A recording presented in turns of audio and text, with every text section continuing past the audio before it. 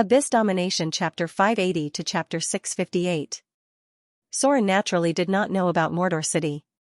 If he knew, as long as it was not the kind of alchemy research similar to nuclear fusion, he should have agreed to Fallen Witch's request. After all, alchemy could bring him great help.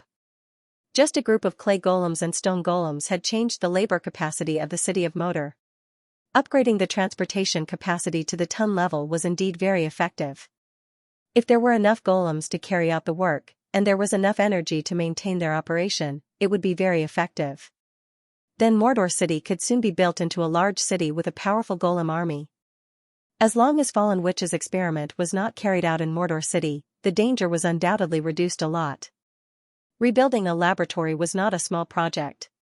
In order to avoid attracting too much attention, Gloria could only secretly transfer people, and at the same time, she also fully followed up on alchemy.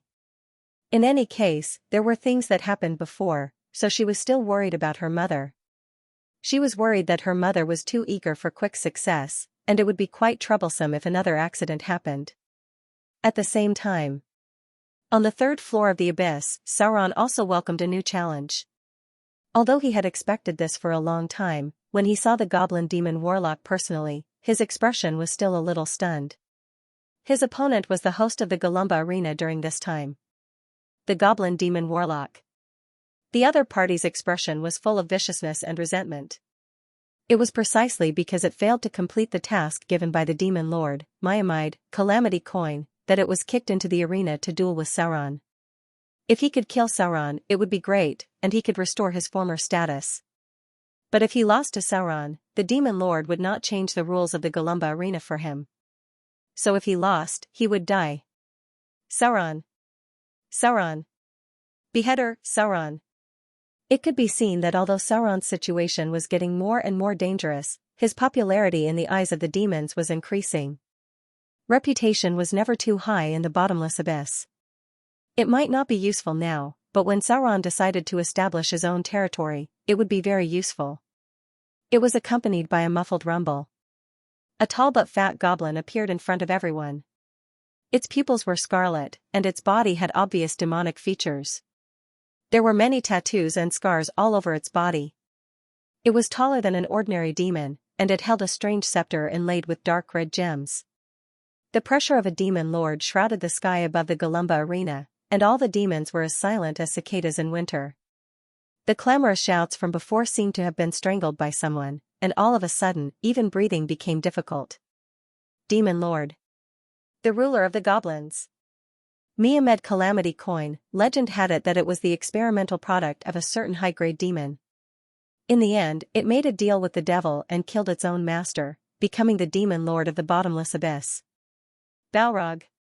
The goblin demon lord sat on the throne at the top of the Golumba Arena and looked at Sauron's figure with a very unfriendly gaze.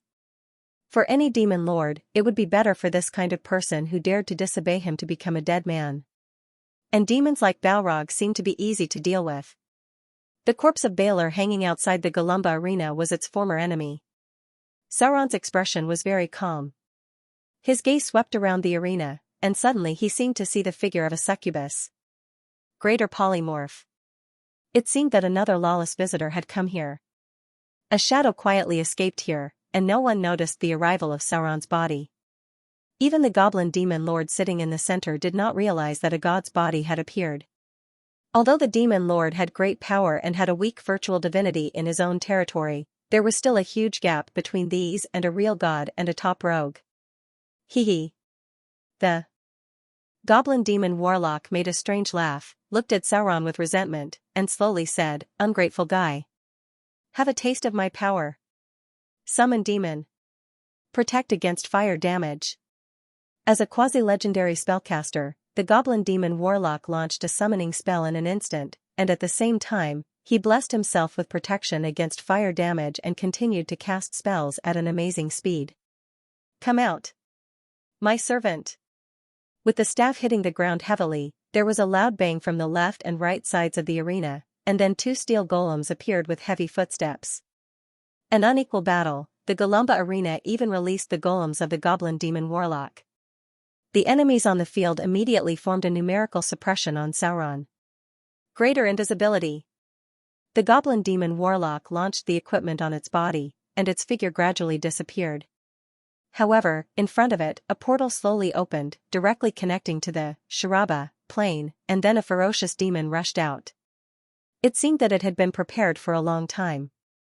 From the beginning, it had formulated tactics against Sauron and used its authority to facilitate it. Because according to the normal mode of death, spellcasters could not bring their own golems in. The two steel golems began to approach. The demon that rushed out of the summoning circle locked its target on Sauron in an instant. It made a dull roar and rushed over in an instant. Dang! There was a crisp collision sound. Sauron's body ignited with a raging fire. He took out a bottle of magma dragon's blood and sprinkled it on himself. With the crackling sound of bones, the fire on Sauron's body rose and spread directly, covering a distance of nearly 10 meters. It was as if someone had poured a bucket of gasoline on him, and he transformed into the Balrog form again. Entangle! Sauron flapped his demonic wings and rose into the air. With a gentle wave of his hand, a flame whip gathered in his palm. The long whip burning with raging fire wrapped around the demon in front of him. His figure also swooped down in an instant, swinging his sword and slashing it. Dang! Dang, dang! The steel golem began to accelerate and rushed directly over. It seemed that it wanted to hold Sauron's figure and prevent him from leaving the ground. Poison curse. Mental retardation. The hazy figure of the goblin demon warlock also appeared. It raised its hand and cast a spell. However, it was not a lethal spell, but the most vicious mental retardation spell. If Sauron could not pass the test of immunity, it could turn him into a mentally retarded person in an instant. However, it was afraid that it would be disappointed because this kind of spell had little effect on Sauron. Even if it used poison curse in advance to reduce immunity, it was still the same. With a splash of blood, the summoned demon was killed by Sauron on the spot. The steel golem approached. At this moment, Sauron seemed to be a little distracted, but on the other side of the Galumba arena, a figure that could not be seen by the naked eye was gradually approaching the position of the demon lord. Sauron was at a disadvantage because he was distracted for a moment. The two steel golems entangled his figure, and the goblin demon warlock was also casting spells. It seemed to have a premonition that victory was coming. If Sauron couldn't break free from the two steel golems, then it could easily use spells to kill the annoying Balrog in front of it. The evil demon was killed. A moment ago, Sauron seemed to be winning, but in the next moment, Sauron's situation was quite worrying. The demons in the audience suddenly exclaimed. They didn't understand why Sauron paused just now, and they didn't know if he was affected by the mental retardation spell. Anyway, the situation now was that he was attacked by the two steel golems. If this continued, Sauron's defeat was only a matter of time. This change immediately attracted the attention of the demon lord, Miamid Calamity Coin. A cruel smile appeared on its ferocious face, as if it was happy to see this annoying Balrog torn to pieces by its subordinates. This demon lord was a little impatient. Because if it wasn't because of the rules in the Galumba arena, it would have killed the Balrog in front of it with its own hands. Anyone who dared to offend the demon lord's dignity would have to pay a heavy price. A shadow gradually approached. In the Galumba arena, Sauron's movements seemed to be half a beat slower, and the situation became more and more obvious. At this time, not only the demons in the audience, but even the goblin demon warlock directly suspected that the mental retardation spell just now had taken effect. Or rather, part of it had already taken effect.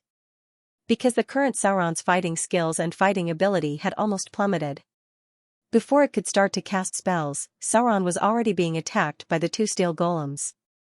He was completely relying on his powerful demon body to resist. But no matter how tenacious the demon's vitality was, it couldn't last long. The steel golem's huge strength was enough to kill the Balrog in front of it in a few minutes. As a goblin demon warlock who lived near lava volcanoes, it was actually best at fire-type spells. It was a pity that Sauron was immune to fire damage.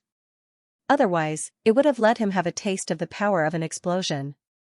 Demon Lord Miamid Calamity Coin revealed a smile on his face. As a powerful demon lord, it was almost certain that Sauron could only hold on for 1 or 2 minutes. It almost couldn't wait. After killing this annoying flame demon, he would hang its corpse outside the Galumba arena. By then, there would be two legendary demon corpses hanging in the Golumba arena. One would be a Baylor, and the other would be a slightly weaker flame demon. An unforeseen event occurred at this moment. Even Soren himself hadn't expected such an unforeseen event, because a figure suddenly rushed out from the audience the moment his main body approached the goblin demon lord. On the surface, she looked like a succubus, but in the blink of an eye, she had transformed into a rune girl with long silver-white metallic hair. Her target was also the demon lord. In the face of the sudden attack, the goblin demon lord amid Calamity Coin almost instantly activated a protective spell, and then its whole body was wrapped in an energy shield. It raised its scepter and sent out a ray of negative energy, and at the same time, intended to activate teleportation to leave. As a high and mighty demon lord, it had enough fighters to defeat the opponent, so there was no need for it to fight in person. Meteor burst. A terrible fireball fell from the sky. Under the attack of the rune girl, the whole Golumba arena was in chaos. Who knew how many demons were caught in the crossfire and died miserably in the fierce explosions? As for the goblin demon warlocks in the arena, they forcibly interrupted their casting and awkwardly dodged the spells. Hee hee. The rune girl made a cheerful laugh, as if she was in a good mood because of the terrible destruction. Exquisite rune dolls appeared around her body.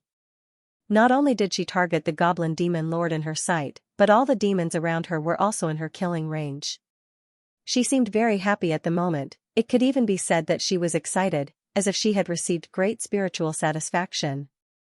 Teleportation activated.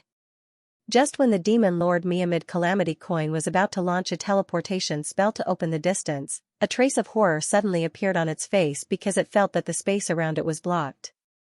A powerful force, it directly forcibly blocked the space around its body. Even a demon lord like it could not break through this power. It was like a terrible power of the gods. Divine power infusion. Half-elf, clergy activated. Rogue, clergy. Activated. Greater haste. Slaughter transformation. Shadow leap. Shadow strike. Sword form, beheading. Sword form, spinning strike. A hazy shadow suddenly appeared, exuding a terrible aura of slaughter. This figure passed through the space and appeared behind the demon lord amid Calamity Coin. The two curved swords in his hands were flowing with strange light. In an instant, he did not know how many attacks he launched. The energy shield of the demon lord amid Calamity Coin shattered like an eggshell, and then it was completely exposed to the other party's attack. A burst of blood splashed, a faint divine power shrouded the small space, and the demon lord amid Calamity Coin was horrified to find that he didn't have the chance to cast any teleportation spells. All of his teleportation spells were sealed by the divine power. The opponent was a god. This was the last thought in its mind, and then it saw a headless body that fell to the ground. That was its body. Up until the moment of his death, demon lord amid Calamity Coin didn't know when he had offended a god. So much so that a god had personally descended to the bottomless abyss and chose to assassinate him at such a time. It died with its eyes wide open. As a high-ranked legendary demon lord, it couldn't even put up a fight before dying in the hands of a god. A powerful soul force surged out. In Soren's eyes, a row of data prompts quickly appeared. Target is dead. Kill demon lord amid Calamity Coin. Extracting target's soul energy. You've gained 617,500 slaughter EXP. Target has divine power. Extracting target's divinity. You've gained 8 divinity. Target has divine power. Extracting target's divinity. You've gained 5 divinity. The Golumba arena was in chaos. There were fires everywhere, as well as all kinds of explosions. The death of the demon lord Miamide happened in an instant. This amazing change was hard for many to accept in a short period of time. In the arena below, the goblin fiend warlock was already confident of victory, but because of this series of unforeseen events, he was a little confused, so his reaction was naturally a little slower by half a beat. After all, no matter who saw their boss suddenly die, they would be shocked. But in that moment, the situation of the battle was completely reversed by Sauron. When the goblin fiend warlock reacted, the 2 steel golems had already been dismantled by him. In an instant, the goblin fiend warlock faced Sauron, who was swooping down from the sky, and prepared to use an instant short-distance teleportation spell to dodge. His target was the chaotic demon audience behind him. Anyway, now that the goblin fiend warlock was dead, the rules of the Galumba arena were a joke. He first teleported behind the demons in the audience to confuse Sauron's sight, then used a long-distance teleportation spell to escape the battle. Very smart tactical thinking. If there were no accidents, the goblin fiend warlock in front of him should be able to escape. However, an accident happened. The goblin fiend warlock suddenly found a powerful force locking the space around his body, and then his short-distance teleportation spell suddenly became ineffective. Then, the goblin fiend warlock felt his vision blur. He felt as if he was riding on a cloud, and he saw a corpse lying on the ground. He was dead. At the last moment of his death, only one sentence could express his feelings at the moment. "You cheated." Soren's body only appeared for a moment. After killing the goblin fiend warlock, he instantly activated the evade sight ability and disappeared from everyone's sight. He only took what he wanted with him. No one saw his real appearance because the Rune Girl's perfect explosion completely covered everything. When people reacted, they could only see the corpse of the goblin fiend warlock. The true body of a god could not be known to demons because it would cause unnecessary trouble when it reached the ears of other powerful demon lords. Goblin demon lord Miamide, Calamity Coin was only a demon lord who ruled over a small area. If it was a demon lord that controlled a plane or even half a plane, even Sauron's main body would not have the slightest chance of victory. Target killed. Soren took the spoils of war in an instant, and then rushed towards the back of the Galumba arena. The goblin demon lord must have his own treasure trove. With the demon lord's death, chaos was bound to descend. He had to take away enough spoils of war before the chaos erupted. As for the demon avatars left behind, they naturally needed to accumulate wealth in order to lay a foundation for the upcoming fight for territory. Under such circumstances, the demonic doppelganger was of little use. Sauron quickly left after killing the goblin demon warlock, but the true body of the deity moved forward at high speed, avoiding all the guards along the way, and found its way to the treasure vault of the Garuba arena. The advantage of a rogue was so obvious. In the face of the complicated magic lock of the treasure vault, Soren did not even have the idea of opening the lock. He directly poured his divine power into the weapon and forcibly destroyed it. Then, regardless of what was inside, he used his own divine power to resist a disintegrate, a finger of death, a malicious polymorph, and other scattered protective spells. Finally, he put all the spoils of war that could be taken away into the dimensional space that he opened with his divine power. This was the advantage of a god. Soren emptied the entire treasure vault in one breath. He did not have the time to count how many spoils of war there were, but the area should be more than 100 cubic meters. There were all kinds of golden jewelry, all kinds of weapons and equipment, and all kinds of rare materials. The wealth that the goblin demon lord had accumulated for hundreds of years was taken away by Soren, and even the weapons next to it were put into the dimensional space. Take it all away, Soren could expect one thing, that was, with the death of the demon lord, Miamide Calamity Coin's former subordinates would definitely divide its wealth and territory. Although the demon's avatar now had fame and power, it still needed time to compete for all of this. In order to fight for the greatest benefits, he could now take away as much as he could to leave behind for the demon's avatar. A terrible dragon's aura descended. Soren looked up at the sky, and in an instant, he escaped into the shadows again, and then disappeared from the treasure vault.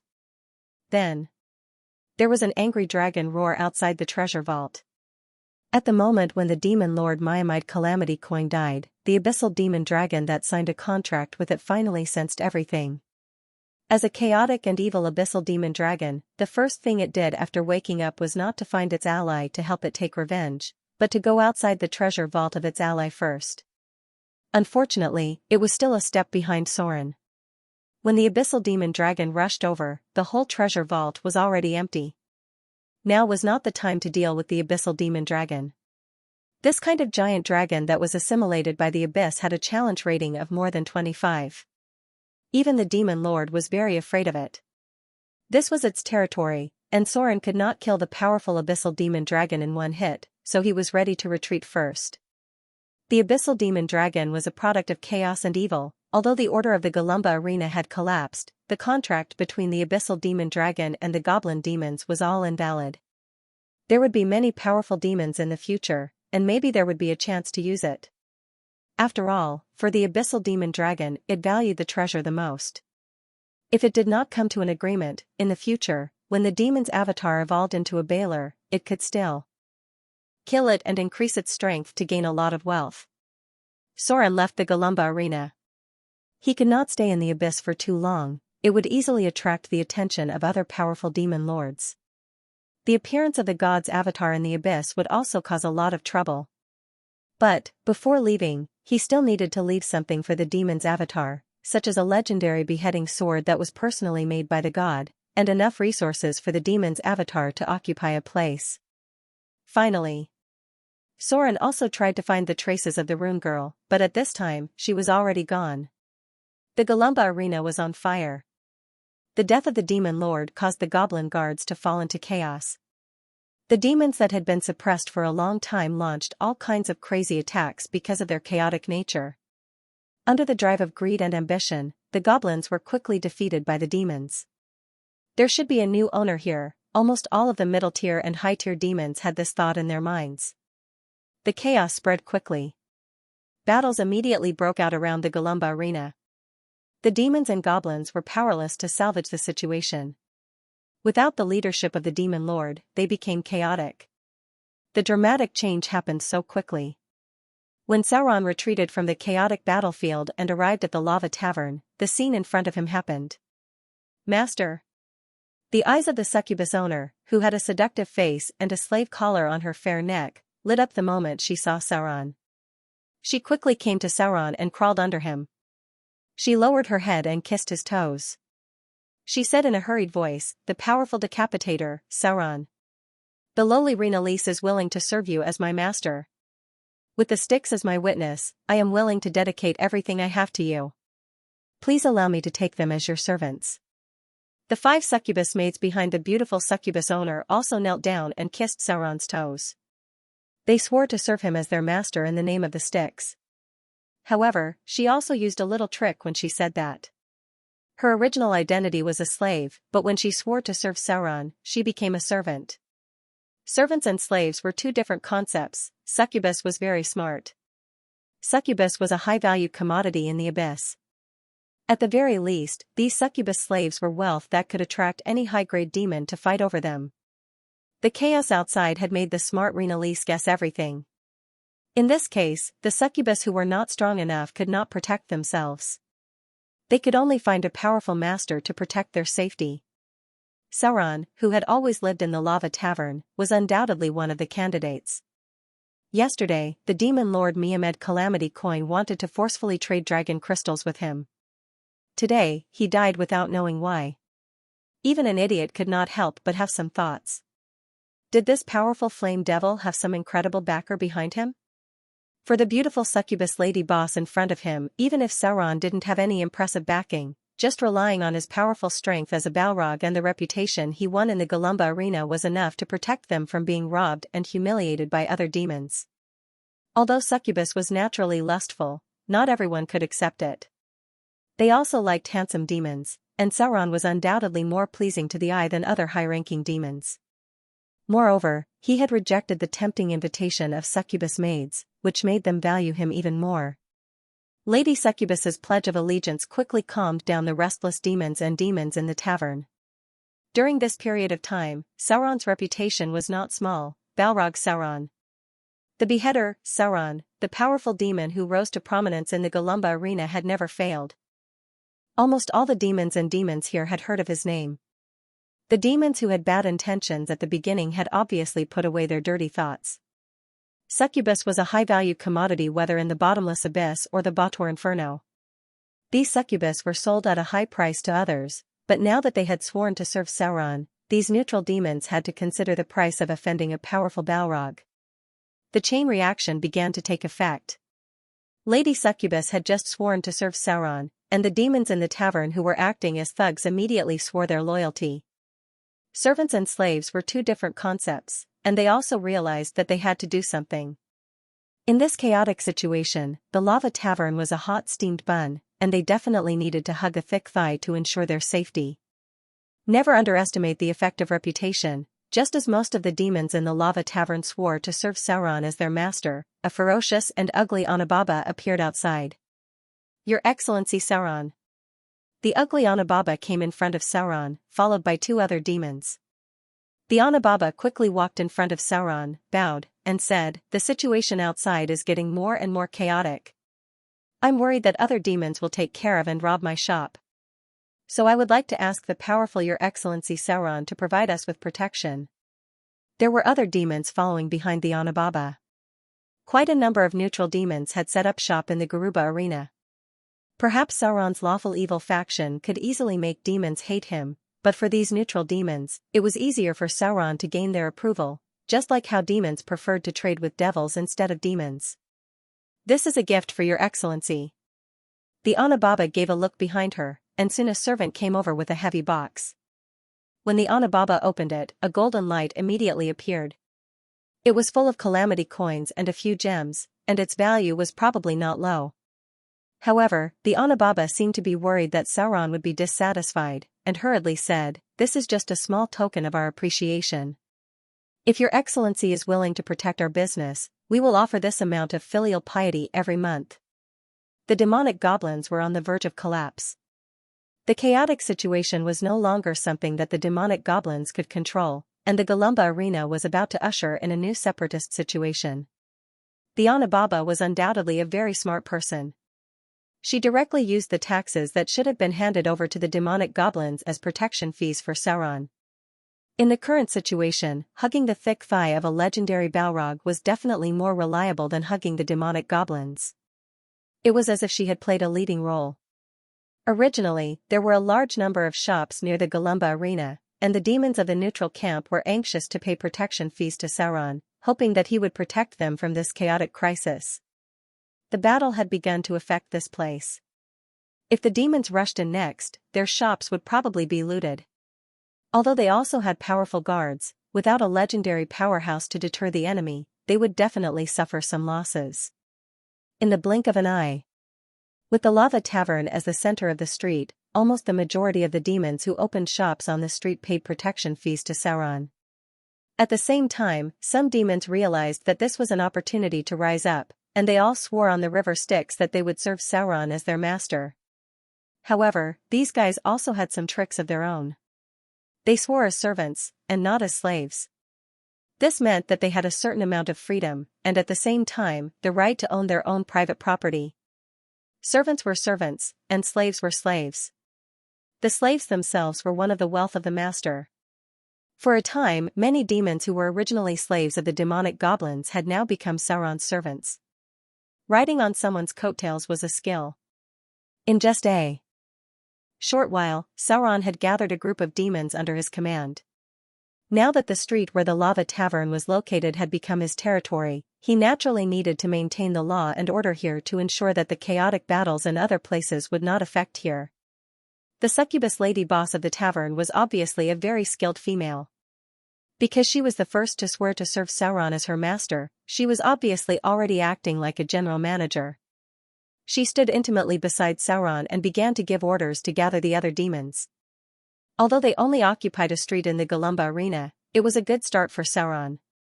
As long as he could stabilize his current territory, he could slowly erode everything in the Galumba arena and eventually become the owner of this arena.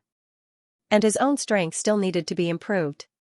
Since these evil shop owners sought his protection, then Sauron had the right to kill those demons who dared to barge in here and use their demon blood to improve his own strength. The fire spread, the Galumba arena had become a riot. Soon, other demons rushed here because there was a blacksmith shop on the street where the lava tavern was located.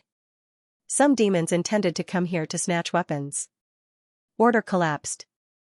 The chaos would inevitably cause all kinds of destruction. Some places in the Galumba arena had been turned into ruins, and the laughter of the demons could be faintly heard. However, the ambitious demons were doing the same thing as Sauron, occupying some places as their own territory.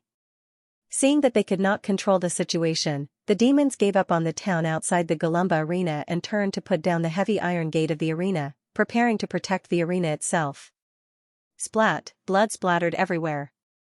Sauron raised his flame whip and directly entangled a demon who dared to rush into his territory to loot. then swung his sword and cut off its head. Demon corpses fell one after another. Because of their chaotic nature, the demons who were crazily destroying things finally woke up. Many of them exclaimed, "Sauron! Balrog Sauron! It's Sauron the Beheader!" The power of fear spread. The demons who wanted to take advantage of the chaos quickly retreated from the territory near the lava tavern. During this time, Sauron's name as the Beheader had spread to the demons' ears. When Sauron killed Ahasuerus, the accumulated power finally reached a critical point. His body ignited with raging flames, and the bones all over his body made crackling sounds. His body suddenly grew to nearly 3 meters tall, and he looked like a giant full of pressure. Strange runes appeared on his dark demon horns, and mysterious demon tattoos covered his naked chest all the way to his back. The demon wings on his back became even bigger, and the wingspan was already close to 6 meters wide.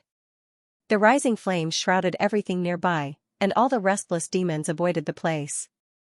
The whole Galumba arena was in chaos, but the street where Sauron was sitting was very calm. A row of data appeared before his eyes. Creature level increased to 20. Demon bloodline fusion mutation. Body evolution mutation. Flaming demon elite form has been upgraded to Balrog form. Ability upgrade. Talent ability flame body has been upgraded to flame body. Spell-like ability summon demon effect has been upgraded. Spell-like ability dominate demon effect has been upgraded. Balrog form evolution. Basic attributes have been upgraded. Energy mutation. You have comprehended a new spell-like ability, telekinesis. You have comprehended a new ability, dual wielding. Finally, he evolved into a Balrog. When his demon bloodline mutated, Sauron's aura also gradually rose. In the end, it formed a substantial pressure, making the surrounding demons unable to breathe.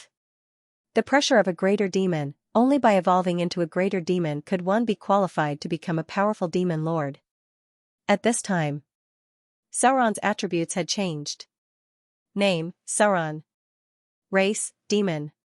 Form, Balrog, grade 5, large otherworld creature, transdimensional, evil, level, creature level 20 attributes, strength 30, agility 20, constitution 25, intelligence 20, wisdom 20, charm 23. Alignment, lawful evil. Note, other demons will be slightly hostile to your actions. HP, 281375 demonic energy, 106-3000. Skills, Sneak 185, Deception 125, Negotiate 115, Literacy 150, Intimidation 270, Spell Identification 120, Use Magic Device 120, Listen 115, Detect 115, Search 90 abilities, Gaze of Fear, Spirit of Fear, Flame Body, Flame Whip, Bind, Demon Claws, +1 Natural Magic Weapon, Demon Skin, Damage Reduction +10, Demon Resistance, all types of resistance +10. Specialization, Dual Wielding, Preemptive Attack, Multi-Attack, Weapon Mastery, Beheading Sword, Exotic Weapon Mastery, Whip, Fierce Attack. Spell-like abilities, Telekinesis, Blasphemy, Greater Teleportation, Fear, Cast at Will, Fireball, 5 times a day, Instant Cast, Dominate Demon, once a day, Burning Hand, Summon Demon, Telepathy. Legendary Realm. As Sauron became a Balrog, he also entered the Legendary Realm. However, there were not two obvious changes when a demon entered the Legendary Realm. The biggest difference was that Sauron added the large otherworld creature, crossplane, and evil symbols. This meant that he was qualified to enter the plane stage, 30 points of strength. Although he did not reach the strongest form of the Balrog, Sauron's huge body that was 3 meters tall had enough power to suppress the giant's bloodline. Balrogs were originally ferocious beheaders. If he could become a Baelor, then his strength could reach a terrifying 35 points. Sauron automatically learned the dual wielding ability. From now on, he could use the beheading sword and the flame whip at the same time to attack. If he became a Baelor, this ability would be improved. Moreover, with Sauron's foundation, it was very likely that he would be a beheader and executioner as a Baelor in the future. These two professions were regarded as legendary warrior professions. Just like the legendary advanced profession, Storm Lord, Beheader, and Executioner, were directly regarded as legendary melee professions, superimposed on the original creature level of the Baler. This kind of advanced Baler would become quite terrifying. Update begins. The night passed quickly. The once bustling Garuba arena had fallen into disarray within a day's time. There were corpses of demons everywhere. The chaotic nature of the demons caused their long-suppressed nature to erupt. Without the deterrence of the demon lord, many high-grade demons' ambition led to further expansion of the riot. Perhaps it was because of the wealth of the goblins, or because they wanted to rob the demons who cheated them, or just to vent their anger. In the end, there were thousands of demon corpses left on the ground. The Lava Tavern was the only place that was intact. Now, it had become Sauron's base camp. The demons who swore loyalty to him had begun to maintain the security here, although they were unwilling to do so. Sauron didn't care about the demons' thoughts. Because as long as it was an oath made with the river Styx, it would have a certain binding force. The river Styx's power was difficult to estimate with common sense because it involved the soul. Many gods couldn't be exempted from this binding force. Currently, the Galumba arena had formed a separatist scene. The territory in the south belonged to a powerful soul judgment demon. It was a veteran high-grade demon here. The territory in the north belonged to a six-armed snake demon. It was the subordinate of the original demon lord, and now it quickly controlled a group of demons. In the east was the Lava Tavern, and Sauron had become the ruler here. The last one was the Galumba arena in the west. Now, the gate was closed, and the remaining demons and goblins were trying to defend this land.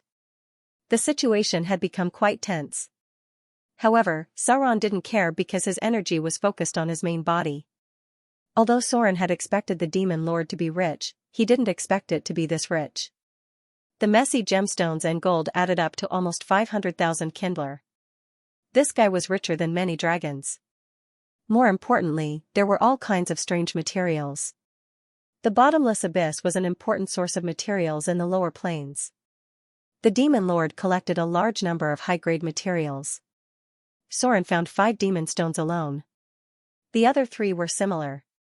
But there was one that was only the size of a fist and weighed more than 200 kilograms. It was a destructive substance from the void. The last piece was rather special. This was because it had a diamond-like structure. It was only the size of a fingernail, but it weighed up to 50 kilograms. Even Sauron, as a god, could not tell what it was exactly. But it must have come from the astral plane. He still had to take what he needed to take. He couldn't leave anything too eye-catching for the demon incarnation to prevent others from associating the demon incarnation with the death of the goblin demon lord. That was why Sauron decided to leave a piece of equipment for his demon incarnation. A legendary beheading sword. As a god, Sauron had his own unique abilities. He used his divine power to change the structure of the sword and fused it with one of the demon stones. After that, the +2 rare-grade weapon became a legendary weapon. Sauron named it Slayer. Item type, Slayer, +2, item grade, Tier 2 legendary, description, this is an executioner's sword that has been infused with the power of the demon stone. After being forged with divine power, it possesses extraordinary strength. It can directly cut through other weapons, but because of its heavy weight, it requires enough strength to be used flexibly. Requirements, 18 strength, strength requirement +2. Effects, demon stones characteristics, beheading characteristic, sharpness characteristic, +8 sharpness, +7 penetration, +5 toughness, +5 armor break, +5 fire damage. Weapon special effect, demon stones characteristics. This weapon has been infused with a special demon stone, which makes the weapon extremely heavy. It can cause more damage to the enemy, but it also causes strength requirement +2. Weapon special effect, beheading characteristic. This weapon can cause more damage when it is used as a beheading attack. Weapon special effect, sharpness. Because of the power of the demon stone, this weapon can cut through all non-rare grade weapons in battle. There is a high chance that a rare grade weapon will be cut through, and a small chance that a legendary weapon will be cut through. It was a beheading sword that was burning with flames. It was the work of a god. Although it was not at the level of a divine artifact, it had a powerful characteristic. That is, it could cut through the enemy's weapon. the biggest characteristic of the destructive substance was that it could cut through all non-rare grade weapons. The same applied to rare grade weapons, and even legendary weapons could be cut through. The weight and density of the material made it quite amazing in terms of sharpness and penetration. This weapon was even more dangerous than icing death. However, its weakness was also quite obvious because it weighed over 100 kilograms. Only a being like the demon incarnation could use it flexibly. The beheading sword was originally a two-handed weapon. When using a two-handed weapon, there was also an obvious requirement on the size of the body. The demon incarnation could use it flexibly, but it was rather inconvenient for the main body. This was a weapon specially prepared for the Balrog. A gentle sea breeze blew against his face. When Sea Dog woke up, he found himself drifting on a beach. In front of him was a barren land. After waking up a little, he immediately felt the hunger in his stomach. "Is there anyone alive?" Sea Dog stood up and shouted. Unfortunately, he didn't receive any response. Almost all of his men were dead. He couldn't help but feel dejected, but it wasn't enough to knock down this man who had been drifting on the sea all year round. After checking his body and confirming that he wasn't seriously injured, he took his weapon and walked towards the beach. Damn that storm. Traveling on the sea would inevitably lead to some disasters. Even Sea Dog himself didn't expect that his fleet would encounter a terrible storm while escorting goods to an eastern kingdom. His ship sank. Most of his sailors were dead, or else he wouldn't know where he drifted to. He was feeling very depressed because even with his rich sailing experience, he didn't know where he drifted to. He was sure that this was the Eastern world. Due to the terrible radiation in the Eastern world, many lands had become quite barren. This was a certain continent in the Eastern Sea. Sea Dog couldn't be sure if it was a continental shelf or a large and desolate island. He didn't have the energy to study too much. He had to fill his stomach and ensure his survival before slowly considering other things.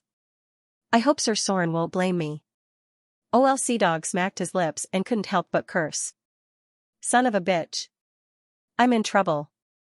My territory is definitely going to be taken over by the Cyclops. I have to find a way to return. This was an unfamiliar continent. Even he wasn't sure where it was because there weren't many plants on this barren land, as if something had left an irreparable wound on this land.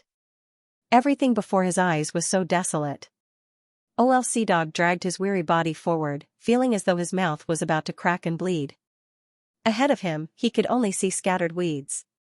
For some unknown reason, these weeds were actually black in color, causing one's hair to stand on end.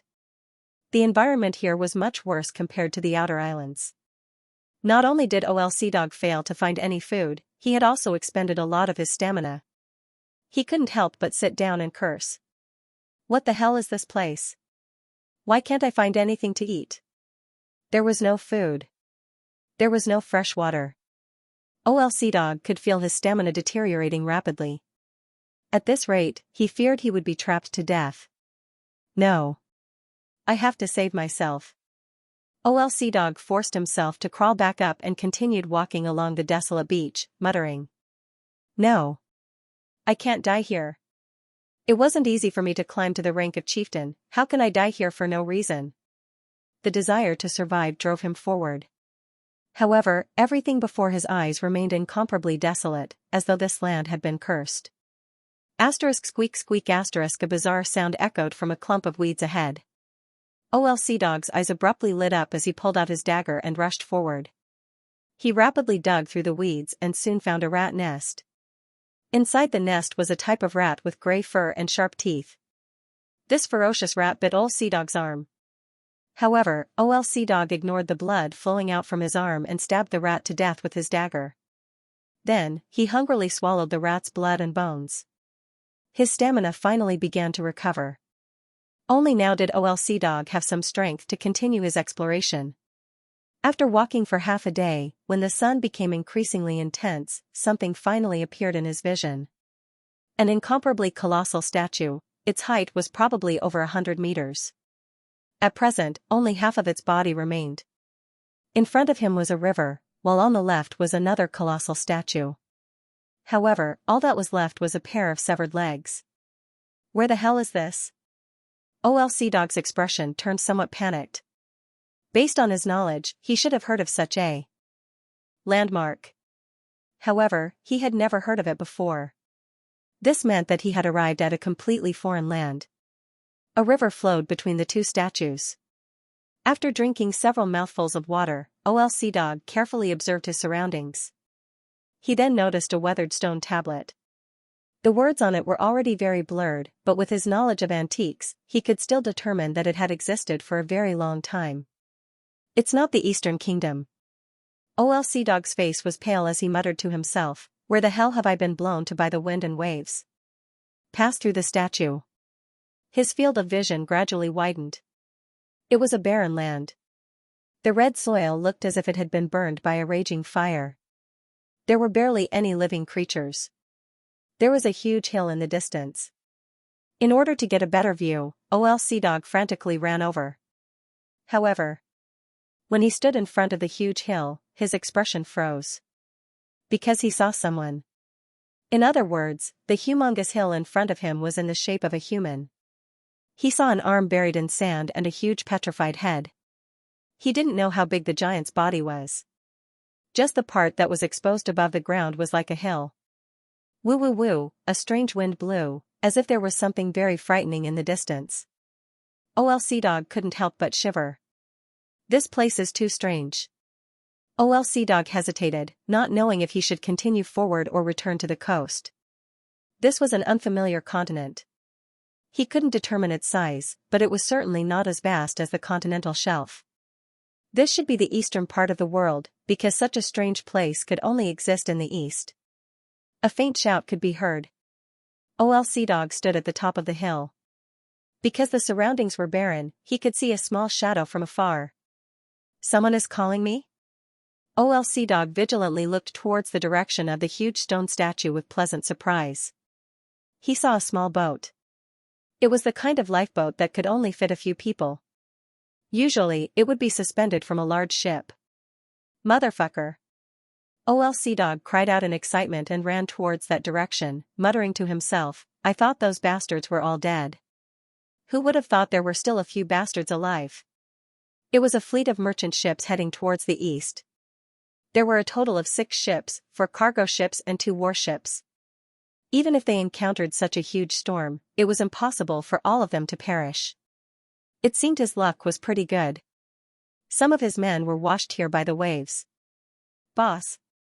A pirate with a ferocious face rushed over and excitedly said, You're not dead. That's great. OLC Dog slapped him and curled his lips, saying, Even if you're dead, I won't die. Is there anyone else? Only the 3 of you are left? Where are the things? Did anything from the ships get washed here? There were hundreds of people on board and 6 ships. OLC Dog was still holding on to a trace of hope, hoping that one of the ships would be washed here by the waves. There are still more than 10. A pirate lackey beside him spoke, 2 of them can't be saved. We came over to scout the situation. A ship is stranded on the beach over there, but the hull is badly damaged. Most of our brothers are dead. But there are still some supplies. It was a little better than he expected. OLC Dog's complexion looked a lot better as he ordered, Let's head back first. This place is very strange. Who knows if there are any damned things here? The ship was still here. Even if it was damaged, there were still some things left inside. With a few more surviving subordinates by his side, OLC Dog's mind became active. After a while, he would investigate the situation here. If it was really a desolate and ownerless land, it would be considered as a discovery. The trade with the East this time was basically ruined. If he returned to the south coast, he might even be punished. If he could find something here, he might be interested in asking Sir Soren to give him a way out. After all, Sir Soren's ambition was very big. Although this place looked like a godforsaken place, it might be of some use. After returning, he planned to organize a group of people to explore this place and make a nautical chart to determine the location. There were many unknown places in the ocean. Because it was easy to encounter sea monsters in the deep sea, there were some places that pirates had never been to. Looking at the situation here, OLC Dog intuitively felt that this was a new land without a master. Perhaps a great disaster happened in a certain era, resulting in this desolate place. Eastern Sea region. If he could find a place to stay in the Eastern Sea region, he might be able to make up for his mistakes and maintain his current position. After all, his subordinates had already guessed that Sir Soren was preparing to reach into the Eastern Sea region. Back to the coast. Dog saw a big ship stranded, but the hull was broken and leaking. Even the mast was broken. There were corpses of his men on the beach, and the survivors were collecting these corpses. No matter what others said, even if they were notorious pirates, these people were after all brothers who fought back to back.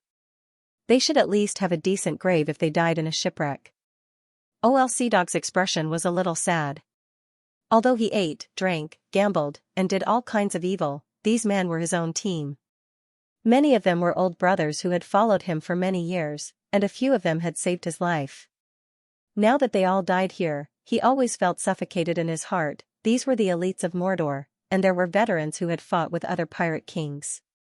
They did not die under the enemy's sword, but died in a storm. It was really sad to think about it. Pack up. Dog saw the body of a young man. This was the nephew of one of his old brothers. He had followed Dog for a long time. He had also received assassin training in Motor City. His skills were quite good. This young man, who was supposed to be very promising, had now become a cold corpse. Dog squatted down and closed his eyes. The corners of his eyes were a little wet. Almost all of them were dead. Hundreds of brothers, I don't know how many of them survived. Dog couldn't wait to slap himself a few times. At that time, the navigator told him that the storm was approaching, but he was greedy to reach the Eastern Kingdom as soon as possible. As a result, the fleet did not dock for a day and was directly caught by the terrible storm. It would be a lie to say that he did not feel pain and self-blame. The pirates of Mordor were all veterans, and their friendship was accumulated with blood and fire when they conquered other pirates.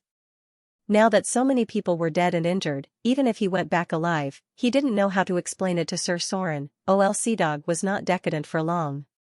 Soon, he stood up again and said in a deep voice, "Everyone, pack up the things that can be used. No matter what, we have to get out of here alive." His men quickly moved. With a leader, they had a backbone. The materials on the broken ship were collected little by little. "Boss." At this moment, a limping pirate arrived before Dog and handed him a black flag. "This thing is still here. Should we bring it along?" "Black flag, the flag of Mordor City." "Nonsense." With a slap, Dog snatched the flag away, picked up a wooden stick and inserted it into the ground. The black chess piece fluttered in the sea breeze on this unfamiliar land. Dog stood on the beach and gazed into the distance, muttering, "The black flag is still there. Our sixth fleet hasn't been destroyed yet. When we encounter other pirates, we can still regroup." The subordinate next to him didn't understand and muttered, "Just the few of us? Can you swallow up the other pirates?" Slap. Another slap was delivered. Dog glared at him and said in a deep voice, "Mordor City annexed other pirates. One black flag is enough." These words were spoken with a heroic spirit. But Dog's heart was still a little weak.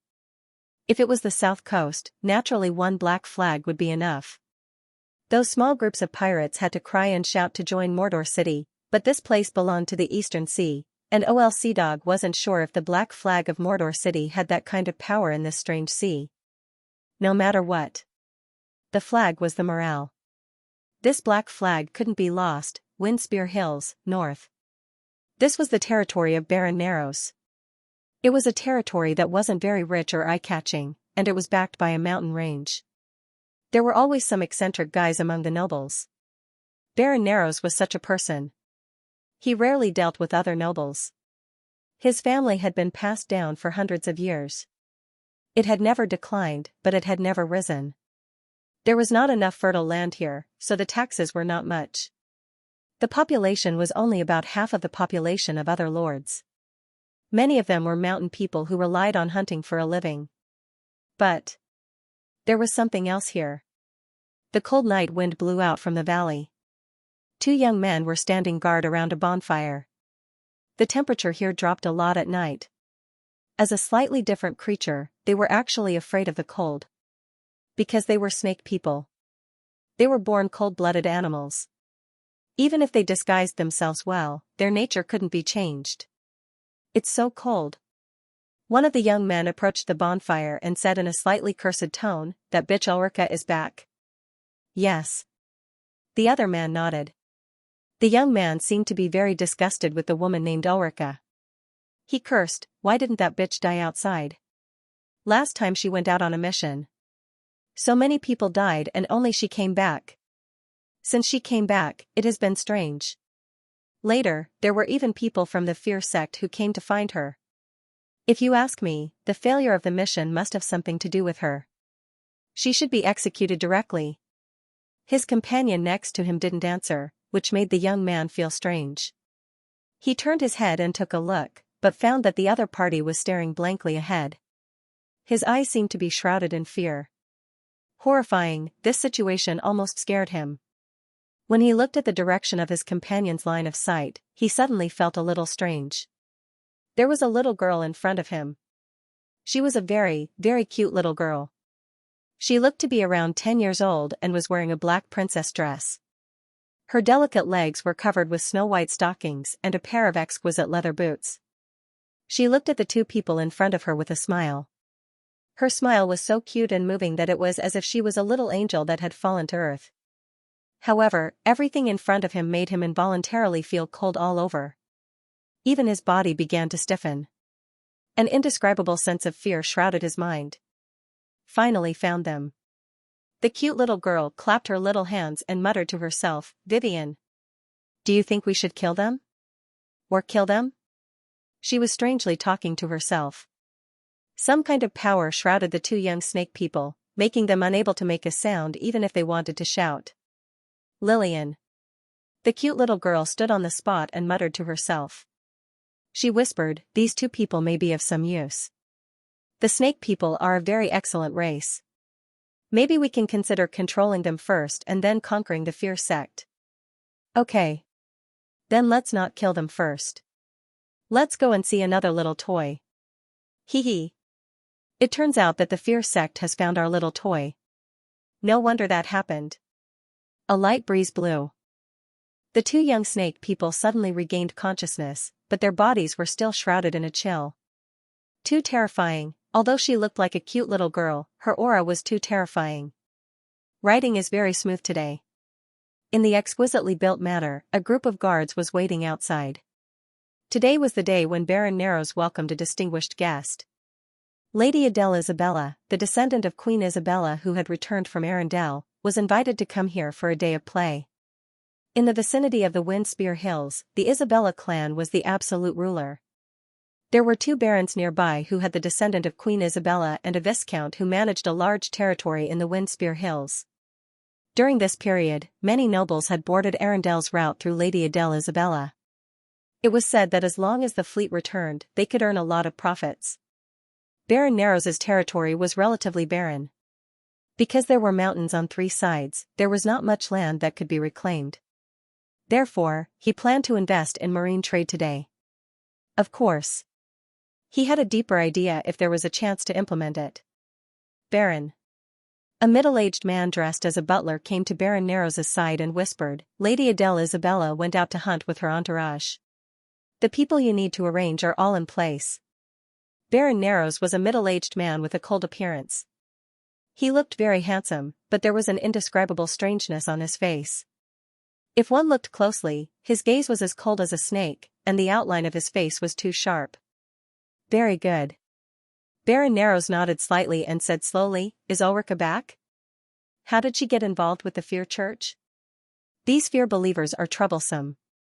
We can't get too close to them. The Nagas had long been mixed in with humans.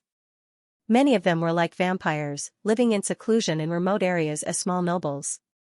Most of the Nagas were mixed blood, so it was difficult to distinguish them. Even if someone knew, both sides would take a step back." "I don't think so." The middle-aged butler shook his head and said, "Your Excellency, I suggest we deal with her. Since the last mission failed, many people have been dissatisfied with her." Baron Narrows looked hesitant. He hesitated because Ulrika was actually his illegitimate daughter. The Nagas could not only reproduce with other Nagas, but they also had no reproductive isolation with humans. Therefore, many Nagas were born this way. The purebred Nagas were oviparous. However, the mixed-blood Nagas became viviparous. Baron Narrows didn't have much affection for his daughter, but she was still his daughter. He didn't want her to be punished too severely. Even cold-blooded animals had a little bit of familial ties. I understand. Baron Narrows thought for a moment and waved his hand. Lock her up when she comes back. Don't torture her. The middle-aged butler nodded slightly and said, yes. Lord Baron. Baron Narrows turned to look out the window and slowly said, the focus is still on Lady Adele Isabella. She has an important role in the growth of our family. Understood. The middle-aged butler nodded and left. Outside a dense forest, Adele Isabella changed her clothes and rode on a black horse. On the surface, she was hunting with her men, but in fact, she was observing the environment of the territory. The Windspear Hills was the key to Sir Soren's plan. This place was directly connected to the sunken ship islands, and it was also very close to the inland area. She had heard a little about Baron Narrows. This was a family with snake blood. They were obstacles that needed to be cleaned up. In just a few months, Adele Isabella had already gained her own reputation in the south. She was also secretly operating. Now, she was just waiting for the right opportunity. Let's stop here. Adele Isabella gently waved her hand and said, we will go to the manor. Tell the people below to be careful. This Baron Narrows seems to have some bad intentions. However, at this moment, a guard suddenly exclaimed in front. Who is it? A tall figure walked out from the forest. Adele Isabella glanced at it and couldn't help but frown slightly. It was a woman with a rather gorgeous appearance. Adele Isabella didn't know why, but looking at her made her feel uncomfortable. It was as if she was facing Baron Narrows. However, at this moment, a little girl wearing a black princess dress walked out from behind the woman. She looked like a little angel who had fallen from the mortal world. When Adele Isabella saw the other party's appearance, she suddenly trembled. She directly jumped down from the horse and knelt down in front of the little girl. Miss, why are you here? Immediately behind Adele Isabella, the masters who were responsible for protecting her also knelt down on one knee and said with a surprised expression, Miss? Miss? Everyone in Mordor City knew the little princess, His Highness Vivian, His Excellency Soren's sweetheart. These people who were selected to perform the task were all masters, many of them were high-grade professions. How could these people not hear of Vivian's name? She was the treasure of Mordor City. Huh? Vivian raised her delicate eyebrows slightly, tilted her head and glanced at Adele Isabella, then said a little surprised, It's you. Your hair has changed color. Why are you here? Brothers' men. She had seen some of them before. The little girl's memory had always been very good. Their appearance here was probably related to her brother's plan. However, she also had her own plan. Okay. The little girl gently clapped her hands and said slowly, Since you are here, I want to conquer this land. With your help, it should be much easier. The other people present looked at each other. Adele Isabella's expression was a little stiff, but she still braced herself and said, Conquer here? What was the miss doing? Vivian glanced at the gorgeous woman beside her, who was as silent as a cicada in winter, and a sinister smile appeared on her face as she said in a crisp voice, The lord of this place is a snake person, and they are of some use to me. This woman is my servant. She is the lord's illegitimate daughter. Let's kill the lord later, and then let her control the snake men. It's a very simple matter. The other people present twitched their mouths. Adele Isabella's forehead was overflowing with cold sweat, and she said carefully, Your Excellency Vivian. I'm afraid it's not that simple. Many of them may not be willing to obey you. Clap, clap, clap. The little girl gently patted her white little hands and chuckled, I know. But I don't have time to waste here, so those who don't want to obey me should just die. The sun was shining brightly. For some reason, the other people present suddenly felt a chill in their hearts. They suddenly thought of His Excellency Soren, who was the real god of death. They thought that Vivian was just a little girl, but they forgot that she was His Excellency Soren's sister. She might also be a god of death. Baron Nero's mansion. This exquisite noble manor was filled with a faint smell of blood. The carefully watered mandala flowers were now broken, and there were a few cold corpses in the corner. However, these corpses were a little different. They gradually changed after death. A layer of silver-white scales appeared on the surface of their skin. It looked like they had psoriasis. These were all mixed-blood Nagas. The blood of the Nagas turned them into creatures between humans and snakes. Mississippi now Adele Isabella was wearing a tight leather armor, revealing her tall and moving figure. She was holding a long sword in her hand, which was still stained with blood. There were other high-grade professions from Mordor City nearby, and there were many snake people's corpses scattered on the ground. Baron Nero's was among these corpses. Part of his brain had been corroded by strong acid. As a half-legendary Naga, he should have died the most aggrieved death. He didn't even have time to react before he was drowned by the sea of spells. In terms of the ability to cast instant spells, Soren could only carry Vivian's shoes. In a round of attacks, Arcane Missiles X8, Flame Arrows X3, and Melf's Acid Arrows X3, a quasi-legendary Naga Lord was killed by Vivian on the spot. The little girl originally had a very high level of Warlock, and now she was also a part-time wizard. It could be said that she completely crushed the majority of spellcasters in terms of spell slots, especially when it came to low-level spell slots. Vivian's intelligence and charm were extremely high, and just the number of first-level spell slots added up to a terrifying 13. The poor Baron Nero's was shot into a sieve. The rest of the battle was left to Adele Isabella and her elite subordinates. The Nagas did not have much ability to resist and were quickly suppressed. Mississippi, a Naga who looked like a middle-aged butler, was brought in front of Vivian. Adele went over and kicked his knee, forcing him to kneel in front of the little girl. Vivian's expression was very calm. She looked at the Naga in front of her and said slowly, "Surrender, or die?" It was a very simple question. The middle-aged Naga struggled, but in the end, he shook his head and a trace of hatred appeared in his eyes. Disintegrate. A green beam of light shot out, and the middle-aged Naga butler was disintegrated just like that.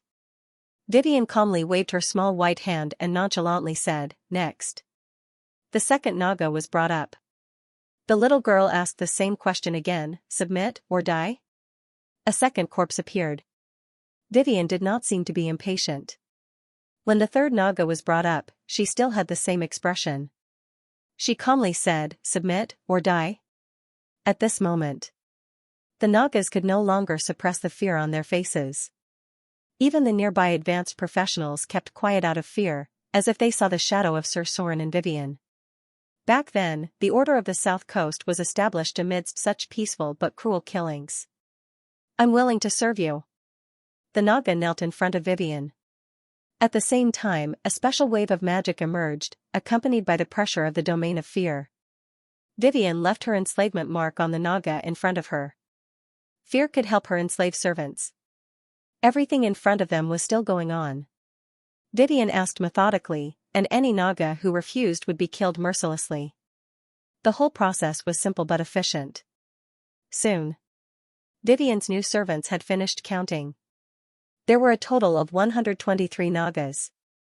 All of them were professionals, excluding the female Nagas who were not strong in combat. There were still more than 50 Nagas whose strength was above grade 2, and 12 of them had reached grade 3 or above.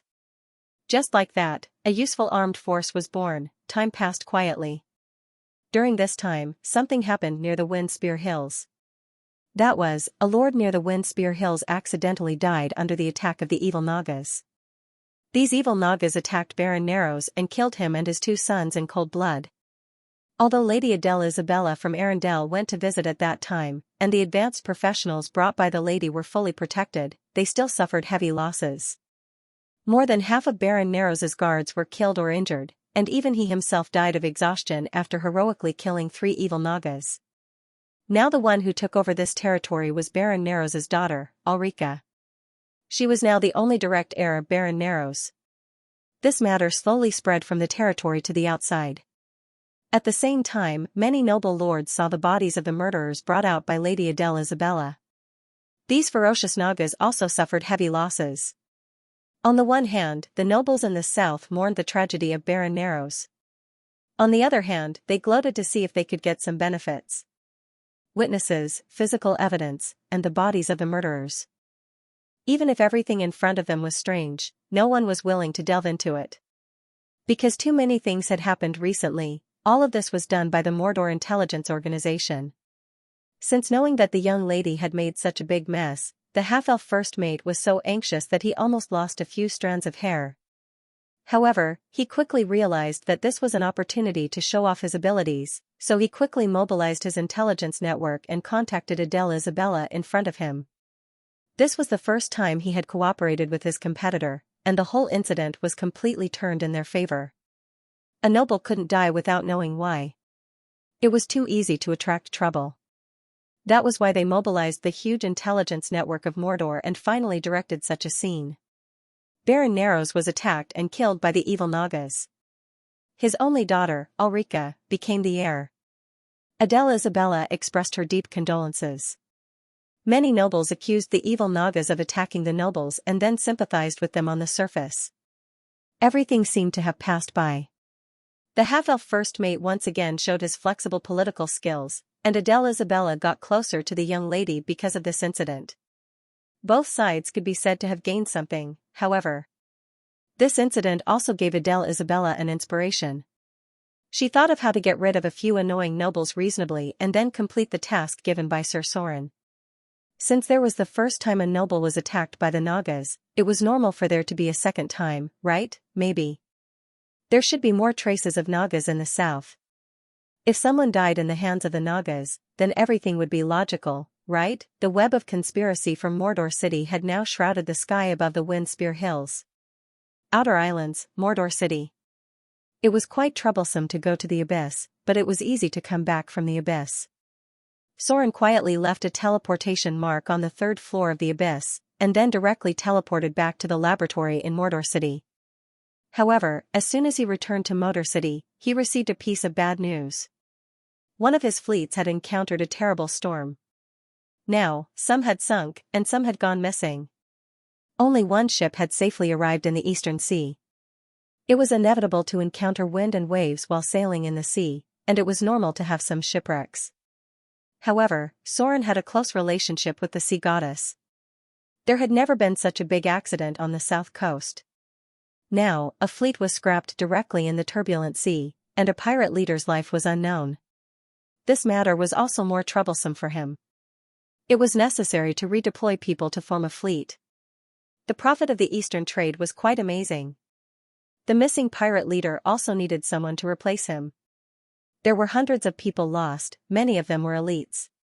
He was afraid that he would have to transfer troops from Mordor. After all, the Eastern Sea was not Soren's territory, and the guard fleet was configured according to the standard warships. So many people died. Family members also needed to be comforted. Soren had already established a pension system. Many pirates were single, but sailors and merchants still needed to be settled down. Fortunately, Mordor City was very rich, otherwise, it would be troublesome to compensate so many people. A day passed in the blink of an eye. Soren learned about the fallen witch's experiment. He was not opposed to it personally, as long as nothing happened. During this time, he had accumulated a lot of divine power, the power of faith was fermenting. The believers in Mordor City prayed according to the law every day, and the power of faith provided to Soren was increasing day by day. This divine power could be stored for battle, but it could also be used to improve his own ability. Soren chose the latter without a doubt. After consuming 10 divine power, a row of data appeared in front of him, consumed 10 divine power. Conversion of laws. You have mastered the ability of divinity, astral teleportation. Consume 20 divine power. Conversion of laws. You have mastered the ability of divinity, plane teleportation. 2 teleportation abilities. The first was a basic ability that allowed him to teleport to the astral plane. The second was an advanced ability that allowed him to teleport to any plane, as long as Soren had the correct spatial coordinates. It was not a problem even if there were no spatial coordinates. It was just that it was easy to make mistakes during teleportation and be randomly teleported to a certain place in that plane. At this moment, It was only then that Soren truly possessed the power of a god. Countless realms were now open to him. As long as he wasn't worried about being teleported to the wrong place, Soren could freely teleport to many realms. The plane barrier could no longer stop him.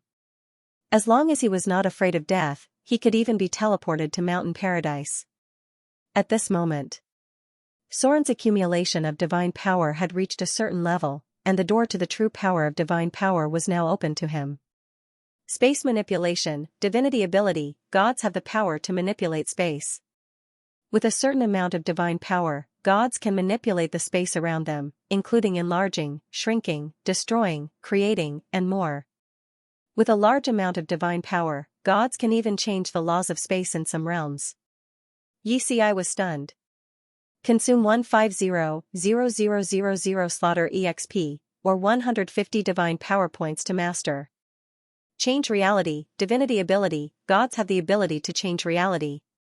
Under the condition of consuming a certain amount of divine power, gods can change reality according to their own will.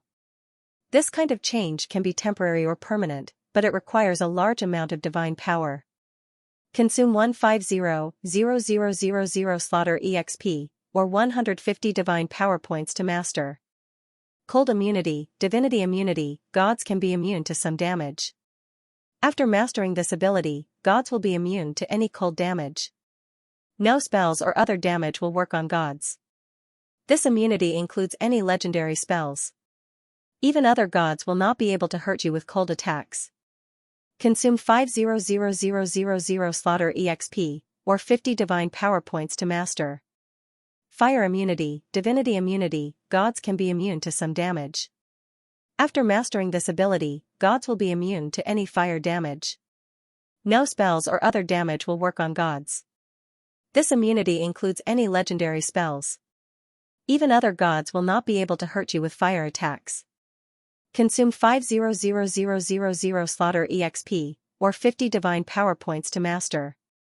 Immunity to instant death effects, divinity immunity, deities are immune to certain effects. After mastering this ability, deities are immune to all instant death effects. Any effects that trigger instant death will not work on deities. This damage immunity effect includes any legendary spells. Even other gods can't trigger an instant death attack to kill you. Consume 5,000 slaughter EXP, or 50 divine power points to master. Divinity power. This was why the other gods focused on increasing the power of their divinity and gradually underestimated their own power. The reason was simple. The starting point of the two abilities was too big. The power of gods could be immune to fire, cold, acid, instant death effects, and so on. If they pursued attack power, they could master the ability to change space, change reality, change size, and so on. Professions were only the power of professions. However, gods controlled the power of the laws. Even if a weak god controlled the power of the laws, it was enough to crush most professions. Soren cared more about the immunity to damage. In the situation where there was no way to contact the kingdom of God, changing space and reality was not very useful. However, immunity to cold and fire was very useful. This meant that more than 60 to 70% of evocation spells would be completely ineffective against him. If there was also immunity to instant death effects, then Finger of Death, Disintegrate, Annihilation, and so on. Any methods that relied on instant death effects to kill enemies were all ineffective against him. It completely wiped out the possibility that some enemies could rely on luck to kill him. But it was a pity. The speed of divine power accumulation was very slow. Soren currently only had 36 divine power points left. If he added some slaughter EXP, he could choose one from immunity to fire damage or immunity to cold damage. However, Soren did not plan to do so at the moment. Because the slaughter EXP he accumulated had a greater use. That was to raise the level of Shadow Dancer from level 8 to level 10 in one go and directly master the Shadow domain.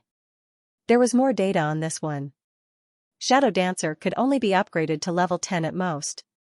As a special advanced profession, it also had its own limits. In the future, unless Soren advanced to another special profession of Rogue, he could only upgrade the profession level of Rogue. Max level Shadow Dancer. For Soren, who had a little bit of OCD deep in his heart, this was undoubtedly the first choice. Not to mention that he also had the domain of rogue, so in this case, he could easily master the shadow domain. A new domain ability. After having the pirate domain, Soren would have a second domain ability. But this was not the most important thing. More importantly, if Soren had the shadow domain, then his ability could be reflected back to his believers. From now on, Soren's priests would have an additional domain power that they could access. The shadow domain could give them a natural stealth ability and thus the ability of the shadow plane. In short, this meant that Soren's priests would have the stealth bonus of most rogues, and they would have a higher understanding of shadows. However, there was a price to pay for this. Soren's relationship with the Shadow Lord would be worse because of this, and the possibility of conflict between the two sides would be higher and higher. On one hand, it was the increased power, and on the other hand, there were potential enemies. Soren did not hesitate for too long and made a decision. If the enemy wanted to come, then so be it. He had accumulated more and more strength. Although he was just a new god, he had gradually gained a foothold. A row of data appeared in front of him. Shadow Dancer profession has been upgraded to level 9. Received 37, DEX 29 plus, INT 25 to 10, asterisk 0.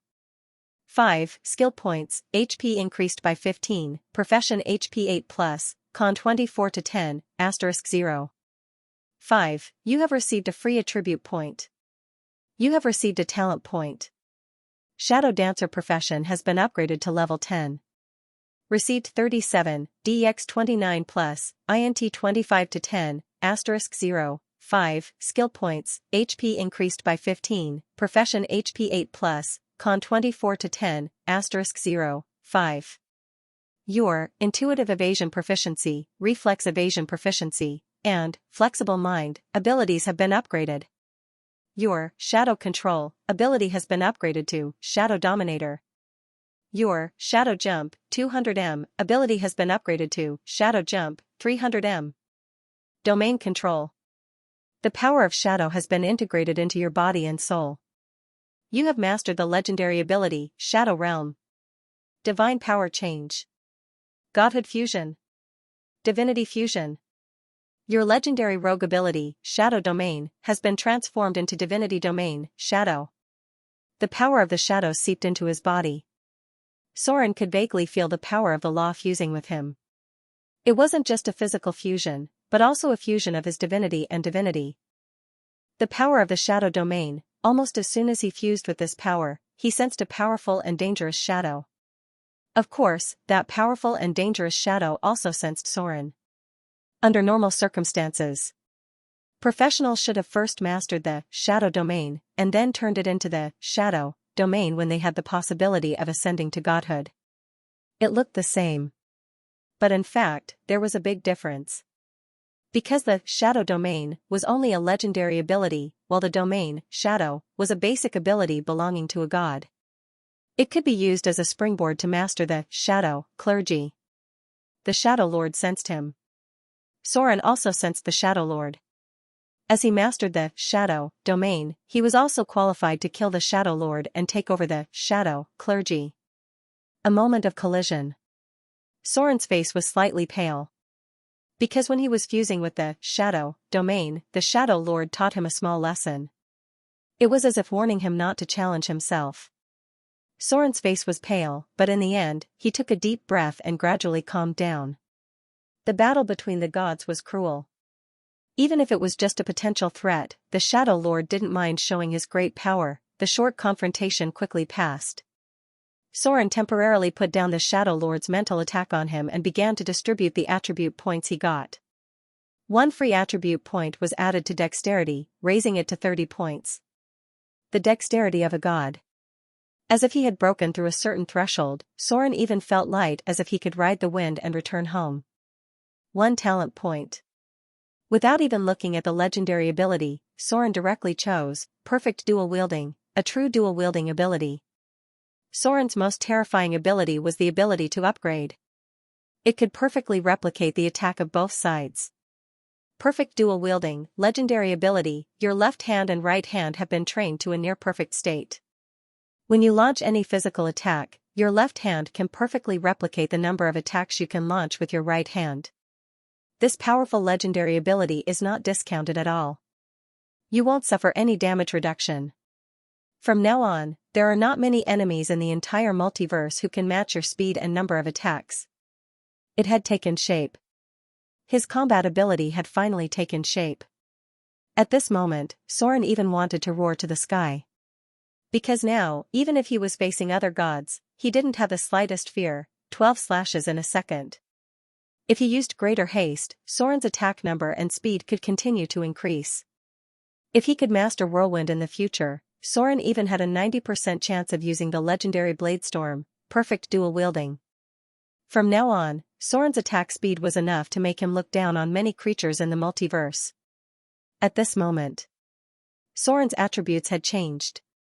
Name, Soren, Saint form, minor divine power, race, half-elf, son of slaughter, attributes, strength 21, +9, giant strength +6, dexterity 30, +4, constitution 24, +4, intelligence 25, +4, wisdom 18, +3, charm 19, +3.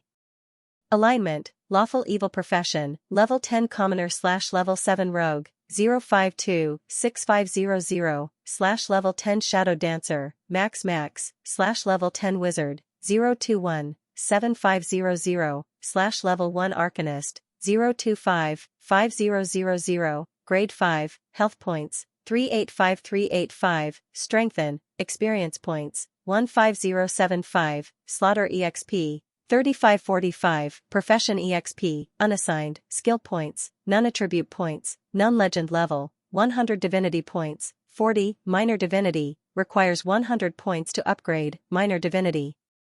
Divinity points, 15, minor divinity. Requires 30 points to upgrade, minor divinity. Divine power points, 37300. Requires 100 divine power points to upgrade to, minor divine power. Grasps the law of gods, form change. The limit of the divinity in the past was 300 points. Clergy, half-elf, rogue domain, pirate, shadow status, normal basic skills, sneak 365, literacy 320, steal 125, pick lock 125, snare 110, focus 155, negotiate 175, appraise 75, deceive 120, intimidate 275, taunt 125, perform 105. Listen 105, dodge 215, parry 115, block 75, heal 105, search 95, detect 115, copy scroll 85, spell identification 70, survival 120, use magic equipment 75, cooking 44, alchemy 75, forge magic weapon 35. Saint form, transcendence, magic immunity 1 to 3. Divinity abilities, language proficiency, character proficiency, interplane communication, form change, astral teleportation, plane teleportation. Legendary skills, perfect dual wielding, omnipotent hands, legendary evasion, legendary battle skills, epic dexterity, epic intelligence. Special abilities, God Slayer, Blessing of the Misfortune Goddess, Blessing of the Sea Goddess, Dragon Blood Baptism LV2, Heart of Slaughter, Slayer, Deathwalker, Ascetic, Erudite, Blasphemy. Personal abilities, Nimble Left Hand, Eidetic Memory, Perseverance, Encyclopedic Knowledge, Spellcasting Proficiency, Reflex Evasion, Intuitive Evasion, Roll Evasion, Agile Movement, Evade Sight, Dark Vision, Combat Spellcasting, Mobile Spellcasting, Spell Control, Empower Spell, Maximize Spell, Minor Magic Resistance, Minor Cold Resistance, Medium Fire Resistance, Minor Poison Resistance, Minor Electric Resistance, Strengthen, Intermediate Regeneration, Telepathy 100 feet. Profession abilities, Arcane Memory, Arcane Counterspell, Arcane Runes, Shadow Dominator, Nimble Mind, Military Weapon, Proficiency, Curved Sword, Legendary. Combat skills, Summon Shadow, Shadow Jump, 300 meters, Shadow Strike, Shadow Jump, 2 times, Fear Gaze, Divine, Fear, Divine, Vampiric Touch, Divine, Sword Form, Heavy Hack, Sword Form, Horizontal Slash, Sword Form, Beheading, Sword Form, Waist Chop, Sword Form, Spinning Strike, Spinning Slash. the shadow dancer was now maxed out. Even though Soren was a god, he could not continue to level up the shadow dancer profession because it had reached its limit. This was the first profession that Soren had maxed out. However, it also made him reconsider his position in the future. The rogue profession had reached its limit, and it seemed that it would be difficult to get more abilities if he continued to level up. His focus was still on spellcasting. If he had enough slaughter EXP, it would be best to level up the rogue profession to around level 10. It was getting closer to the afternoon. Just when Soren was ready to see the progress of Gloria and Fallen Witch's research, a letter from Arendelle suddenly disturbed his mind. This letter was from Princess Anna. The content of the letter was also very simple. That was, the second prince of the Falcon Kingdom was going to propose to her. Princess Anna was going to ask Soren's attitude in the letter. The weight of this letter was heavy. All the content was actually conveying one thing, that is, Princess Anna gave Soren the right to choose. If Soren agreed to let her marry the second prince of the Falcon Kingdom, then she would really marry him. But if Soren didn't agree to let her marry the second prince of the Falcon Kingdom, then Princess Anna would never marry him. All the choices were in Soren's hands, and Princess Anna said that she would do whatever he said. What a joke! How could Soren agree to let Princess Anna marry the second prince of the Falcon Kingdom? For a long time, Soren's feelings for Princess Anna were very complicated. It was a bit like the love between a man and a woman, but sometimes it was like another sister. Princess Royal was like another version of himself. She treated Princess Anna the same way Soren treated Vivian. Soren sometimes didn't know how to deal with his relationship with Princess Anna, but there was no doubt that Princess Anna was definitely one of the few people in his heart that he cared about. Her status was second only to Vivian and Gloria, and even higher than the Fallen Witch, so. When the maid captain who brought the letter asked Soren about his attitude, he didn't hesitate and said in an unusually firm tone, "No. Absolutely not. Princess Anna must not marry that bullshit second prince of the Falcon Kingdom." Even if Soren didn't know what kind of feelings he had for Princess Anna, he was now very sure of one thing, that is, Princess Anna absolutely could not marry the second prince of the Falcon Kingdom. He even inexplicably felt a trace of anger in his heart, and he had a terrible impulse to directly lead the army to destroy the Falcon Kingdom, unusually firm. Soren still didn't know how he should face Princess Anna, but he knew that his attitude towards this matter was unusually firm and very certain. And that was enough to know, you don't know what you want, but you know what you don't want. Soren suddenly seemed to understand something, and then the corner of his mouth showed a trace of a bitter smile, and murmured, "What a cunning little fox." Princess Anna was forcing him to make a decision. Or, Princess Anna wanted Soren to figure out what he was thinking. If this was the case, then there should be a more troublesome problem in front of Soren. But, what happened next surprised Soren. He originally thought that the maid captain who brought the letter had other more troublesome things to say, but he never thought that the charming maid captain in front of him smiled meaningfully at Soren, then slightly bowed slightly and said, "I understand. I will convey His Excellency Soren's decision to Princess Anna." Then she just left. She really left. He really left just like that. Soren was lost. Suddenly, he seemed to understand everything. Princess Anna was just using this matter to force Soren to make a decision, or to test his deepest thoughts. But she didn't continue to force Soren to marry her. She just wanted to understand Soren's attitude. That was all. That was why the captain of the maids looked at Soren with a meaningful smile before she left, and then simply left. She would convey Soren's decision to Princess Anna. But this decision was limited to his attitude on this matter, and Princess Anna didn't ask for too much. Maybe. For her, it was enough to know Soren's attitude. Headache. Soren was having a headache now. Even if he was a powerful god, he still felt a headache. His little loli had just run away from home, and Princess Anna had come to test Soren's attitude. Maybe there was no problem for the time being, but he would definitely have to face it in the future. Soren had a lot of things to deal with now. Vivian left Mordor, although she still kept in touch with Adele Isabella, a spy that Soren buried on the other side of the Windspear Hills. But one thing was that the little girl seemed to have suddenly become rebellious, and she actually planned to face the Dread Lord herself. Soren's attitude towards this matter was like that of all parents. On the one hand, he felt very relieved, and on the other hand, he couldn't help but worry about Vivian's safety. Just like how she had caused a mess some time ago and killed a southern noble just like that. If it weren't for the fact that Soren had already laid out his own informants in many places, and the intelligence organization of Mordor City, as well as Adele Isabella and the half-elf first mate, who personally cleaned up the mess for the little girl, Vivian would have been wanted by the nobles and the church. Even if she wasn't, it would have caused an uproar. Lillian, the Witch of Fear, this was the first thing that Soren thought of, because the Witch of Fear, Lillian, liked to do things without scruples, so she made enemies everywhere and was finally killed by the Lady of Silvermoon. Soren had an ominous feeling. He seemed to feel that the trajectory of history had been corrected to the original path for some reason, and he had to do something immediately. In Mordor City, everyone knew that Her Highness Vivian was Soren's treasure, the most dazzling pearl of Mordor City, and the little princess of the entire pirate kingdom. Therefore, after discovering Vivian's trace, Adele Isabella immediately sent the information back to Mordor City.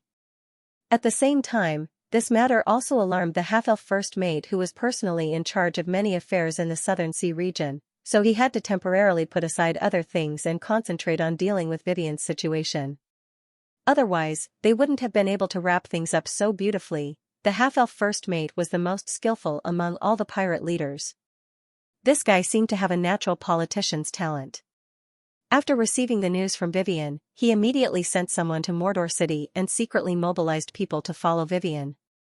What the hell, the little princess of Mordor City insisted on dealing with the Fear Church. What else could they do? Could they let His Highness Soren's beloved daughter deal with those fear believers alone? It couldn't be helped.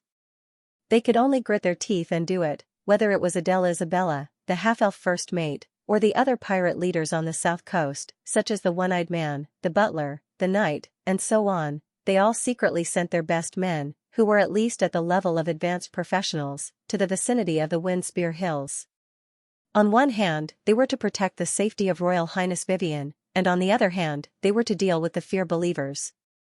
This was completely helpless, anyway. No matter what, Her Highness Vivian, the little princess of Mordor City, the beloved daughter of His Highness Soren, must not have an accident, not even an injury.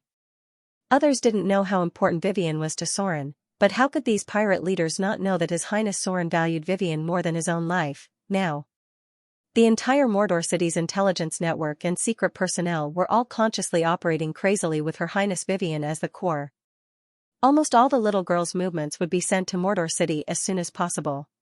At the same time, there was a reinforced platoon of high-level rogues secretly to protect her safety, and there were masters of various professions to guard her outside. Otherwise, Soren would not be able to sit still in Mordor City. On this day, Soren felt a headache coming on, and the other pirate leaders felt the same way. Because Her Highness Vivian's matter was not easy to handle. Whether they could do it well or not was the most important thing to test their ability. Many pirate leaders were ready to show off their abilities in front of His Highness Soren. The half-elf first mate was also full of energy, ready to show off his skills and ability in front of Soren and other pirate leaders. He was not a group of boorish men who only knew how to kill people. As the highest-ranking pirate leader under Soren, the half-elf first mate's strength could not even enter the top 5, so he needed to show his ability at this time.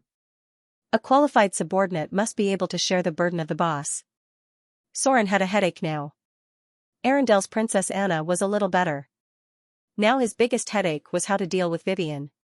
The little girl insisted on standing up to face the Fear Lord. On the one hand, Soren wanted to train her, but on the other hand, he was worried about danger. It was like children who grew up and were not necessarily arranged by their parents. Although Vivian was sometimes very obedient, if she decided on something, her temper would be as stubborn as Soren. She couldn't always hide under his umbrella. There would always be a day when the eagle would spread its wings and fly high. Soren could bring her back by force. With Vivian's obedience, even if she was unwilling, she would follow him back to Mordor City. But this was not a long-term solution. Besides, Soren thought that Vivian's decision was actually right. She really needed to train.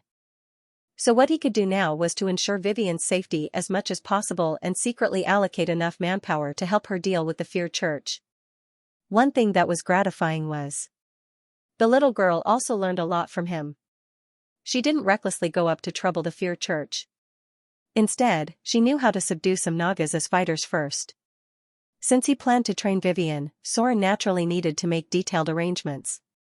"Guards!" Soren shouted outside, and soon a guard came in. He ordered in a deep voice, "Immediately send people to collect any information about the Fear Church. Spread out all the spies of Mordor City in Shipwreck Bay, Port Tylon, and the City of Wealth. Send people to contact the Thieves' Union and the Shadow Thieves' Union. Also contact the Adventurers' Union. Don't be afraid to spend money. I will transfer 300,000 Kindler as funds. Even if you have to dig 3 feet into the ground, you must find them all." Money opened the way. 300,000 Kindler coins was equivalent to the annual income of a small duchy. Now, only Mordor City could easily take out so much money. If it was other forces, they would have to spend a lot of money. The Treasure Island was already on the right track, and there was a steady flow of funds in Mordor City. There were more than 500,000 Kindler on the books, and there was a large amount of gold and jewelry in the warehouse. With Mordor City as the center, Soren's forces were now like a Sikh kingdom. With so much gold spilled out, all the intelligence organizations near the south coast went crazy. Regardless of whether it was useful or not, any information related to the terror sect was sent over to be collected and sorted out. Soon, their movements were sent to Soren. For the Thieves' Union, this was a big order that they hadn't received for many years. It hadn't even been 3 days. A detailed and accurate information was sent over. The Fear cult was indeed active in the southern region. After the death of the demigod vampire, they seemed to have been reconvened by someone. The locations of the Fear cult's activities were marked. It was worth mentioning. This time, there were demons in the Fear cult, and the Thieves' Union lost 3 veterans in order to spy on them. Soren naturally had to do something. For the sake of Vivian, he never felt any heartache when spending money. After all, money was meant to be spent. He directly sent a chest of gold to the Thieves' Union. Immediately, the other party seemed to have been injected with chicken blood and was prepared to dig 3 feet into the ground to pry out all the information. Fear cult. If it was another God's church, they would still need to think about it, but for a God's church that was gradually weakening, the Thieves' Union still dared to test it. The movements of Mordor City could naturally attract the attention of many people. However, many forces were happy to see Mordor City suddenly fighting with the Fear cult. Anyway, as long as Mordor City fought with others, they would like it. Of course, all of this still required a proper name on the table. That was, Mordor City was attacked by the Fear cult some time ago. The Fear cult summoned demons and caused great destruction in Mordor City, even causing the death of many civilians. Sir Soren was very angry about this and decided to mobilize forces to eliminate the Fear cult and let anyone who offended Mordor City pay a painful price. This was the reason why it was on the table. Anyway, as long as any force spied, they would know that Mordor City had been attacked by the Fear cult, and there were many demons. The entire Mordor City was running like a war machine. With this matter as a reason, Soren simply took the opportunity to launch an attack. He blatantly mobilized the fleet near Shipwreck Bay, and at the same time, hoarded a large number of troops to guard Port Tylon. The external explanation was naturally to deal with the revenge of the Fear cult at any time, but when the leaders of other forces heard this, they almost vomited blood. Was it necessary to mobilize so many warships to attack the Fear cult? Could it be that he wanted to use warships to deal with the Fear cult? At first, the leaders of the forces who thought that this could consume the power of Mordor City suddenly became a little uneasy because they thought of a very bad thing. That was, what if Soren suddenly said that someone was colluding with the Fear cult, and Mordor City was ready to retaliate? When they thought of this, they even wanted to kill themselves. The more they thought about it, the more they felt that it was possible. Mordor City now had the biggest fist in the entire south. Whatever Soren said, even if you didn't collude with the Fear cult, as long as Mordor City said that you colluded with the Fear cult, then they could take the opportunity to attack at any time.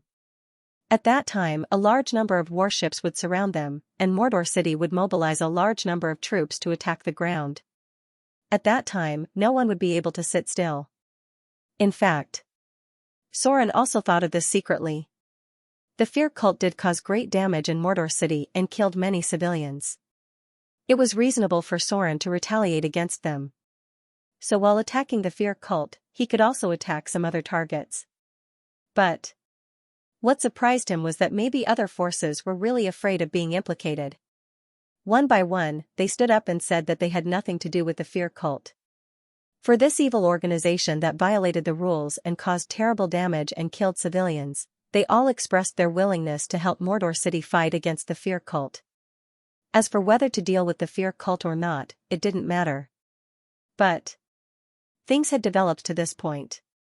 No matter how they expressed, Soren still mobilized a large number of warships. At the same time, he secretly cooperated with Vivian to deal with the fear cult, and he also realized that the time was almost ripe. It was time to take down a piece of land in the southern continent. Windspear Hills. This was a rather fertile land. More importantly, there was no force that could compete with him here, and it was very close to Shipwreck Bay. Soren could use it to strengthen his connection with the inland at any time. This secret line had been buried for a long time. Soren took this opportunity to turn it into the fruit of his harvest. In a blink of an eye, it was almost August. The second phase of terraced fields in Mordor City was about to be reclaimed. After mixing a batch of materials, the golem factory produced 5 clay golems and 1 golem. These golems were put into the construction as labor. They could easily carry heavy materials, which was more than several times more efficient than human labor. Fallen Witch and Gloria were recently engaged in intense research work. Soren left a space beacon on the 3rd floor of the Abyss. They were going to work together to build a portal to the Abyss during this time. The orders from the Northland Council increased again. No one knew what Mordor City was going to do. So far, they had ordered 3 batches of heavy 2-handed weapons. On this day, with the arrival of autumn and summer, heavy rain fell everywhere. There seemed to be a flood in the central part of the continent. The lizard men expanded their territory again with the flood. Many flooded areas were occupied by them. However, the south was relatively calm. Except for the occasional traces of the fallen, some people saw the legendary Lich some time ago. The Lich rarely walked in the world. As the top undead life, they had endless years to squander. The Lich's favorite thing was to stay in their tombs for research. But, recently, there seemed to be a Lich in the south, which attracted the attention of the paladins. South of the Windspear Hills, there was a dense forest. This was the territory of the Isabella family. It was a place where the noble children hunted when they were bored. The heavy rain had just stopped. There was a group of people moving along the road. They were well equipped and had fierce faces. Some of them were even equipped with military crossbows and other weapons. At first glance, one could tell that they were the private soldiers of the nobles. Baron. A middle-aged man dressed as a knight rode to the center of the team and said in a deep voice, "After the mountain in front of us, we will reach our territory. Recently, a group of snake bandits have appeared in the Windspear Hills. Let's not rest here." Soon, there was a reply from the team. A young noble with a little tiredness said, "Sir Slake, do as you see fit." The middle-aged knight bowed slightly and nodded, but there was a hint of disdain in his expression. It had only been 2 days, but he was already so tired. Compared to the old baron who had killed the ogres with his bare hands, the new lord was too weak. His fancy swordsmanship was only meant to attract those noble ladies.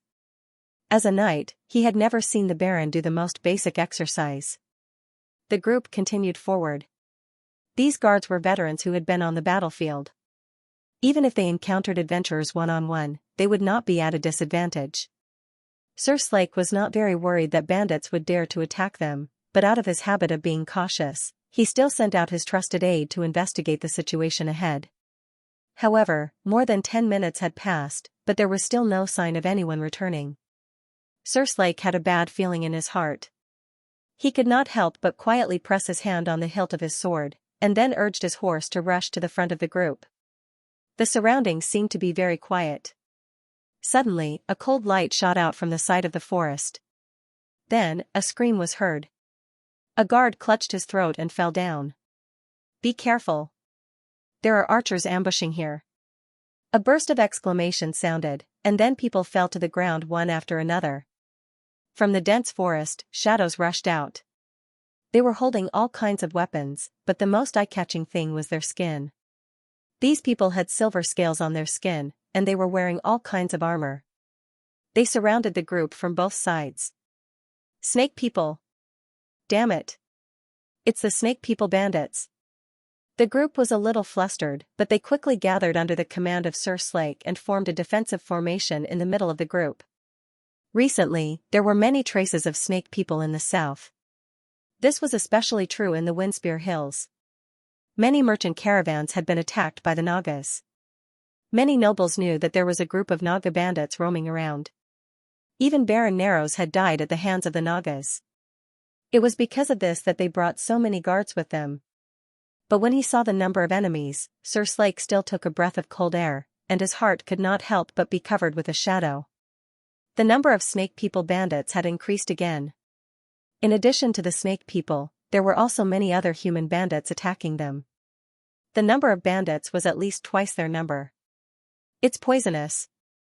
A guard's face was black, and he seemed to be on the verge of collapse. He said with a trembling voice, "The enemy's weapon is poisonous. Be careful."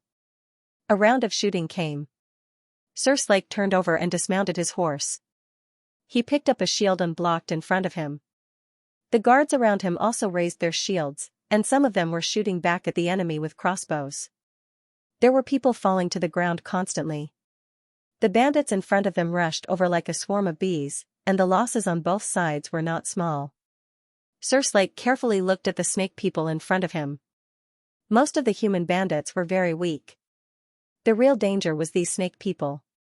If he could kill the enemy's leader, perhaps this group of bandits would collapse.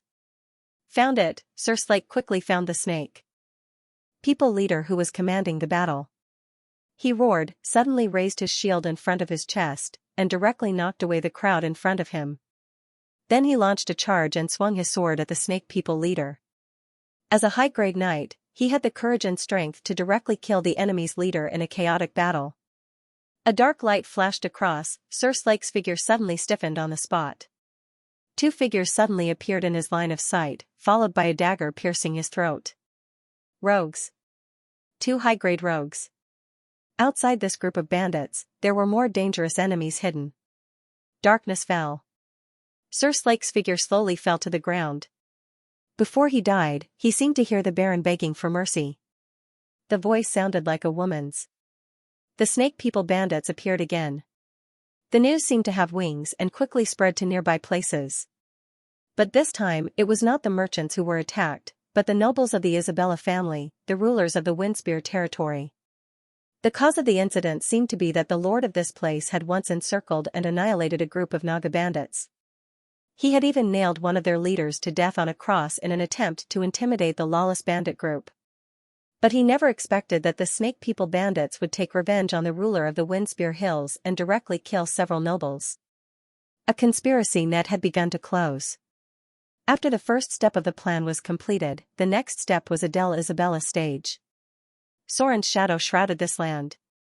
No one knew whether it would bring a terrible disaster to the people or the prosperity and hope of the second Mordor city. But there was no doubt about one thing. Any beautiful beginning was full of blood and slaughter. It was as if only by embracing war could one usher in peace. The warm autumn wind blew through the Oriais mountains, along the Xianxia swamp, and across Solitude City. This was a city with a sad history. The name Solitude City seemed to tell people everything it had experienced. This was an ancient city that had existed for hundreds of years. It was not as prosperous as Whiterun, but it had never been broken down. This was the missionary area of the God of Knowledge. Their doctrine believed that scholars should be used to enduring loneliness. Bearing this loneliness was to pass on knowledge, to pass on all the valuable books and knowledge of any race or civilization in the long river of time. This city was far away from the flames of war. It was not just the reverence for knowledge, but also because there were many powerful scholars of the neutral camp here. Knowledge was power. Countless books were kept in the Tower of Solitude City. In addition to poetry, literature, history, and legends, there were also many knowledge of magic, alchemy, arcana, and so on. As long as these scholars could collect and preserve it, they would copy, repair, and complete it as much as possible. Finally, one book after another was stored in the Tower of Solitude City. No one knew how many books and literature were kept in the tower. They only knew that this job had existed for hundreds of years. These scholars could even be rewarded by the god of knowledge after submitting new books. This used to be the favorite place of adventurers. Because although the god of knowledge was not powerful, he was a generous god. It seemed that for this god, he did not care about anything other than knowledge. Ancient documents from underground ruins could be sold here for a high price. Even broken and simple inscriptions could be exchanged for a good profit. This was the city with the highest literacy rate in the material plane. Once, the god of knowledge wanted to promote enlightenment books, but because of the productivity of the entire plane, all of his plans failed in the end. Solitude City was like a scholar living in seclusion. There was no bustling trade here, nor convenient transportation. People had been living a peaceful life, like a group of hermits busy with their mission. However, recently, some things had disrupted the peace of Solitude City. With the flood in the southern area, the lizardmen expanded their territory along the river. It was said that the god they served had made a move, and during this time, many lizardmen tribes had united. Solitude City was also a little affected. The overflowing river submerged the farmlands, and displaced civilians gathered outside the city. The appearance of the refugees provided an opportunity for some evil people. In addition to the shadow of the cult of fear, there were faint traces of devil activity here. The boundaries of the plane were getting weaker and weaker. It seemed that the devils could always find a way to appear in the material plane. The believers of the god of light were now somewhat exhausted from running around. Is this the parish of the god of knowledge? A young magus came to the front of the city gate. He looked at everything in front of him and seemed a little disappointed. He murmured, "I thought this would be another magus city, but I didn't expect it to be so ordinary."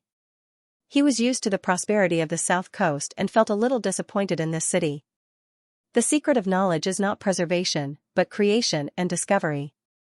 The middle-aged nun standing next to him smiled. She had an arcane aura around her. She was a wizard and a priest. She shook her head slightly and said, "This place still lacks a little vitality." "Angelina. What are you looking at? Come here quickly." A group of carriages passed by them, and the coachman carefully glanced at the insignia on the other party's chest. He bent down slightly and cautiously passed by them to avoid bumping into these people of extraordinary status. Some of them were wearing the emblem of the Silver Moon Church, and some of them were priests who served the Silver Moon Lady. "Ah!" A clear and melodious voice of a young girl was heard. Then, a delicate and pretty young girl walked over, somewhat at a loss as to what to do. She muttered, "It's nothing. Nothing. I just felt a little absent-minded just now." The middle-aged nun smiled and stroked her long hair. She said softly, "Silly child. Everything has passed. You are the one favored by the Silver Moon Lady. The Silver Moon Lady has been watching over you silently. No one can hurt you." The girl seemed a little shy. She nodded slightly and did not speak. She just looked at the alley before leaving, vaguely feeling something. In the alley, a man with a gloomy face was looking over here. He frowned and murmured, "The son of fear has been found. But the target is actually a believer of the Silver Moon Lady. No. This matter must be reported to the priest first." On the other side, a team was also moving towards Lonely City. The leader was a middle-aged man with a cold face and murderous aura. He looked like an executioner. He frowned and looked at the river not far away. He whispered, "Mississippi, there is a lizard man scout behind us that has been following us for a long time. Do you want to send someone to kill it?" After a while, a clear child's voice came from the carriage in the middle of the team.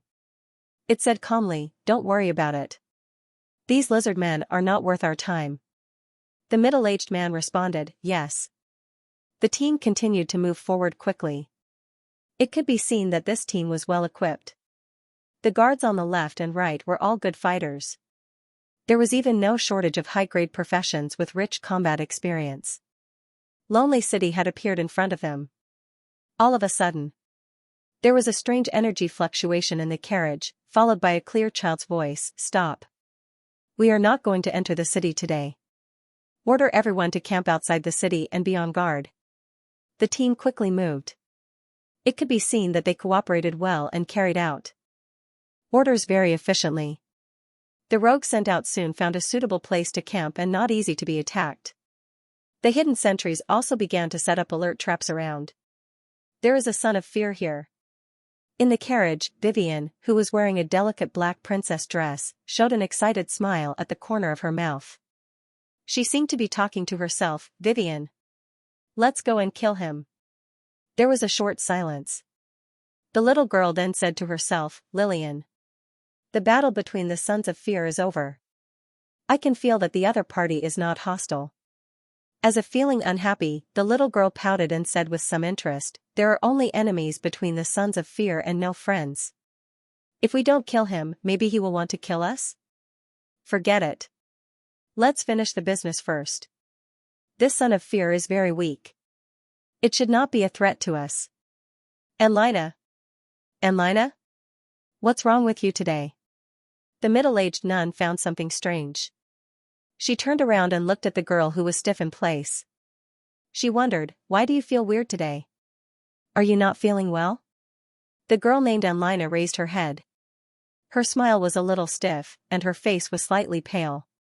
She quickly followed up and said with a forced smile, No. No.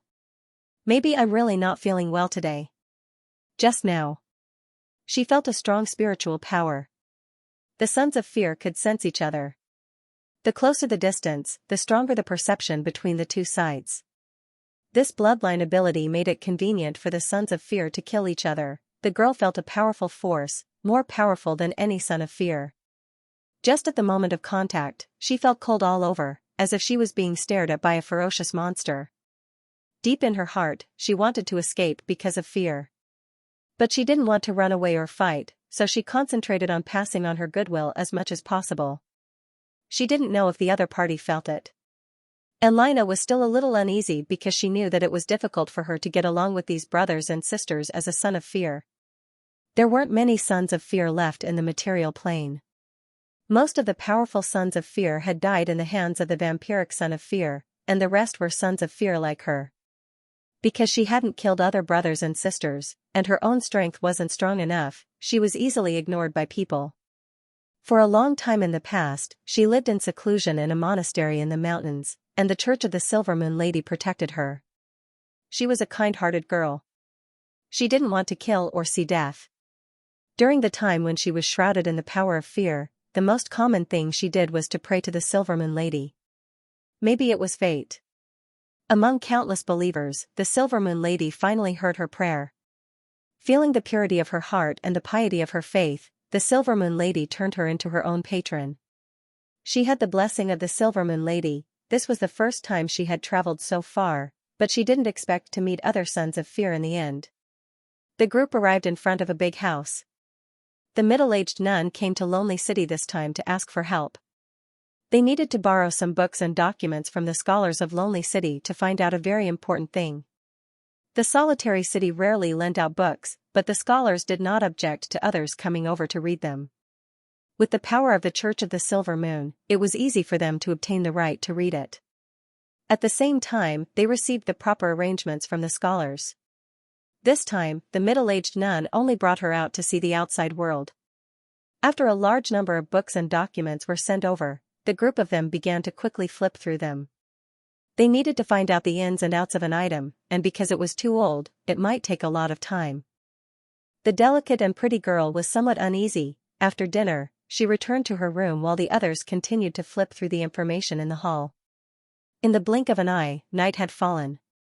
She didn't know why, but Anlina just couldn't fall asleep no matter how hard she tossed and turned. Just like that, she dragged on until dawn. Suddenly, a muffled explosion came from outside.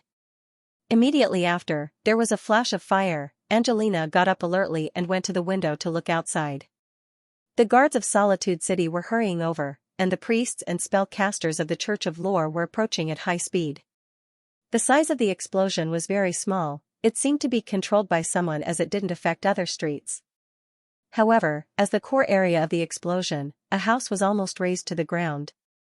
Anlina's heart skipped a beat because she suddenly realized that the location of the explosion was the place where she felt something was wrong for the first time today. She could faintly hear the sounds of the solitary city guards evacuating the crowd, and the panicked shouts of some civilians. Devil! Devil! Prepare for battle! Clang! The door of the room was suddenly knocked open. The middle-aged nun rushed in and glanced at her. She couldn't help but let out a sigh of relief. And Lena. Are you okay? What's wrong? Why didn't you respond when I called you several times?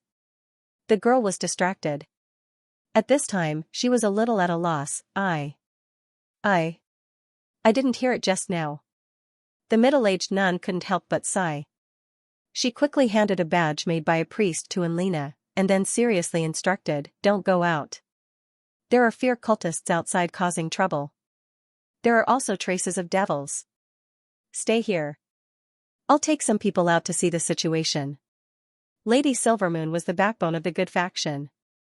Her priest naturally couldn't sit back and watch the devils destroy. These abyss devils acted without scruples, and they might hurt many innocent civilians. Soon, the middle-aged nun left with a few people, while Lena stood by the window in a daze. Her intuition told her that what happened tonight was related to what she felt during the day. A faint breeze brushed past. All of a sudden, Lena noticed that a figure had appeared outside her window. Under the bright moonlight, a girl wearing a pure white princess dress appeared in front of Lena. Her skin was as fair as milk, and she looked like a fallen angel. The other party looked at Lena with a smile that was not a smile. Lena was shrouded in an indescribable fear, making it difficult for Lena to breathe. Lena was very sure of one thing. If the other party wanted to kill her, it would only take a blink of an eye. TSK TSK. Accompanied by a faint magic aura, the little angel-like girl appeared in Lena's room. The other party might only be in her teens. She was looking at Lena with an unfriendly gaze, muttering to herself, she's really weak. Such a person shouldn't be a threat to us, right? Should we kill her? For a moment, Lena felt cold all over. She wanted to shout but couldn't speak. She could only look at her with a frightened and pleading gaze. A moment ago, she was like a little angel, but at this moment, she felt like the other party was a little devil. Hee hee. The cute little girl suddenly laughed like flowers blooming in spring. Then she muttered to herself, Lillian. You're being naughty again. Don't scare her. Hello. My name is Vivian.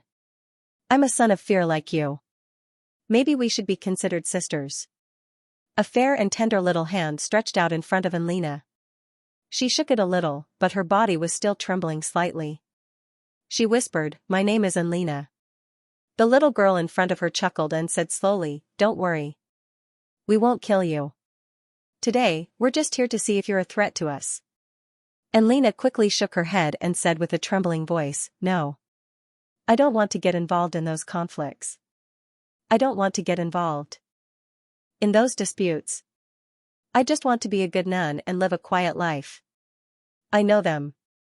But I'll never be like them. The little girl in front of her seemed to be deep in thought. Then she let out a crisp laugh, waved her hand, and disappeared, leaving only a clear childish voice, I understand. Nice to meet you. Sister Lena. Stay away from all this. I hope you can find the peaceful life you want.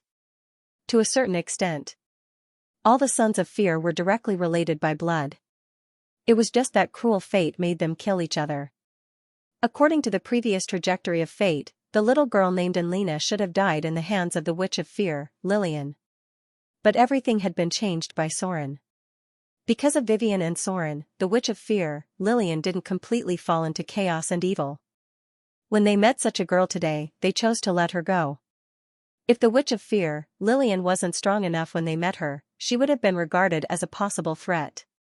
If Vivian didn't obstruct or even interfere with her decision when they met her. If Soren was already dead when they met her. The will of the Dread Lord had already affected her thoughts.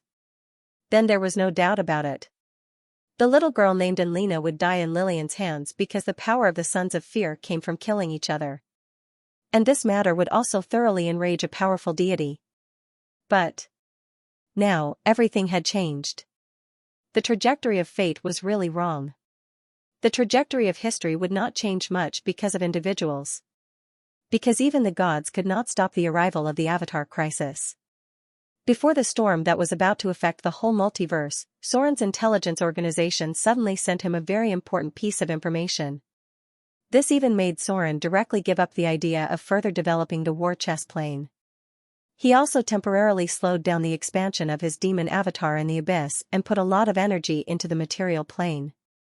The reason for all of this was simple. This information was about the God of the Hunt, Mailer. As the avatar crisis was getting closer and closer, this lesser divine power, God, was also directly swept out of his divine kingdom by the terrible energy storm. In a quiet and dim room, Soren sat alone in a chair and pondered. His index finger gently tapped on the table as if he was making a major decision. The God of the Hunt, Mailer. In the multiverse, the only god who had a clergy related to Slaughter and was only a lesser divine power. Soren was the son of Slaughter. It could be said that from any point of view, the clergy and power of the God of the Hunt were of great help to Soren. And more importantly, this god was someone he could defeat. Because the gap between a lesser divine power and a lesser divine power was not so big, unlike other gods who were impossible to defeat. But the most important point was that the God of the Hunt, Mailer, was an old god. As a god of the chaotic evil camp, he had many enemies. The only close ally was the Maiden of Pain, the one who attacked the Princess Royal in the Frost Kingdom. Even under such circumstances, the God of the Hunt could still live well, which showed that his own strength was still very strong. The God of the Hunt was not the demigod vampire. He was already very familiar with the power of the gods and had a mature divine church. If Sauron wanted to deal with him, he would definitely be courting death if he went straight to his door, so to deal with such a god, one must plan well. It would be best to weave a conspiracy and use the many enemies of the God of the Hunt to weaken his power, and finally give Soren an opportunity to kill him. It was quite risky to decide to deal with the God of the Hunt. But it was also something with unimaginable benefits because the God of the Hunt, Mailer, in addition to the clergy of the God of the Hunt, had other powers that were very important to Soren. Relying on his strong memory, Soren wrote down the basic information about the God of the Hunt on a piece of white paper. It recorded the most basic things about the God of the Hunt. God name, God of the Hunt, Mailer. Title, King of Beasts, Black-Blooded Beast. Divine System, Storm Divine System, Acting Alone, Ally, Maiden of Pain. Level, Lesser Divine Power Holy Emblem, Bloodstained Beast Claw Residential Area, Heart of Fury. Alignment, Chaotic Evil Clergy, Hunting Domain, Chaos, Evil, Moon, Power, Bloodlust Believers, Hunters, Evil War Creatures, Ferocious Beasts and Monsters, etc. Priest Alignment, Chaotic Neutral Evil, Chaotic Evil. Favorite Weapon, Beast Claw Gauntlet, +3 Divine Equipment. The God of the Hunt, Mailer, once served the Lord of Storms with other evil gods, but because the Lord of Storms stole the power of the Winter Maiden, these gods who served him became disloyal. In the end, the alliance between the divine systems became quite unstable. It was also because of this that the Lord of Storms began to cultivate the power of his own divine system. For Soren, the God of Hunting had two very important priesthoods. One was the Hunting priesthood, which was an extension of the Killing priesthood, which could be used to stabilize the priesthood of a great divine power. The second was the Tracking priesthood, which had too many functions, especially in the coming period of the Avatar crisis. Mastering the Tracking priesthood could help Soren seek the greatest benefits. It would be difficult for Soren's enemies to escape his sight. There were too many things he could do with the Tracking clergy. The more important reason why he targeted the God of the Hunt, Mailer, was that he did not have enough allies. For example, the Shadow Lord, Soren's potential enemy, was an ally of the powerful Lady of the Night and maintained a close relationship with other gods. But the God of the Hunt, Mailer, was different. As a god of the chaotic evil alignment, it was difficult for him to maintain a friendly relationship with other gods. On the contrary, the God of the Hunt had many enemies, and it was difficult to find a better target than him. North of Whiterun. This was where the information came from. There was accurate news that a large number of believers who served the God of the Hunt, Mailer, and a large number of beast men and various evil monsters gathered here. This was the domain of the God of the Hunt. As a chaotic evil god, Malor was worshipped by many evil creatures. It was not easy to plan against a god. Soren needed more information and a plan to weaken the enemy's power. Only when the right opportunity came, he could personally appear and give the enemy a fatal blow. It could be said that Soren was determined to get the priesthood of hunting. For Soren, the hunting clergy was even more important than the shadow clergy. It was far from easy to deal with a god. He had to start planning before the outbreak of the Avatar crisis. Just like Lolth, the queen of spiders who ruled the Underdark, she had already begun to weave her own conspiracy, waiting for the right time to drag the prey into the net. The city of Mordor seemed to be quiet. The tense situation on the south coast seemed to gradually stabilize. Soren did not use force against many forces on the south coast. He just kept attacking the Fear Church and pulled out their strongholds one by one. Something happened in the Wind Spear Hills, but the southern nobles did not pay too much attention to it.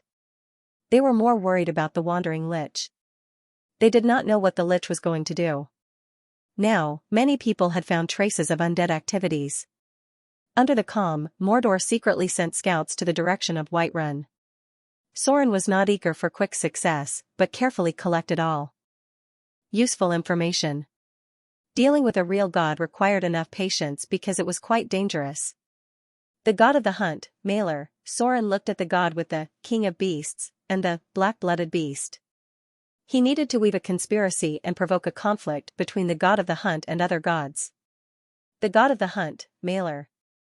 This god was known as the king of beasts, the beast of black blood. The most powerful proof of his arrival in the mortal world was that the followers of the hunters began to move on a large scale and attacked some creatures in the elven forest. They even angered an adult dragon. The god of the hunt had a special power. He could also use slaughter to increase his power, but unlike Soren, he relied on hunting rituals to strengthen his divine power. A real god had a divinity that could store divine power. But in fact, most gods did not have full divine power because it was difficult for any god to reach this limit. Even for gods with great divine power, the limit of divine power they could hold was far higher than the divine power they had. For example, Soren now had 15 divinity points and could store up to 300 divine power points. The ratio was about 120, but in fact, Soren rarely had more than 100 divine power points. The other gods were similar. The only way to easily replenish divine power was to use the power of the divine kingdom to convert it, but this way, the power of the divine kingdom would be consumed by the gods. There was a saying that went like this: the gods have almost endless power in their own kingdom. In the gods' kingdom, the gods could draw divine power to replenish themselves. As long as the gods' kingdom was not destroyed, the power would be endless. That was why there were so many minor divine power and low divine power gods who survived in the cruel history. Because even the great divine power gods did not dare to rashly attack the kingdoms of other gods. Once they entered the enemy's home space, their own power would be constantly consumed, while the enemy's power could be continuously restored by the god's kingdom. It was even possible for a weak god to exhaust a powerful god to death in a god's kingdom. Therefore, the struggle between gods would persist in attacking the other side's church and believers in the material plane because this could fundamentally disintegrate and reduce the power of the divine kingdom of the enemy gods.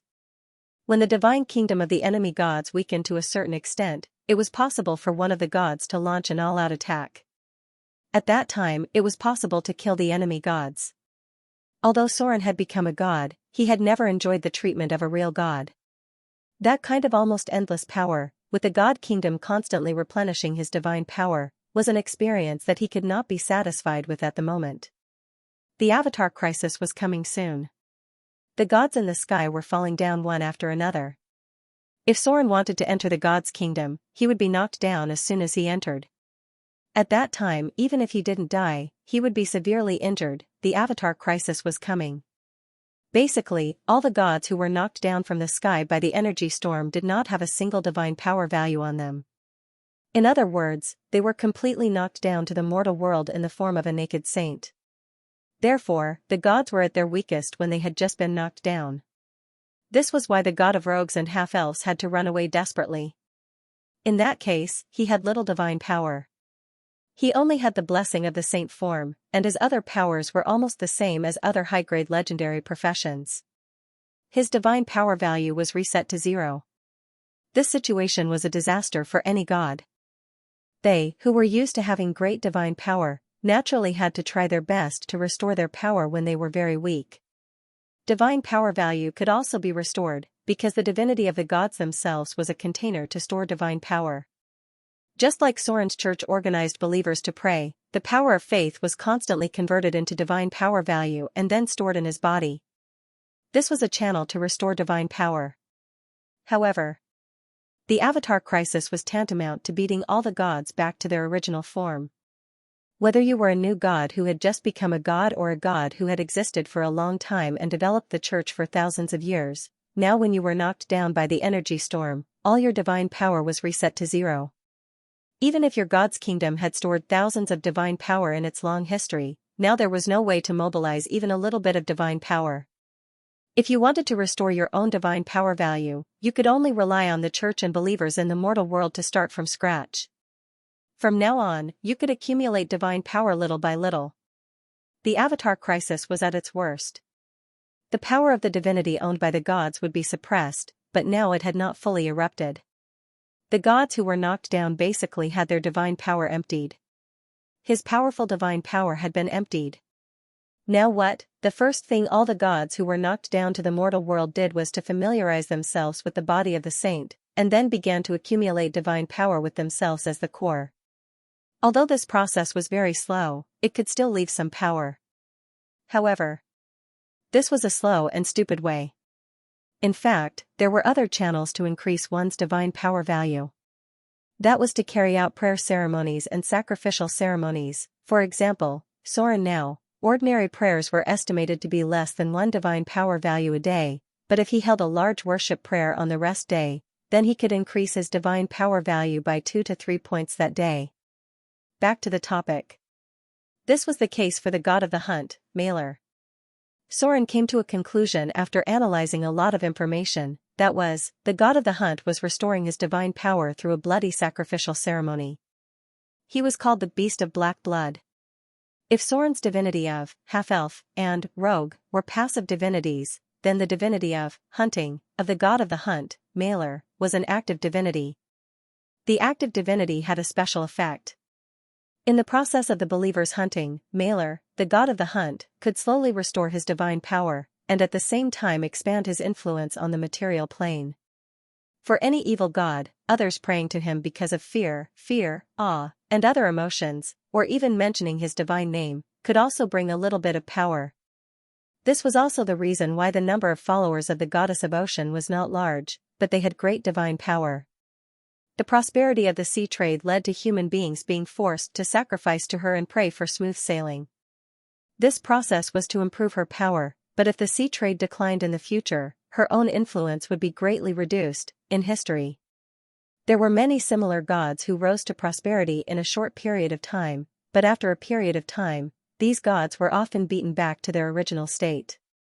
The most representative god was the god of war. The god of the hunt had a special hobby called bloody lust. He might be the god in the multiverse who liked legendary blood the most. The so-called legendary blood referred to the blood of any legendary creature, whether it was human, beast, monster, or other creatures. As long as they reached the legendary level, their blood had some kind of power that even the gods could not ignore. As long as anyone offered legendary blood sacrifices to the god of the hunt, he could respond and be rewarded, and even satisfy some of the sacrifice's wishes. Even if the person was not his believer, as long as the god of the hunt felt the power of legendary blood, he would respond to the prayers of the other party, regardless of whether the person was in the good or evil camp. For a god of the chaotic evil camp like the god of the hunt, Malor, he did not have so many concerns. He only cared about his own power. The movement near the elf forest was for the bloody sacrifice ceremony. The god of the hunt, Malor, did not have enough believers like other gods, and the number and power of his church were not as large as the other gods. Perhaps the number of believers was even less than the current Soren. After all, Soren's church had a large number of half-elf civilians, while the god of the hunt, Malor, himself, had the most believers of monsters, beasts, and evil hunters. There was no way to restore much divine power by relying on the prayers of believers, but he also had his own way, which was to use the initiative of the hunt clergy to restore his power. And this point. It happened to be what Soren could use now. Mordor City, War Chest Plain. Now on the first floor of this plane, there was an additional laboratory with a large area. Next to it was the original golem factory, but because of the lack of raw materials, this work has been temporarily closed. The most troublesome thing to make a golem was not the basic materials, but the soul crystal as the core of the operation. This thing was very difficult to find in the material plane. The drop rate of monsters was shockingly low. Only spiritual monsters that wandered the material plane had a chance of dropping natural soul crystals. Just like the ghosts that Soren killed in Amber City, they dropped a gray soul crystal. Under normal circumstances, obtaining soul crystals required very profound spells, or they could be purchased from other planes. Things on the soul level were the most complicated. Although Soul Drain was only a spell above level 8, there were very few wizards who could master it, and even fewer who could successfully cast it. Otherwise, the Grim Reaper would have been furious. As long as the spellcasters mastered the spell to imprison souls, they could easily plunder a large number of souls from their hands. Mordor City now did not lack stones, gems, or activation spells to make golems. What they lacked was soul crystals of various levels. In the laboratory. With a strange light appearing on the crystal energy transmission pipe, suddenly a strong magic wave was transmitted from the laboratory, followed by the excited voice of Fallen Witch. Success. Daughter. I did it. A teleportation spell was directly connected to the interior of the laboratory, and then Gloria walked out from the teleportation circle on the left side of the laboratory. Mother? Did you finally succeed? Gloria's expression was also a little excited. She walked quickly to the experiment table and saw a fist-sized diamond lying quietly on it. Diamond. It was also commonly known as diamond, and it was not very common in any plane. This material was very expensive and rare. Even if you spent a high price, you might not be able to buy much of it. Wizards, who were born rich, were also quite cautious about using diamonds for experiments. However, a mage was still a mage, after all. During the Arcane Kingdom, a large number of experiments and research had been conducted in order to use alchemy to produce diamond seam in batches. It was not only for money and research, but more importantly, for a legendary-level alchemy puppet. Diamond Golem. This was the most powerful type of regular golem and the most difficult to deal with. The reason why Soren felt helpless about the Shadow Plains Wizard Tower was not only because of the Manapulse crystal cannon above, but also because of the Diamond Golem that was responsible for guarding the Wizard Tower. Diamond Golem was a legendary-level puppet. They were the top war machines. Even without any modifications, the challenge level of an ordinary Diamond Golem could reach above level 16. To put it simply, the Diamond Golem could take a 6-armed Naga down with it. Let's see. Gloria picked up the heavy diamond, stroked it a little, and said in a serious voice, Mother. Since this research is successful, what are you going to do next? The Fallen Witch looked at her with joy and slowly said, Continue to increase the amount of alchemy conversion. We need Diamond Golem. If we can create a few Diamond Golems, I'm afraid we'll have the ability to open the door of the Adept Tower from the front. The Fallen Witch was naturally talking about the Shadow Plains Wizard Tower. Gloria heard this and fell into deep thought. Then she frowned and said, Even if there are enough Diamond Golems and other materials, what about the soul shard that is close to the legendary level? We don't know any spells to imprison souls, and it's difficult to buy this kind of high-level soul shard in the material plane. Unless it was a cross-plane transaction, it was difficult to get such a high-level soul shard. However, cross-plane transactions were quite dangerous, and legendary figures could also encounter all kinds of accidents. The Fallen Witch also frowned. After thinking for a moment, she said, Maybe Soren will have a way. After all, he is a god. He should be able to get a high-level soul shard. There was no way. It was difficult for the two witches to get a soul shard of this level, so in the end, the matter was handed over to Soren. When he learned about this, Soren was also very surprised, and it attracted enough attention. Whether it was the Diamond Golem itself or the possibility of opening the door of the Shadow Plains Wizard Tower, it was enough reason for him to take action. Even he still remembered the basic attributes of the famous diamond golem: name, diamond golem, puppet golem, grade 5, highest attribute, 35, requires modification. Lowest attribute, 10. Total attribute, 90 to 115. Special abilities: crushing damage, damage reduction, magic resistance, poison attack. Resistance statistics: strong acid resistance, 100, cold resistance, 100, lightning resistance, 100, fire resistance, 125. Crushing resistance, 90, piercing resistance, 90, slashing resistance, 90, ranged resistance, 90. Magic resistance, 100. Damage immunity: immune to normal weapon attacks, immune to +1 rare weapon attacks, immune to +2 rare weapon attacks, immune to poison attacks, immune to backstab attacks. Challenge difficulty, A++.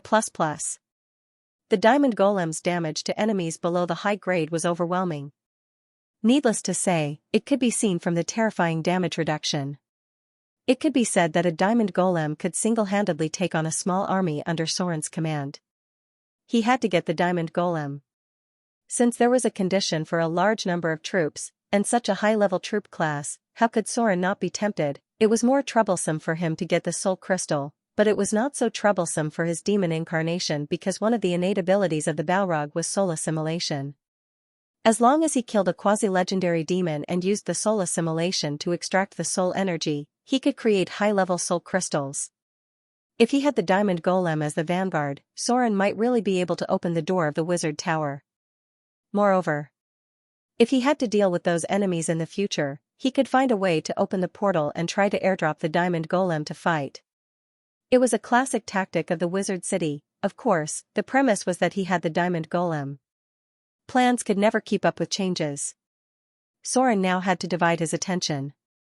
On one hand, he paid attention to the movements of the god of the hunt, Malor, and on the other hand, he began to use his demon incarnation to create high-level soul crystals. Soren was determined to get the diamond golem that had a natural rune level of 21. After sleeping all day today, I feel that my energy has recovered a lot. Outer Islands, Mordor City. The strong city wall had been reinforced once. Because of the increasing population, the gate of Mordor City had to be rebuilt. At the same time, 2 side gates were opened next to the main gate. Today, Mordor City was also a big city with a population of more than 50,000, but the population calculation was different from other cities. There were less than 30,000 citizens recorded in Mordor City. About 20,000 of them were half-elves, and about 10,000 were human citizens. The human citizens were mainly pirates, merchants, and the army.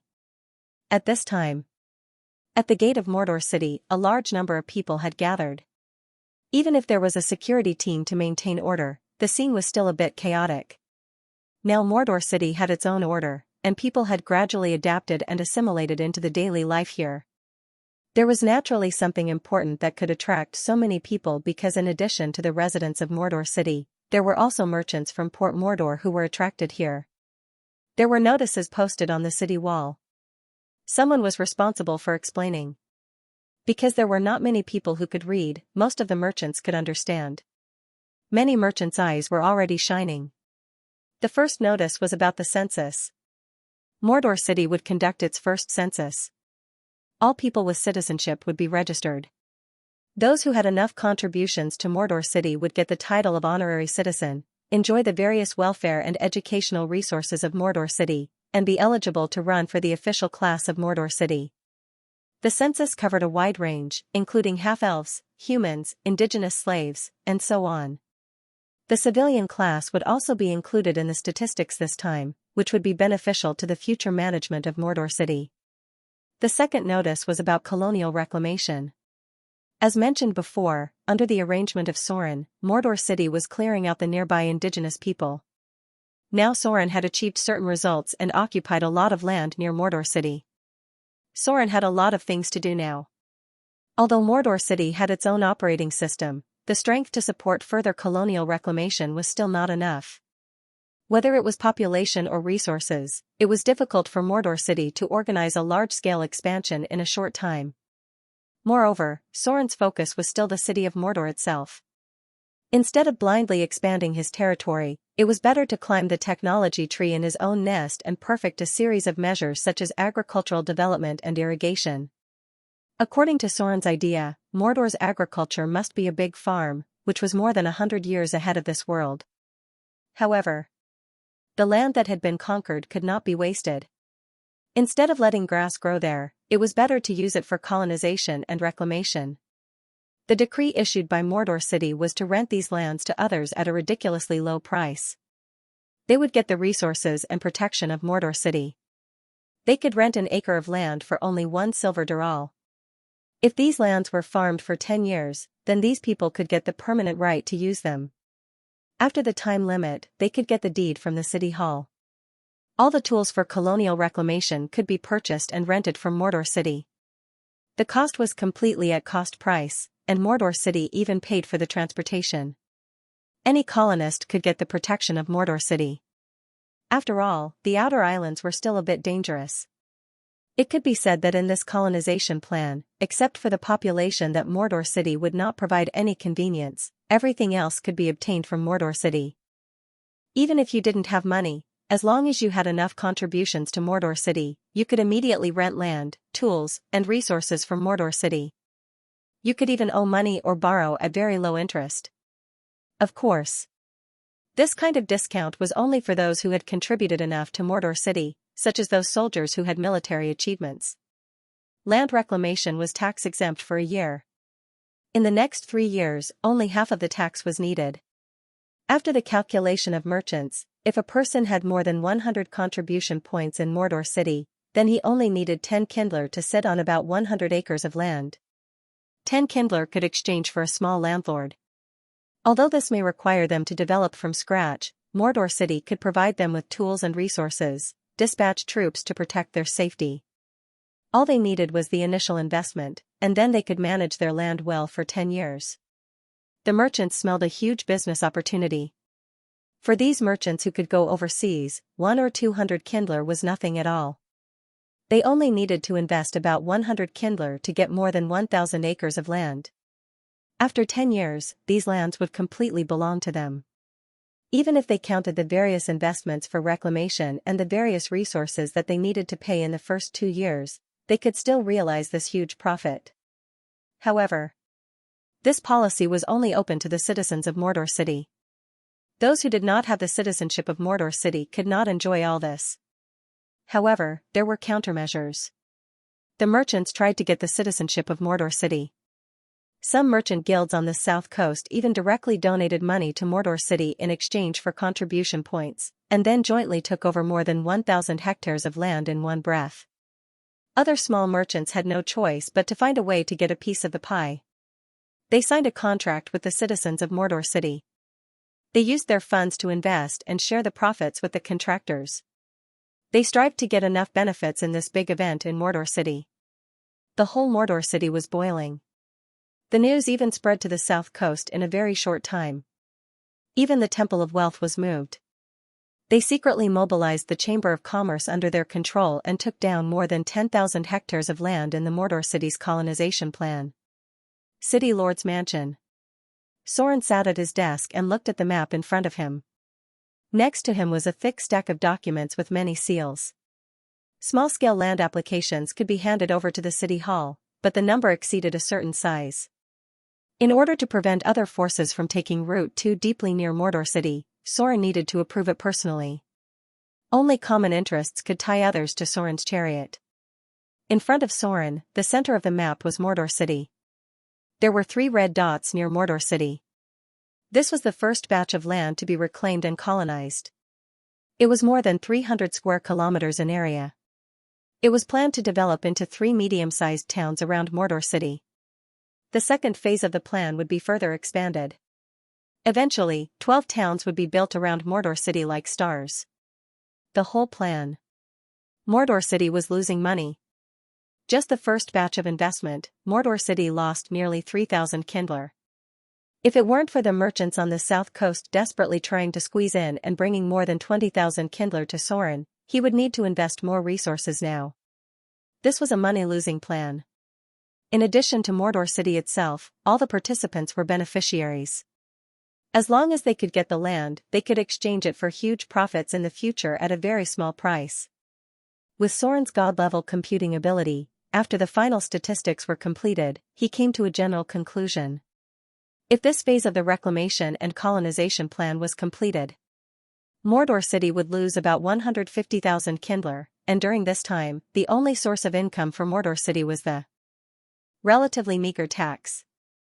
But, this money-losing plan would also bring a huge benefit, that was, it would attract a large number of people to come here. After the merchants got the land, they would naturally find ways to operate it.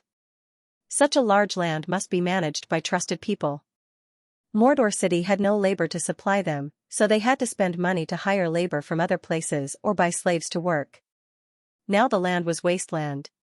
A wasteland needed a lot of labor and tools to grow from nothing. Mordor City would provide the tools for reclamation, but other things still needed to be prepared by people themselves. Everything needed investment, and the most important investment was the population. Soren's credibility was well known all over the world. Although some merchants realized that Mordor City had been losing money, they finally couldn't resist the temptation and chose to believe in Soren's promise. The whole plan was to lose money in exchange for development. Soren directly used money in exchange for the second large-scale expansion of Mordor City. But this time, he distributed the benefits to the ordinary people, and the citizens of Mordor City could get a share of it. The interests of Mordor City itself and the surrounding rich land were still firmly in his own hands. This was an opportunity. It was also a signal to the outside world. Mordor City, which was close to saturation, attracted the attention of countless people in an instant. Mordor City was equivalent to an independent small kingdom. And the population here was Soren's population. For a god, the number of people would never be too much. It was also on this day. After Soren arranged all the plans, a row of data unexpectedly appeared in front of him: comprehension of law, transformation of godhood. You've obtained some information about the domain of rule. Ability upgrade. You've automatically comprehended a new domain, rule. I'll post the photos on the public WeChat account, pick the funniest one and send it out. Search for Buddha on WeChat and you'll see it. It was a little unexpected. Although Soren had received information about rule in the past, even he didn't expect that after issuing this series of decrees, he would automatically master the rule domain. Soren's identity was the Lord of Mordor, and he was also a god served by the half-elf church. From the perspective of a god, Soren was deeply involved with the secular world. Most of the time, he was more like a ruler than a god. This was probably the key to his understanding of the rule domain. The development of Mordor was inseparable from his rule, and the Order of the South Coast was inseparable from his rule. For a long time, some kind of power had been gathering in him, and this time's decree had just reached the critical point of eruption. Rule, divine domain, your absolute rule has been recognized by most people. People are full of recognition for your wise leadership, which makes you master the power of faith in the secular world. When your rule is recognized by others, or when ordinary people feel happy, the effect similar to prayer will appear. The weak power of faith will automatically transform into your divine power. This domain allows you to rule people more easily. When you negotiate with anyone, you will gain an additional 100 negotiation points. Remark: the ruler's right to speak. Passive domain, power, tyranny, rule, and other prerequisites of the clergy, a passive domain that could automatically transform divine power. At this moment, even Soren himself was surprised. This was a divine domain that didn't provide any combat ability.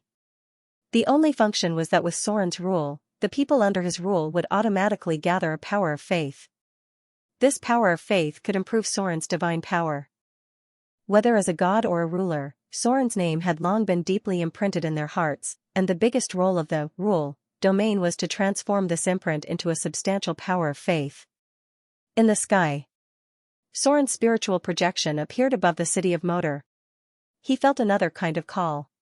It was not the prayer of the half-elf church because it was much weaker than the prayer ceremony. However, the number of this call was huge. It seemed that all the residents of the city of Mordor had weak threads. Whenever they thought of the existence of Soren or mentioned the name of Soren, a very weak power of faith would automatically gather. Perhaps it was very small, but it could not be ignored. Soren could feel tens of thousands of threads connecting to his mind, especially after the announcement of the new development order. It had only been a day. Even without praying, Soren had already accumulated 2 divine power points. Domination was based on the foundation of the half-elf church, so Soren's daily divine power points increased by 1. This discovery made Soren even more determined, because according to this progress, before the outbreak of the Avatar crisis, he would have enough divine power points to master the ability of changing reality and changing space. The more passive domains, the better. The more domains he had, the faster his divine power points would increase. Some powerful gods had many domains. For example, Lolth, the queen of spiders, had a large number of domains and domains. Soren also needed to move in this direction. The City of Wealth. A merchant ship set off quietly. This merchant ship didn't seem to be anything special, but if someone paid attention, they could still find a problem. That was, there was too much food stored on this ship. In order to make enough profit, the merchant ship must have enough space to carry goods. How much could they make by carrying so much food? How much did we transport this time? As they left the port of the City of Wealth, the sailors on the deck seemed to be relieved. Then a middle-aged man dressed as a rich businessman came over and asked another person, "Now the labor force in Mordor is very popular." The one who answered him was a powerful warrior. He looked a bit like a gang member. After asking his subordinates, he said, "We have about 100 or 200 people this time. Don't worry. All of them are illegal residents and slaves. If it weren't for the fact that they had no money, they would have rushed over to Mordor to make money. Now it's chaotic outside. There are monsters everywhere. If not, there is war. It's good that these people can survive. The next batch will definitely bring a lot of people." Mordor City. Today's Mordor City had gradually replaced the status of the City of Wealth. Everyone on the south coast knew that it was quite rich. It was said that Sir Soren was so extravagant that the slaves could eat their fill every day. The continent was gradually becoming chaotic. The life of the civilian class was getting harder and harder. Now that such a thing happened in Mordor City, naturally many people wanted to mix in. The environment in the outer islands may be a lot worse, but at least Mordor City would not be at war. Even a beggar on the south coast now knew that Mordor City was the most powerful city on the sea. The war on the mainland would not affect Mordor City. Okay. The rich businessman nodded and said, "I'll transfer another ship to you after a while. You can find a way to transport more people over. Aren't there refugees in the south? You just have to bring them over. These refugees don't need to be paid. Just give them food and they can work. But you have to choose. Forget about the old, weak, sick, and disabled. We only need young and strong people who can work over there." The burly man replied, "I know. I won't fool you with the old, weak, sick, and disabled. Besides, those people can't survive this sea route." Sailing was not something that everyone could endure, the rich businessman smiled with satisfaction and stuffed a small bag of kindler into the other party's hand. The burly man weighed it and put it into his arms with a smile. Mordor City's development plan this time would lose 150,000 kindler. It could be said that most of the participants could make money. Things that could make money were naturally very attractive. Now the south coast was full of people looking for business opportunities. Get them some food and send it down. The rich businessman stood on the deck for a while and felt a little tired. He ordered the others, "Get enough food and let them all eat. I don't have time to delay. They have to come down and work when they get there." Soon someone went to work. The rich businessman said a few words and returned to the cabin. Speaking of which, there was one thing that these businessmen criticized in Mordor City at the beginning. That was, even the slaves in Mordor City ate well. According to the businessmen's point of view, these people would not starve to death. There was no need to pay extra expenses. However, this rule did not work well in Mordor City. Although there was no explicit rule, the unspoken rule of Mordor City was that even slaves could not be starved at will. This seemed to be an unspoken rule formed by Sir Soren's personal preference. Just like how clean and tidy Mordor City was, many people thought that Sir Soren had mysophobia. The law in Mordor City was strict. Here, even privately owned slaves could not be killed at will. Otherwise, they would be punished. It might be a large fine or even the owner himself would be whipped. 3 whips, they didn't know what to say. Anyway, all the businessmen who had been to Mordor City felt that this place was different from any city they had ever seen. Bottomless abyss, the third layer of the Forgotten Land. Outside the Galumba arena was a broken street. The prosperity of the past had long disappeared.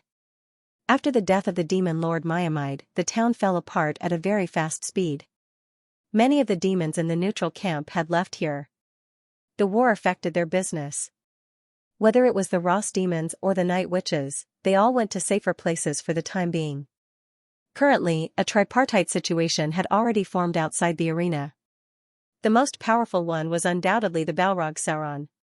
At first, people thought that he would quickly defeat the other demons and then occupy the entire Galumba arena. But what others did not expect was that Sauron the Beheader actually began to gather his forces. During this time, he stayed in the Lava Tavern. However, this peace had now been broken. Boom! A violent explosion sounded outside the Galumba arena. At the position where the Baler's body was nailed, a group of demons was fighting. Fireball! Sauron exuded a terrifying aura. He raised his hand and blasted out a fireball. The instantaneous fireball of the Balrog every day was very lethal. With Sauron's current ability of instantaneous fireball 5 times a day, he was basically a human-shaped self-propelled anti-aircraft gun. He had a crushing advantage over the middle and low-grade demons. Behind him was a group of Hezru and Berserk demons. In order to control these subordinates and increase the consumption of cannon fodder, Sauron subdued a lot of simple-minded demons. The succubus lady boss of the tavern also stood behind him, but these succubi didn't join the battle. Sword form, beheading. A 4-armed snake demon fell under Sauron's sword. The other demons were afraid of his strength and retreated. At this time, from behind the enemy, a 6-armed snake demon and a judgment demon appeared. Summon demon. Dominate demon. Sauron's powerful strength inadvertently made other high-grade demons feel afraid, so when Sauron attacked them, the 2 high-grade demons of legendary strength immediately united together. On the battlefield, it was obvious that there were more demons in the enemy camp, but when Sauron launched Summon Demon, a small accident happened. This accident suddenly led to the reversal of the situation on the battlefield. Sauron summoned a Balrog. It must be explained in detail here. As a powerful high-grade demon, Sauron's own Summon Demon ability also improved. In the beginning, when he was only in the form of a Dretch, he could only summon the lowest level of Dretch. When he advanced into the form of a flame demon, he could summon demons of a lower level or berserk demons of similar strength. At this time, Sauron's summon of demons, 2 to 5 demons and 1 to 2 berserk demons. When Sauron's strength advanced into the form of a Balrog, there was no doubt that his summon demon ability was improved again. Summon demon, innate ability. As a high-grade demon, you can summon other demons to help you fight. You will be able to summon 4 to 8 Dretches, 2 to 4 berserk demons, 1 to 2 flame demons, or 25% chance to summon another Balrog. This ability is equivalent to a level 8 summoning spell. The summoned demons may attack you. The more powerful the demon, the more likely it is to ignore your orders. You can rely on the ability of Dominate Demon to control them. Even Sauron himself did not expect that he would summon another Balrog. In an instant, Sauron felt a strong will of resistance. As a Balrog of the same level, the one summoned by Sauron obviously did not intend to listen to his orders. Perhaps this Balrog responded to his summon more to kill and fight. The bottomless abyss had a strong will of chaos. Any summoning spell could fail, but if it succeeded, some demons would be forcibly summoned even if they did not want to. At this time, it required the strength and will of both sides to collide. But it did not matter. Sauron was not afraid of the collision of will. Dominate Demon. When he used his innate ability of Dominate Demon, the Balrog in front of him immediately had a fierce mental confrontation with Sauron. The final winner was undoubtedly him. The will of the Balrog was suppressed by him. 2 Balrogs, one on the left and one on the right, 2 legendary Balrogs surrounded the enemies in front of them that were nearly twice their number. Body of Flame. The raging flames raged out. Sauron and the other Balrog activated their innate abilities at the same time. However, there was still a little difference between the two. Sauron's body of flame covered a larger area, and his strength was obviously higher than the other Balrogs. The other Balrog's head looked like a minotaur, but with huge demon horns. The other party's body was nearly 4 meters tall, which was taller than Sauron. The upper body was as strong as a minotaur, and the lower body, especially the feet, were simply hooves. There was also a tail on the Balrog's buttocks, and the demon's wings were much larger than Sauron's. Compared to that, Sauron looked closer to a human shape. The outline of his face was still human, but his ears were quite pointed. There was a mysterious demon tattoo on his naked chest. There was no tail on his buttocks, and his feet were not hooves. This Balrog was a standard Balrog. Strictly speaking, Sauron's Balrog form was a variant that changed because of his own will. There was almost no difficulty in the battle. Originally, Sauron was still in danger when he fought a 6-armed snake demon and a soul verdict at the same time. However, when he summoned another Balrog, the battle became not difficult at all. Sauron won. The 6-armed snake demon died at his hands, but because his body needed high-level soul crystals, he had to give up absorbing the demon's power and used soul assimilation to create a diamond golem. The soul verdict died at the hands of another Balrog. It was also killed with soul assimilation. Sauron got 2 high-level soul crystals in one breath. The outside of the Golumba arena had been completely conquered by him. After killing a group of middle-grade demons, the rest of the cannon fodder surrendered and became his captives. This should be the easiest battle for Sauron since he came to the abyss. There was no difficulty at all. The 2 Balrogs completely crushed the whole field. The casualties on his side were less than 1/10 of the enemies, and Sauron didn't even use his big move. Balrog, Khos'ran. After getting rid of all the enemies, Sauron cancelled the control of the other Balrog. In a simple exchange, Sauron knew that this was a Balrog from the 19th floor of the abyss. It responded to Sauron's summon only because it was bored, but after the battle was over.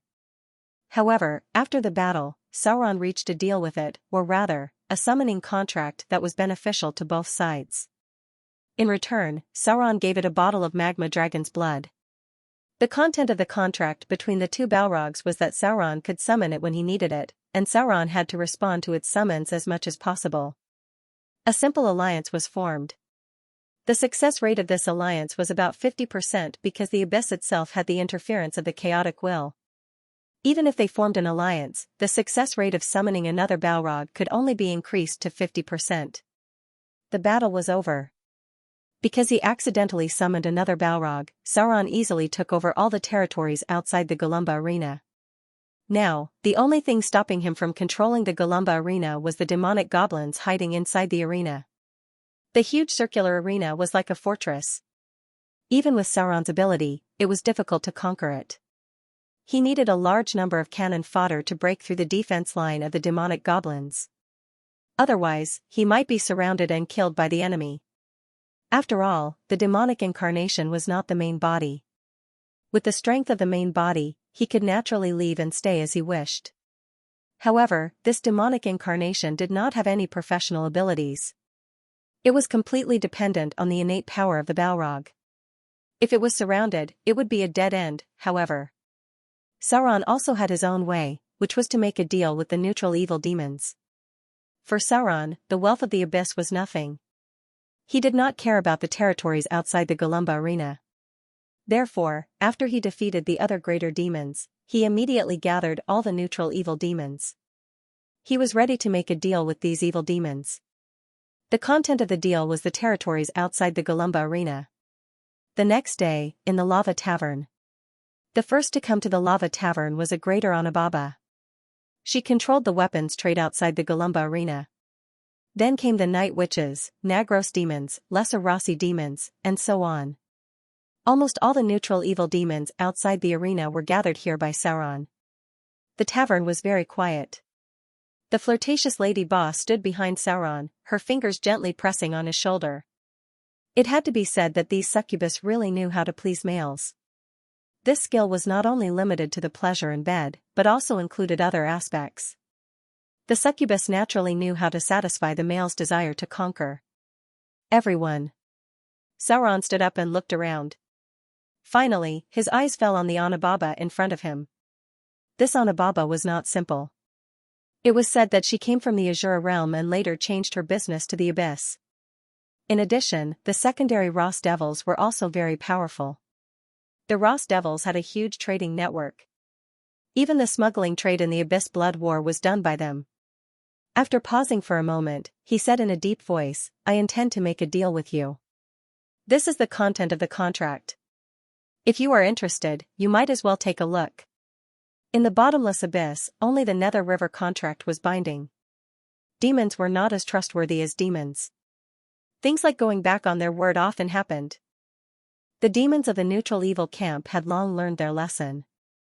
They would never believe a contract that did not have anything to do with the river Styx. A contract was passed into the hands of the other evil spirits. The first to receive it was the high-grade Onababa. She glanced at it, and a hint of surprise appeared on her ugly face. She slowly said, "Sir Sauron. So you're saying that if we help you take down the Galumba arena, you'll give us the territories outside?" Sauron silently observed the expressions of the other demons. After everyone looked around, he slowly nodded and said, "That's right. If you help me take down the Galumba arena, all the territories outside will belong to you. Not only these territories, but I'll also give you half of the profits from the casino after the arena reopens." The demons were very powerful. The demons present were all engaged in planar transactions. If they did not travel to other levels of the bottomless abyss, they would directly go to the bottomless abyss, the Bottor Inferno, and the Azure Field to trade. These demons had guards and mercenaries. Because of their neutral nature, they liked to do business, but they did not like to be involved in the disputes of demons. Sauron wanted to use the demons' guards and mercenaries to kill the demons and goblins in one fell swoop. In return, he would give all the territories except for the Lava Tavern Street to these demons as a reward. Any order required wealth and power to maintain. Sauron did not lack either. As long as these demons were willing to fight, they would be able to receive generous rewards.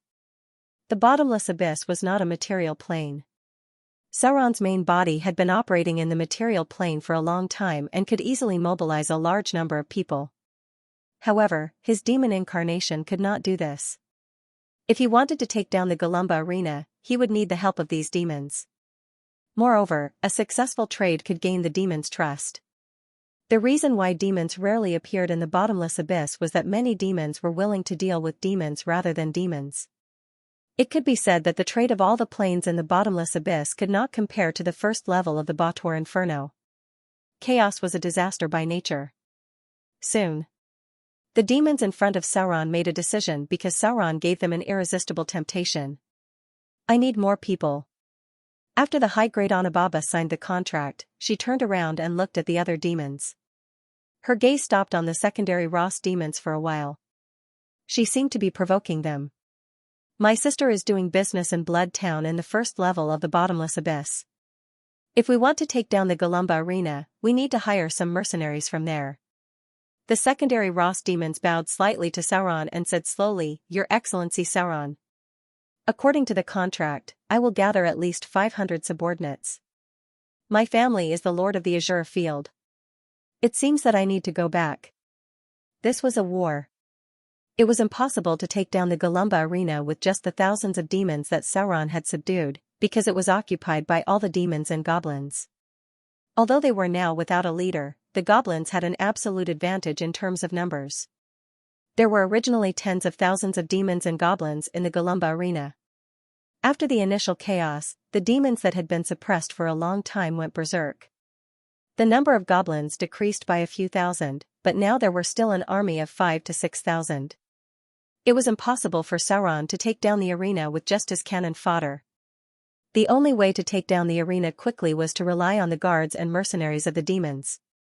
After eliminating these demons and goblins, Sauron could be considered to have taken over the arena.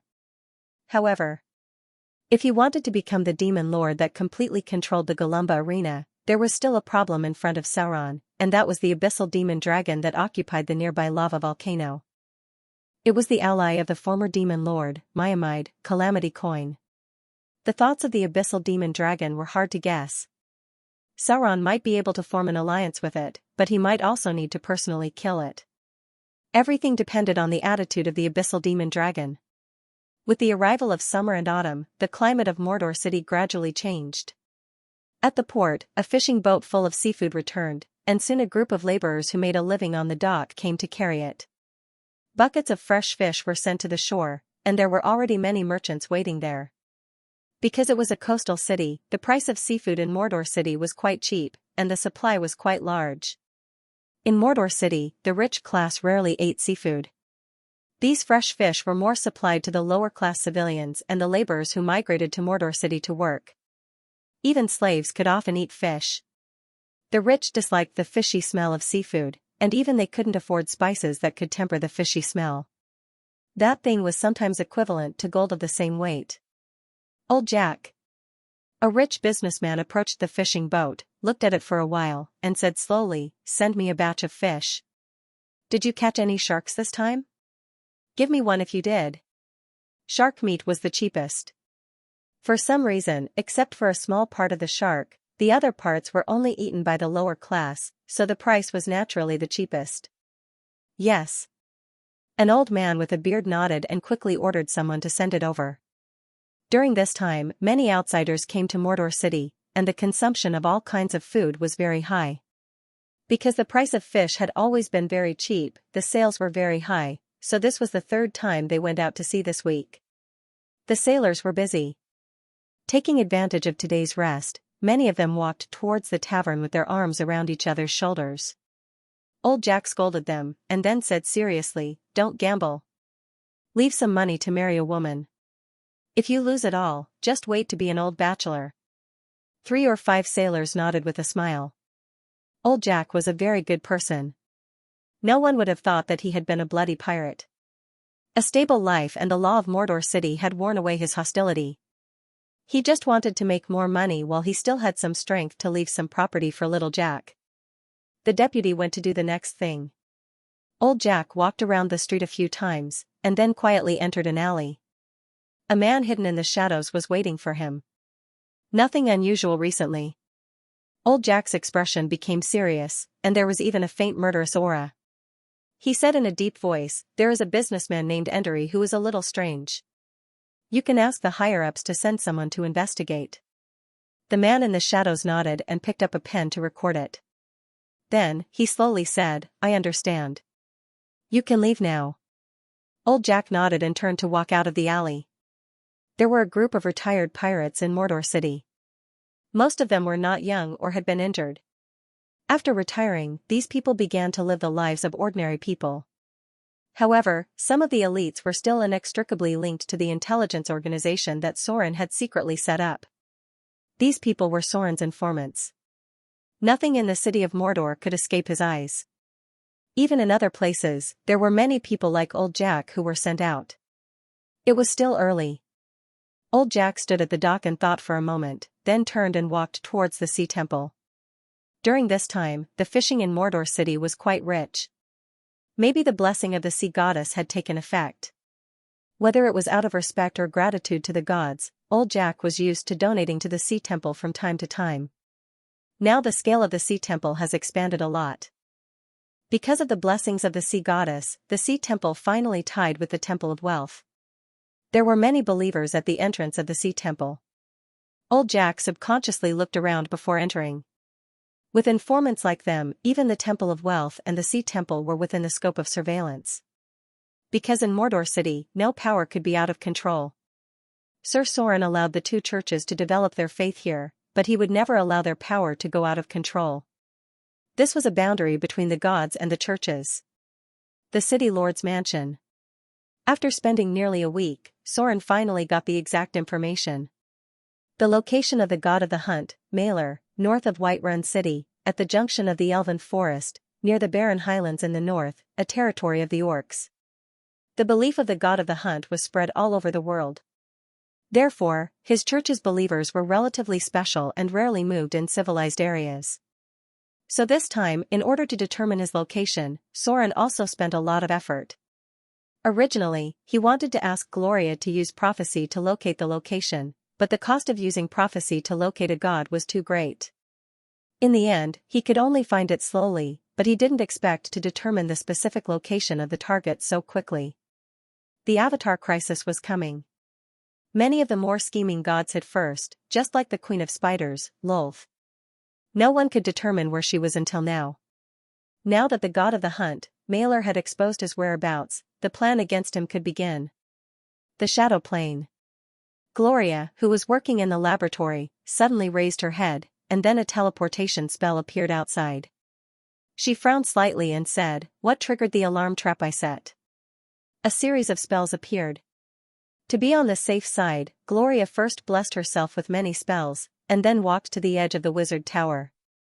Since this place was an important target of the attack, the two witches had set up a large number of alarm spells nearby to prevent other creatures from the shadow plane from running over.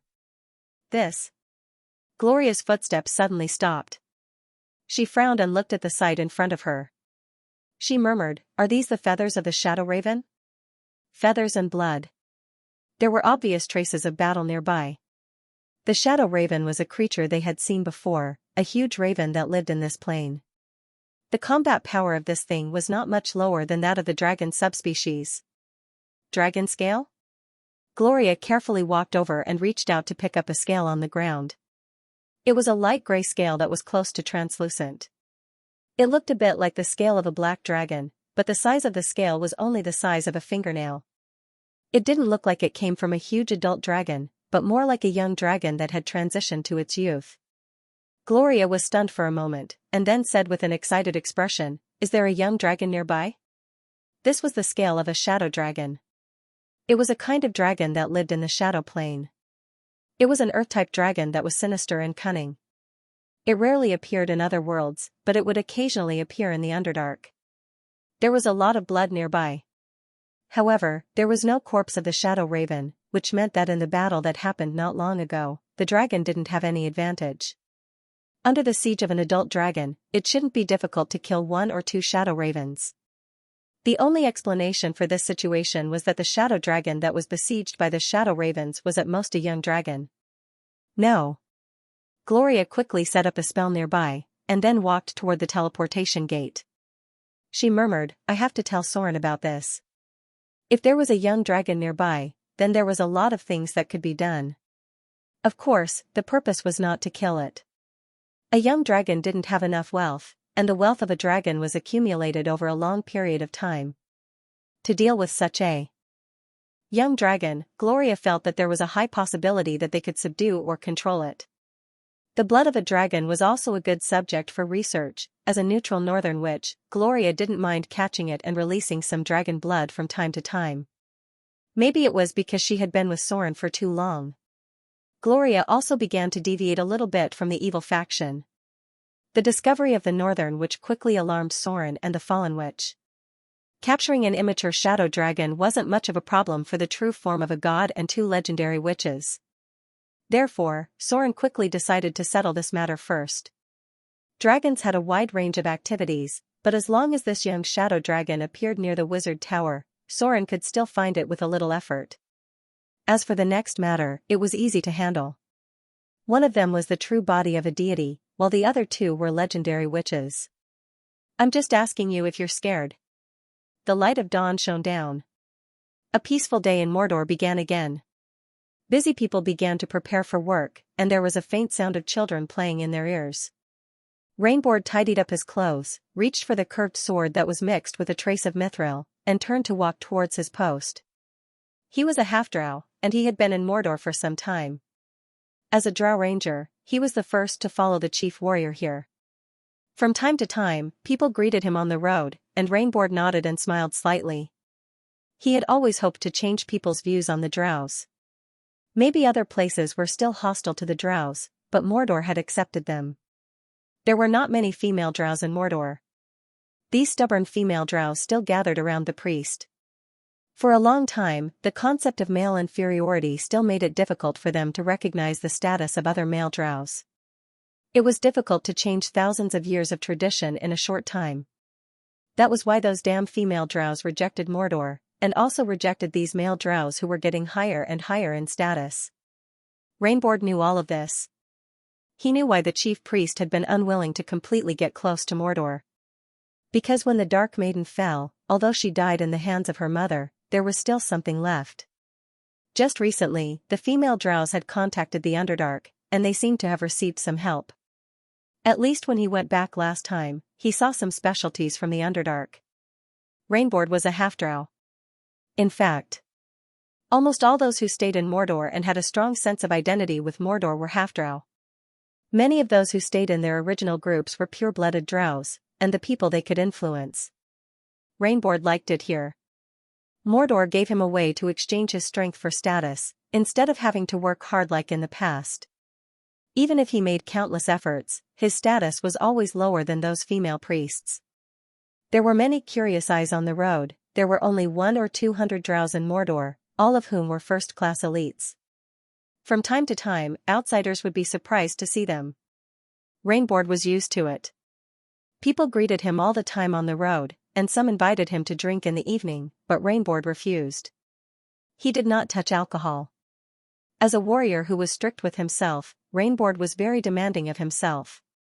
He hoped to enter the realm of legends one day. As a high-grade professional who had just advanced, this possibility was still very high. Lord Rainboard. At the corner of the street, a somewhat timid voice sounded in Rainboard's ears. This gentle voice made him stop in his tracks. When he turned around, his cold face couldn't help but reveal a trace of a smile. He said softly, "Lucina. Good morning." A young and immature girl. Her ears were slightly pointed, which meant that she was a half-elf. "You haven't had breakfast yet, have you?" A faint blush appeared on the little girl's fair face. She timidly handed him a lunchbox and shyly said, "This is for you. I won't disturb you anymore. I'll head back first." When the other gnomes saw this, some of them gave kind laughs, which made the little girl's footsteps become even more frantic. Even Rainboard himself couldn't help blushing slightly, but he was very dark, so no one could see anything. Because their image in people's eyes was already very bad, after coming to live in Mordor, the drow warrior had been strict with them. If anything out of line happened, the warrior would even personally whip the offender. Therefore, the drow warriors in Mordor gave people the impression that they were serious, strict, rigid, cold, and so on. That was the feeling that Rainboard gave people before. For a long time, although the drow warriors were accepted by Mordor, they did not really integrate into the people. Others were afraid of them and carefully kept a distance from them. This situation was until one thing happened. Demon invasion. The disciples of fear summoned demons in Mordor, causing great damage to the city and killing many innocent people. That day, Rainboard also joined the battle. As a high-grade drow warrior, he discovered the demons immediately and protected the civilians near the street where he lived. At the same time, he also killed a Hezru in a bloody battle and saved a little half-elf girl. That was the girl just now. For this reason, he lost an arm, and it was the priest of the temple who cast limb regeneration on him to recover. Everything changed. Rainboard suddenly found that people around him began to treat him kindly, and even the ant next door would help him clean the yard from time to time. Every morning, people began to greet him. Although Rainboard only nodded slightly in response many times, people seemed to have gotten used to and accepted his serious attitude. All along, the drows lacked a chance to prove themselves, and the demon invasion made many people agree with them. "It seems that the little girl is interested in you." There was a teasing voice from his companions. Facing the teasing of his companions, Rainboard thought seriously and said seriously, "If I can, I want to marry her." Everyone was surprised. Then there was the noise of other guards. Many of these people were pirates, and their temperament was not as calm as the drow warriors. Rainboard liked the little girl. As a drow warrior with strong self-esteem, he hated the female drows in the tribe. Strong, domineering, rude, arrogant, Rainboard could use many words to describe his views on female drows, because since he was a child, female drows had left a huge shadow in his heart. His ideal opposite sex should be someone like Lucina. If he liked her, he would marry her. As a serious drow warrior, Rainboard thought so. The handover was completed quickly. Rainboard led a team of people to guard outside a building. This was the core forbidden area of Mordor, and even he did not enter. Every day, there were 3 drow warriors leading the team to guard day and night. No one was allowed to enter here except for Sir Soren, the 2 witches, and Miss Vivian. They were the guards outside, and there were many magic traps inside. There had always been many enemies who wanted to spy on the secrets, but these people ended up miserable. Everything seemed to be the same. But today, when Rainboard was patrolling outside a house, he suddenly felt his heart beat faster, and his hair stood up. He could not help but tense up and enter a combat state. At the same time, he pressed his hand on the hilt of his sword. There was an invisible aura. There must be something locked up in this house. When Rainboard turned to look at the others around him, he suddenly found that everyone had the same expression. Dragon's aura. A man who claimed that 8 of his ribs had been broken by a white dragon suddenly jumped up. His voice was slightly excited and trembling. He said excitedly, "I will never be wrong. This must be the feeling of the dragon's aura." This man was called Boater. A very rare name. He used to be an elite pirate troop, but now he was transferred to guard the forbidden area of Mordor. This was a talkative man. However, he had a good relationship with others. He liked to drink and brag. His favorite thing to do was to take off his shirt in the tavern after getting drunk, revealing the huge scar on his chest. He would tell others how he followed Sir Soren to slay dragons, and then how he was hit by an adult white dragon's tail. After 8 of his ribs were broken, he still survived tenaciously. This was an old pirate. The real elite of Mordor, the elite of the elite. Even Rainboard was not sure if he could beat him. He was one of the few survivors of the White Dragon battle. Day and night alternated. The people of Mordor were performing every day. The tavern was always the most lively place. Here, you could hear a one-armed old man telling people how they fought the Swamp King in an absolute disadvantage. Here, you might also meet a guy who liked to take off his shirt and brag that he had been hit by an adult dragon. There were such stories every day. From the naval battle of the Son of Dagon, the fall of the Swamp King, the decisive battle of Raging Sand Island, the dragon-slaying battle, against the indigenous people, against the fleet of the southern island countries, against the cruel and ferocious Rykal pirates, to the expedition to Autumn Fall, and so on, you can't get enough of the stories here. They were all warriors, and they were also survivors. Maybe they would die in some places in the future, but they would leave their own shadows in these stories. Mordor. This rising city in the Outer Islands was like a star. Its glory belonged to Soren, but it also belonged to these unknown people. This was the soul of Mordor. P.S. I suddenly felt like writing, so I added a short paragraph. Author's note: I'm brewing a wave of climax, and I'm feeling it a little, but it's not in place yet. You should be used to it, because every time you reach a certain plot point, Fu too has to prepare for it. Was it really the dragon's might? Rainboard felt the chill all over his body and suddenly found that it was indeed very similar to the legendary dragon's might. The most common dragon in Mordor City was the wyvern raised by Miss Vivian. This was a dragon subspecies, and it also had a very faint dragon's might. Ordinary people might be scared and unable to move. Before Rainboard advanced to a high-grade profession, he had encountered such a situation a little, but later he slowly got used to it. The dragon's might was not enough to affect the strong-willed drow warrior. Someone is coming over there. A dark guard with a few whips on his head suddenly said. His name was Zagud, which was a very good name. Unlike the other guards, Zagud spoke with a strong indigenous accent. He was a strong and burly indigenous man. There was a slave brand on his cheek, which meant that he was once a slave gladiator of the lowest status. Zagud was also a small legend in Mordor City. As an indigenous slave, he was forced to mix from a slave gladiator to the most important forbidden area guard in Mordor City. Many slaves took him as an example and regarded him as an idol. Mordor City was such a magical place. Anyone had the opportunity to climb up step by step. Even slaves without freedom could become honorary citizens of Mordor City, or even gain a higher status. This was the soul of Mordor City, a kind of urban heritage that gradually brewed and precipitated over time. When it really took shape, the rules of Mordor City would also be imprinted in it. Soft footsteps. The forbidden areas of Mordor City were all guarded by high-grade professions.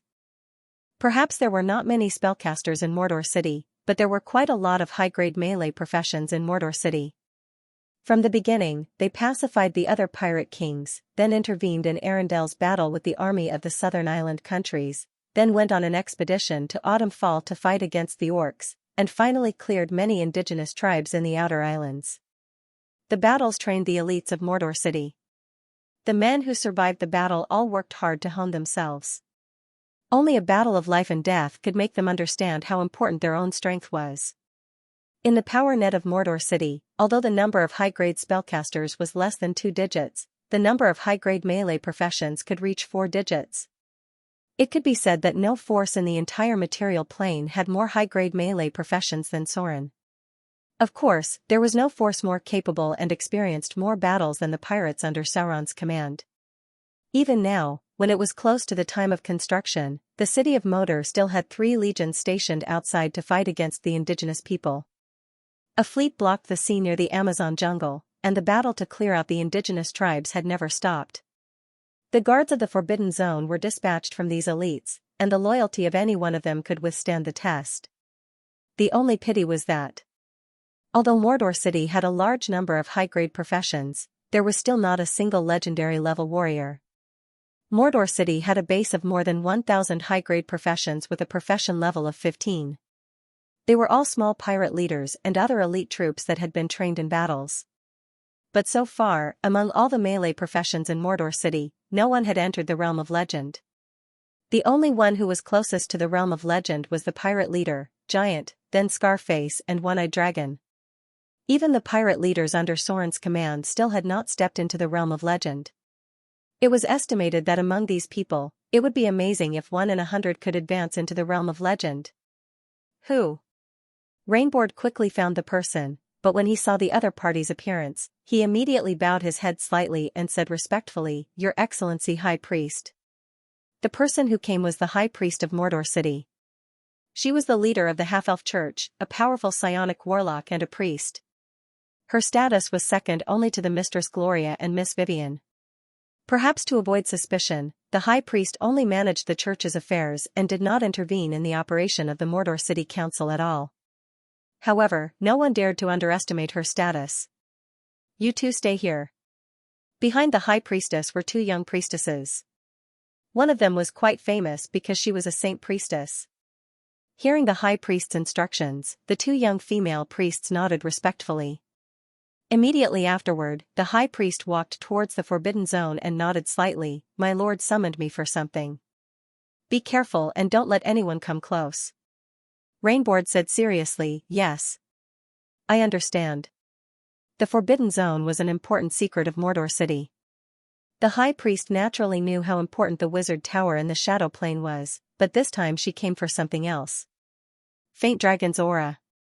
The High Priest was already very familiar with the dragon's aura. She turned and entered a warehouse, then saw Sorin and Gloria standing at the door. "My lord." The High Priest bowed slightly, glanced at the shadow dragon trapped in chains in front of her, and whispered, "Is this what you're looking for me for?" Sorens will forcibly suppressed the shadow dragon in front of him. He turned and glanced at the High Priest behind him, and slowly said, "Yes. I'll leave it to you." It was an underage shadow dragon. It was probably about to reach its youth. Its size was only about 7 meters, and its bloodline was very pure. It should be the offspring of the shadow dragon. There was a circle of chains wrapped around its huge dragon body with simple runes on it, which could restrict its movements. The pride of the dragon made it difficult to tame them. Sorin didn't want to waste too much time, so he tied it up directly after finding the target. The battle was not worth mentioning. A god's body and 2 legendary witches. It would be strange if it wasn't easy. After seeing the High Priest, Gloria nodded slightly, dispelled the spell, and then teleported away. Sorin had already brought back the high-grade soul crystals. During this time, she was busy researching how to make the diamond golem with her mother. In addition, they also found a book in the War Chest Plains library, which introduced something called the Supreme Golem. Gloria and Fallen, which were quite curious about this kind of golem, the High Priest gently came in front of the shadow dragon. She could feel the anger and uneasiness of the little guy in front of her. After a simple telepathic contact, she nodded slightly and said, "There should be no problem, but it may take some time." Taming a purebred dragon was very troublesome. On the surface, subduing it was not what Soren wanted. What he needed was a dragon that would not hesitate to follow his orders. Therefore, this matter could only be done by the high priest, because she was a powerful psionic warlock. She could control the minds of other creatures, change their thoughts, and control their consciousness. In the whole material plane, no one was better than her. Soren nodded with satisfaction. He did not care about spending a little more time, but his control of the shadow dragon must be firm enough. After handing over the matter of taming the dragon to the high priest, Soren directly teleported back to his study, and then began to continue to study how to deal with the god of the hunt, Malor. After this period of time, Soren roughly came up with 3 feasible plans. The first plan was to rope in other allies and invite them to deal with the god of the hunt together. At present, the only people he could choose were Princess Royal, the sea goddess, the goddess of wealth, and the goddess of agriculture. The possibility of Princess Royal taking action was not high. The sea goddess was probably feasible, but she did not seem to have fallen yet. Even if she took action, she would only be the incarnation of a god. If they succeeded in killing the god of the hunt, the sea goddess would certainly share the divine domain and divine power of the prey. The probability of inviting the goddess of wealth was even lower, and the goddess of agriculture probably did not like fighting. Soren thought about a lot of things during this time, but after thinking about it, he found that the price of allying with allies was too high. He certainly could not give up the core divine domain of the god of the hunt and give a part of it to others. Otherwise, why would he bother with it? Moreover, the success rate of this alliance was very low, and the possibility of exposing himself to the enemy was higher, so. After collecting information for such a long time and analyzing a lot of things, Soren still felt that the other 2 plans were more reliable. It was better to be prepared. Soren had always been a person who acted with a plan, so he was thinking about whether to carry out the other 2 plans at the same time. North of the city of Moder was a cliff. There used to be a large group of Murlocs living here, but because of the strong rise of Moder, these Murlocs had long migrated to other places. Now a stockade was built with fences here. Few outsiders knew what this place was for, but if they wanted to pry, they could still find out something. Because there was a need to transport a lot of meat here every day. Basically, it was caught fish. Occasionally, other meat would be sent to the stockade. Today, Phil Reed felt that his head was about to explode. He was a drow warrior, but he also had some of the abilities of a ranger. For a long time, he had been busy with one thing, that was, taming the captured wyverns. The first 3 wyverns that were sent here were almost tamed. Although they could not fly yet, he had already touched a little bit of progress. At first, there were 4 wyverns, one of which was Miss Vivian's pet. Now it had grown bigger than an adult wyvern.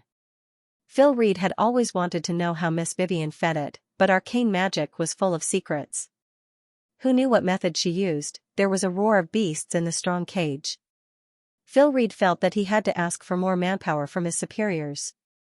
Otherwise, he would be too busy every day. Stop it. Phil Reed turned and glanced at the cage behind him. He raised his whip and whipped it directly. The velociraptor locked inside made a painful roar, and then gradually became obedient. At first, it was a few wyverns, then a group of velociraptors was sent over. Today, Motor City sent him a few huge crows. At first glance, he knew that these crows were not creatures from the material plane. The higher-ups actually wanted him to see if he could tame them. They were treating him as a professional beast tamer. Although Phil Reed had mastered the skill of taming petrified lizards, it was a creature raised by the drows. If he wanted to tame something else, he would have to figure out the habits of the creatures again. Call Kendet over. Phil Reed looked at the velociraptor beside him, then turned his head to look at the shadow raven in the other cage. He patted his head and said, "I want to see the samurai chief." That's not enough manpower. He has to send a few more people over. Soren caught a young shadow dragon. Along the way, he also caught a few shadow ravens. Shadow ravens were huge flying birds that could not be seen in material planes. They could only be encountered in other planes. He didn't care much about whether he could tame it or not. Anyway, he would let the people below try it later. The indigenous people's technique of taming velociraptors gave him inspiration. Maybe the city of Mordor should take advantage of its geographical location. If he could tame this creature, it would be easy to find dinosaur species and subdragon species in the Outer Islands. City Lord's residence.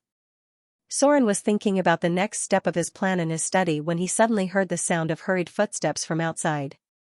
Then, a thin young man came to the door and gently knocked on it before delivering a letter to him.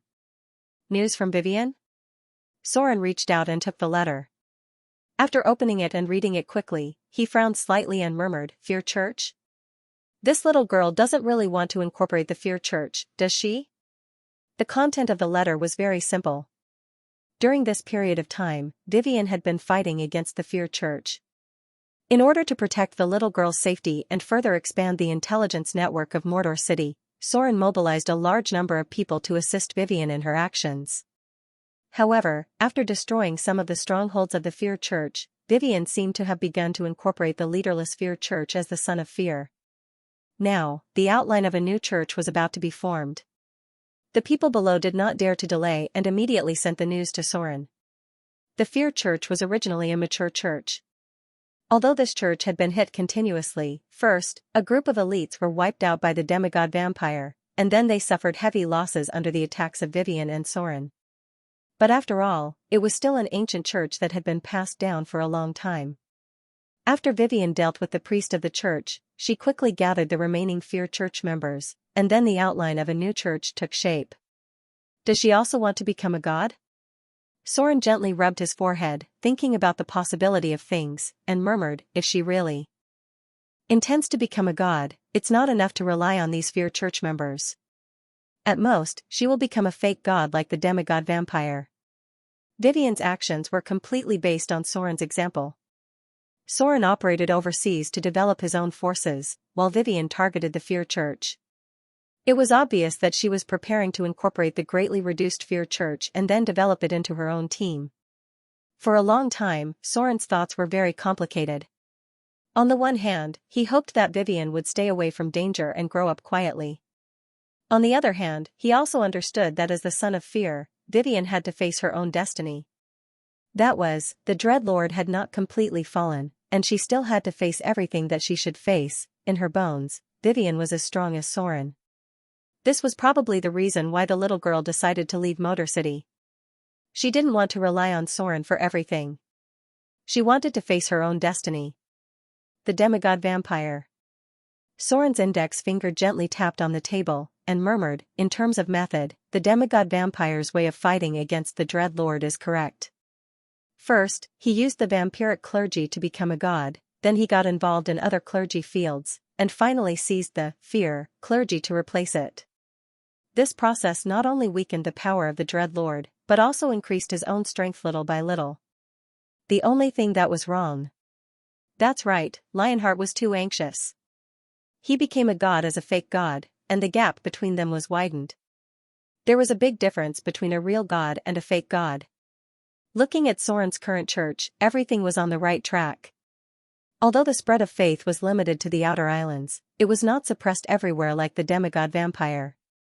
From the perspective of an opponent, the demigod vampire was actually a very powerful and smart person. Unfortunately, his enemy was Soren. Time passed little by little. Soren thought for a long time before he made a decision in his heart. He directly connected with the high priest in the temple and ordered, immediately send a group of priests to the Windspear Hills. I need you to send people to help Vivian control the Church of Fear. Yes. Soren was ready to help Vivian implement the plan of becoming a god. Becoming a god was a very difficult process. He had paid so much to finally reach this step. If Vivian didn't want to fight against the Dreadlord as a fake god, then this process must be helped by Soren. Moreover, whether it was the power of divinity or the power of divinity, Vivian now needed to continue to accumulate. It was almost impossible to reach the standard of a real god with the power of the Dreadlord alone. Many things needed to be done step by step. The first step. It was to let Soren's priests help Vivian complete the whole church and completely turn the believers she gathered into believers who served the Dreadlord. This may require a little bit of mind control. As for how to do it, Soren felt that he should find a chance to have a good talk with Vivian. But now, if he could incorporate the Church of Fear, then one of the problems in the material plane would be solved. Cleaning up the believers of the Dread Lord in the material plane would seriously affect his power, and Vivian's danger would be greatly reduced. The Avatar crisis was coming. Although the boundary of the plane had weakened a lot, this boundary still existed. Most of the power of the Dread Lord was in the abyss. Those demon believers couldn't come to other planes at will. Cleaning up his influence in the material plane would weaken his power little by little. The demigod vampire did this in the beginning. If he didn't die in the hands of Soren, perhaps the Church of Fear would have been completely controlled by him. 3 days passed in the blink of an eye. On this day, Soren finally collected enough information and began to secretly implement a plan to deal with the god of the hunt, Malor.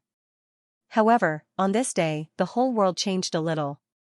This change was so clear that any profession with spellcasting ability could feel it. All of a sudden, everyone was temporarily disconnected from the weave, and low-grade magi were completely unable to cast spells. Although this state of disconnection only lasted for a few seconds, the impact it had was rather huge.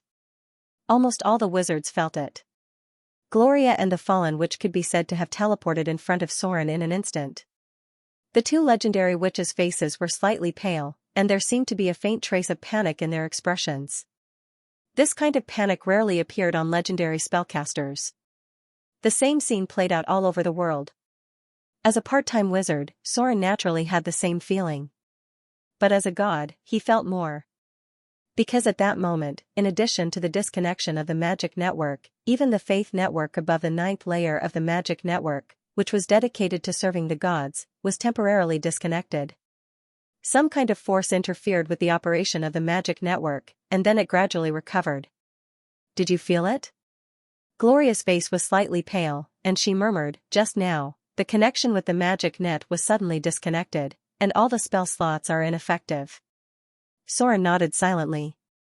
His expression was unusually solemn, and he slowly said, the goddess of magic also fell. Calculating the time. It had been a long time since he left Amber City with Vivian, and the energy storm finally began to affect the powerful gods. At that moment, everyone was disconnected from the magic net, and it should be the goddess of magic who fell as well. The energy storm greatly interfered with the magic net, and the goddess of magic was one of the most affected gods. As a god with greater divine power, she should be the first to fall. Unlike the Queen of Spiders, Lolth, who had taken the initiative to fall down, the goddess of magic had fallen down passively because she was actually very afraid of leaving her god's kingdom. The previous goddess of magic had fallen down because she had fallen down from her god's kingdom. Gods were almost immortal in their kingdom, but once they left it, they could die. Alas! Soren sighed softly and finally decided to talk about some things that could be said. He slowly said, all this time, I've been feeling a terrible danger approaching. Especially now that I've entered the realm of the gods, the feeling of this terrible disaster is becoming more and more obvious. A terrible energy storm has appeared in the multiverse. This power erupted from the Sea of Chaos and directly swept through all the kingdoms. The gods were affected the most, so during this period of time, there were traces of other gods appearing one after another. In fact, they didn't show up on their own accord. Instead, they fell because of this terrifying energy storm. I've been worried that this situation will get worse. I didn't expect that even the goddess of magic wouldn't be spared today. If anything happens to the goddess of magic, the magic network might collapse, and there will be magic chaos in many places. You'd better be mentally prepared. Arcana techniques don't necessarily have to rely on the weave to cast them. Perhaps you should start thinking about how to cast spells without the weave. The two legendary witches froze in place. Gloria showed a thoughtful expression, while the fallen witch looked at Soren with a slight light in her eyes. She had always thought that Soren knew something, and it seemed that what happened today proved that everything was true. The Avatar crisis had finally arrived. From the moment the goddess of magic fell to the mortal world, the Avatar crisis was on the verge of breaking out. The fall of the goddess of magic was just the beginning, which meant that the energy storm that erupted from the Sea of Chaos had affected the ancient gods with great divine power. There was still some time from the fall of the goddess of magic to the fall of the goddess of magic, and the Avatar crisis had not yet broken out completely. Only when the goddess of magic fell and even the belief network of the gods began to collapse, the real terrible disaster was about to come. The two legendary witches were silent. Soren was in a trance for a moment. So much time had passed in the blink of an eye, and he still remembered what happened when he was in Amber City. At that time, he had been wondering when the goddess of magic would fall. But, when the goddess of magic really fell, his mood could not help but become extremely heavy, because he himself was not sure whether everything he had been operating could survive the Avatar crisis. This was an era of disaster for the gods. Although Soren had mastered great power, he still did not have enough confidence in it. Wizard City. This incomparably powerful city that stood tall on the southern plains was in chaos. Although there was still no force in the material dimension that could shake it, in that split second just now, a trace of panic emerged in the hearts of all the spellcasters. Almost in the very next moment, the many legendary archmages of the Wizards' Congress were teleported to the conference hall at the center of the tower. The archmages who were not young took their seats one by one with solemn expressions. Everyone present did not say a word, but the heavy atmosphere shrouded the place.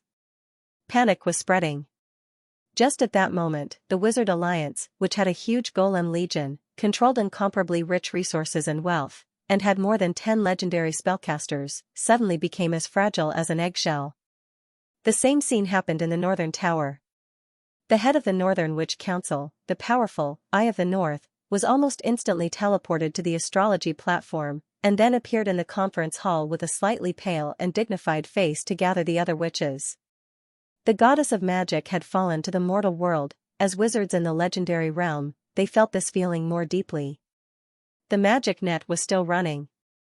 Wizards could still use spell slots to cast spells, but on this day, many spellcasters in the legendary realm could not help but dig out ancient books related to the arcane era from their own collections, silently searching for something.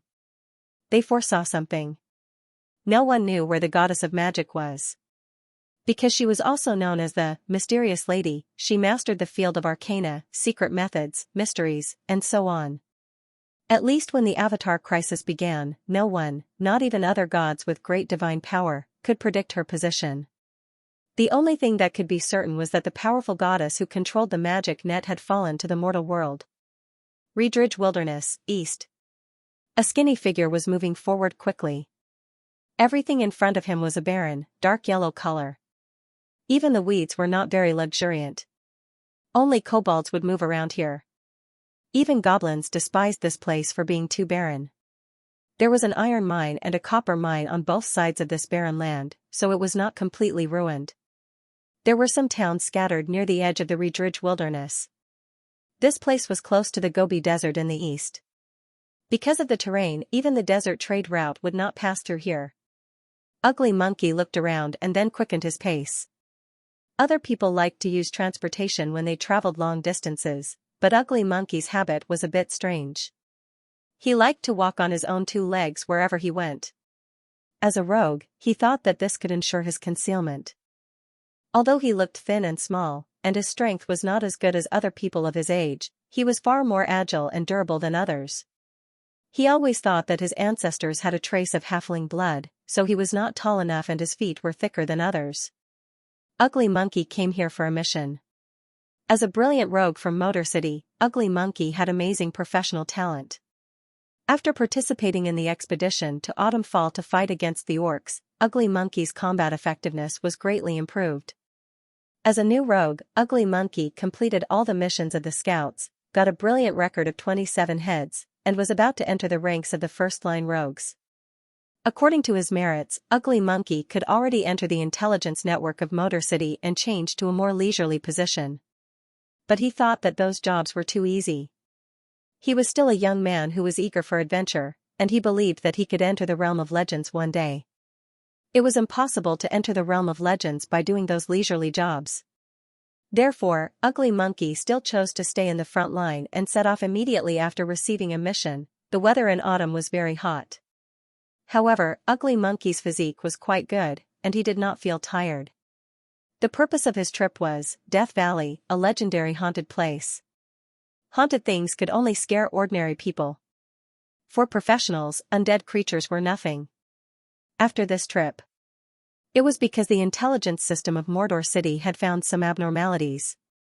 There was an amazing change in Death Valley, so the mission of spying on this specific situation was given to Shipwreck Bay. Ugly Monkey happened to see the mission and accepted it. According to Ugly Monkey's thoughts, the best mission would be to follow Miss Vivian because there was a battle there that he could participate in. They were already very close to Death Valley. This place had once been a battlefield. In an even more distant era, there had been some terrifying mutations. As a result, there were no living creatures in Death Valley. Even weeds could not grow here, so naturally, no beasts could be seen. Occasionally, undead will-o'-the-wisps would appear here. Other than bored adventurers, basically no one would come here. However, when Ugly Monkey arrived at Death Valley, there were already many people in the vicinity.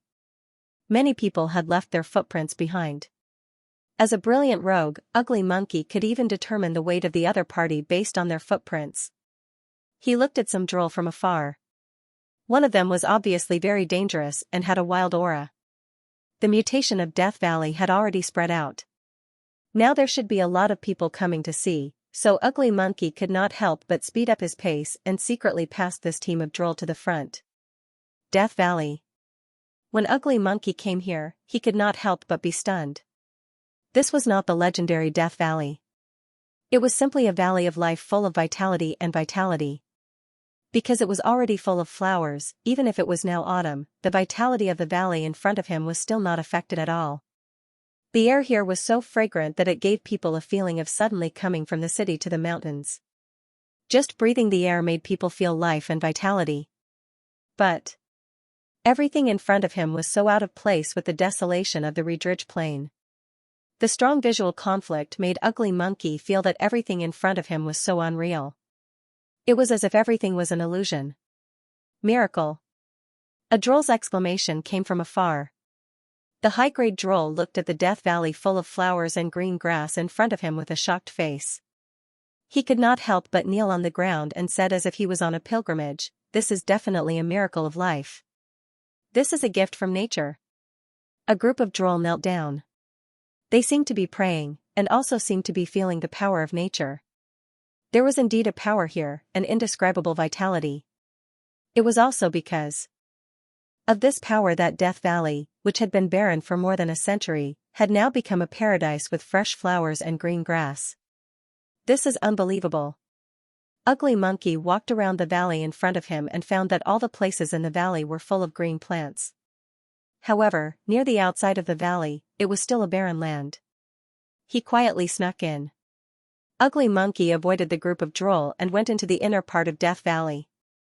He saw a pit in the center. Even if someone deliberately covered it up, it could not escape his eyes. It was a big pit. He did not know what smashed it out or if it appeared because of some other reason. The vitality of life was the strongest here. Ugly Monkey realized that there was something fishy about this. He looked around and mumbled, "According to the classification of the intelligence system, this should be the highest level. No, no, no. This is a miracle. It's beyond the level of the intelligence system. We must report this to Sir Soren immediately." Mordor City had its own intelligence system. During this period of time, many rogue scouts had been scattered out. Soren originally had the priesthood of rogue, so he had a clear advantage in this regard. Now the intelligence network of Mordor City had been distributed all over the world. Anything out of the ordinary would be sent back in grades. The highest level events would directly skip all intelligence departments and reach Soren's hands. This was a miracle of life. Ugly Monkey did not know what power turned the Death Valley, which had not grown weeds for more than a century, into the Valley of Life, but he knew that the power to change all of this was beyond the scope of the world. If he really wanted to describe it, then only Miracle and Miracle could describe what he saw in front of him. Death Valley. This place, which had been barren for more than a century, suddenly had such an amazing change. This matter almost directly skipped the layers of intelligence departments and was directly sent to Soren's hands by means of magic transmission. When Soren saw the content of the intelligence the next day, he also took it seriously. He immediately ordered the people near the south to mobilize there and send people to secretly investigate any news related to this abnormal event. Because he felt that all this was not as simple as a miracle, it might be related to some gods who had mastered the priesthood of life. The priesthood of life. In Soren's knowledge, to be able to cause such a big change, to directly change the environment of a place, to turn the Death Valley, which had not been green for more than a century, into the Valley of Life. This was no longer something that could be changed by the power of legends and mortals. This involved the power of changing reality and changing space in the realm of the gods, and any ability related to life. Even if Soren could change the environment of some areas with his current ability, it was impossible to affect such a big valley. This was either a miracle of nature, or the power of the gods. Natural miracles could not happen for no reason. Soren thought that the biggest possibility was that a god who had mastered the realm of life fell from the sky. He was not sure which god it was, because the realm of life was too scattered. For example, the priesthood of death was scattered in the hands of many gods, including Naruto, the mourner, the eternal sleeper, the god of death of the underworld, and so on. Even the god of Lich had mastered the realm of death because of the undead. Therefore, the priesthood of life was also scattered in the hands of many gods. Soren knew that there were the goddess of life of the elves, the goddess of life of the halfling, and the goddess of agriculture and Mother Earth who also mastered life. Life and death. These two priesthoods had created too many gods, and they were all very powerful gods. The movement of any god was worthy of Soren's attention. Because a large part of the disasters of the Avatar crisis were caused by the fighting of the gods. It could be said that if a mid-level god fell to the mortal world, he could easily destroy a country when he fully erupted. Soren had to pay attention to their movements and use this to determine the specific time and intensity of the outbreak of the Avatar crisis. If it was just a battle between one or two low-level gods, then the scope of the impact would be slightly smaller. But if it was a battle between two mid-level gods and above, then the scope of the impact would be quite terrible. Soren had yet to start an all-out war with anyone. As a weak god, if he were to start an all-out war with anyone, the destruction he would cause would be terrifying. The entire southern region and the coastal region would be plunged into terrible turmoil. Similarly, the same thing would happen to other gods as well. Everything in Mordor City was now on the right track. Soren only needed to plan for the future, and other things could be left to the city hall to deal with.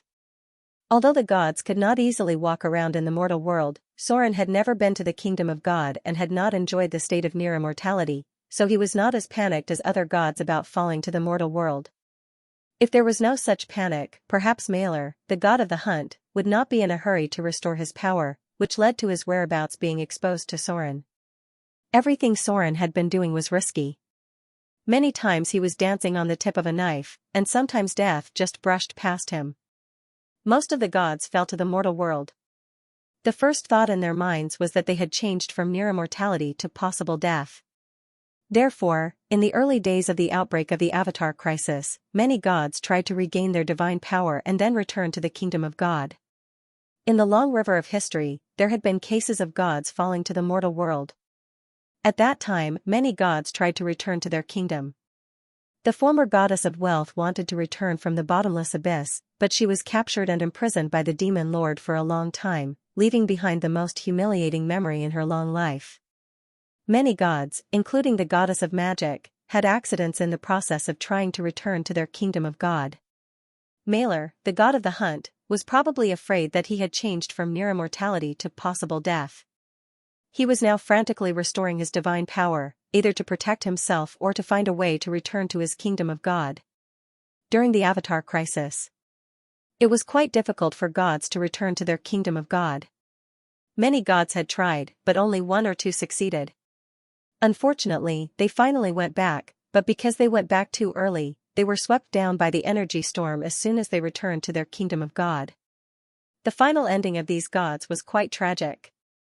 Others fell to the mortal world once, but they fell to the mortal world twice in a row, which directly caused their strength to be greatly reduced and they suddenly became the target of hunting. Gods were afraid of death. In fact, most of the gods were afraid of death, because under normal circumstances, it would be difficult for them to kill a weak god who had a god's kingdom. Back then, a god fell in the Abyss Blood War, and there was no way for this god to be resurrected after death. So since then, almost no god could be seen in person in the Abyss Blood War, and even the incarnation of a god could hardly be seen. There was no doubt that the god of the hunt, Malor, was also afraid of death. They were like high and mighty kings. They were supposed to be chess players in the mortal world, but now they had become chess pieces in fate. Soren was also a chess piece. Although he now had the qualifications to be a chess player, he did not enjoy the treatment that a chess player would not cause his death no matter what the chessboard was. Therefore, Soren was the most suitable god for his own transformation. No god would be more adapted to the state of a mortal saint than Soren, in the half-elf temple. Soren's figure appeared in front of his own statue. He stood there for a moment and then disappeared. When he appeared again, Soren's appearance was very different. He looked like a rough northern man with a very strong aura. His face vaguely looked like he was in his 30s, and his expression was quite fierce. There was a scar on the side of his face, and he was wearing a simple hunter's outfit. He looked like an experienced hunter. Change form, this was the first time Soren used this ability. In theory, he could change into anything he wanted. A hunter. This was the main source of believers for the god of the hunt, Malor.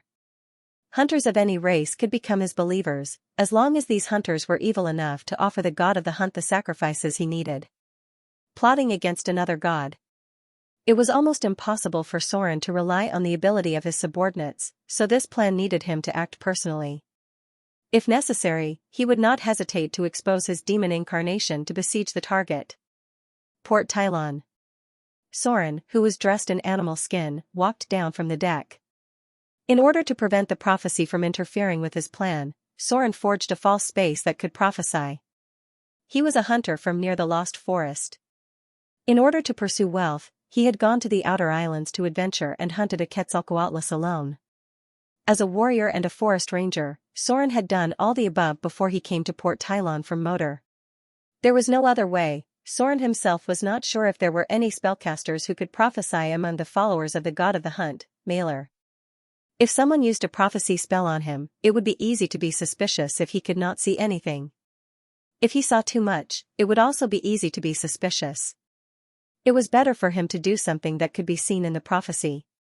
In this way, even if the gods used a prophecy on Soren, as long as the difference in strength between the two sides was not too great, they could only see what Soren wanted them to see. His name was now Soros. In order to ensure that everything was flawless, Soren even learned the dialect, near the Lost Forest. Port Tylon was busy. Soren's arrival did not alarm anyone. He now looked like a wandering adventurer. As the wealth of the outer sea route became more and more amazing, there were many adventurers like Soren in disguise. Because of his fierce aura, no one dared to provoke him, especially when they saw the strong bow on Soren's back. Many people could not help but think twice about their own bodies. Since he was disguised, he must disguise himself fully. Soren's main weapon now was a +2 rare strong bow, and his melee weapon was a +3 rare boning knife. From any point of view, he was now a very powerful high-grade adventurer. In order to interfere with the flow of prophecy spells, Soren even made a trip to the Sea Temple.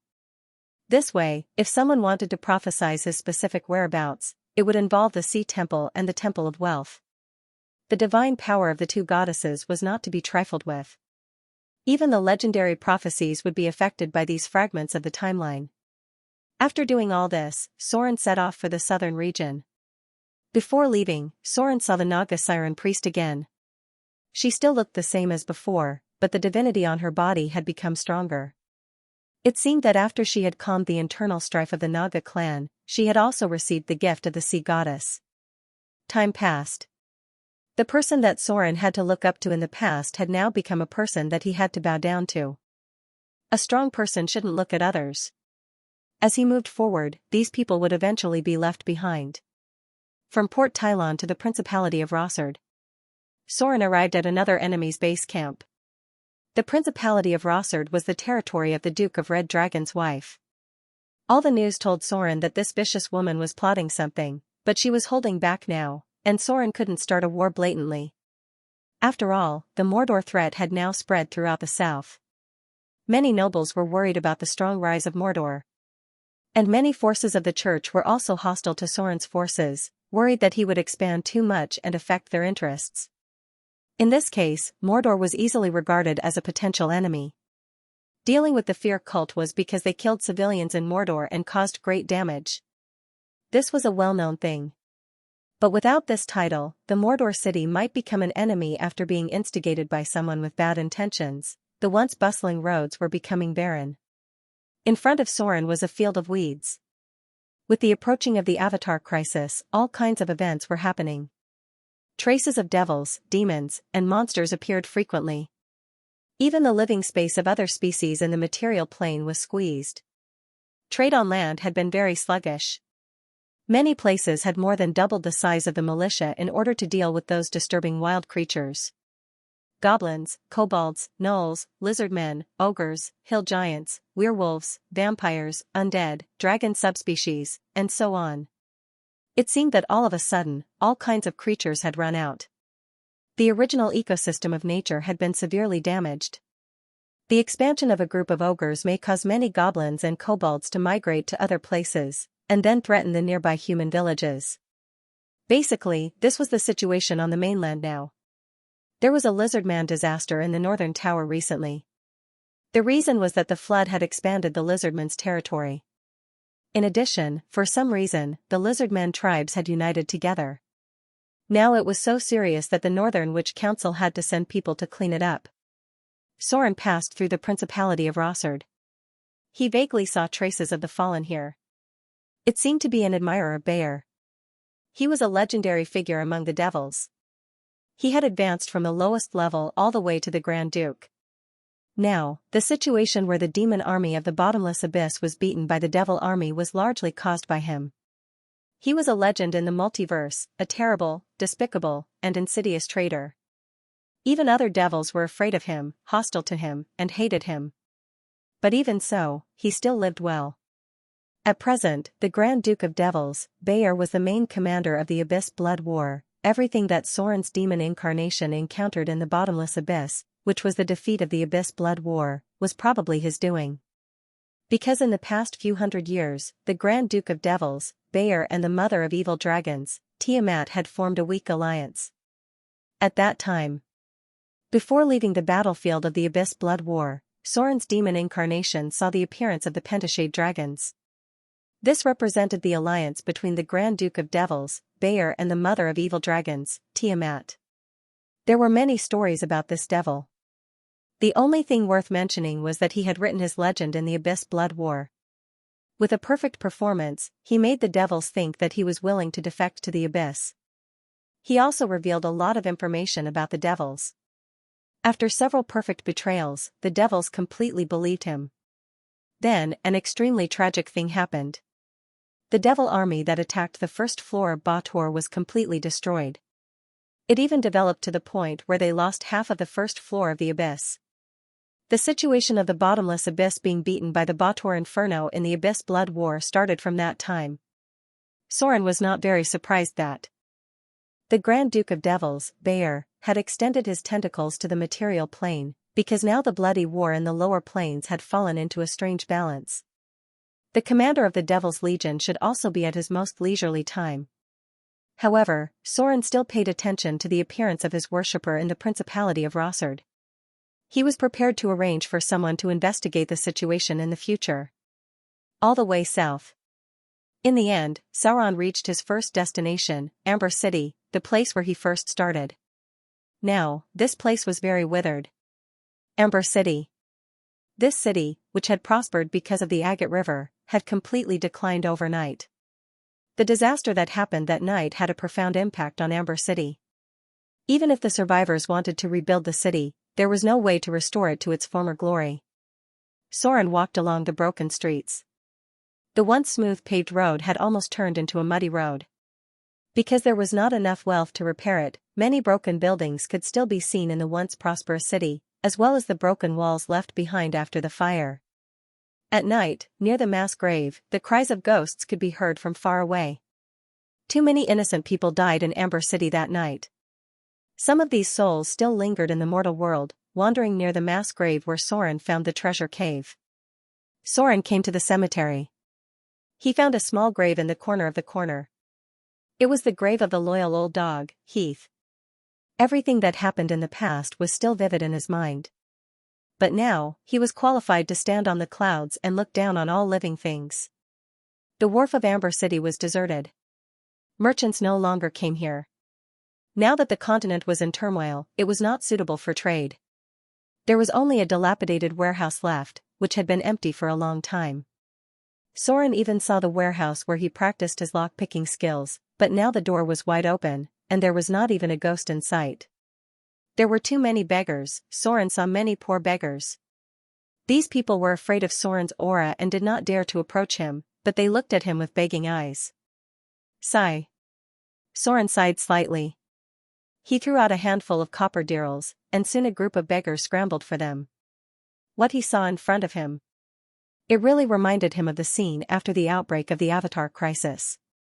In the future, such scenes would become more and more common, and it might even be more miserable than all of this.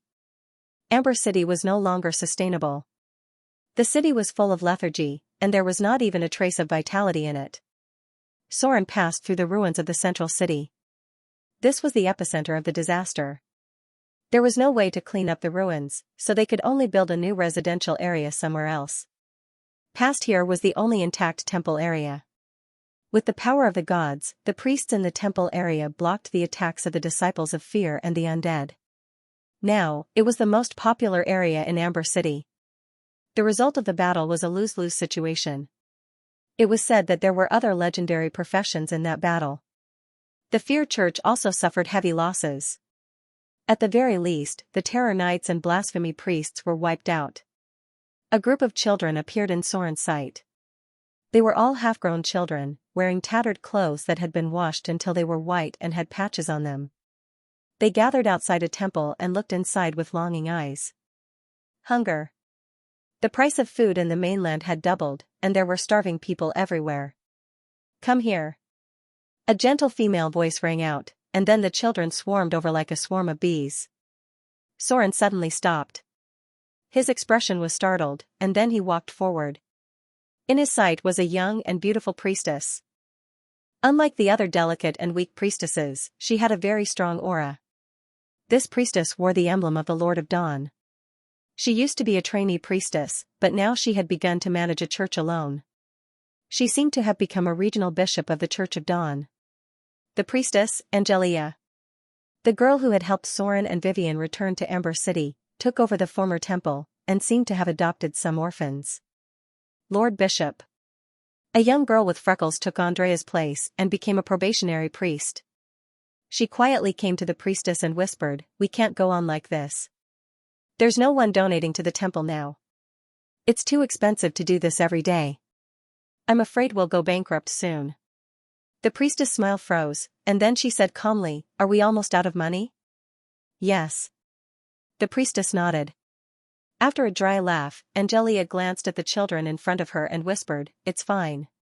I'll take on a few more adventuring quests in a few days. We'll be able to earn some money soon." She had been supporting the children by working as an adventurer. Now that Amber City could no longer support the temple, she was very popular among adventurers as a priestess. "Someone wants to donate?" Suddenly, the trainee priest's eyes lit up. She quickly walked over and saw a man who looked like a tough hunter. Why would a hunter donate to the Church of Dawn? Is he begging the Lord of Dawn to give him more prey? I don't care. It's been a long time since someone donated. I really hope he'll donate more money. The priestess tried to smile as kindly as she could. Then she saw the man in the hunter's outfit put something that looked like a stone into the donation box. She didn't hear the crisp sound of gold and silver colliding. Instead, she heard the sound of a stone falling to the ground. The apprentice girl's smile immediately stiffened. Could it be that this annoying guy in front of her really threw a broken stone inside? She waited patiently for the man to leave. After the man left, the priestess immediately opened the empty donation box. Sure enough, there was not a single kindler or silver dirham in it. The man really did throw a stone into the box. The priestess was so angry that her lungs were about to explode. But when she took out the stone from the donation box, she was stunned. It was an unpolished diamond, the original form of a diamond. Her hands trembled slightly. The priestess did not know how much the diamond was worth, but judging by its size, even an idiot would know that it was very valuable. So, she quickly took the diamond and ran to the bishop, panting. "Sister Bishop, we finally met a tycoon today." Revisiting old haunts. Amber City gave Soren a little feeling, but it was just a feeling. He quickly put it down and continued on his way. His next destination was Whiterun. Soren was going to see what was going on in the city. At the same time, he wanted to find out more about the ancient red dragon. The ancient red dragon had a challenge rating of 24 and above, and it was basically as difficult to kill as a lesser god. So far, no god had personally dealt with it, and it was almost impossible for mortals to kill it. Soren felt that since he was already here, he would feel bad if he did not check it out. Whiterun City. It took Soren less than a day to travel from Amber City to Whiterun City. The once bustling trade route had been completely abandoned. Autumnfall was devastated by the attack of the orcs, and the handicrafts from the Elven Kingdom and the Half-Elven Kingdom had completely lost their market. The road to Whiterun City was blocked by the ancient red dragon, and the impact of the double blow was quite terrible. Especially the chaos caused by the migration of all kinds of monsters. Many villages and towns that were not strong enough to defend themselves had to migrate. Although humans had a large number of people, they did not have an absolute advantage in the natural world. The current productivity could not support the explosion of population at all. Human villages could only be formed near suitable farmland because there were still many other species in the wilderness that were not suitable for cultivation. Food was the key to restricting the reproduction of a large number of creatures. With the transportation capacity of this era, most of the food could only be produced by oneself. The consumption rate of transportation was quite high, and there was a high possibility of being attacked by other species. Unless there was a huge force that had completed a huge project similar to the transportation of water. For now, it seemed. This possibility was almost impossible. So Soren saw many abandoned villages along the way. These villages migrated largely because of the frequent attacks by wild creatures. The decrease in population and the increase in danger made them unable to cultivate in peace. In the absence of enough strength to protect themselves, many small and medium-sized villages and towns began to migrate or merge. Golden Creek Town. This was a town that rose rapidly during the Age of Turmoil. Soren passed by this town on his way to Whiterun City. He and Vivian had also come to this town when they followed Gloria's caravan. And it was the first time he met a sword saint here. Today, the size of Golden Creek Town had tripled. There were reinforced thick wooden walls outside, and the population had at least multiplied several times compared to the past. It looked like a small city. All of these changes were due to the pressure from the outside world. The threat of wild creatures caused nearby villages and towns to migrate here, and a large number of humans began to build fortifications and formed an army to protect civilians. Golden Creek Town had a strong geographical advantage in manpower. Under such circumstances, it immediately became the most important human settlement in the vicinity. Soren stopped for a while. 2 watchtowers were erected in front of the thick and heavy gate of the stronghold, and there were guards on top of the walls. Soren even saw the silhouettes of rangers, who were in charge of scouting out the movements of wild creatures. The security here was tight, and the ratio of the militia was as high as 1/5. Soren saw a few barracks where the militia was being trained, which made him feel the aura of war. The smithy was bustling with activity, and many military weapons were placed on the shelves. This wasn't just to prevent attacks from wastelanders, but also to reclaim their lost territory. No creature was willing to give up their land so easily. Humans were forced to migrate. Once they regrouped, they would naturally take back their land. It was a sharp gaze. Soren suddenly felt that someone was watching him. When he turned around, he was surprised to see a familiar young man. A sword saint. It was a high-level sword saint with a straight blade on his back, dressed in plain cotton clothes, and stained with blood. It was the same person Soren had seen before. His aura had become even sharper, and his entire person was like a sharp sword. The murderous aura around him was very strong, which probably had something to do with the current environment where monsters ran rampant. The sword saint met Soren's gaze and was startled for a moment. He seemed to have sensed Soren's strength, so he nodded slightly and left. A high-level hunter. This was the Sword Saint's judgment, and also the ability Soren had displayed. Most Sword Saints were quiet people. Sometimes, they would rather use their swords to express themselves than talk too much nonsense. Soren noticed that the people were looking at him with respect. It seemed that this young Sword Saint had gained the respect and recognition of the people with his strength during this period of time.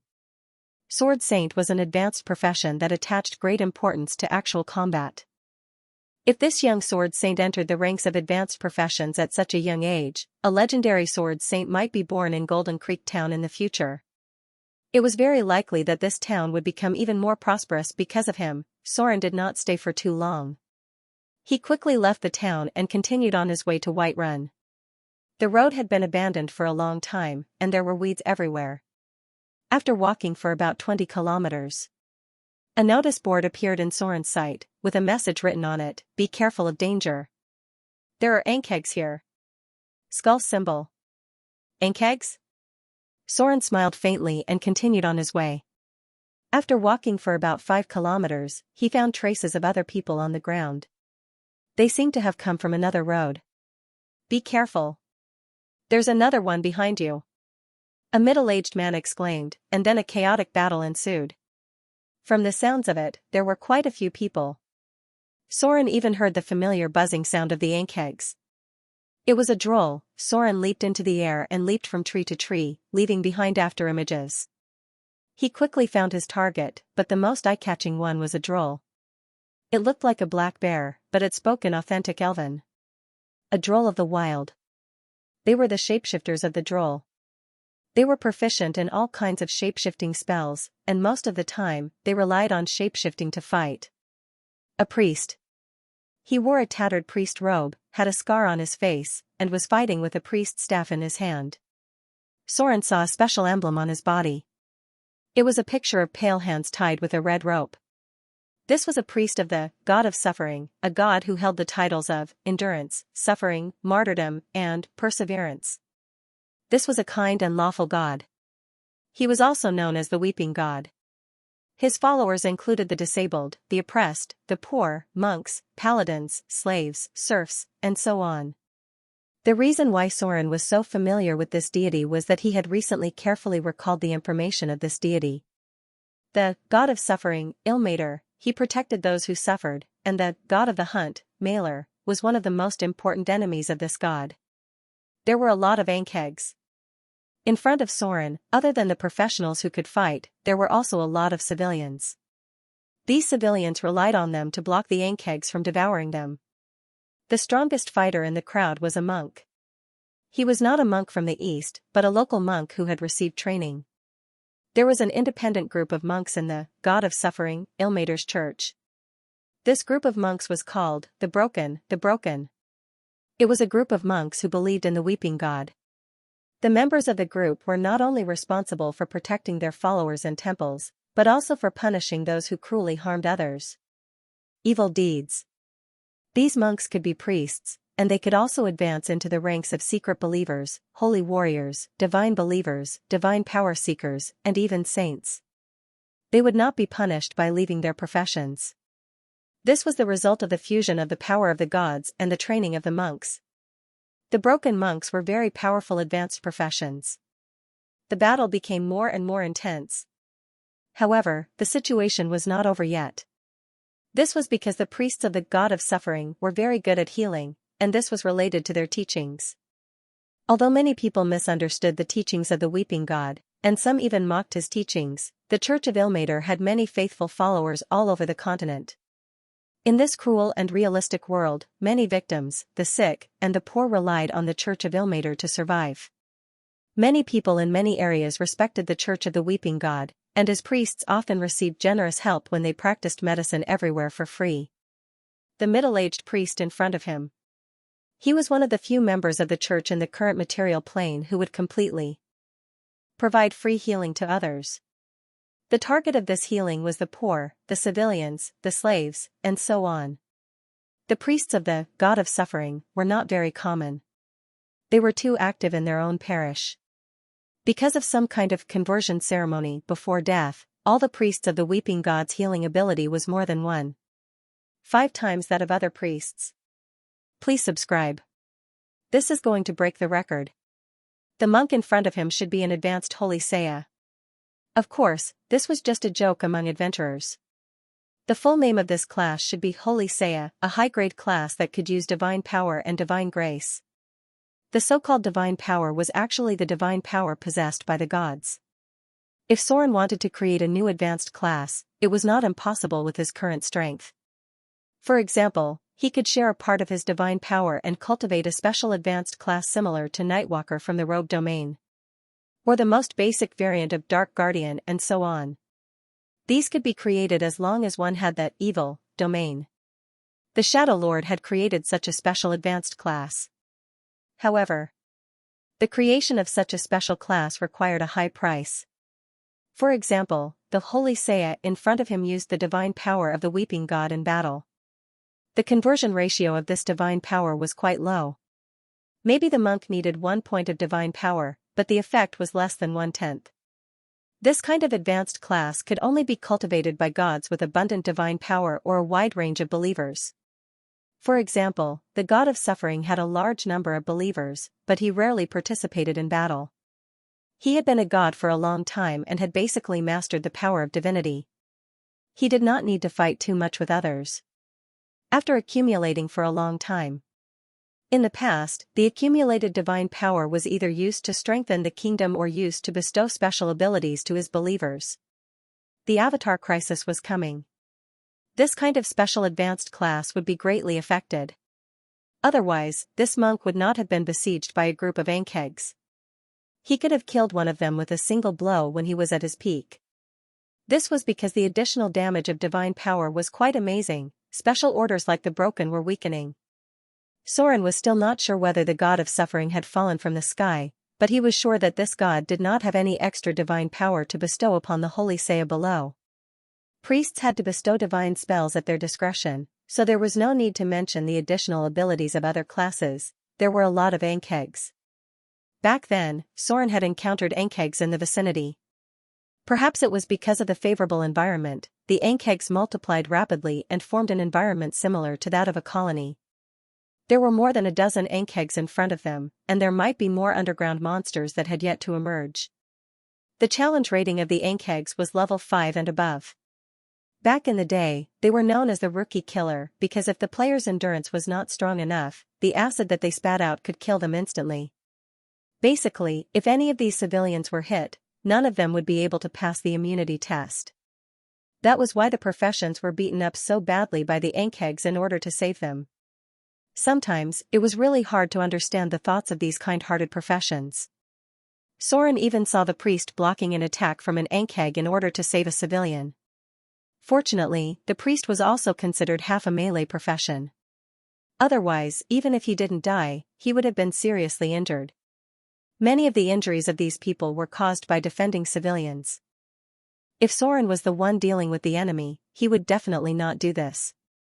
However, everyone in this world had their own opinions. Although he would not do this, it did not mean that he did not respect such people. It was just like how he treated the paladins. If things continued this way, not many people would survive. Not many of these people could survive. Those who were in the lawful good camp would always drag themselves into the mud. Therefore, there were very few people in the lawful good camp in this world. Leave them to die, Soren thought for a while and decided to make a move. However, he had to wait until the situation was more critical.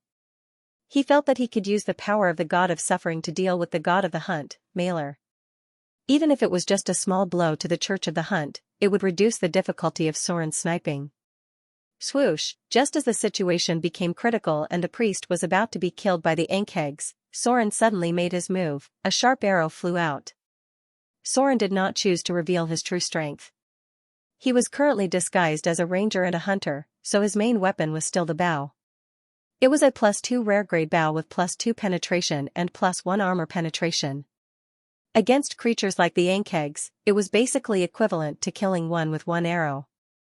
With 3 arrows, Soren instantly resolved the crisis. 3 Ankegs were hit in the head. 2 were dead and 1 was heavily injured. Reinforcements, the sudden arrival of reinforcements lifted the spirits of these people. Droll quickly retreated and recovered a lot under the priest's divine spell.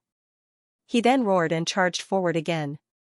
The following battle was much simpler. With Soren's long-range support, the number of Ankhegs gradually decreased. Soon, they could no longer withstand the pressure and retreated. Thud. Soren's figure jumped down from the tree. He was now disguised as a quiet high-grade hunter. He glanced at the others and began to collect the loot on the ground. The valuable items from the Ankhegs. Wealth. This was also one of the predetermined identities. It was also the key to easily get close to the Church of the Hunt. After all, only a person who craved wealth would do such a thing to please the evil god of the hunt. He would even help the Church of the Hunt for wealth and power. Thank you. Thank you. May I know your name, sir? The survivors came over to express their gratitude. Perhaps they were afraid of Soren's strength, but they did not get too close to him. Soren looked at them coldly and slowly said, "I'm Soros." After that, he looked at the group of civilians behind him. Almost all of them were dressed like Highlanders. It seemed like they lived nearby and were carrying a lot of things with them. It seemed like they were planning to migrate. However, Soren could roughly guess what happened after they spoke. These Highlanders were probably planning to migrate to another place, so they asked for help. The believers of the God of Suffering loved to help people in need. Now that the area around Whiterun was getting more and more dangerous, they probably wanted to escort these people to a safe place. If not for Soren, these people would have been in deep trouble. This reminded Soren of the Paladins. When the Avatar crisis broke out, the Paladins, as the representatives of the righteous faction, did a lot of similar things. However, sometimes without outside help, their excessive pursuit of justice would always make things worse. Sometimes there was no way to make necessary sacrifices, but the Paladins rarely did that. Sometimes they were willing to sacrifice themselves, but they did not think that after they sacrificed themselves, the fate of others would be even worse. These guys, whose beliefs were more important than their lives, often made mistakes out of kindness and made things irreparable. Perhaps it was because they were too firm in their beliefs that they would do many unimaginable things.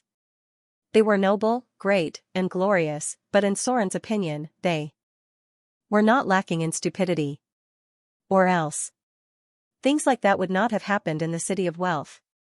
P.S. With hand-holding as the standard, the previous book needs to be overhauled. I've been so busy recently. Please auto-subscribe. I'm so busy that I'm dizzy. The front gradually approached the battlefield. Soren did not choose to go with the followers of the God of Weeping. Although he did not dislike those who were in the lawful good camp, he did not like to have too much contact with them. This was purely a matter of worldview, but these people could still be used. The most obvious point was that the lawful good camp liked to meddle in other people's business. Many of them could not stand the evil in the world, so Soren revealed some information about the God of the Hunt, Mailer, to them. The God of Weeping and the God of the Hunt had been enemies for thousands of years, to the extent that they had to oppose what the enemy wanted to do. With their way of doing things, if they knew that the followers of the God of the Hunt, Mailer, were holding a bloody sacrificial ceremony, then the Church of the God of Suffering would definitely take action. Not only would they help the innocent, but more importantly, fighting the enemy was also their daily activity. The Church of the God of Suffering hated the two gods the most. One was the God of the Hunt, Mailer, and the other was the Maiden of Pain. These two chaotic and evil gods had a close relationship, and the God of Suffering hated them as much as Mother Earth hated the Lady of Poison. This hostile relationship between the gods even extended to the daughter of Mother Earth, who was now the goddess of agriculture. Soren did not have any real gods that he regarded as an enemy. If he became enemies with the Shadow Lord in the future, his followers' first target would be the Shadow Lord's church. Once this kind of war between gods began, it would be difficult to stop. The hundreds of years of war would lead to the accumulation of hatred and hatred. The War of the Ogres. Soren participated in a legendary battle, although he only participated in the identity of a small mercenary. But it was also the first time he saw the real power of a legendary battle in this world. The power of the Storm Lord gave him a great shock at that time, and also allowed him to gain his first legendary point. This was still the territory of the ogres, but this time the ogres were a little different. Their clan had changed to another clan, the Split Skull clan. More importantly, these ogres were the servants of the ancient red dragon. After hiding for so long, the ancient red dragon finally showed its claws and teeth. Because it became more and more impatient with the spying of humans and other intelligent creatures, the ancient red dragon began to enslave other races as servants to help it solve some small problems. Dragons had a habit of living. Before reaching adulthood, most dragons preferred to be alone with each other. But as time passed, their strength grew stronger and stronger, and the dragons became more confident. They believed that they could control other races, so they began to enslave some servants. Under normal circumstances, dragons would begin to control their servants after they reached their prime. When they reached their old age, they would begin to rely on their servants to manage their caves. These servants included all kinds of creatures, and sometimes even species from other planes. This depended on the strength of the dragon. The ancient red dragon naturally had enough confidence to control other species, so it controlled more and more servants. After the outbreak of the Avatar crisis, the red dragon even forcibly enslaved other dragons as its mate, but now the creatures under its control should be limited to the nearby wilderness creatures. Through the dense forest, Soren quickly found traces of the ogres. This group of ogres wasn't very strong. They were mainly there to help the red dragon fend off adventurers who weren't strong enough, so they wouldn't let small ants disturb its peace. Any dragon that reached the age of the ancient red dragon would have much less energy and physical strength than before. They needed a long time to sleep. This was also the reason why someone could sneak into the dragon's treasure house. Soren passed through the territory of the ogres, and there were many traces of gnolls in front of him. There were also many other creatures here, such as lizard men, hill giants, and vampires. It was purely an accident that he found traces of vampires. Soren had always been very sensitive to the smell of blood. When he went to the ancient red dragon's lair, he saw a corpse that had been sucked dry of blood. The corpse of a gnoll. In the entire material plane, only vampires would do this, and the ancient red dragon was the most powerful and evil of the pentashade dragons. Most of the dark creatures were under its control. The city of Whiterun had tried to explore this place many times. But in the end, almost no one was able to see the ancient red dragon alive. Too few people were sent out, and they died in front of the guards. Too many people were sent out, and the creatures enslaved by the ancient red dragon easily defeated the army of Whiterun. So far, no one had forced the ancient red dragon to fight in person. The legendary wizards of the ogres alone were enough to make them suffer. The ancient red dragon's monster level was above level 30. Its challenge rating was above level 24. Against a creature that had almost reached the peak of its power, all the legendary creatures in the wilderness of Whiterun had to bow down to it. Tauren. Soren's figure landed on the ground. He looked at the footprints in front of him with an interesting expression. Subterranean creatures. Taurens rarely lived on the surface. They were mostly active in the Underdark. They often appeared in labyrinths, but the dragon would occasionally use them as guards outside the treasure house. There was a passage here that connected to the Underdark. Almost after judging the number of footprints of the Tauren, Soren immediately determined this point. There were not so many Tauren in the surface world. Looking at the number of footprints, there were more than 10 of them. This was definitely from the Underdark. Of course, the ancient red dragon had servants to prepare everything, but the creatures it enslaved still needed to hunt. The Tauren's footprints looked like they came out to hunt, and there were also traces of large creatures being dragged. There were many passages that connected to the Underdark. Soren didn't know many of them, so he secretly paid attention to his surroundings. However, he couldn't find a clear entrance. After passing through the forest in front of him, a towering mountain range appeared in Soren's sight. This was the ancient red dragon's nest, but it wasn't located outside the mountain range. It was located somewhere in the innermost part of the mountain range. It was easy to find. Soren only needed to follow the footprints left behind by other creatures. This mountain range had become the ancient red dragon's private territory. A large number of flying dragon subspecies appeared in his sight. It was certain that they had migrated from other places. Most of them were wyverns. They were a subspecies that originally lived near the swamp, but now, more than 10 of their nests had migrated here.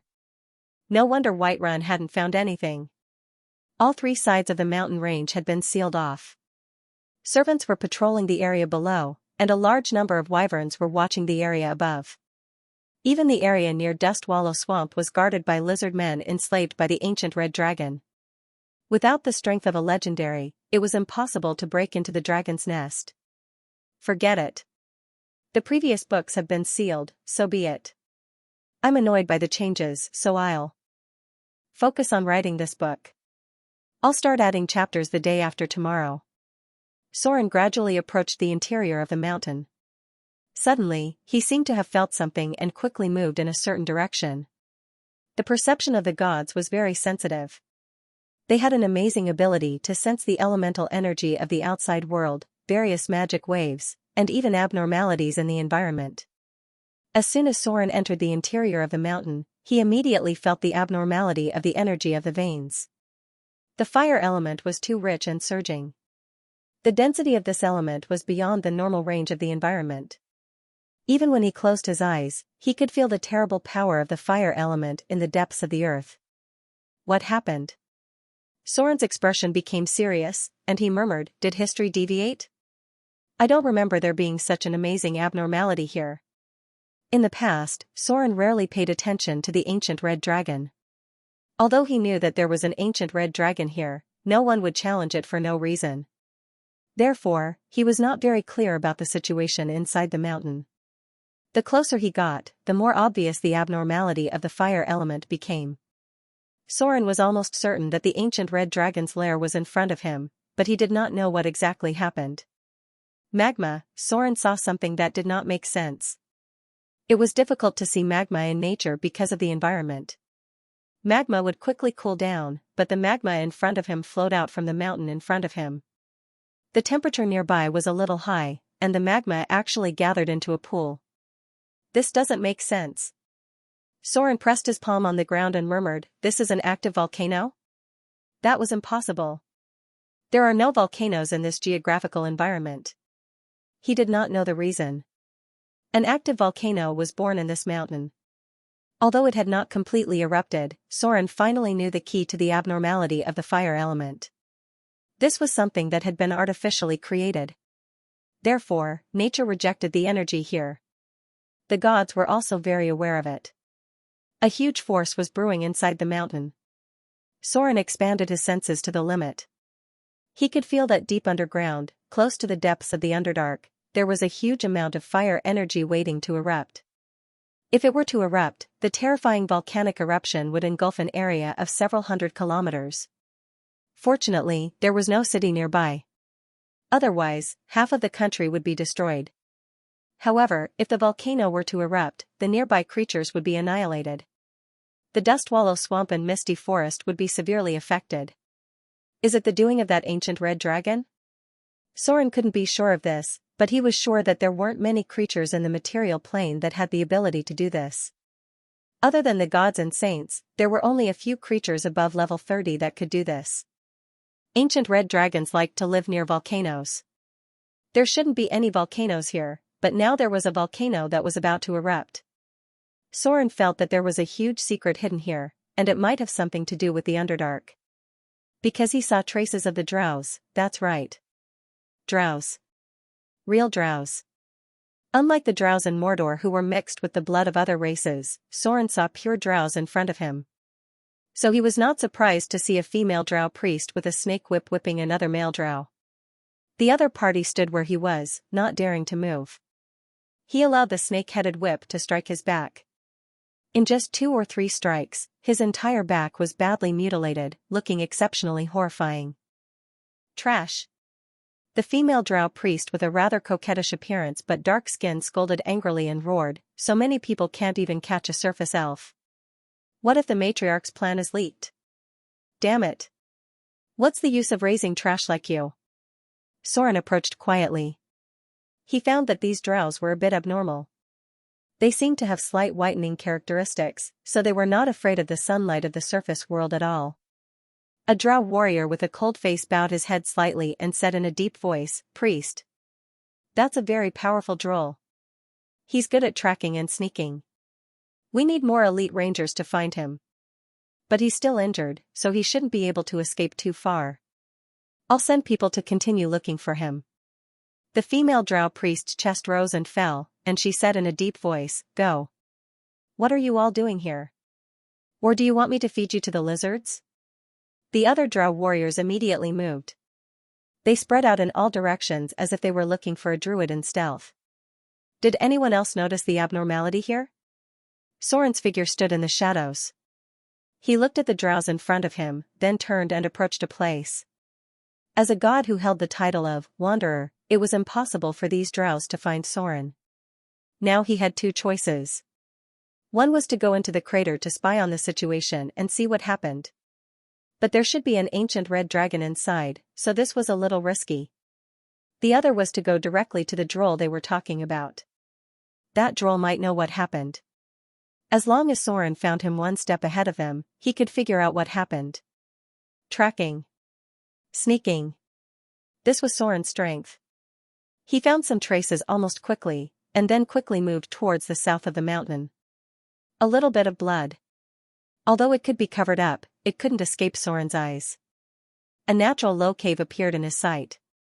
It was near a pile of rocks halfway up the mountain. There was a faint sound of breathing inside, and there was a faint smell of blood. "Who is it?"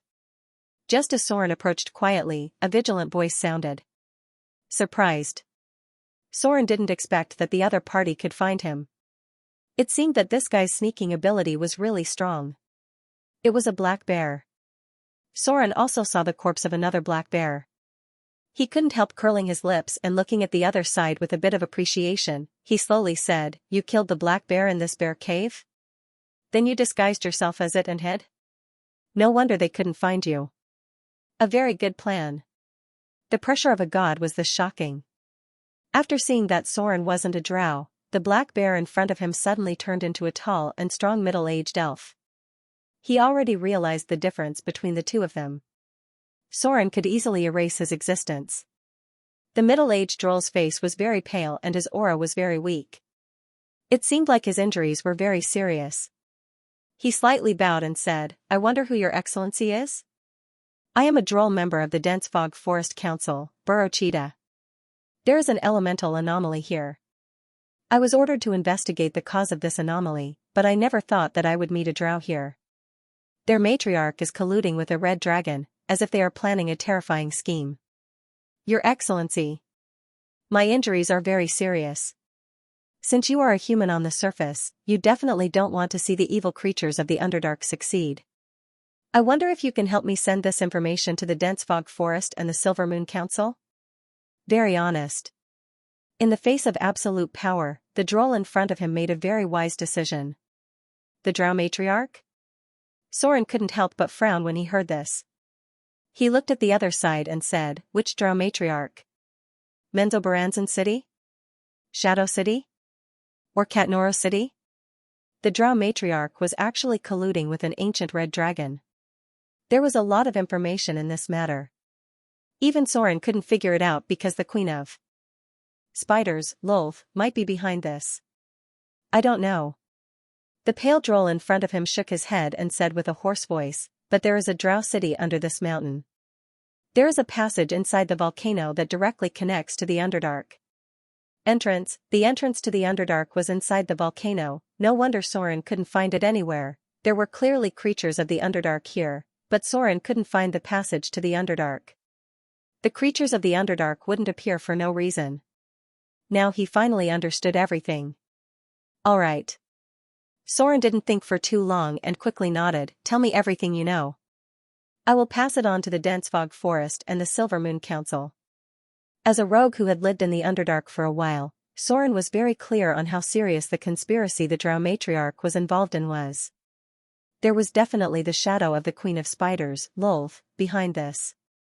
Because if the matriarch personally made a move, it was either to please the Queen of Spiders, Lolth, or to complete the oracle of the Queen of Spiders. The Avatar crisis was coming. The Queen of Spiders was the most terrifying and evil hunter. The things she was plotting would definitely cause terrible destruction. Moreover, her greatest ambition had always been to let the drows attack the surface. Soren wasn't sure what was hidden here, but since he knew some things, he couldn't completely stand by and watch. Making trouble for the Queen of Spiders was good for world peace. heal serious wounds. With Soren's ability, he could cast a restore spell because he had the ability of a level 20 priest. He could cast most of the divine spells, although it would consume divine power. However, if he did so, his identity as a divine being would be exposed. Therefore, he could only pretend that he had activated a piece of high-grade equipment and cast a heal serious wounds divine spell on the other party. Accompanied by the brilliance of the divine spell. Droll in front of him was obviously much better. He looked at Soren in surprise and slowly said, "This is what happened." The wind howled. Soren used fly and rushed toward the misty forest. He learned the whole story from the Droll. During this time, the chaos near Whiterun had spread far and wide, but because it only affected the humans near Whiterun, neither the elves nor other races paid much attention to it. It wasn't until the Droll Council in the Misty Forest detected the abnormality of the elemental energy in the mountains that it slightly attracted their attention. The Droll Council didn't want to offend a powerful red dragon, so they only sent a high-grade Droll to spy on the situation. This spying was incredible. The Droll found that this place had become an active volcano. This was obviously a man-made volcano, which caused the elemental energy nearby to be abnormal. Burochita was a Droll who was proficient in stealth. When he first discovered the creatures in the Underdark, he also felt that something was wrong. So, he went deep into the volcano to spy on the situation, but he didn't expect an even more amazing conspiracy to surface. The bottom of this volcano was directly connected to the Underdark, and he also found a city of drows nearby. The volcano on the surface world was on top of a volcano in the Underdark. Before he could figure out what was going on, he was then discovered by the elite guards of the drows. After a chase, he met Soren who happened to come over. There was no doubt, there must be a huge conspiracy hidden in this. A drow's matriarch and an ancient red dragon colluded together. There was no need to guess that they would never get together for a chat. The misty forest gradually came into view. Soren's figure landed from the sky. There used to be a huge ancient tree here, so the forest was shrouded in some kind of power. In order to avoid exposing his identity, Soren chose to go on the ground. This was the Droll's territory, and also the gathering place of the Ents. There was a shepherd guardian here, and its level was as high as 36. A level 20 Droll, level 10 Shepherd Guardian, level 6 Nature's Guardian, it should still be sleeping now. However, if it were to wake up, even the saints would have to think twice before doing anything to it. The real overseer of the Misty Forest was the Droll cult. The Ents had a slow perception of time. If no one woke them up, they would probably have to wait until some huge change happened in the Misty Forest before they woke up from their slumber. Nature God System. The oldest natural gods did not need much faith because they were the embodiment of nature. The Ents were the creations of the natural gods, but they rarely appeared in the outside world. In the past few hundred years, the Ents had almost never left their gathering place. Their slumber was even longer than that of the dragons. "Who is it?" Soren heard the crisp voice of a child coming from behind him. After entering the misty forest, he slowed down his footsteps so that it would be easier for him to find the members of the Droll Order. Soren turned around. He raised his eyebrows slightly and stared at the beautiful little thing that was only the size of his palm. He smiled and said, "Flower fairy?" Flower fairies. One of the embodiments of nature. In this world, most of the creatures with spirits were born in nature. They were like monsters in Eastern mythology. Most of the time, they were considered the embodiment of nature's beauty. The flower fairies were the weakest spirits creatures. Compared to the abilities of the water fairies and tree fairies, most of them with a challenge rating of less than 5 were very small. They were only good at some innate spell-like abilities and a small part of their charm ability. The little thing looked at Soren with vigilance and said, "You're trespassing into the territory of nature's spirits. You're not welcome here. Outsider. Get out of here quickly, or we'll attack." Buzz buzz buzz. The sound of bees flying was heard. Soren obviously found that there were other flower fairies nearby. These little things were born with the ability to hide. If they did not take the initiative to show themselves, even a very smart rogue would have a hard time finding them. These little things were very exclusive and naughty. Sometimes, they would play tricks on other people who entered the forest.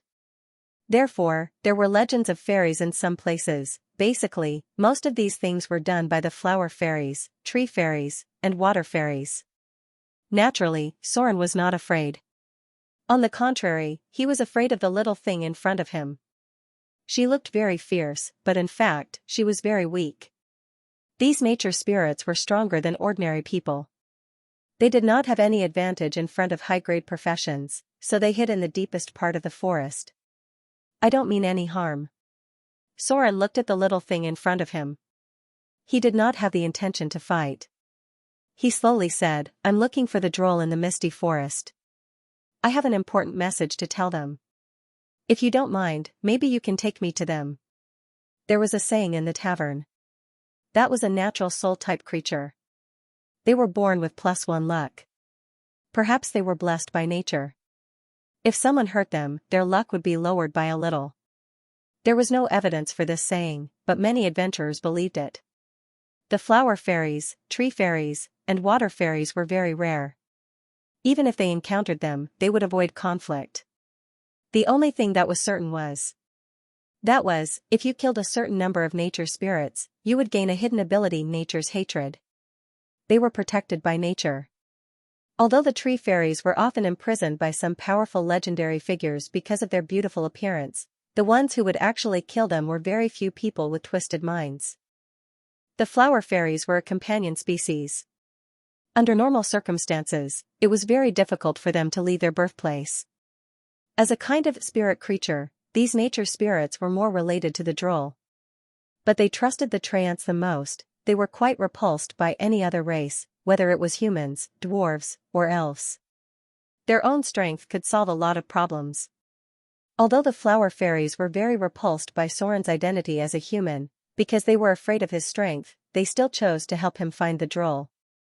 Most of the droll in the misty forest were of the nature element. There was once a case where a wild droll attacked a bear. So, most of the droll in this faction were very reclusive. It was very difficult to get along with them. Soren didn't plan on increasing their friendliness. His goal was to tell the droll about what had happened. The droll were all stubborn and powerful people. It was fine if they didn't know about this, but if they knew, they would definitely do something about it. The droll order had connections with each other. As long as this connection was connected, Soren wouldn't even need to do anything. The droll would go and cause trouble for the Queen of Spiders. For this kind of thing, Soren was happy to see it happen. Then there was the Silvermoon Council. It was an organization that served the Lady of Silvermoon. It was independent of the Silvermoon Church, and the Moonwalkers were their main members. It was a very powerful force. Soren suddenly remembered something. The death of the ancient red dragon seemed to have something to do with the Lady of Silvermoon. At that time, it was the incarnation of the Holy Spirit that killed the ancient red dragon. Who exactly did it, Soren couldn't be sure because there weren't many witnesses. But now that he thought about it, he realized that the trajectory of history didn't seem to have deviated too much. He just happened to be involved in one of the events. The Misty Forest. This was a very vast primeval forest. Similar to it was the Lost Forest. Both of these places were places where special creatures lived. Soren's current location was full of ancient trees with intertwined roots. The trunks and branches in front of him formed the shape of a gate. It looked ordinary, but after walking in, it was another world. This place was called the Gate of the Forest. It was a gift left by the nature gods. It was also a world cultivated by the Ents. In other words, this place was an independent half-plane. It was a special half-plane built on the material plane and connected to the elemental plane with the misty forest as its foundation. This place was close to the center of the misty forest. The surrounding fog would affect the minds of others, and even make high-grade professions hallucinate. Usually, very few people could come here. This time, Soren also came here to see if he could get some special benefits. The Gate of the Forest was a special half-plane. Its existence was based on the roots of a huge ancient tree. The ancient tree of unknown age had died, but the roots still retained a huge amount of power. That was why the nature protector had turned this place into an independent demiplane. Even the wild droll had to get the collective consent of the high-grade members of the council before he could enter. Because this was the place where many Ents slept, there was a great secret hidden inside the gate of the forest. This place was a large legendary level dungeon. The so-called dungeon was actually called by adventurers. There were many things in this world that couldn't be replicated. The concept of dungeon was just a joke. There were very few recorded dungeons. Basically, the level of the team challenge was above level 15. Moreover, most of the places that could be called dungeons were independent half-planes. For example, the city of Moder that Soren was now ruling, as well as the Wizard Tower in the Shadow Plane, the War Chess half-plane, the Secret Laboratory, and so on. These places were almost all legendary level dungeons. The Jungle Gate hadn't mutated yet. After the outbreak of the Avatar crisis, many places had been irreparably damaged because of the huge energy fluctuations. The Battle of the Gods had caused the material plane to be riddled with holes. Therefore, the Jungle Gate would undergo some terrible upheaval in the future, so that the Ents here were affected by the violent power. The raging fire from the Bautor Inferno affected the Ents' minds, making them hate those who destroyed nature. In the future, the entire Misty Forest would become a dangerous zone with a challenge rating of more than 12. Of course, it was still relatively peaceful here. The forest gate had not been destroyed, and the structure of the half-plane was still very stable. This was one of the reasons why Soren came here personally.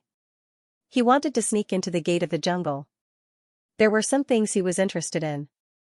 It was a mysterious item that could increase one's attributes. As mentioned before, there were very few things that could increase attributes in the entire material plane.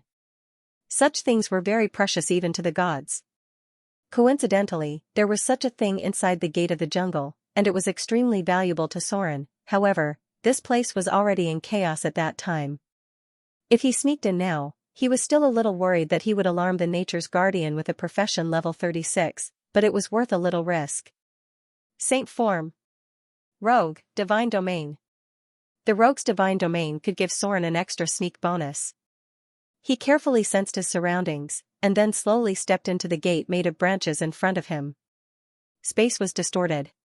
In the blink of an eye, Soren had appeared in another space. Lush trees were everywhere in front of him. It was different from the destroyed and burnt dead trees in his memory. Now, the inside of the jungle gate was full of vitality. In the farthest distance of Soren's sight, there was an oak tree up to hundreds of meters high. This was an oak sage with a challenge rating of 21. It was also one of the guardians left behind by the nature gods. Ents. This was a special-shaped life species. Although they rarely appeared in the eyes of others, they still retained some extremely powerful creatures. Ents could also advance into professions. If Soren remembered correctly, the sleeping oak sage in front of him, its profession level was level 10 Droll, level 10 Ent Shepherd, level 5 Oak Sage, level 1 Nature's Guardian. Its total profession level was 26, and its challenge rating was 21. The Ents would receive gifts from nature as time passed. Many of them were born with the abilities of druids and tree shepherds. If they didn't have obvious weaknesses, they would be even more challenging to defeat. It was very quiet inside the gate of the jungle. There weren't many animals living here, only countless ancient trees. Ordinary people would feel like they were drunk on oxygen when they came here. Most of the trees in front of him were oak. Oak was one of the trees that could easily produce Ents. Relying on his god-level perception, Soren could easily find at least a dozen Ents with a monster level of 10 or above nearby. A clear river flowed down from the mountains in the distance. Soren carefully avoided the perception of the Ents, and then gradually went deeper into the gate of the jungle. This place had not been destroyed by the war, so the map in his memory was useless. In front of him was still a quiet and peaceful paradise. The Ents were quietly sleeping here. Haha. Stop it. Tarandi. If you continue to be naughty, I'll get angry. Crisp laughter came from the front. Soren vigilantly hid in the shadows, and then slowly approached. There were 3 beautiful figures in front of him. They looked a bit like elves, wearing beautiful red, yellow, and green dresses. At this moment, they were playing by the river. Their graceful bodies were filled with an indescribable charm. Ents. One of the residents of the Gate of the Jungle. If the war had not spread here, then most of the Ents here had not died, so this should be the place where most of the Ents lived in the material plane. They were the companions of the ancient trees, beautiful children born of nature. The Ents could not leave their companions for too long, so the ancient trees that they relied on should be nearby. Soren quietly watched for a while, and did not disturb these beautiful Ents. Instead, he continued to go deeper into the gate of the jungle along the river. In the deepest part of this place, it was the place where the guardians of nature slept. There was a special pool left from ancient times, and the essence of life would be born in it. The outside world was used to calling it the water of life. This was Soren's goal. It was a special item that could permanently increase one's lifespan, and an additional 1 point of constitution. Soren's constitution was now 24 points. As his profession level increased, it became harder to obtain attribute points. If he could get the water of life in advance, then he could directly obtain the ability of epic constitution. Moreover, lifespan and eternal youth may be nothing to the gods, but for other creatures it was priceless. As the incarnation of the gods, the only thing that could threaten Soren here was the powerful guardians of nature. The oak sage had a wide range of perception. In fact, many of these nature guardians had dug their roots deep into the ground. The entire half-bit wall had a direct connection with them. It was like a kingdom managed by them. The nature guardians here had the same ability as the tower spirit of the war chest bit wall, number 13. If Soren just sneaked in, it would be better, but if there was a battle or destruction of the environment, then the ancient tree guardians here could easily find his traces. Tree spirits, flower spirits, water spirits. Soren saw many beautiful figures here. They lived quietly in this paradise, almost living a carefree life. But all this would not last for long. The devils of the Bautor Inferno and the demons of the abyss have always liked these natural souls because they were the embodiment of the beauty of nature.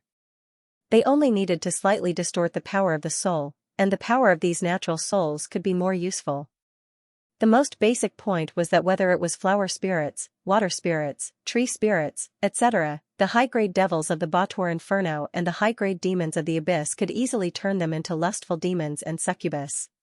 This kind of transformation was quite cheap, because the two had a very high compatibility in soul. It only took a little bit of power to turn them into lustful demons and succubus. So after the outbreak of the Avatar crisis, the jungle gate was destroyed and became an independent world. There were still a certain number of lustful demons and succubus wandering here. These were the remaining souls that were distorted and transformed. One was the beauty of kindness, the other was the beauty of evil. Soren didn't want to change anything, and he didn't have the ability to change the world.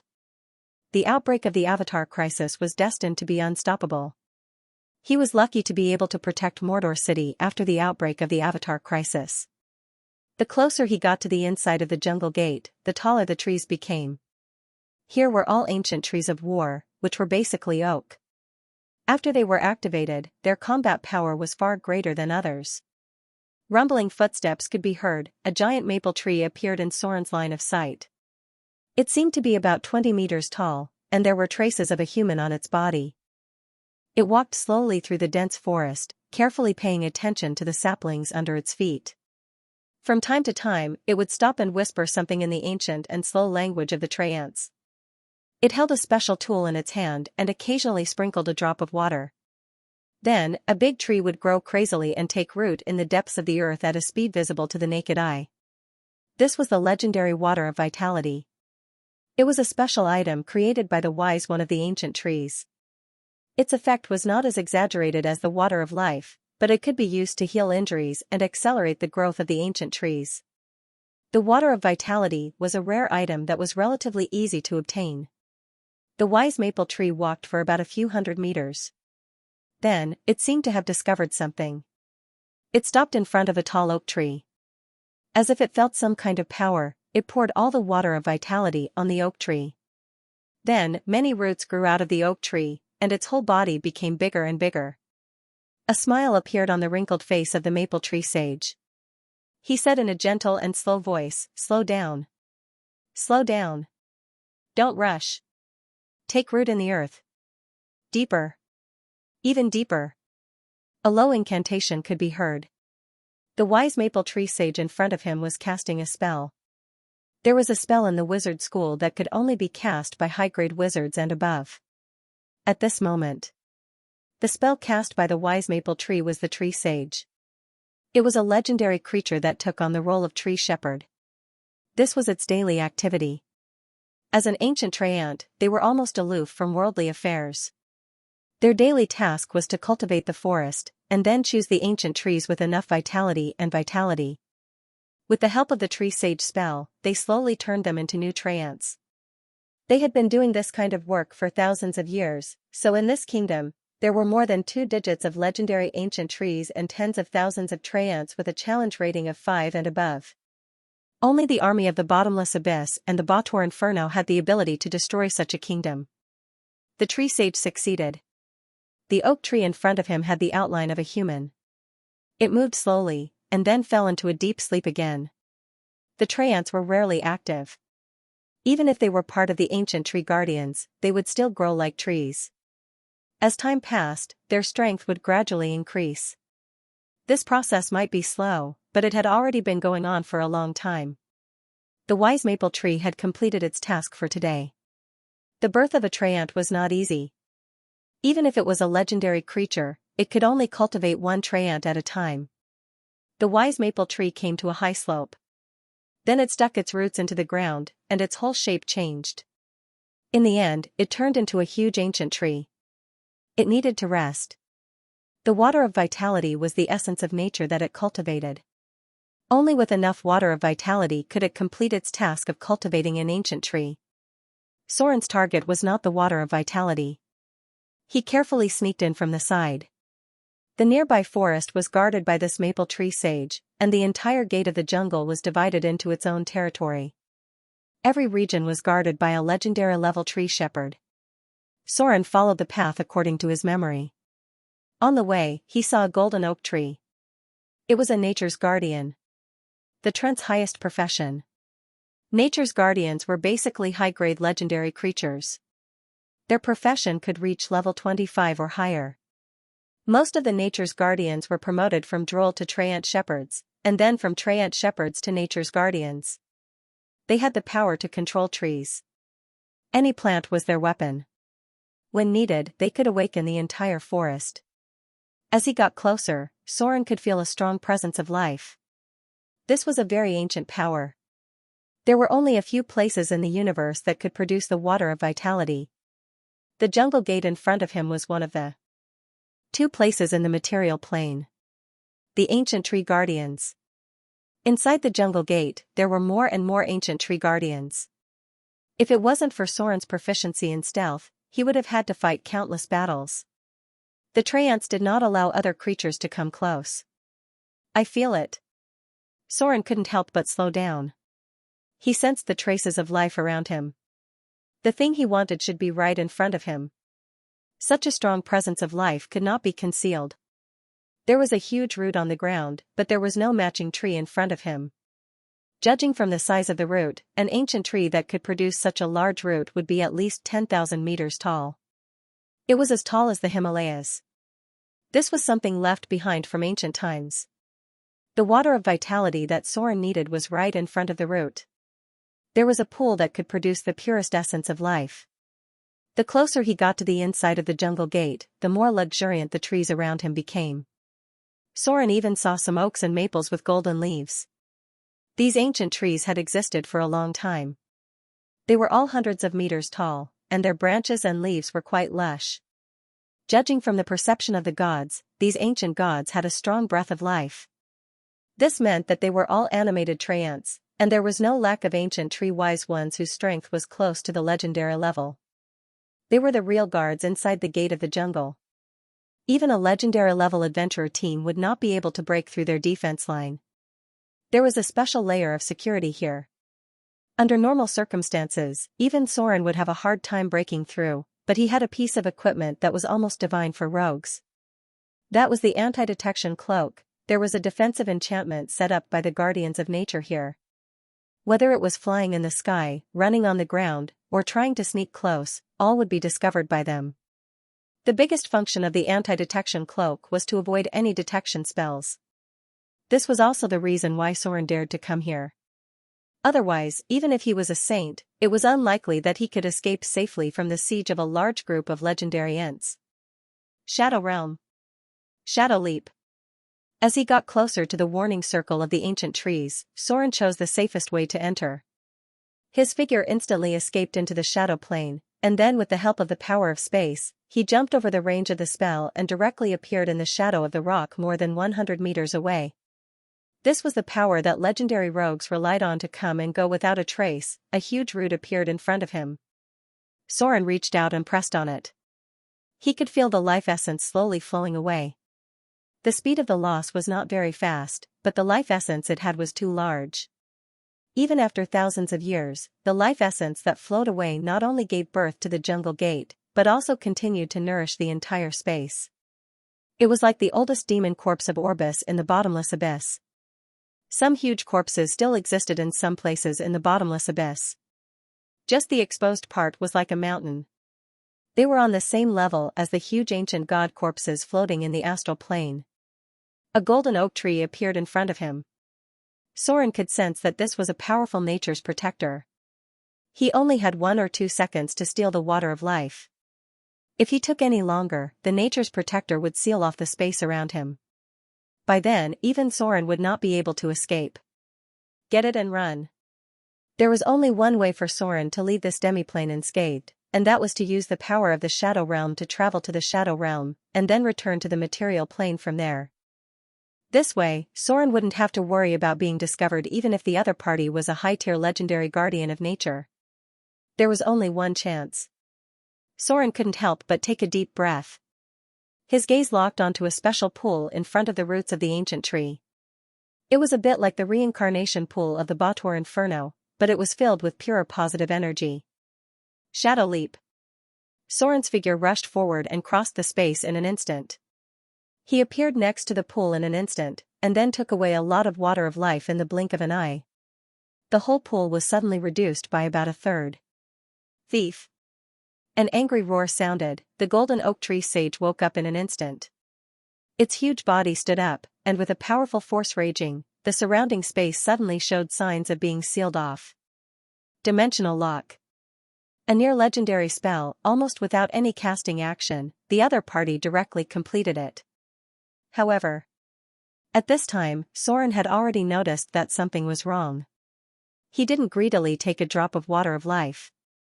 Instead, he instantly activated the power of the Shadow Realm and directly crossed the space barrier into the Shadow Realm. The moment before he left, he felt a lot of powerful breaths burst out from all over the jungle gate. Towering trees stood up, and at least a dozen legendary ancient tree guardians locked onto this place. Damn thief! The angry roar echoed over the jungle gate, but at this time, there was no trace of Soren. He only appeared for less than a second from beginning to end. Even these powerful legendary ancient trees didn't find any trace of him, and they didn't even see his appearance clearly. Killing one person in 10 steps, leaving no trace for 1,000 miles. This was Soren's favorite sentence, but if a rogue wanted to do this, they had to reach the legendary realm. Everything in front of him was gray. Soren's figure appeared somewhere in the Shadow Realm. He wasn't very clear about where he was because the situation at the time was too dangerous. He was completely teleported here randomly. But it didn't matter, he could still return to the material plane through the Shadow Realm, and then it would be easy to determine the direction. Of course, he couldn't directly return to the material plane now because the Shadow Realm was connected to the material plane. If he returned to the material plane from here, he would probably appear directly in the misty forest. Now that he had stolen the water of life of the ancient Ents, it would be terrible if he returned to the misty forest. Soren was going to set off from here, go along a direction for dozens of kilometers, and then teleport back to the material plane. In this way, he would basically be out of the range of the misty forest. As long as he wasn't in the misty forest, those ancient trees couldn't do anything to him. Wisps of fog surrounded the area. It was impossible to determine the specific relationship between the material plane and the Shadow Realm, but what Soren saw now was also a dense forest. The trees growing in this forest were like reflections. They had twisted roots, and there was not even a trace of green. All that could be seen was a gray color. The trees in the Shadow Realm were also gray. There were many creatures in the shadow realm that mortals didn't know. Soren saw a twisted shadow, and it quickly targeted Soren. Arcane missile. An arcane missile directly took away the twisted shadow in front of him. They were souls that were accidentally reincarnated in the shadow realm, like twisted petitioners in the bottomless abyss. The twisted shadow began to retreat. Soren looked around and then flew towards the south. He had to leave the forest first. The shadow realm was as big as the material plane. Although it seemed very desolate here, he could still see some creatures. Occasionally, there would be some huge broken walls in sight, which were left behind from ancient times. The fallen gods, the ruins of the arcane empire, and the wizards of the shadow realm. There were many gods who left temples in the shadow realm. The arcane empire also developed this realm, so there were many broken buildings here. He walked for hundreds of kilometers. There were few towns in the shadow realm. The natives were too scattered, and the population of the entire shadow realm was less than 1,000th of the material plane. This was the territory of the Shadow Lord. As a mid-level god, he had a wider influence in the shadow realm. At the same time, his kingdom was also somewhere in the shadow realm. This was a natural convenience. Although he was also forced to leave his divine kingdom because of the Avatar crisis, he was closer to his divine kingdom than other gods. Shadow realm. With the distortion of space, Soren returned to the material plane again. In front of him was still a vast forest. He used a flying spell to observe the surroundings and was surprised to find that he was already very close to his destination.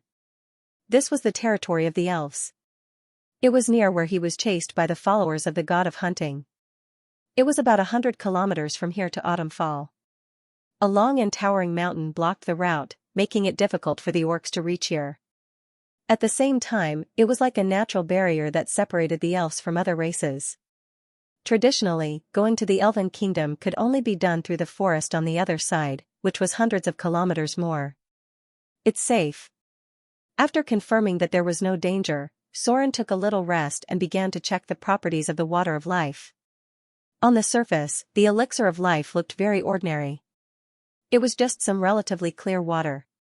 If one looked closely, they would faintly see a hint of emerald green. In fact, this was just an illusion created by the rich life energy. The water of life had a very rich power. It was the best healing treasure in the material plane. However, to completely change a person's physique, it needed a lot of it.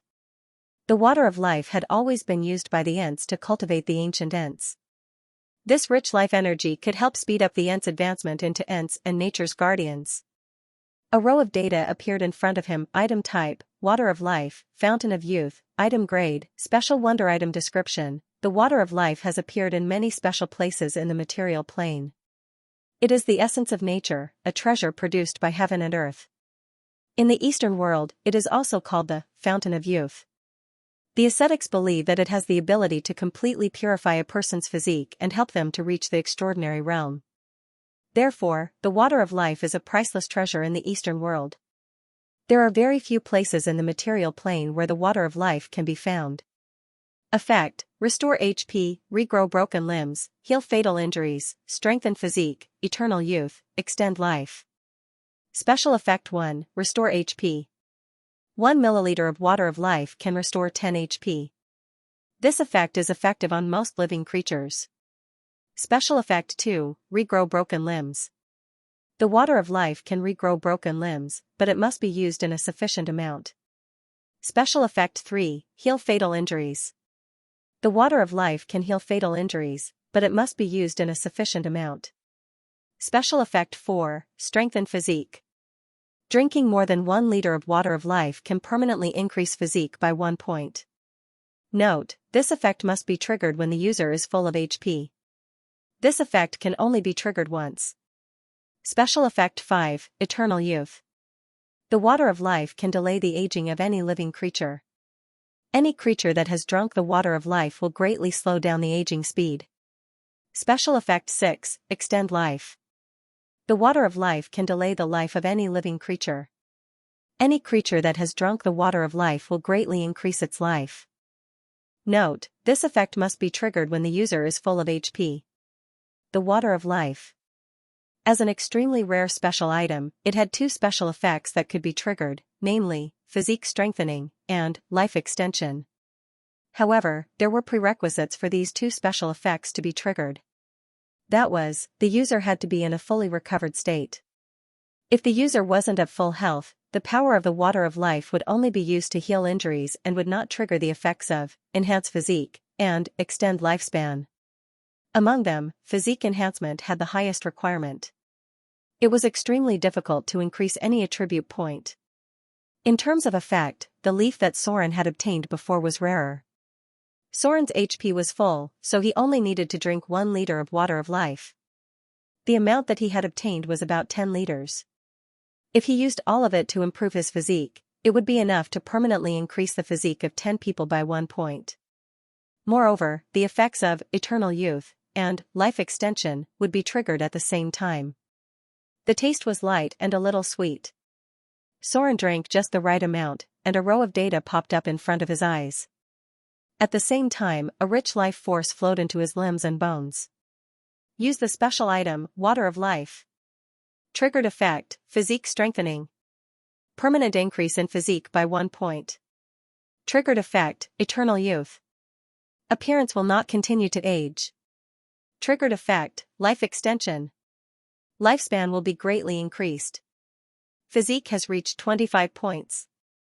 You have automatically mastered the legendary ability, Epic Physique.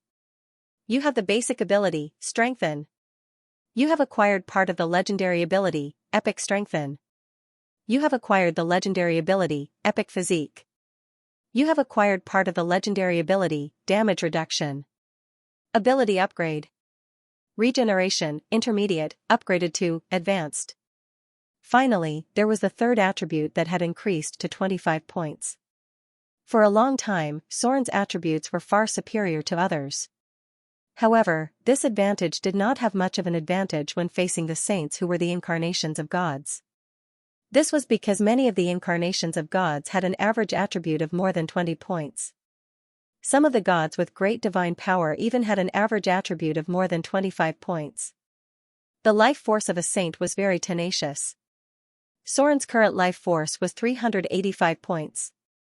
For mortals and other legends, this was quite a terrifying amount of life force. However, for a saint who was the incarnation of a god, it was only at an ordinary level. Some of the warrior-type gods had a terrifying life force of more than 1,000 points. Under normal circumstances, Soren's life force had to exceed the level of an adult dragon to gain a certain advantage when fighting against other gods. Epic Physique, legendary ability, your physique has far exceeded the range of a human. When you receive any damage, you will receive an additional point of damage reduction. Your test of endurance will permanently increase by 3 points. At the same time, you will receive an additional 10 points of HP. When you receive any tests related to physique, you will receive an additional point of epic value. The information of the two legendary abilities. After Soren increased his physique to 25 points, his accumulated endurance had surpassed most of the adult dragons. The strengthening of the regeneration ability did not have much of an effect on him now. Because of his saint form, he could use divine power to cast healing spells and heal his own injuries.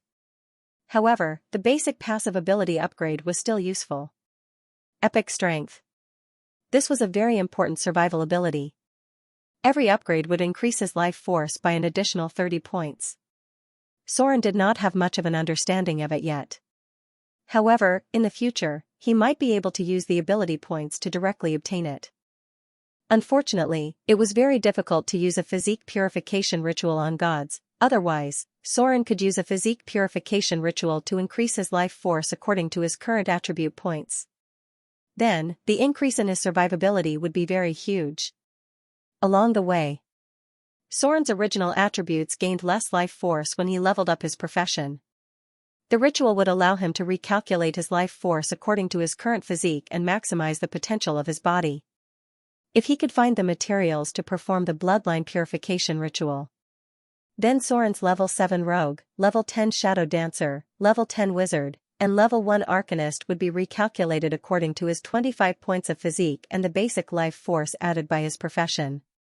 The bloodline ability of his body would be purified to the highest possible level.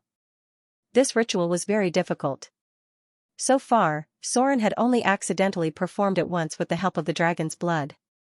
His goal was achieved. Soren gained 3 additional abilities. They were the legendary ability, Epic Physique, the special abilities, Eternal Youth, and Life Extension. These 2 abilities appeared in the passive abilities. Unfortunately, these abilities were useless to Soren, who was already a god. He was almost immortal, so these 2 abilities were more useful to mortals. He carefully put away the Water of Life. After gaining an additional point of physique, the Water of Life was less useful to him. However, it was still a priceless treasure to others. First of all, Vivian would definitely need it, but now he didn't know if he could give it to her. Soren was worried that she wouldn't grow up after drinking it. Then there was Gloria. The divination and prophecy abilities of the northern witches were the most harmful to their own lifespan. In theory, she was the one who needed it the most. As one of his closest women, Soren must leave enough for her. Then there was the portion reserved for the fallen witch and Princess Anna, and the portion that might be needed to make friends with the Princess Royal and the Eye of the North. In this way, Soren found that it was not enough. Because it was not easy to get this thing again, and there was not much stock in the entire material plane. If he wanted to go back and get some more, he would have to wait until the Avatar crisis. It would not be easy to fight against the god of the hunt, Malor. There were no allies in this world for no reason. With the Water of Life in his hands, Soren was more confident in asking the Princess Royal for help. But all of this still depended on his next plan. He had prepared a lot of things to deal with the god of the hunt, even including some things that he had to pay a price for. Before he really carried out the plan, Soren still had a very important thing to do, and that was to go to the Gobi Desert to meet some people. The attitude of these people was the key to all of Soren's next plans. If they were willing to help Soren, then Soren would not have to use the backup plan. But if they were not willing to help, then Soren could only rely on the backup plan to deal with the god of the hunt, Malor. These people were the Paladins. For a long time, Soren's attitude towards the Paladins was very complicated. As a member of the Order faction, Soren was very appreciative of the Paladins' behavior in maintaining order. But because good and evil were the opposite of each other, Soren had a fierce contradiction with the Paladins in the way of doing things and the way of doing things.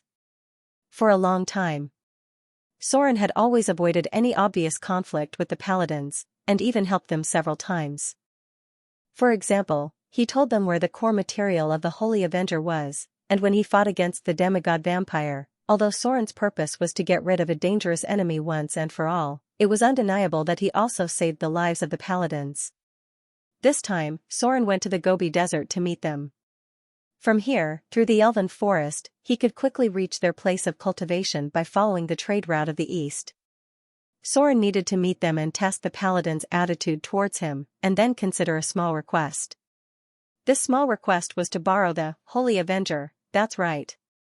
Soren wanted to use the power of the Holy Avenger to get rid of the god of the hunt, Malor. As one of the most powerful weapons in the material plane, the Holy Avenger completely crushed all of Soren's equipment in all aspects. However, this weapon was not something he could possess. If anyone who wasn't a paladin took possession of this weapon, they would attract endless trouble. Soren could use the Holy Avenger. Even though the process was a little painful, and the damage to his mind was severe, it was undeniable that Soren could use the Holy Avenger to last through the entire battle with omnipotent hands. When fighting against the demigod vampire, this most powerful weapon in the material plane had already proved its power. Therefore, when Soren decided to deal with Malor, the god of the hunt, he immediately thought of this weapon. If he could use the Holy Avenger in battle, Soren's chances of victory would increase by at least 20%. This weapon could be said to have a unique advantage against Malor, the god of the hunt from the Chaotic Evil faction. With its high damage output and Soren's explosive power, if he could get the help of other strong players, he might be able to achieve the same level of dominance as he did in the previous battle. With the Holy Avenger in hand, Soren's reservation plan could be reduced by half. He might not even have to try to provoke conflicts between the god of the hunt and other gods. He just needed to avoid being besieged by the followers of the Church of the Hunt and find an opportunity to kill the god of the hunt. However, Soren couldn't figure out the paladin's attitude towards him, and he wasn't sure if they were willing to lend him this most important holy object. Therefore, he secretly provoked a conflict between the Church of the Hunt and the Church of the Suffering in advance. Wind and sand filled the sky. Soren's figure appeared outside the Gobi Desert. Because the Avatar crisis was coming, the route to the Eastern Kingdom had become very dangerous. The terrible climate change had buried many passing merchants, so not many people passed through the Desert of Death for the time being. The secret base of the Paladins couldn't be easily approached. If Soren encountered some idiot who cast a spell to detect his alignment, then things would be very awkward.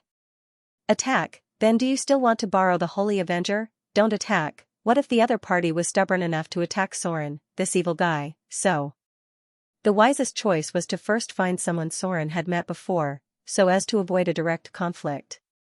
The Paladins also knew how to be polite. If there was such a person who had contact with Soren in advance, the other Paladins should not cast a spell to detect his alignment. In terms of flexibility, these Paladins who lived in seclusion near the Gobi Desert were much easier to get along with than those of the Church of Glory. Those Paladins couldn't tolerate sand in their eyes. Who should he find? The ideal target was naturally the prison warden, who had a high status within the Paladin organization.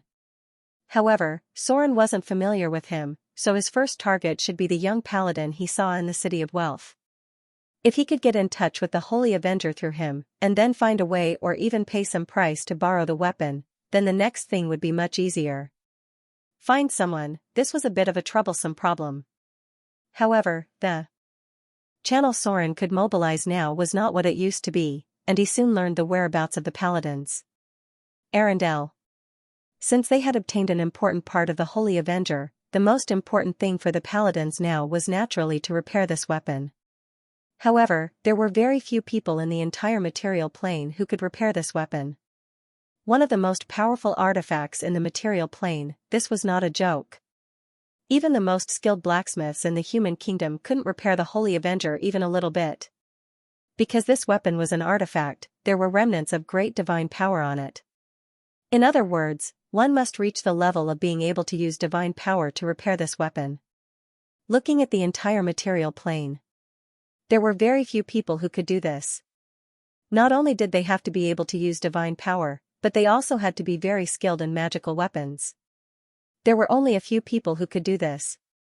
Arendelle's Princess Royal. There was no doubt that Princess Royal was very powerful as a divine warlock. At the same time, she was also the only person in the north who could easily use divine power. Secondly, Princess Royal was an advanced legendary spellcaster, so she had a very high understanding of alchemy and enchantment. The part found in the Underdark was Tyr's Eye. This thing was also an artifact-level material, and it wasn't something that could be casually embedded into it. The complicated process involved, as well as the price one had to pay, was enough to make anyone think twice before doing it. If he wanted to restore an incomplete artifact to its peak state, the amount of divine power needed to be consumed was enough to make Soren's teeth ache. So, unsurprisingly, the Paladin's progress in repairing the Holy Avenger did not have any progress, because Arendelle's Princess Royal was not willing to waste her precious divine power to help them. Therefore, the matter had been delayed until now. The gentle evening breeze blew in his face. In the slums near the port of Arendelle, a group of half-grown children were gathered together. The sound of a sailor's horn came from the seaside, but the children didn't care at all. They gathered in a circle and focused on the front. From time to time, someone stood on the other side and imitated, posing a posture that was a bit like the sword form, horizontal slash. They were secretly learning combat skills. For these children who lived at the bottom, they didn't have much ambition. Their parents encouraged them to come here more in the hope that they could secretly learn something so that they wouldn't be bullied when they worked at the docks in the future. It was always good to know a few moves. On the other side of the slums was a cheap hotel with a shed for mules and horses on the side. The air was a little muddy, and the road outside was not muddy because of the prosperity of Arendelle, but it was inevitable that water would accumulate when it rained. This was the poorest area of Arendelle, but the people living here were not sallow and emaciated. At most, they were dressed shabbily. The Paladins lived here for the time being. As representatives of the lawful good camp, many of them refused to enjoy life and firmly believed in their own dogma. Therefore, the paladins refused the accommodations arranged by the court of Arundel and chose a cheap hotel, because although they held great power, they were not a wealthy group. A young paladin was teaching a half-grown child. There were other paladins watching nearby. His name was no longer important. Since leaving the City of Wealth, his beliefs had been tempered too much. Now, he was the user of the Holy Avenger. The paladins called him the Hand of Justice. Although he hadn't fully entered the realm of legends and had his own title, he was now very close to this step. In a very short period of time, he relied on his faith and will to surpass many of his companions. The warden also lived in this somewhat shabby little hotel. In the face of the fearful expression of the innkeeper, his dignified face always showed a smile as much as possible. Pity. Tolerance. Integrity. The paladins had a completely different attitude towards the noble class and the commoners. This attitude was just the opposite of other people. Ordinary people flattered the nobles when they came in contact with them and despised the lower class. Paladins, on the other hand, were the complete opposite. They treated the nobles harshly, but treated the commoners kindly and peacefully. From the perspective of the paladins, most of the nobles were evil, and their rule often made life difficult for ordinary people. All right. Let them practice on their own. Accompany me to Arundel's palace later. We must see the Princess Royal again.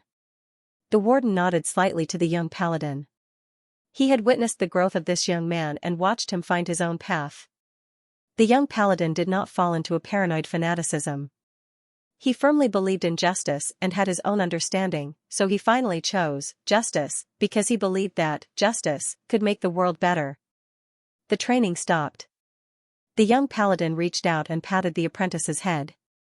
He smiled and said a few words, then turned and entered the inn. When he was trained as a saint samurai, he was also a child of this age. Now, so many years had passed in the blink of an eye, and he had touched the door of the legendary realm.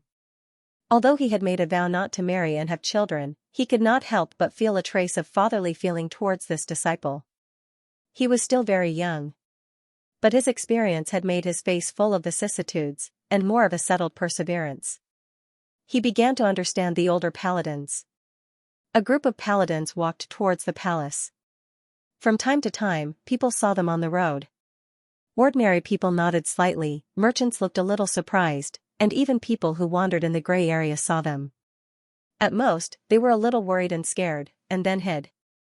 This was not the City of Wealth.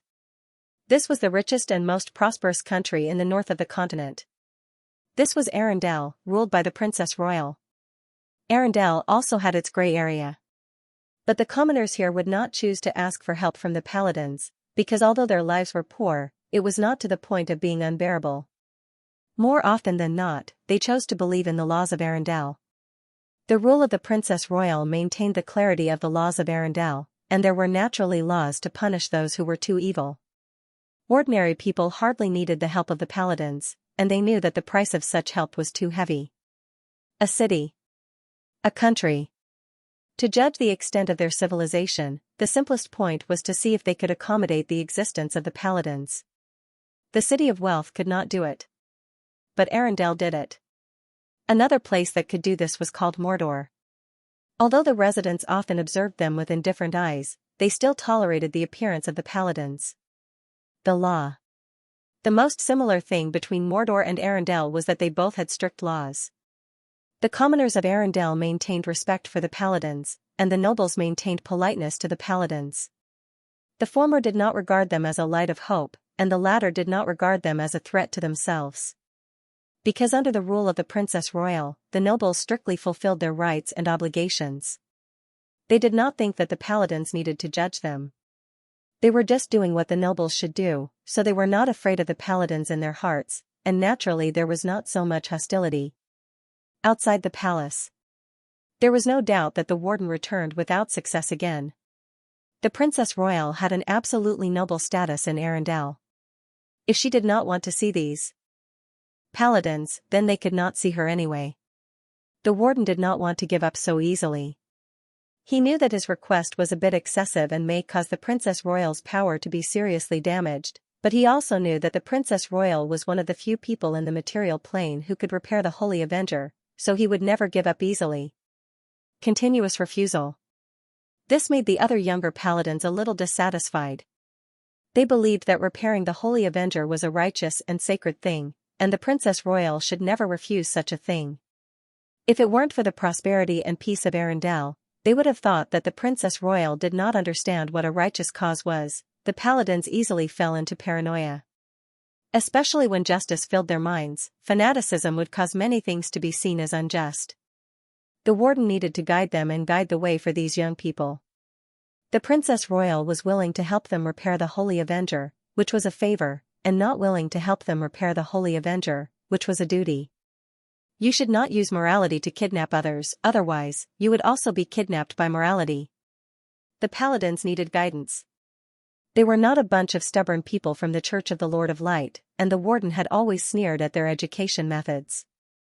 The young paladins always relied on their passion to join their ranks, but only after experiencing various setbacks could they grow into real paladins. He had already guided a hand of justice, and the warden hoped that there would be more young people like this in the future. Because he felt the aura of the coming turmoil. Outside the palace, a carriage team gradually approached, and then a tall and handsome man with blonde hair appeared. He was the second prince of the Falcon Kingdom, and recently he wanted to go to the palace of Arendelle whenever he had nothing to do. The warden had seen him 3 times at the gate because he had always wanted to visit the Princess Royal. As before, the second prince of the Falcon Kingdom looked a little surprised and uneasy when he saw them, and then pretended to pass by from the side as if nothing had happened. This guy did not even dare to pass by in front of the warden. There was no doubt that he was not confident when facing the paladins. Once again, they returned without success. The warden could not help but feel a little tired. The Princess Royal had almost nothing to ask of the paladins, and naturally the paladins could not provide anything in return. Power, with the strength of the Princess Royal, there were almost no mortals in the material plane who could defeat her. Wealth, not to mention whether the paladins had money or not, there were not many people in the entire material plane who could be richer than the Princess Royal. It was estimated that only the ruler of the city of Mordor could be comparable. There was no way to provide anything to the Princess Royal, and naturally the paladins could not ask for anything. A thin figure shrouded in a grey cloak entered Arendelle. After all, Soren had crossed half of the continent. Even with the power of the gods, he was delayed for a day or two.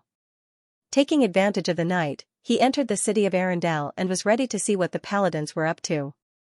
For a long time, Soren's attitude towards the paladins was very complicated.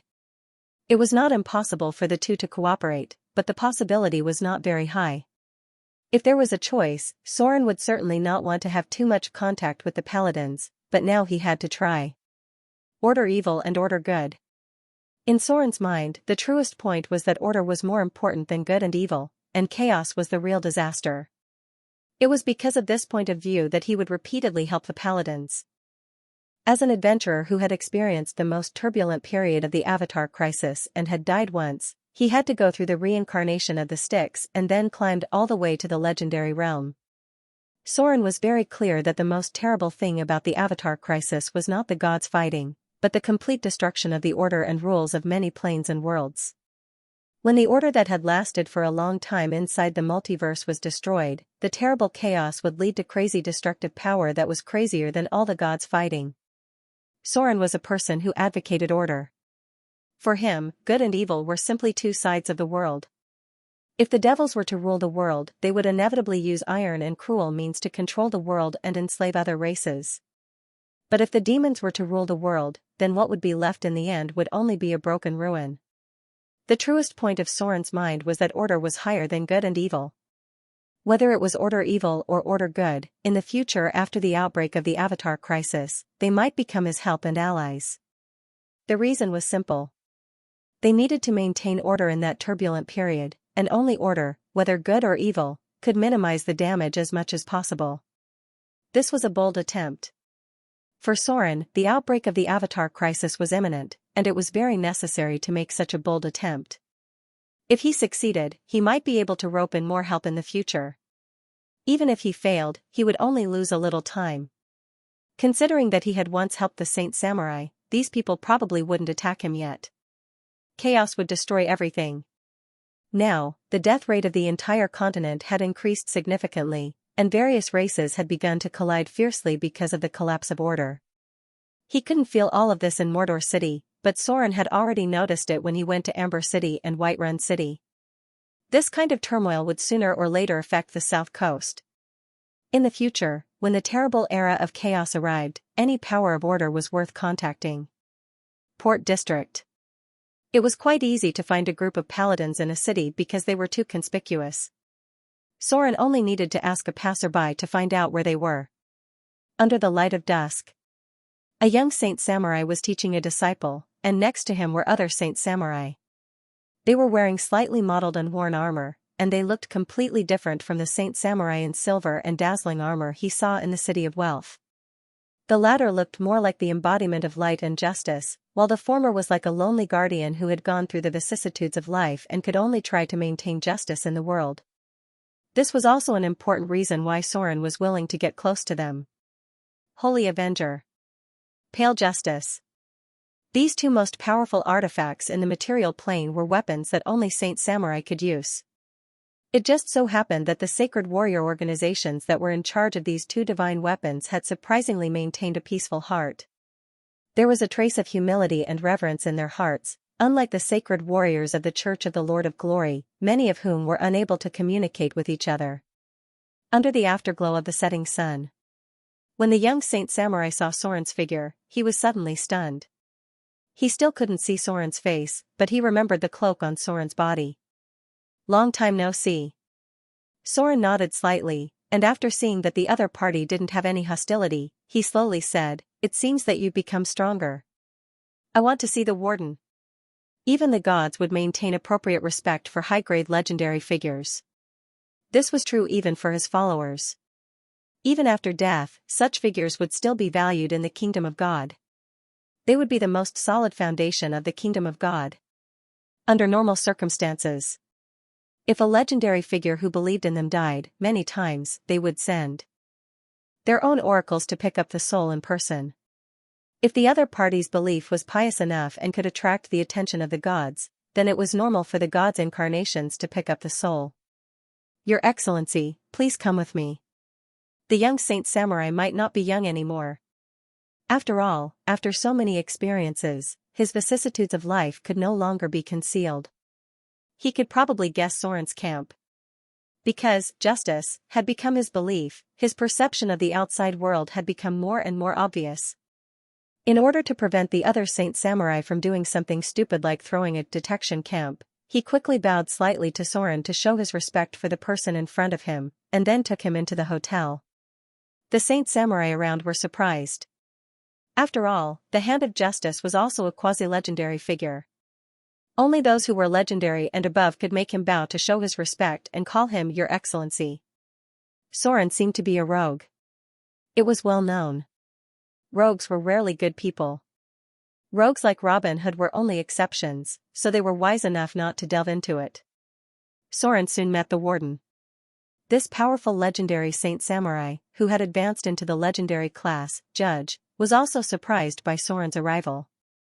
However, after all, the parts of the Holy Avenger were found through him, so the warden was just surprised and had no other emotions. For a legendary figure to come to him in person, there must be something very important, maybe even related to the Holy Avenger. This was just his personal intuition, because the warden told him where the important part of the Holy Avenger, Eye of Tyr, was. The warden quickly let the others go out, but he left the Hand of Justice here. Obviously, he was ready to train him as his successor. "I'm here for one thing." Soren looked at the two Saint Samurai in front of him and felt a little pressure in his heart. It was not because of the difference in strength, but because of the identity of the two Saint Samurai. He thought for a moment and was ready to tell the truth, but he had to hide something. So he went straight to the point and said, "I'm going to deal with the god of the hunt, Mailer. Don't ask me why I want to deal with him. He's my enemy, and I want to kill him. It's that simple." This was the first sentence, and it seemed a little too imposing. The first sentence was to deal with a god, which directly shocked the two in front of him. He thought for a moment. Soren found that he had not yet revealed his identity, so he took off his hood and said the second sentence, "I'm Soren. I'm Soren." Just this sentence alone was enough. The legendary rogue who was known by everyone in the material plane, the powerful pirate king who ruled the three seas, built the prosperous city of Mordor single-handedly, and had a high status on the south coast. He was the idol of the rogues, and now he had become the faith of many rogues. The reason was simple. He became a god. There were only 4 words in the last paragraph, but the weight of these 4 words seemed to be a bit heavy. Just the sentence "I'm Soren" had already stunned the 2 saint samurai in front of him. They were both legendary figures, or close to legendary figures. But there was no doubt that the real legendary figure in the material plane in recent years, the legend of the legends, was undoubtedly Soren, who rose rapidly in Mordor and successfully became a god with the clergy of half-elf and rogue. The body of a god. At this moment, the 2 saint samurai were a little confused. They had no time to think about whether Soren was in the evil camp, because they were now full of one thought, that a god had appeared in front of them in person. My God, I actually saw the body of a god. Under the dim moonlight. Soren's figure left the inconspicuous hotel. At the moment, it was very quiet outside, and only the barking of dogs could be heard occasionally. He made an agreement with the warden. Although he couldn't understand why Soren could use the Holy Avenger, in order to completely restore the power of this artifact, he decided to make a deal with Soren. The warden was not one of those inflexible paladins. After the outbreak of the Avatar crisis, he quickly became one of the leaders of the Paladin organization, the Holy Avenger. As a figure who could rise at such a time as the Avatar crisis, the warden must have something different from other paladins. This could be seen from the other paladins trained by him. These paladins were obviously more rational and calm. The brilliance of the moon was getting dimmer. Just after the goddess of magic fell to the mortal world, today's moon suddenly became a little dim. It looked as if it was gray and covered with a shadow. Soren was not sure whether the Lady of Silvermoon had fallen from the sky, but this lady was the core key to the outbreak of the Avatar crisis. She was one of the oldest goddesses and used to be one of the most powerful goddesses. The Lady of Night and the Lady of Silvermoon. One was an evil god with great divine power, and the other was a good god with great divine power. These 2 goddesses were like the twins of fate, fighting for countless years. The Lady of Night had always wanted to completely defeat the Lady of Silvermoon, and the Lady of Silvermoon also wanted to defeat the Lady of Night. Their struggle could no longer be counted. The great divine power of the goddess of magic came from the battle of these 2 goddesses. In the most ancient times, the battle of the 2 goddesses led to the chaos of mysterious energy, and thus the birth of the first generation of the goddess of magic. They were older than Mother Earth because they were the embodiment of the original light and darkness. A lot had happened during this period. For some reason, the Lady of Silvermoon's power declined greatly. At her worst, she was only at the level of minor divine power. However, she was, after all, an ancient and powerful god. Under the protection of the goddess of magic, the Lady of Silvermoon quickly retrieved a part of her power and restored it to the level of lesser divine power. Then, for hundreds of years, she successively intervened in the fields of pregnancy, breastfeeding, motherhood, and so on. Finally, she successfully restored the power of intermediate divine power. The Lady of Silvermoon no longer needed the protection of the goddess of magic, but with the outbreak of the Avatar crisis, the 2 goddesses once again collided violently. This must be mentioned because according to Soren's memory, Lillian, the Witch of Dread, died in the hands of the Silvermoon Lady. She was the most ancient deity. It was impossible to calculate the time of its birth. Many legends were too old, and it was hard to say whether they were true or not. One thing that Soren could be sure of was that the power of the Lady of Silvermoon would change with the elemental tide.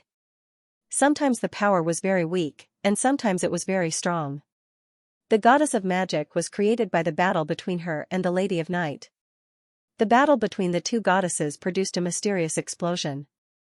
The Lady of Silvermoon gave up part of her power for the sake of more positive energy, which led to the emergence of the first generation of mages and obtained part of their power. Therefore, the relationship between the goddess of magic and the Lady of Silvermoon had always been very close. This goddess maintained a good relationship with many gods. When she was at her weakest, she once sought the protection of the goddess of love and beauty. She also had a good relationship with the goddess of joy. Now, the representative of the light camp, the Lord of Light, had always been her staunch ally. She also had an ally, the Dark Maiden. That was the goddess whose holy emblem was a naked drow girl in the moonlight. She had long fallen in the hands of her mother, the Queen of Spiders, Lolth. This goddess also had a close relationship with the Lady of Silvermoon, so the Lady of Silvermoon and the Queen of Spiders also maintained a hostile camp. However, the biggest enemy of the Lady of Silvermoon was still the Lady of Night. She was Lady of the Night, Goddess of the Lost, Goddess of Darkness, and so on. This ancient Lady of the Night was a goddess who liked secrets. She was only intermediate divine power, at her weakest, but because of the last turbulent period, she plotted to kill the god of caves in the Underdark and accepted the believers of this god. Then, the Lady of Night created the Shadow Weave. Through a series of alliances and secret confrontations with the Queen of Spiders, the Lady of Night and the Queen of Spiders entered the realm of greater divine power at the same time. If there was anyone other than the Queen of Spiders that Soren was afraid of, there was no doubt that the Lady of Night was one of them. This ancient goddess was also very powerful. As mentioned earlier, the cat and dance goddess almost fell into the deepest depths of lust, which led to a serious deviation in her camp. This was the work of the Lady of Night. The Lady of Night rarely appeared in the material plane. Most of the time, she would only appear in those dark dances, communion meetings, and grand dark ceremonies full of tempting lust and lust. The fall of the first generation of the god of thieves led to the fall of the shadow divinity. Although the Mistress of the Night maintained an alliance with the Lord of Shadows on the surface, she was still secretly plotting to kill the Lord of Shadows and reclaim the priesthood of the Shadow Domain. The Avatar crisis broke out. The fall of the Goddess of Magic led to the return of powerful forces. Before the birth of a new Goddess of Magic, the two forces that directly led to the birth of the Goddess of Magic gradually returned to the Lady of Silvermoon and the Lady of Night. So, these two goddesses gradually recovered the great power of the ancient times, and because of the conflict between them, the outbreak of the Avatar crisis became more intense. Everything happened for a reason. Soren had been in this world for so long, and he had thought more than once about whether he could stop the terrible destruction of the Avatar crisis. But when he gradually figured it out, he found that nothing could be stopped in front of the torrent that swept across the multiverse. His weakest personal strength could not change the general trend of the time of troubles. This was not caused by a single factor. Many reasons were concentrated at this moment, and then because of this moment, they collectively broke out. These reasons would not break out, and they would continue to exist. The outbreak was just because the energy storm ignited everything, providing an opportunity for all the grievances to be resolved. The light dimmed. Suddenly, the silver moon in the sky seemed to have lost its brilliance. Night enveloped the whole world, and the sleeping people did not feel anything. But Soren suddenly stopped. He felt that the moonlight in the sky had lost its spirituality, like a gaze that had been watching the world for a long time, and suddenly disappeared without a trace. The Lady of Silvermoon fell. Although it seemed that there was no abnormality, Soren was very sure that the Lady of Silvermoon had fallen to the mortal world. After the Goddess of Magic fell to the mortal world, the second core figure of the Avatar crisis also fell to the mortal world. Soren stood in place for a long time. To be honest, he did not know much about the Lady of Silvermoon, and he did not pay much attention to her at the beginning, mainly because Soren liked to be active in the Underdark and did not know the specific situation of the gods in the surface world. On the contrary, for the gods in the Underdark, especially the old rival of the Lady of Silvermoon, the Lady of the Night, Soren remembered very clearly. If he remembered correctly. The basic profession levels of the Lady of the Night were Rogue 10, Shadow Dancer 10, Assassin 10, Warlock 10, Shadow Lord 10. Health points, 968. There were also believers of the Lady of the Night in the Underdark. As a god of the same level as the Queen of Spiders, it was difficult for Soren not to remember her information. Moreover, the Lady of the Night also controlled the Shadow Weave, so most people who had been in the underground world would remember her. It was very interesting. This goddess was also an advanced Shadow Dancer, but she had also advanced to Shadow Lord, and her strength was still too terrifying compared to Soren. The bright white moonlight gradually recovered. However, the light seemed a little hollow. Soren suddenly felt a very powerful vibration from somewhere in Arendelle. This attracted his attention. His figure landed on the roof with a light leap, and then he quickly approached the front. As the distance gradually narrowed, Soren found that the place where the vibration of the divine power came from was actually the palace of Arendelle. On the observatory on the side of the palace, there was a very powerful burst of power. Is it Princess Royal? Soren couldn't help but have a little doubt in his heart, and directly rushed over with Fly. No matter what, Princess Royal was still in an alliance with him. Something must have happened to such a vibration of divine power. Haha. There was a strange chuckle. As soon as Soren approached the palace of Arendelle, Princess Royal found his trace. An incarnation made of ice and snow appeared. She glanced at Soren faintly and said with a little surprise, "It's you?" There was another person present. The royal palace of Arendelle had been set up with powerful security magic by the elder princess. After all, her enemies were not ordinary. The chosen of the Maiden of Pain. Soren recognized the drow priestess with a coquettish face and a long whip at a glance.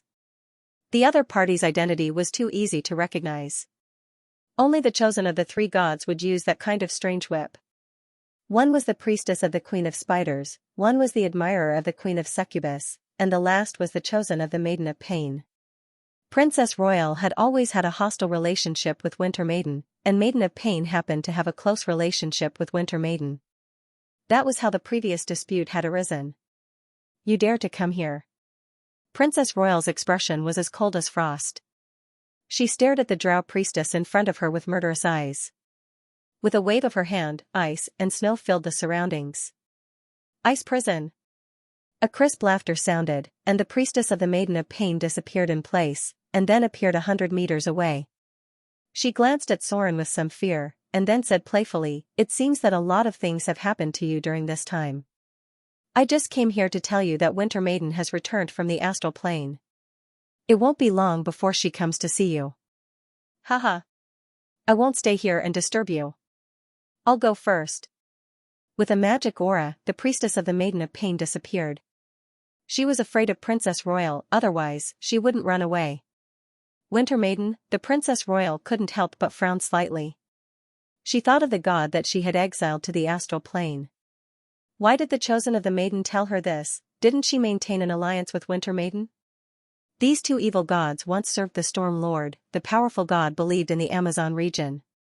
Later, because the Storm Lord stole the divine power of Winter Maiden, it directly led to the breakdown of this fragile divine relationship. The gods under the Storm Lord began to be disloyal, and Winter Maiden and the Maiden of Pain also formed an alliance. Winter Maiden, Maiden of Pain, God of the Hunt, Sea Goddess, and Storm Lord. These 5 gods once belonged to the same divine system.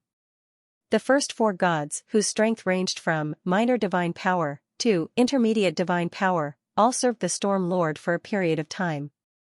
Their alliance was interesting. On the one hand, they maintained cooperation, and on the other hand, they schemed against each other. The evil camp liked this. The Maiden of Pain used to be a member of the Dark Gods, and served the former god of Massacre with the Lady of Poison. That was the bloodline source of the Son of Massacre. But since the death of the god of Massacre in the last turbulent year, these 2 goddesses gradually surrendered to the power of the Lady of the Night. However, after the return of the God of Tyranny, the Maiden of Pain's loyalty to the Lady of the Night began to waver. What happened next was very interesting. The God of Tyranny fell during the Arcane Empire and was replaced by the Dread Lord, the bloodline source of the Son of Fear. The Maiden of Pain's master changed again and became the god of the Storm Lord. The Storm Lord seized the power of Winter Maiden, and the entire divine system collapsed again. The Sea Goddess rose to become a great divine power. The Maiden of Pain, Winter Maiden, and the God of the Hunt formed an alliance, and then the situation continued until now. The relationship between the gods had always been like this. The position of the gods of the evil camp was almost only related to interests. Soren's mind instantly went through the things in his memory. The next moment, he realized one thing in his heart, that was, the Frost Chaos was about to break out. The Avatar Crisis. When this unprecedented period of turmoil broke out, the chaos was not just in one or two places. When Soren came to the Frost Kingdom through the Icewind Valley, he remembered that the Frost Chaos was about to break out, so he decided to go to the outer islands. Now, Winter Maiden had returned. The Maiden of Pain's Chosen had also appeared in Arendelle. All the signs indicated that the Frost Chaos was likely to be brewing. Winter Maiden, Maiden of Pain, the god of the hunt. For a moment, all the clues in Soren's mind suddenly connected together. He realized something in an instant. That was, if he could kill the god of the hunt and then disintegrate the conspiracy of Winter Maiden and Maiden of Pain, then, would the Frost Chaos not break out? If the Frost Chaos did not break out, then the Northern Kingdom centered on Arendelle would not fall into war. In history, this was also a heavily affected area of the Avatar crisis. If the Princess Royal did not mysteriously disappear, the trajectory of history would be deviated. The turmoil of the Avatar crisis would be reduced by Soren to some extent. For the first time, this was the first time that Soren felt that he could change the future. Although he could not interfere with the trajectory of the gods above the intermediate divine power, if he could destroy the allies of these weak gods, then the trajectory of the Avatar crisis would have been deviated. What are you doing here? Princess Royal looked at Soren with a complicated expression. On the one hand, she was very reluctant to Soren's close relationship with Princess Anna. On the other hand, she had to admit that Soren's growth was too amazing. At the beginning, he was just an ordinary adventurer. But now he had become a god with the help of the half-elf and the rogue clergy. Although the Princess Royal still had the advantage in terms of strength, Soren's status as a true god was far higher than hers. If it wasn't for the outbreak of the Avatar crisis, with the ability of Soren as a true god, he would be far more powerful than Princess Royal after switching to the form of a god. No one knew why. Soren had always felt that Princess Royal gave him a lot of pressure, so he looked at her and said slowly, "I have prepared a gift for you. I also have something to discuss with you." Icewind Valley, north. As dawn approached, a part of the forest in the south suddenly began to wither, like a plant plague. The roots of the trees rotted away, yellow leaves fell, and the green flowers and plants all withered. In just a short while, the entire forest had died, and the smell of decay permeated the air of the forest. Withering was spreading like a disease. In the blink of an eye, the forest to the north of Icewind Valley had completely lost its vitality. Along with the light of a spell, a teleportation gate appeared near the Lizardman's swamp. This was a temporary portal. When the portal across space gradually stabilized, figures wearing gray robes appeared one by one. Among these people, there were humans, lizard men, and even elves, as well as some creatures made of twisted roots. Their professions were also very different. The one at the front was an elf droll, but unlike the other droll, this droll was full of a rotten aura. Withered, droll's most corrupt profession, an evil person who spread diseases and withers in nature. Standing in the second position was a human assassin. He had a pale face, and the dagger at his waist glowed with a black luster. At a glance, one could tell that it was smeared with terrible poison. The rotten aura spread. From the withered forest in front of them, an old woman with a haggard face walked out. Her face was covered with all kinds of religious tattoos. The soil she walked on also seemed to be infected with the disease, and there was a strange dark green color. She was the Lady of Poison, Lady of Plague, Goddess of Poison and Disease. Because of some reasons and her clergy, she was trapped in a body that used to be very beautiful but was now ravaged by disease and aging.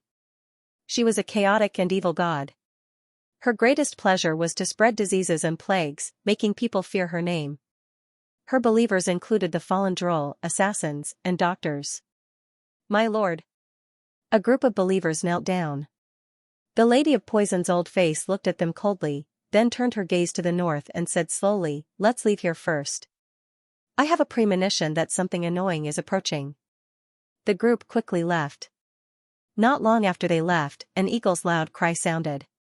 It swooped down from the sky, and the moment it landed, it turned into a droll covered in feathers. Poison, disease, plague. This is a disaster of nature. We must report to the Earthwalker immediately. The droll turned into an eagle again and flew away. Not long after he left, a tall female elf quickly approached. After she took a look, her face turned pale, and hurried to the elf forest. On this day, near the gathering place of races in this area, whether it was humans, elves, or gnolls on the other side of the mountain, people suddenly began to fall ill. The disease was not very serious, but the speed of infection was very fast.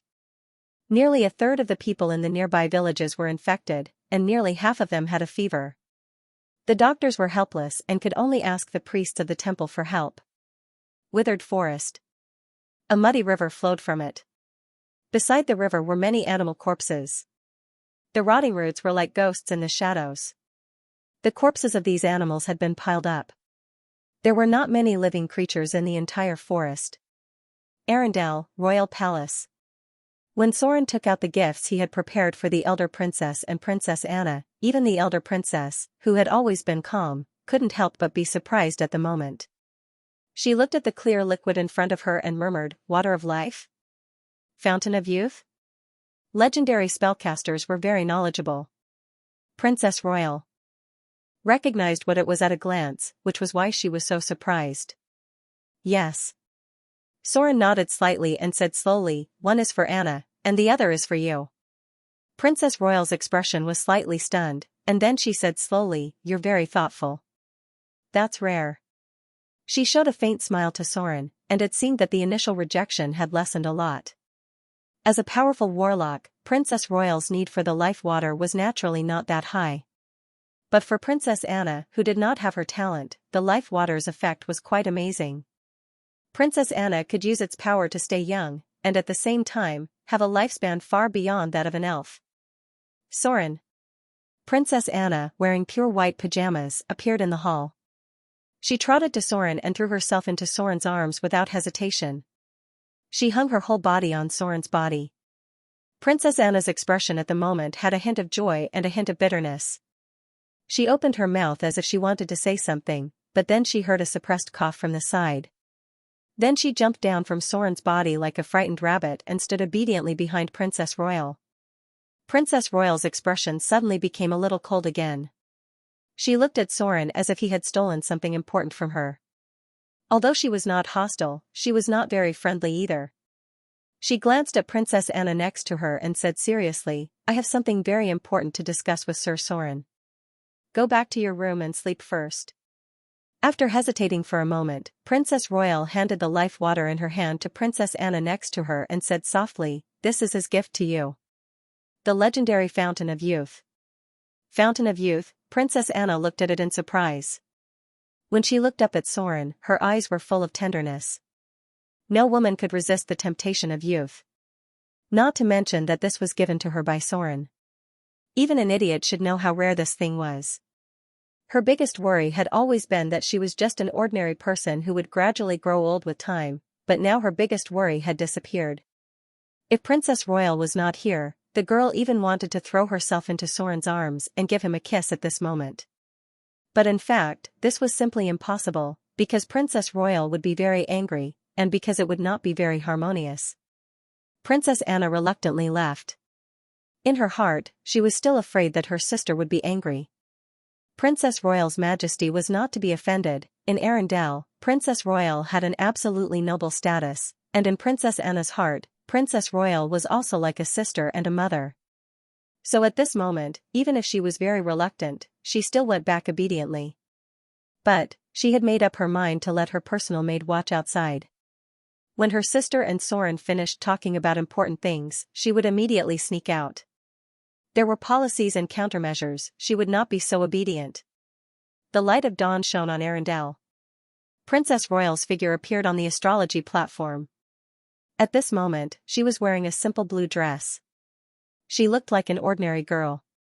She didn't have the aura of a superior, but there was a hint of feminine beauty. At this moment, her expression seemed a little tired, as if she hadn't slept all night. Now that autumn had arrived, the temperature should be relatively high, but for some reason, the air around her was very cold. A layer of autumn frost seemed to have fallen on the astrology platform. This shouldn't have happened. Because everything in front of him meant that Princess Royal's power was a little out of control, and it seemed to have changed the surrounding environment a little bit. She once created an ice fortress out of thin air. With such great magic control skills, it was absolutely impossible for her to be so chaotic that even her own energy overflowed and affected the surrounding air. The power of a god. Princess Royal stood on the astrology platform and looked down at Arendelle in front of her. There was a trace of worry in her eyes. She murmured, "What an elusive power." Since the last time she mysteriously disappeared for a while, her power had become more and more powerful. Sometimes, when Princess Anna faced her, she felt as if she was facing a god. But since then, Princess Anna also felt that there was something wrong with her sister. She liked to be alone more and more. Most of the time, she stayed alone on the astrology platform and didn't allow anyone to disturb her. Princess Royal was a little upset at the moment. Not only because of Soren's matter, but also because of her own troubles. During the time when she mysteriously disappeared, she went to another plane. There was a well-planned conspiracy against her. Although she successfully cracked the other party's trick and gained great power, there was another problem.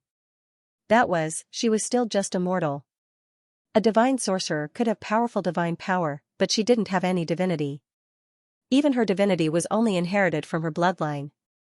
Princess Royal couldn't absorb divinity like Soren. The excessive divine power caused her to gradually lose control of her own power. If I had to use a metaphor, the current Princess Royal was like the Witch of Terror, Lillian, at her peak. Relying on her powerful will, she could still control herself and not be affected by the power. But when it came to controlling the divine power, it was no longer as easy as it used to be. Besides, if the energy was too abundant, it would cause the divine power to overflow. That was why a layer of frost unnaturally condensed around her. Ascension to godhood was imminent. Princess Royal felt that her power was on the verge of going out of control. This was a huge power that mortals could not control. Only by using the template of a deity could she truly control this power. But, ascending to godhood was definitely not an easy task. First of all, Princess Royal's divinity might not be enough. Secondly, she had almost no power of divinity. Then, she had not condensed a clergy suitable for herself. As long as the Winter Maiden had not fallen, it would be difficult for her to easily condense a clergy related to ice and snow.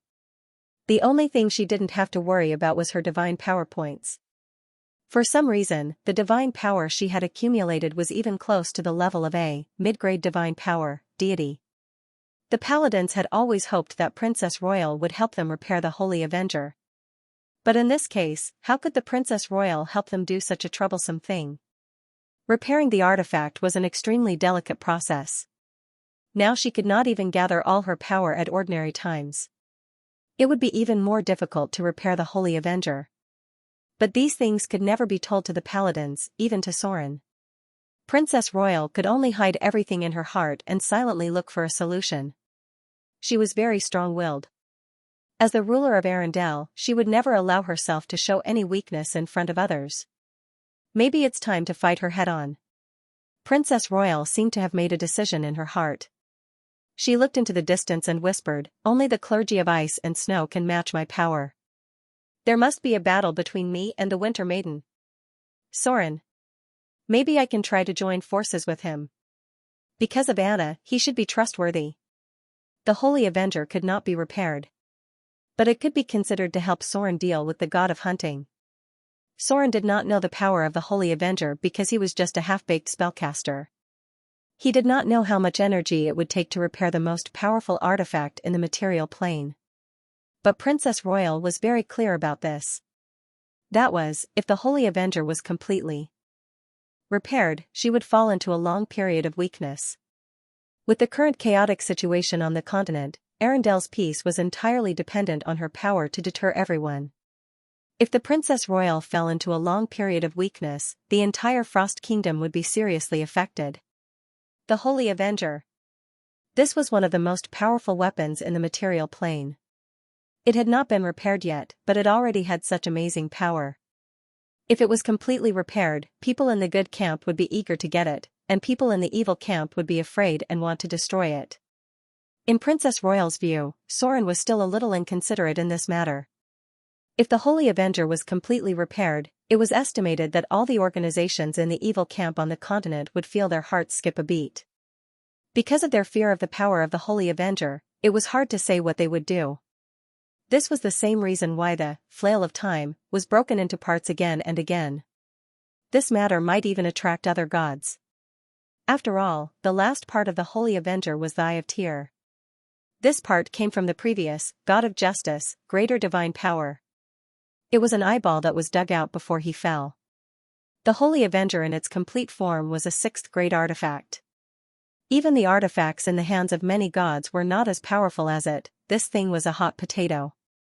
Princess Royal had been delaying the paladins because she believed that the Holy Avenger should not be repaired, especially since the attitude of the God of Light and the Church of Justice was still unclear. Ta-ta-ta. A series of hurried footsteps came from outside. Princess Royal immediately frowned because this was a place where she meditated alone. Unless it was a very important matter, no one was allowed to disturb her. Your Majesty. A young and beautiful female official ran up in a panic.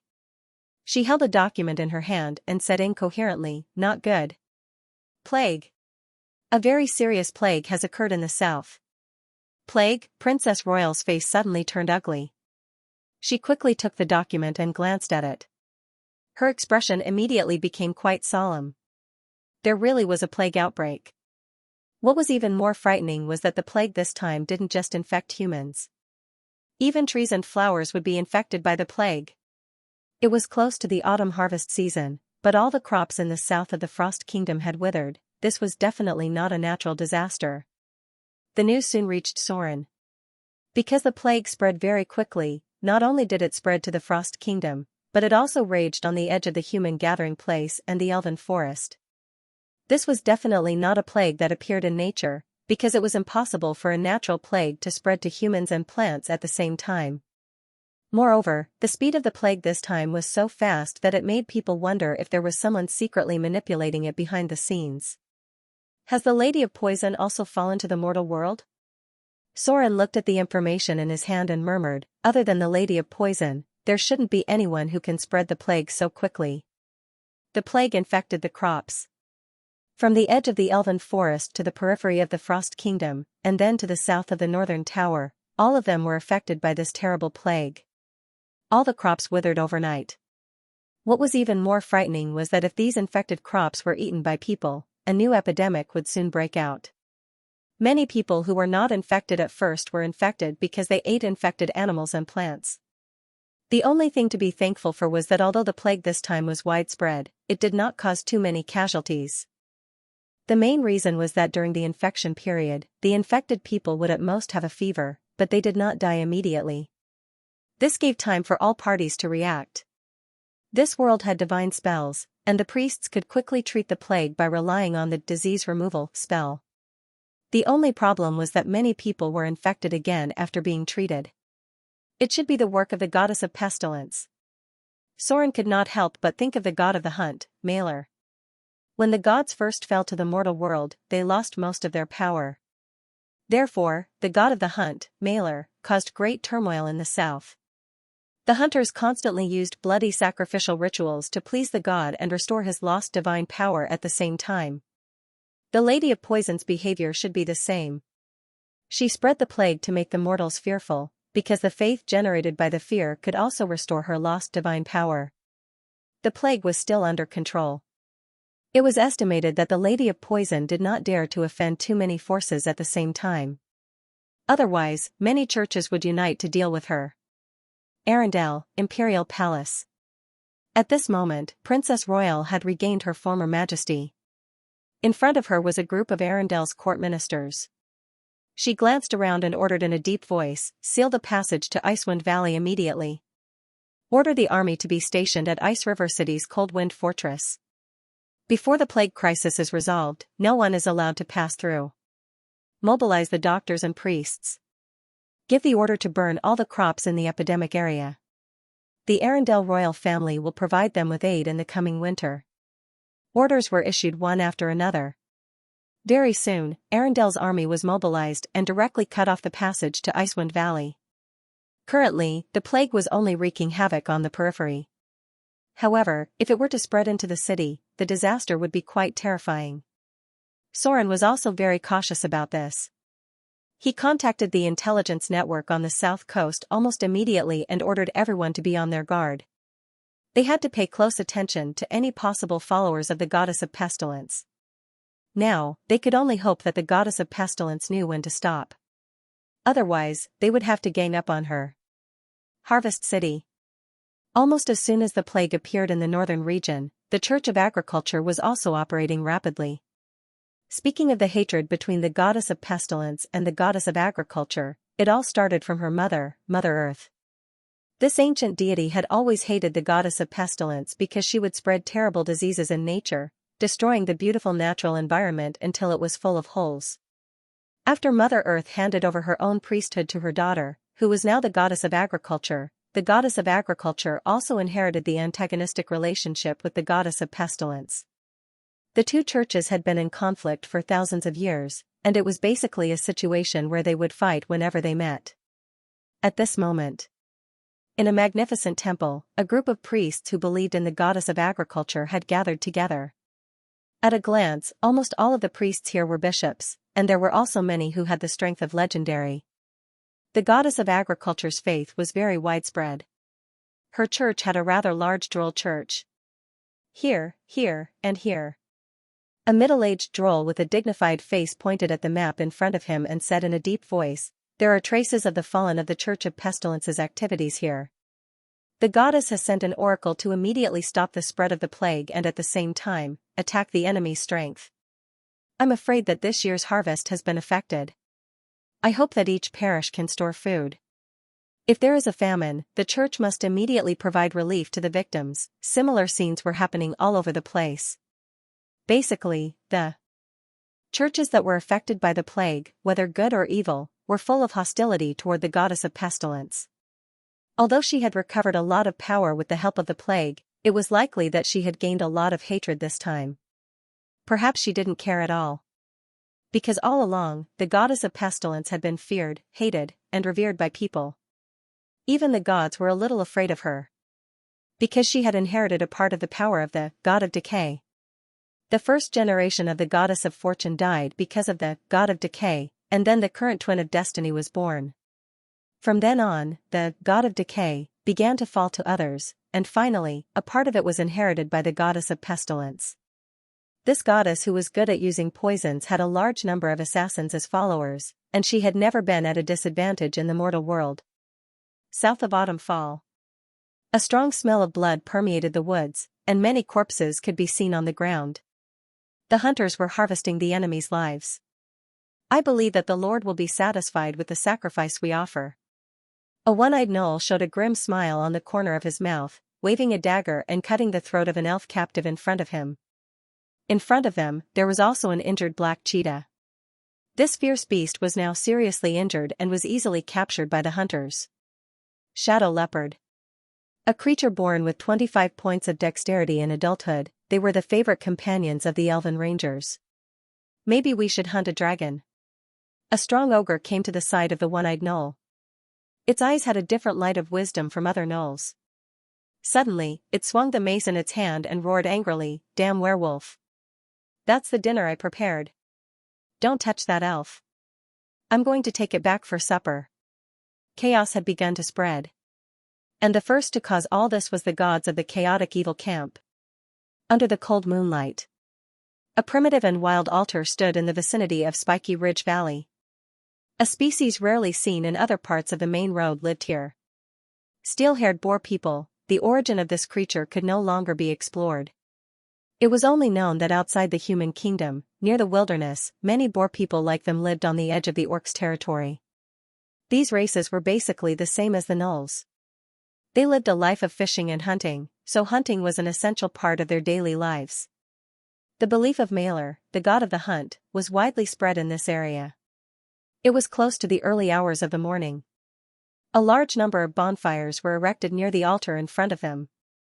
The howling of wild boars could be heard faintly, as well as other chaotic sounds.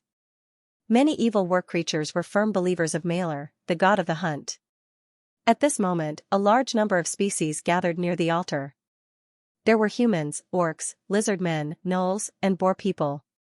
Many creatures were divided into their own camps near the altar.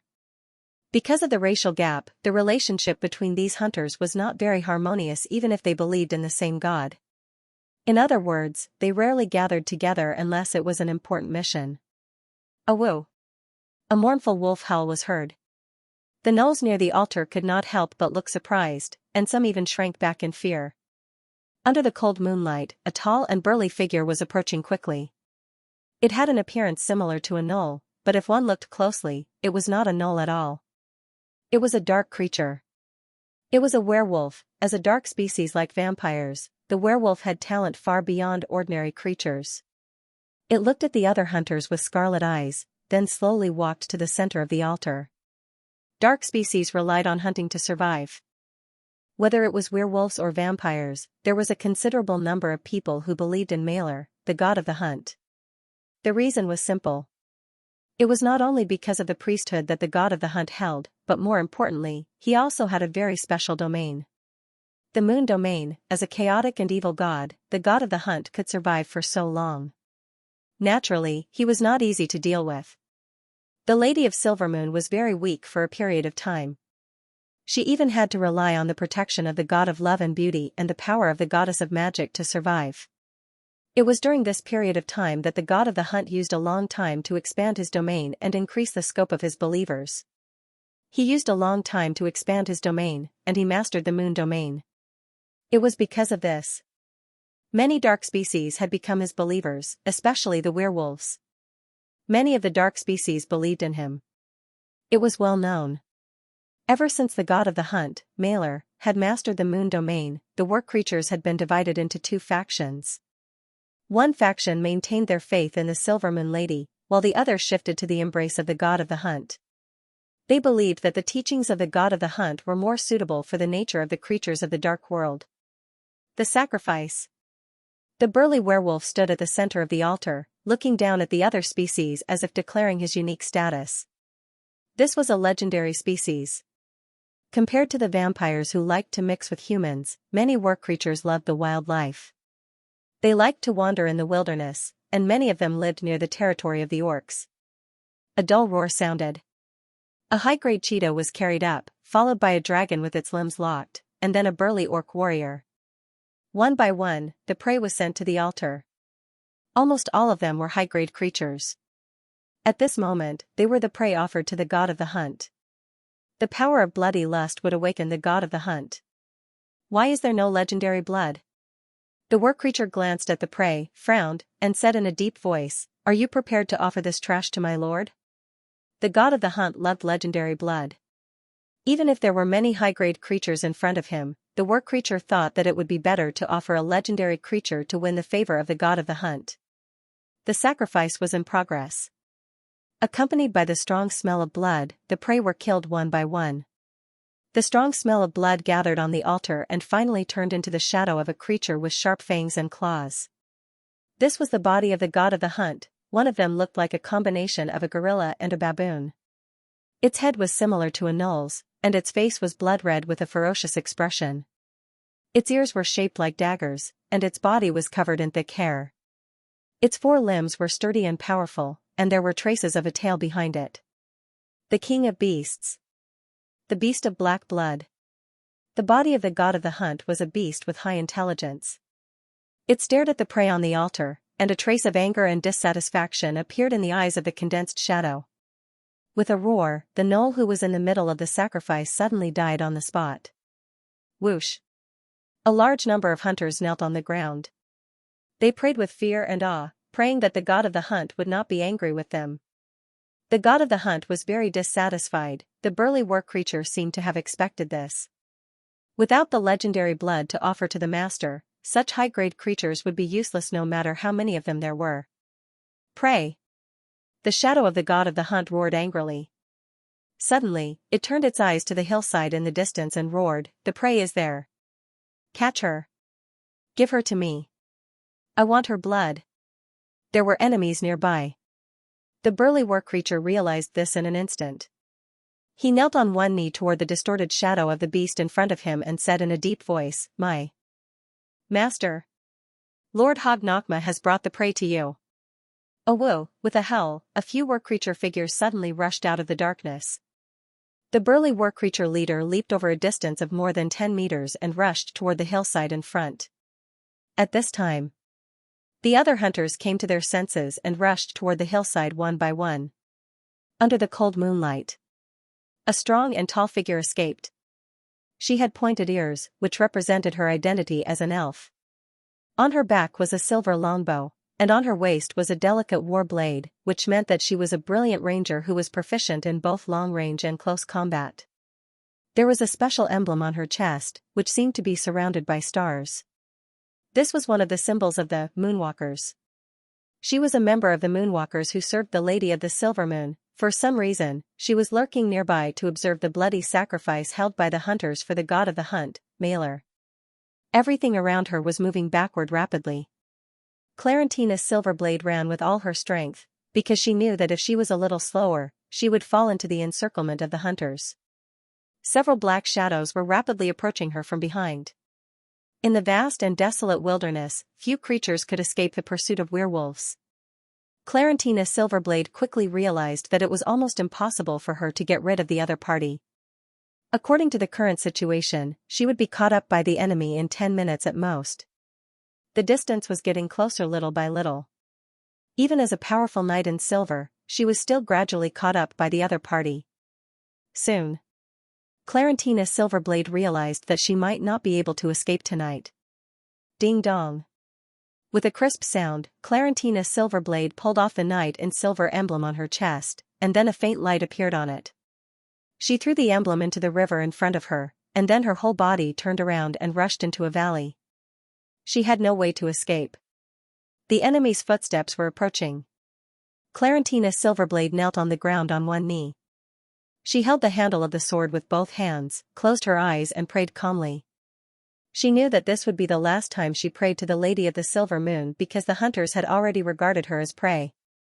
In this wilderness, she could not get rid of these enemies who had a strong tracking ability, so her expression at the moment was very pious, and she said the last prayer in the ancient Elven language. May my faith not be blasphemed by the enemy, may my sword live up to the name of the Silver Moon. May the Silver Lady guide my soul home. Clarentina Silverblade stood up slowly. Her expression was very firm. She looked at the many enemies who were getting closer and closer in the night. She slowly took out the silver-white bow on her back. She was the knight in silver. As the pride of the knight in silver, she would fight to the last moment. The wind was howling. At this moment, the moon seemed to be stained with a trace of blood red. There was a burst of mournful howls in the valley, and a faint smell of blood drifted with the wind. About 10 minutes later, an unusually burly werewolf walked out with the cold corpse of a female elf. There were 3 sharp arrows stuck in its chest, but it didn't care much about the powerful regenerative ability of dark creatures. The abnormally burly werewolf carried the body that was gradually turning cold on its shoulder and quickly approached the altar. There were other hunters behind it, but many of them were unable to walk. In the deathly silent valley, there were many corpses scattered on the ground. There were gnolls, ogres, lizard men, and humans dressed as hunters. Near the edge of the valley, there was a broken silver-white battle bow. There were cracks all over it, as if its owner had used it more than once to block attacks. Not far away, there were broken pieces of exquisite armor stained with blood, and half of an elven battle blade that had been broken by brute force. The valley was deathly silent. Everything seemed to have quieted down. Only the corpse that the hunters had taken away was gradually turning cold. Fresh blood was dripping down from the pale fingertips. It was unknown how much time had passed. Near dawn, a vigorous figure rushed from the forest in the distance. She rushed directly to the river in front of her and then jumped in with a splash. In the mud of the river, she found a special silver-white emblem. A drop of crystal tear fell. The beautiful elf slowly stood up. She followed the traces on the ground and soon found the valley full of traces of battle. Clarentina. My sister. We will avenge you. Anyone who kills the knight in silver must pay the price. The female elf in front of her slowly knelt on one knee, put away the broken silver-white battle bow on the ground, and then pulled out half of the elven battle blade that had been cut off. Her eyes were full of anger and hatred. She turned and flew in the direction of the autumn leaf forest. Arendelle, Royal Palace. After spending nearly 3 days, Soren finally reached an agreement with the Princess Royal. In the end, the matter of repairing the Holy Avenger did not come to an agreement. For some reason that Soren did not know, the Princess Royal had always refused to help the paladins to repair this artifact. However, to Soren's surprise, just when he thought that it was impossible for him to borrow the Holy Avenger, the warden suddenly agreed to lend it to Soren. But this required Soren to swear in his own name that he would never want to take this weapon for himself. At the same time, he would immediately return it to the paladins after borrowing it. A god swearing in his own name would have a strong binding force. If Soren made this oath, then he would never try to take over the Holy Avenger. Otherwise, he would have to pay a great price. The paladins were also worried about something. In their view, Soren was a person who was both good and evil. In terms of behavior, Soren was definitely evil. However, from the prosperity and stability of Mordor to the prosperity of the south coast, Soren had done many things that surprised the paladins. This result and request were obviously discussed internally by the paladins. They were probably worried that Soren would take over the Holy Avenger in other ways. It was the first time they met someone who could use the Holy Avenger other than the paladins. However, considering Soren's identity as a god, they forced themselves to accept this. They just didn't know if other gods could use this artifact. They couldn't help but feel worried when they thought of this. During this time, Soren was paying attention to the spread of the plague on one hand, and on the other hand, he was also paying attention to the movements of the god of the hunt, Malor. But today, the intelligence organization of Mordor City suddenly sent him a very strange message through magic. That was, the figure of the knight in silver had appeared frequently in that area. Soren himself had the title of rogue, so he still had a lot of rogues under his command. The news that came was quite strange. He didn't know why the knight in silver had recently fought with the followers of the god of the hunt. Several head-on conflicts had broken out between them. Another strange movement was that the Church of the Silver Moon seemed to be mobilizing people near Autumnfall. The Lady of the Silver Moon was a very powerful god. Although her power was always very unstable, her beliefs were spread across many races, such as humans, elves, beastmen, and so on. She was the only god who did not belong to the elven divine system, but had a wide range of beliefs among the elves. Now the Church of the Silver Moon was also showing signs of activity in that area, which made Soren feel very strange. Did the Lady of the Silver Moon also want to deal with the god of the hunt? Was she trying to steal my kill? There is one more update today. Because of the appearance of the knight in silver, Soren had to check the information of the Silver Lady. At present, it was still impossible to determine where the Silver Moon Lady was, but it was certain that she had now established contact with her church. Otherwise, the Silver Moon Church would not have made so many moves recently. If a god fell to the mortal world, they would generally contact their church first. After all, this was their main force in the mortal world. The arrival of the Silver Moon Lady made Soren a little nervous. After specially sending someone to inform Vivian not to provoke the goddess, he had the energy to do something else. After paying a small price, Soren finally collected some information about the Silver Moon Lady. God name, Silver Moon Lady, Surin. Other names are Silver Lady, Silver Moon Lady, Moon Maiden, Moon Goddess Divine System, Nun. Divinity, Intermediate Divine Power. Holy Emblem, a pair of female eyes surrounded by 7 silver stars. Residential Area, Moon Gate. Alignment, Chaotic Good. Clergy, Moon, Navigation, Exploration, Star, Wanderer, Good and Neutral Work Creatures. Domain, Moon, Chaotic, Good, Star, Protection, Travel, Work Creature, Exploration, Female, Lactation, etc. Believers, Female Spellcasters, Good and Neutral Work Creatures, Navigators, Monks, Sailors, etc. Clergy Alignment, Neutral Good, Chaotic Neutral. Preferred Weapon, Waning Moon Staff, Heavy Hammer. This was the divine template that Soren summed up from various sources of information. It was clear that the core clergy and domain of the Silver Moon Lady was the Moon. After collecting this information, he quickly realized the conflict between the god of hunting and the Silver Moon Lady, the Moon, domain and the Work Creatures, Believers. The unusual movements of the Knight in Silver and the recent actions of the Silver Moon Church seemed to have a deeper meaning. In the current situation of falling to the mortal world and losing most of her divine power, the Silver Moon Lady naturally needed to restore her power. However, the Avatar crisis was also an excellent opportunity for the Silver Moon Lady, who had always wanted to return to the greater divine power. If the Avatar crisis did not break out, it would be quite difficult to kill another god. Even if they were only gods with weak divine power, they would have to pay a great price to kill them. Therefore, when the Lady of Silvermoon was at her weakest, it was almost impossible for her to regain the power that once belonged to her. But now that the Avatar crisis had broken out, if the Lady of Silvermoon killed the enemies who had taken away her domain, then she would have a great chance to take back this power. Soren couldn't remember who killed the god of hunting. When the Avatar crisis broke out, many gods had fallen. The rows of thrones in the Pantheon Temple were not empty. To be serious, Soren did not know many gods. Unless there was an obvious intersection with him, Soren would not deliberately remember these things.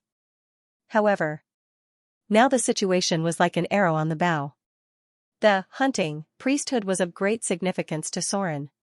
Even if the Lady of Silvermoon intervened, he had to fight for it. Only by getting the hunting priesthood could Soren enter the greater divine power realm.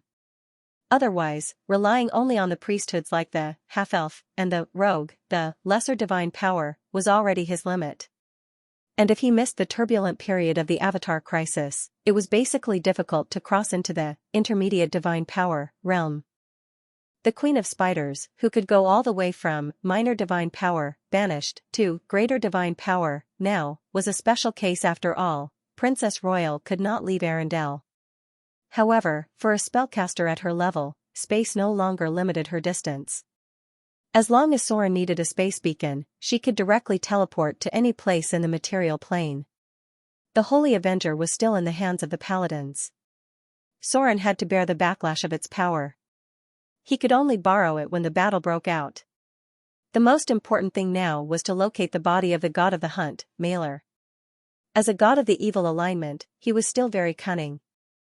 At present, he had not exposed the specific location of his body. Soren once again returned to his disguised identity. Next, he would sneak into the Church of the Hunt as a high-grade hunter and judge the location of the god of the hunt according to the bloody sacrificial ceremony. He had fallen to the mortal world. In the process of the bloody sacrificial ceremony, the body would have a connection with the ceremony at the divine level. Unless the god of the hunt did not want the power of the sacrificial ceremony, Soren could always find him. Mordor City. Secret Laboratory. Saruman came to this huge laboratory in a grey wizard's robe. As one of the few wizards in Mordor City, he finally proved his value and loyalty to Sir Soren and Sir Gloria after spending such a long time. After signing a more complicated contract involving the soul level, Saruman finally entered the senior circle of Mordor City. Actually, the main reason was that high-grade spellcasters were too rare. Saruman's attainments in alchemy were very good, and he had been promoted to a high-grade wizard. After discussion, Gloria and Fallen Witch decided to let him know something. Naturally, the matter of the shadow plane could not be easily exposed. However, this high-grade adept could be of great help when it came to creating golem statues. After spending a lot of experimental research, the two witches finally began to assemble the diamond golems. Soren had a special hobby of making weapons. Originally, with the current number of golems in Mordor City, it was basically not suitable for large-scale production, and the money spent was quite amazing. However, Soren's plan had begun to take effect. The gold mined on Treasure Island had made the wealth of Mordor City endless. He had plans to join forces with the Temple of Wealth to make gold coins. In the case of no shortage of money, it was naturally acceptable to make weapons. The only trouble was that the elemental pool in Mordor City had not yet formed. It could only maintain the normal operation of 30 puppet golems. At present, some of the golems were still in a standby state. Elemental pool. This was the core of a wizard tower and a half-bit wall. In terms of energy, they might have to find a breakthrough point from the arcane tower in the shadow plane. Elven forest. Soren was now dressed as a hunter. He walked in this dense forest in an animal skin coat and followed the original route to the gathering place of the hunters. Gloria sent him a message the day before yesterday. That was that the diamond golems had been completed. The only thing missing at present was the legendary level life activation spell. She would work with the fallen witch to master it. If they could successfully memorize it, then the mass production of diamond golems might become a reality. This process would take about a few months, which meant that near the end of the year, Soren would be able to rely on the diamond golems to forcibly break through the defense system of the arcane tower in the Shadow Plane. Through the dense forest, Soren entered the territory of the elves. Because of the chaos caused by the hunters, many elven towns began to refuse outsiders to enter, especially hunters like Soren, who were rejected by them. Soren did not waste time on the road.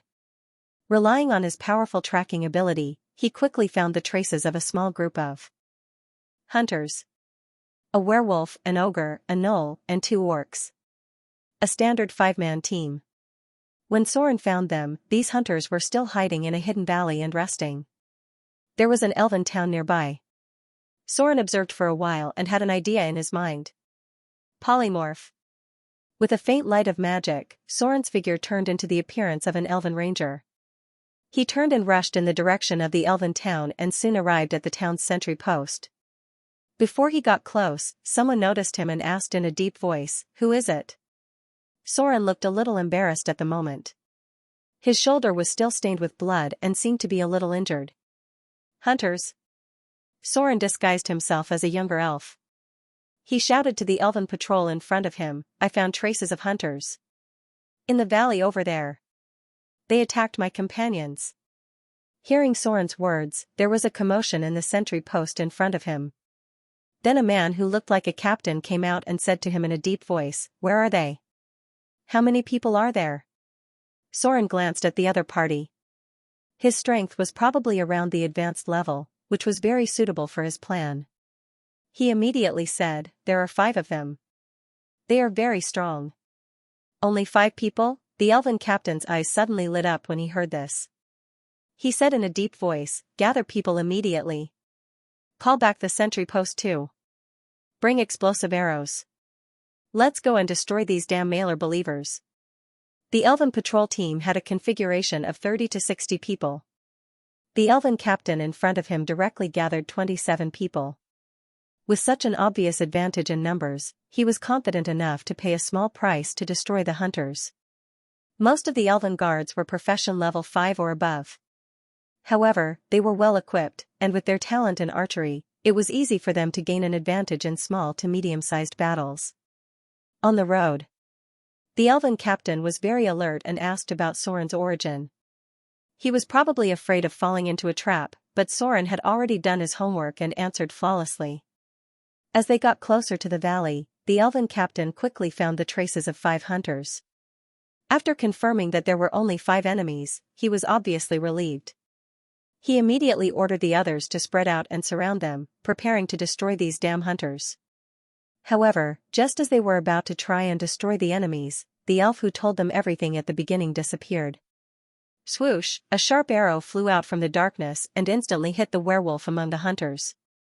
Following the elven captain's attack, the other scattered elven patrol guards also stood out, holding their longbows and instantly suppressing the enemy with suppressive fire.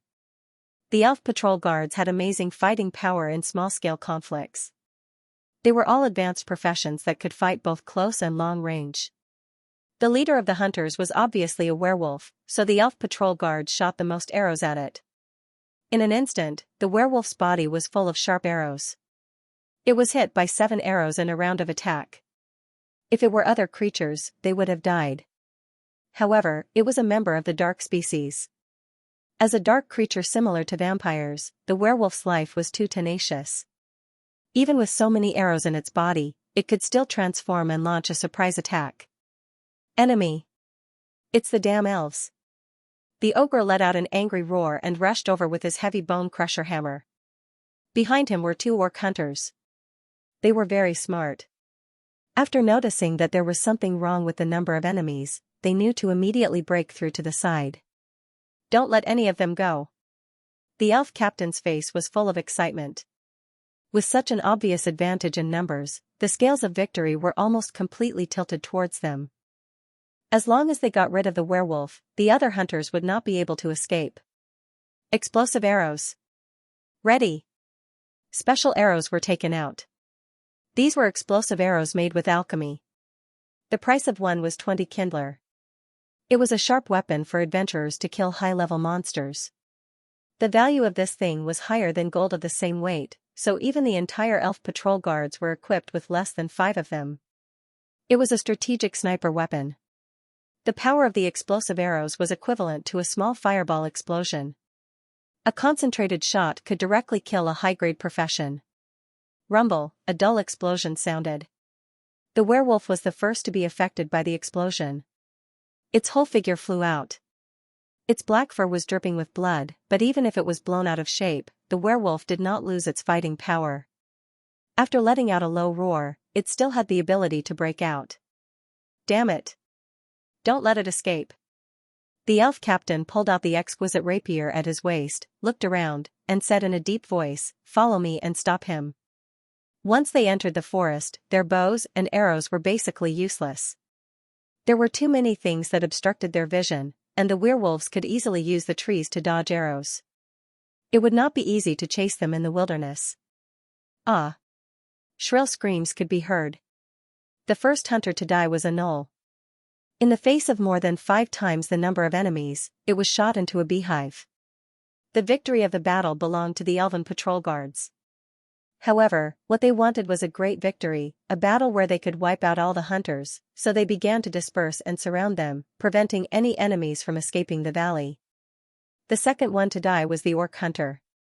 When it realized that it was impossible to break through the encirclement, it suddenly went berserk and killed 3 elven guards. The werewolf was heavily injured, the ogre was heavily injured, and there was only one half-beast left. Just when the elven patrol thought that none of the hunters would be able to escape, a sharp arrow suddenly shot out from the darkness. Ah! One of the elven patrol guards was instantly killed. A second arrow came from the darkness, and another elven guard fell to the ground, clutching his chest. There are more enemies. Is it a trap? The elf captain suddenly had a bad feeling, but he quickly realized that the enemy's shooting speed was not fast. This meant that the number of reinforcements was very small, and they could still win by relying on their advantage in numbers. There! A shout was heard, followed by the voices of others. "There's only one enemy. A few of you, come with me and take care of him." Soren's figure appeared at the edge of the battlefield. When the elf vice captain saw that Soren was alone, he immediately rushed over with his guards. Soren was now dressed like a hunter. He looked like a human, but his body was filled with a wild aura. When he noticed that someone was approaching, he immediately put an arrow on his bow and aimed at the elf vice captain. Swoosh, a sharp arrow pierced through the air. The human in front of him had incredible shooting skills. With a painful scream, the elf vice captain fell to the ground and died. On the other side, the heavily injured werewolf was getting weaker and weaker. Under the siege of 3 to 5 elven warriors, it was about to enter a state of near death. When Soren's figure appeared, the werewolf's eyes shone with a glimmer of hope. It suddenly sped up and ran towards Soren's position. At this moment, Soren put an arrow on his bow again. He aimed at the elven warriors that were chasing after the werewolf, but at this moment, his expression showed a trace of hesitation. He suddenly turned his bow and shot at one of the elven guards that was attacking the ogre. The werewolf's scream before it died echoed. Soren expressionlessly turned around and rushed down. He pulled out the sword at his waist and prepared to save the orc and ogre that were being surrounded. The casualties were almost done. As the leader of this hunter squad, the werewolf was now dead. Soren actually had the ability to save it, but if it died, it would be more beneficial for his next plan. There were only 2 hunters left. They would be the key to Soren's mission to hunt down the church, so these 2 targets must not die. Swoosh swoosh swoosh, Soren finished off the elf warrior in front of him with a single slash. He then continued to shoot at high speed, hitting several enemies. Although they were not fatal, they still broke through the encirclement. "Let's go. Break out from there." Soren's voice was very deep. He looked like a rough barbarian. After he saved the ogre and orc that were lucky enough to survive, he immediately put an arrow on his bow and aimed at the elf vice captain. Soren had the ability to end the enemy's life with this arrow, but in the end, he still shot the enemy's shoulder. With his ability, it was not difficult for him to wipe out all the elven patrol squads, but he did not have the slightest intention of doing so. The reason was simple. Kill a portion of them and let the rest return alive. Their hatred and anger would make the conflict between them and the hunters even more intense. Soren needed to use their hatred to destroy the church's strength. The three figures disappeared into the dense forest. In fact, there were traces of blood left by the hunters on the ground. These elven patrol guards also had rangers who were proficient in tracking, so it wasn't difficult to catch up with them by following the blood and footprints. But the damned human hunter seemed to have turned around and looked at them before he left. His eyes seemed to be telling them that if they caught up with him, more people would die. The hunter's shooting skills were too amazing.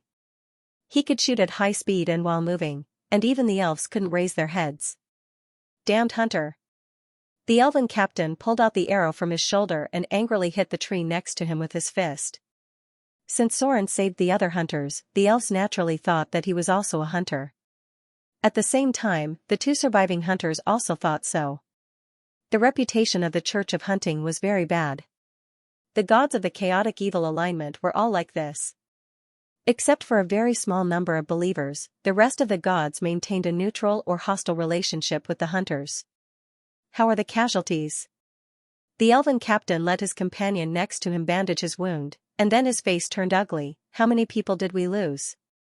An old ranger came over and said with a dignified face, 7 dead, 6 injured. We killed 3 hunters. We found these on their bodies. It seems to be a special token. Damn it, the elven captain angrily hit the tree next to him again. If the human hunter didn't appear, they could kill all these hunters. It didn't matter even if there were some casualties. But now, 2 of them escaped, and their own casualties were so serious. Hatred, anger, and guilt made him feel uneasy. What about the elf? I don't know. Maybe he ran away during the battle? Captain. Do you think this is a trap? It shouldn't be. The elf didn't lie. Even if it is a trap, there can't be only one enemy support. Did you find any footprints of him leaving? Yes. He left towards the south. South? Isn't that the direction where the hunters escaped? He couldn't have chased after them alone, right? I don't know. Captain. What do we do now? Get someone to send the message and the token. These hunters have been getting more and more rampant recently. I'm going to write a letter to ask the Elven Court to send a ranger to support us. Is it a windrunner? The voice sounded excited. I don't know. Clean up the battlefield. Go back and strengthen your defenses. We can't let these hunters mess around in our territory anymore. The Elven patrol quickly left. However, about 10 minutes later, a vigorous figure appeared nearby. It was a high-grade rogue. Judging from his appearance, he was an elf. On his chest was a rare emblem that looked like a meteor with a long tail. This emblem was rarely seen in the human world because it represented the god of thieves and elves, Erfin. After a long period of time, the power of the priesthood had been distributed many times. In particular, the domain power of many gods involved each other, which led to some gods holding the same or similar priesthood power. The god of thieves and elves, Erfin was a lesser divine power god. He was a member of the elven divine system. There was not much information about him, but he was often called the naughty clown. His core was the priesthood of thief and prankster. His domain included chaos, elves, luck, and craftiness. He was a god of a race. His belief was limited to the elves, and most of it was spread among bards and thieves, so the outside world did not know much about him. At this moment, the elf rogue walked around the battlefield, then left a mark here, and then left in another direction. Because the god he believed in controlled the luck domain. Therefore, it was said that the believers of the elven god of dexterity and thieves, Erfin, would be blessed by luck. Very few creatures from the outside world believed in him, but he was still quite influential among the elves. Believers who were favored by this god would get extra luck bonuses. What an annoying hunter. About half an hour later, another elf appeared here. She looked normal, but after seeing the mark left on the ground, the female elf shook her head with dissatisfaction and murmured, I can't let them interfere with the plan of the Queen of Gods. I must let the Queen of Gods attack these guys. Otherwise, we can't determine the whereabouts of Arif and Arazel. There was no doubt. This was not a real surface elf. She was a drow disguised as a surface elf. The web of conspiracy of the Queen of Spiders had begun long ago, and the elven divine system that the Queen of Spiders hated the most was undoubtedly the elven divine system that had once exiled her. There were quite a few members of the elven divine system. Even the Queen of Spiders did not dare to rashly start a war, so she targeted the weaker gods among them. The god of elves' dexterity and thieves, Arif and Arathel, had reached the level of intermediate divine power at her peak, but as the shadow domain fell to others, this deity fell back to lesser divine power. However, relying on luck, crafty, and thieves' domain power, this god was still the backbone of the elven divine system. The reason why the Queen of Spiders targeted him was very simple. Crafty, this was one of the core domains of the Queen of Spiders. Killing this god could greatly increase her power and allow the Queen of Spiders to further master the powerful, crafty, domain. Basically, there was a very obvious characteristic of the battle between the gods. That was, many of the gods who were at war either had conflicts in their domains of divinity or were the same or similar in their domains of divinity. The same domain of divinity was a potential opponent.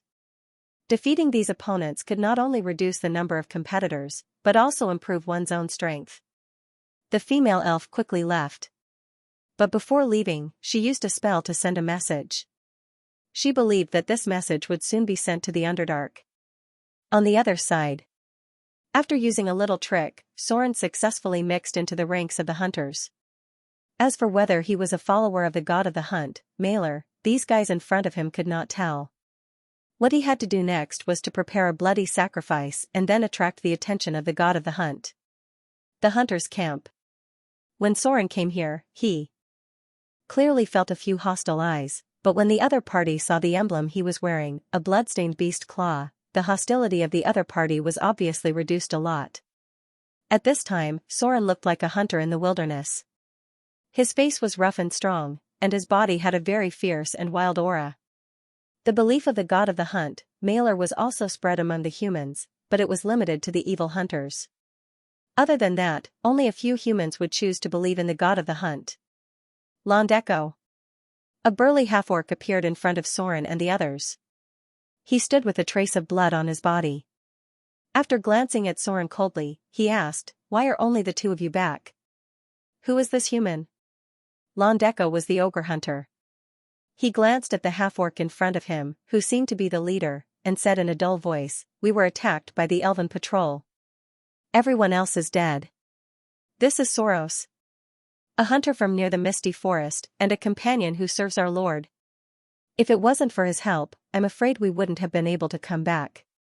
Soros, the burly half-orc, glanced at Soren, and his expression became a lot gentler. Then he said, "Okay. You guys come in first. There's something important to discuss later." The church of the god of the hunt, Malor, was very narrow. Not only were the areas scattered, but also the races were mixed. This was his greatest drawback. The church that served Soren had a strict internal order. Basically, the priests and core members of the church were very clear about it. But the church of the god of the hunt couldn't do this. Therefore, he spread his faith across races, and the church was more scattered in small groups. Now, even if they were gathered together, there was no way for the hunters to completely recognize each other. Even because of the desire for legendary blood, even if you were not a follower of the god of the hunt in the past, as long as you could offer a legendary sacrifice, the god of the hunt would even be willing to accept you as a follower and give you a trace of divine power as a reward. Evil god could only give two kinds of gifts. One was power. Very few gods would bestow divinity. Most of them would bestow a sliver of divine power. This sliver of divine power was already very powerful for mortals. The second was wealth. Money was nothing to the gods, and most of the evil gods were very generous in this regard. There were about 10 people in the camp. Soren also saw the body of a dead male elf with the emblem of the Queen of the Forest, Marikai. It was a unicorn with a golden horn and blue eyes. She was a member of the natural god system, a powerful god in the neutral and good camp. The unicorn goddess was her mount in battle. The Queen of the Forest was also an enemy of the god of hunting. However, the natural god system also had an obvious characteristic, that was, the church was quite scattered. This goddess didn't even have a proper temple. Her followers mostly prayed in the sacred forest or other altars. However, she had a large number of rangers as her followers. This was because her clergy was the goddess of the forest and rangers. Marikai was a humorous and kind god. She always had a confident smile on her face. She was very cautious about making friends, but once she recognized them as her friends, she would protect them passionately and loyally. Although she understood that death was also a part of the cycle of life, she was not as cold as the oak tree father. Instead, she often intervened to heal the pain of creatures out of sympathy. Her incarnation was often a beautiful woman with brown hair and brown eyes. She had a strong and elegant body and wore a set of green and brown leather armor. The Church of the Queen of the Forest was very concerned about the wilderness. In such areas, the rangers were often the only line of defense against danger. Many people thought that her priests were far more willing to find the balance between the development of civilization and the protection of nature than the elves hiding in the forest. In addition, her church was also seen as an indispensable force against the fierce and cruel Mailer followers. The Queen of the Forest had a very good relationship with the god of travel and the god of light, and worked hard to fight against the evil gods, especially the god of hunting, Mailer, the Lord of Storms, and the Lady of Poison. This is?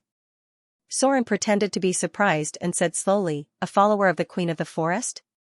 The burly half-orc glanced at Soren and said calmly, yes.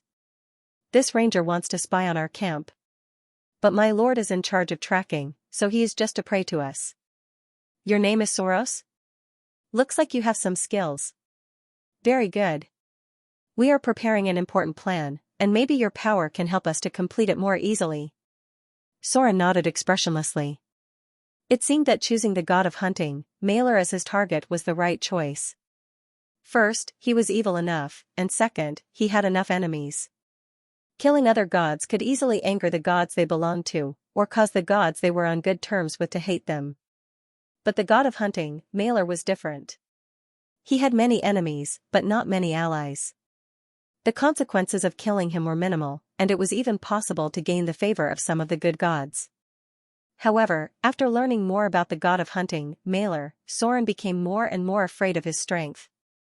There were so many enemies, but he was still alive. In terms of combat power, he might be stronger than he thought. The god of hunting, often represented high combat power. Night fell. A group of hunters quickly gathered around the campfire. The half-orc in the lead glanced at the others and said in a deep voice, "My lord needs to offer more prey. This is the oracle that he has sent to us. Only the blood of legends can satisfy our master, so we must hunt down an enemy of sufficient strength. Here."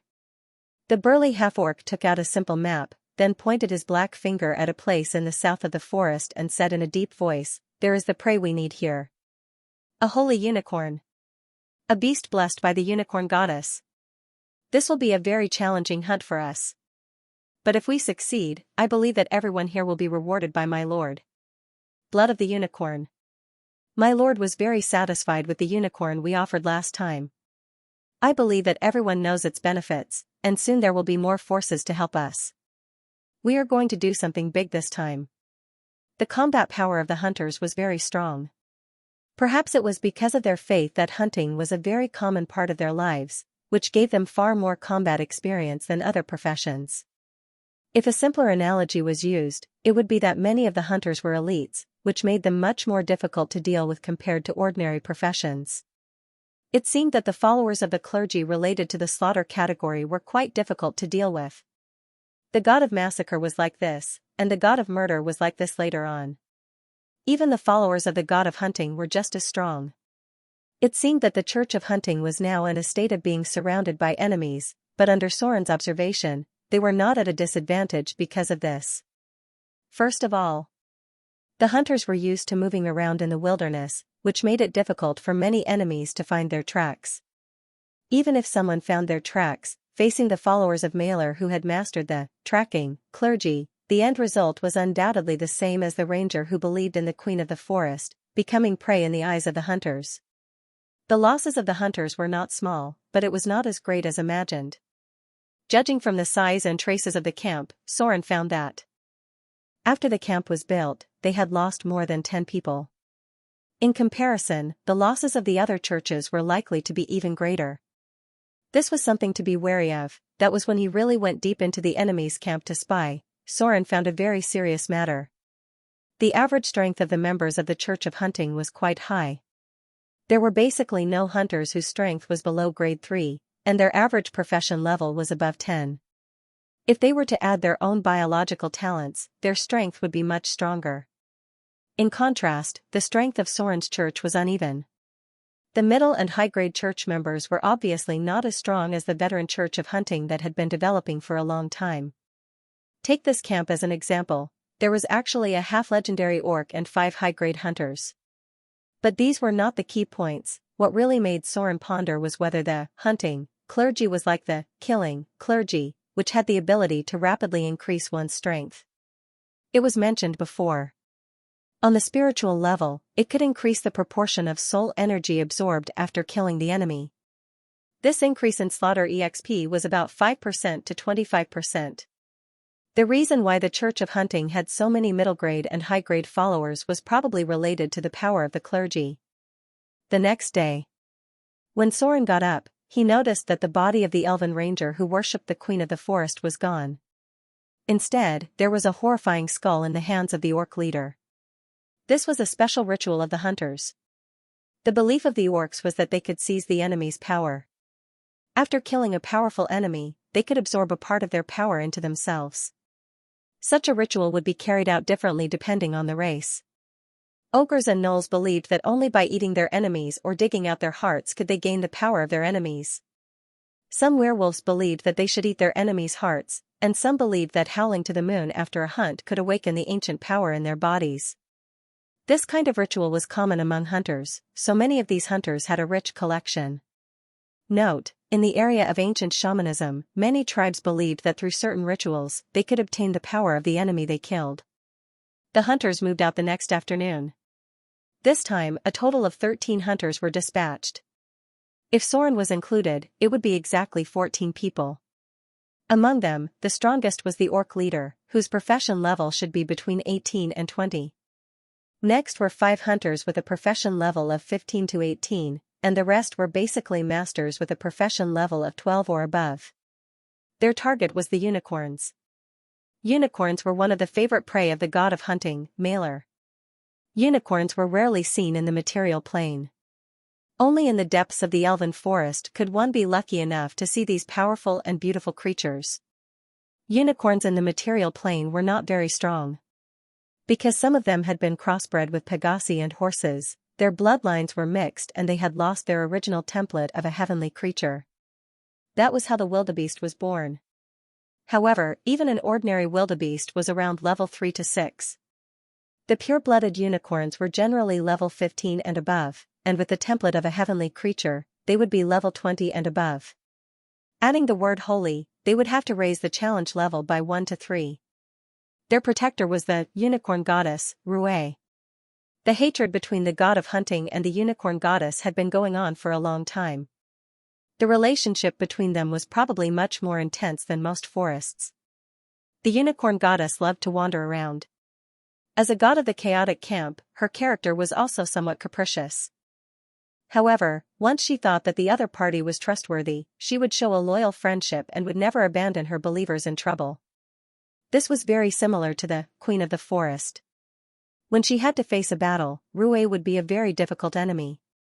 However, what she liked most was all kinds of relaxed banter, clever puzzles, novel discoveries, and all kinds of joyful exploration in life.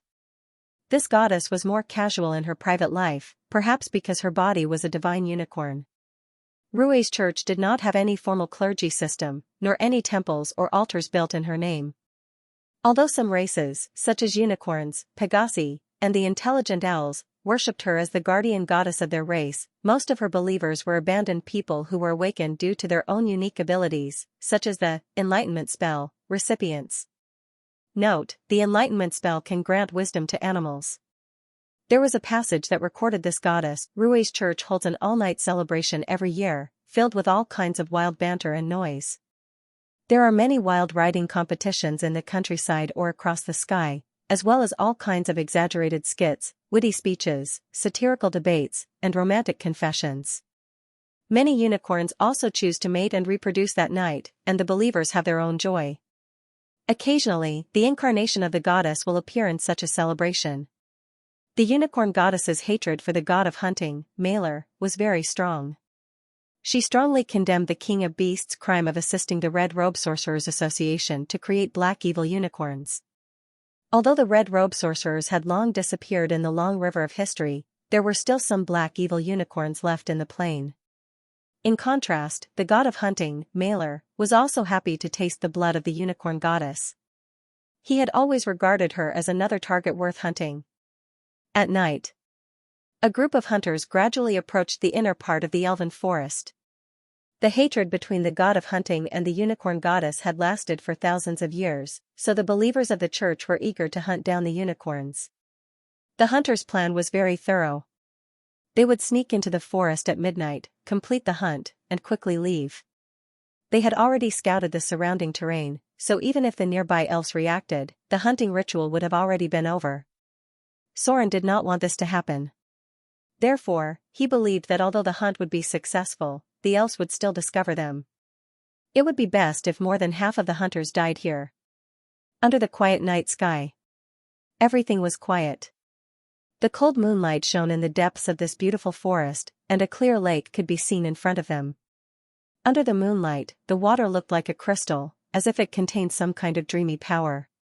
In the legends of the elves, it was said that there was a water spirit living in this lake, but very few people could see her. However, it was undeniable that there was a power shrouding this place. In the darkness, some strong figures were lurking around. The hunters had brilliant tracking and sneaking skills. They waited patiently near the lake, waiting for their prey to appear. Water. This was a place that most wild creatures couldn't leave. There was a trace of life energy in this lake, so many nearby creatures liked to replenish their water here. A pitch-black cheetah appeared by the lake. The hunters didn't make the slightest move.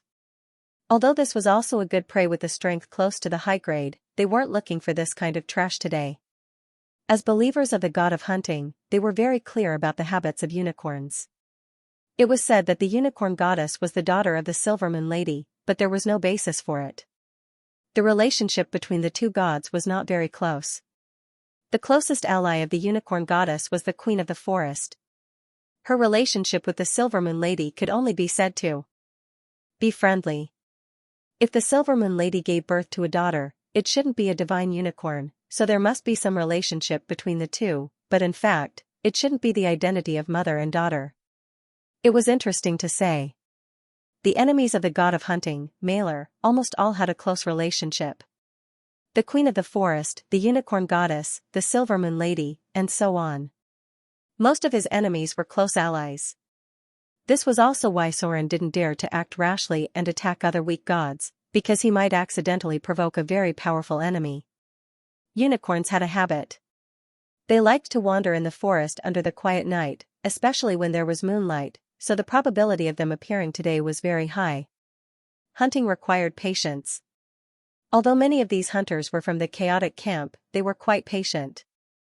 They lurked nearby and didn't move, scattered and surrounded the lake. However, they didn't notice that one of them had left a little. The night was getting darker. Suddenly, a sparkling light appeared in the forest in the distance. Then, a majestic unicorn with a pale golden horn appeared in their line of sight. It had snow-white fur and looked like a creature that had walked out of a dream. The cold moonlight shone on its body and seemed to reflect a faint glow, illuminating everything around it. A divine unicorn. To be able to be crowned with the name, Holy, it was naturally related to God in this world. It was a creature favored by the unicorn goddess. Not only did it have a trace of power given by God, but Soren also felt divinity in it. This was a divine creature. The hunters hiding in the darkness couldn't help but look at the unicorn with burning eyes. The unicorn in front of them still didn't feel the approaching danger. It leisurely strolled along the lakeside, enjoying the tranquility and serenity of the night. It retained the bloodline of a heavenly realm creature, so the light on its body was actually a symbol of power. The characteristics of a heavenly realm creature were still in effect on its body. The unicorn slowly came to the lakeside. It leisurely lowered its head to drink. Suddenly, it seemed to feel something. It raised its head and looked around vigilantly, but it didn't see anything in the darkness. Swoosh! Swoosh, swoosh. Arrows were shot from all directions. These +2 arrows hit the target in an instant, leaving wounds on the beautiful fur of the unicorn. Drops of blood dripped down. The unicorn let out a roar full of anger and panic. At this time, a metal net suddenly fell from the sky and covered it in place. Success! Hearing the excited roars of the other hunters, 5 figures rushed out in an instant and shouted, "We've trapped it. Everyone, do it. Kill it and we'll leave immediately." A dazzling explosion of light. For a moment, the surroundings were as bright as day. The sudden burst of light directly blinded many people. The long pale golden horn on the unicorn's head emitted a faint glow, and waves of magic waves gathered. Piercing shot. The hunter's second round of shooting came in an instant. The unicorn, which was temporarily trapped, had no room to dodge. All of a sudden, its magic was forcibly interrupted, and its injuries became more and more serious. The result of the battle was almost doomed. Facing the siege of more than a dozen hunters, even if this holy unicorn had legendary strength, there was no possibility of survival. After all, it was just an intelligent beast. But, just when the hunters felt that their prey was about to die, suddenly, a vigorous figure appeared under the moonlight. Their bodies seemed to be surrounded by the power of the wind, approaching at a high speed in a low-altitude glide. One jump was dozens of meters away. Soon, they were close to the quiet lake that was destroyed by blood and slaughter. Wind Chasers, another ranger unit of the elven race, had the strength not weaker than the knights in silver. Swoosh, a rain of arrows came, and in the blink of an eye, 2 hunters fell to the ground. Kill the unicorn first. The burly orc leader was shocked and angry. He didn't know why his plan failed and was suddenly discovered by these elves. It was as if they had received the news long ago. The holy unicorn was seriously injured. In this case, the most important thing was to complete the mission at all costs. In the darkness, a sharp arrow flew out, ending the life of this divine unicorn, as well as the pain it was enduring. "You stay and stop the enemy." The burly orc leader was overjoyed. He carried the unicorn's body and broke out of the forest, taking away the sacrifice to the god of hunting and leaving the others behind. As long as the god of hunting was satisfied, these casualties were nothing at all. The elves must have also rushed here temporarily. So they didn't have the advantage in numbers. Maybe it was a subconscious action.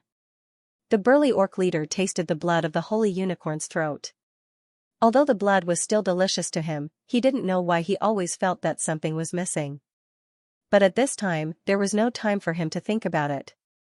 After putting away this important sacrifice, he quickly escaped into the primitive forest at night. The battle was still going on. However, the hunters who stayed behind to cover the retreat might not be able to make it back. "I'm sick. Sorry." Soren's figure was hidden in the night. With his powerful stealth ability, even if these wind chasers were the elite elves, it was unlikely that they would find his trace in the night. The hunters who stayed behind had suffered heavy casualties. The few survivors saw that the situation was not right and fled in other directions. Soren also began to attack in the night, tracking the traces of the hunters, and directly killing these guys secretly. These enemies should not go back alive. The more the enemy's strength could be weakened, the more advantageous it would be for his later plan. At dawn, Soren rushed back to the hunters' camp. This time, 14 people went to the mission, and only 4 people returned. A total of 10 hunters with a profession level of high grade and above died. Even a god's church could not afford such casualties. It was equivalent to all the high-grade officers of a fleet of Mordor being killed. Although the hunters succeeded in killing a holy unicorn, the nearby hunters were basically hit hard and lost the ability to fight head-on with the elven rangers. When Soren returned to the camp in the form of a hunter, there was still a trace of blood on his body. It looked like he had been through a difficult battle. Nearly half of the people inside were gone, but they did not seem to be sad. On the contrary, they seemed quite excited. Because the sacrificial ceremony to the god of the hunt was about to be held. The god of the hunt was a very generous god.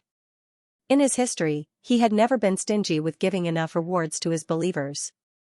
Whether it was wealth or power, as long as the ceremony succeeded in pleasing him, they could get rich rewards. The evil gods were similar in this regard. In the Underdark, if a drow matriarch succeeded in pleasing the Queen of Spiders once, the status of the whole family would be improved, and the family would be prosperous for a long time. The sacrificial ceremony soon began. The god of hunting did not have many temples because his followers were often active in the wilderness. Therefore, a simple altar was enough to offer sacrifices to his prey. The body of the holy unicorn was carried up. Now this beautiful legendary creature had become a cold corpse, and drops of blood were sprinkled along the altar. The orc leader in charge of the sacrificial ceremony. He was chanting the prayer of the Church of the Hunt, ready to call Mailer's avatar to appear. A faint light appeared.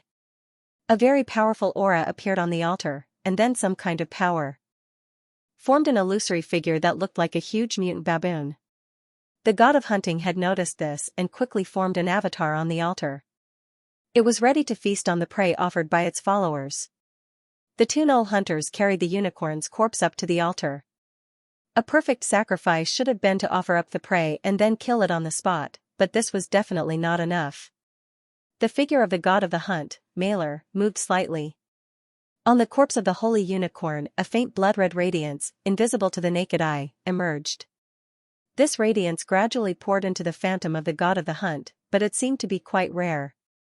The burly half-orc leader continued to chant the prayer. The whole ceremony would take a long time, because this was still a sacrificial offering. However, at this moment, the shadow of Mailer, the god of the hunt, suddenly let out an angry roar. A telepathic ripple transmitted his words. "How dare you fool me?" The god of the hunt, Mailer, seemed to feel that he had been fooled. His mood became very irritable and full of anger. He suddenly waved his sharp claws and roared, grabbing the half-orc leader in front of him.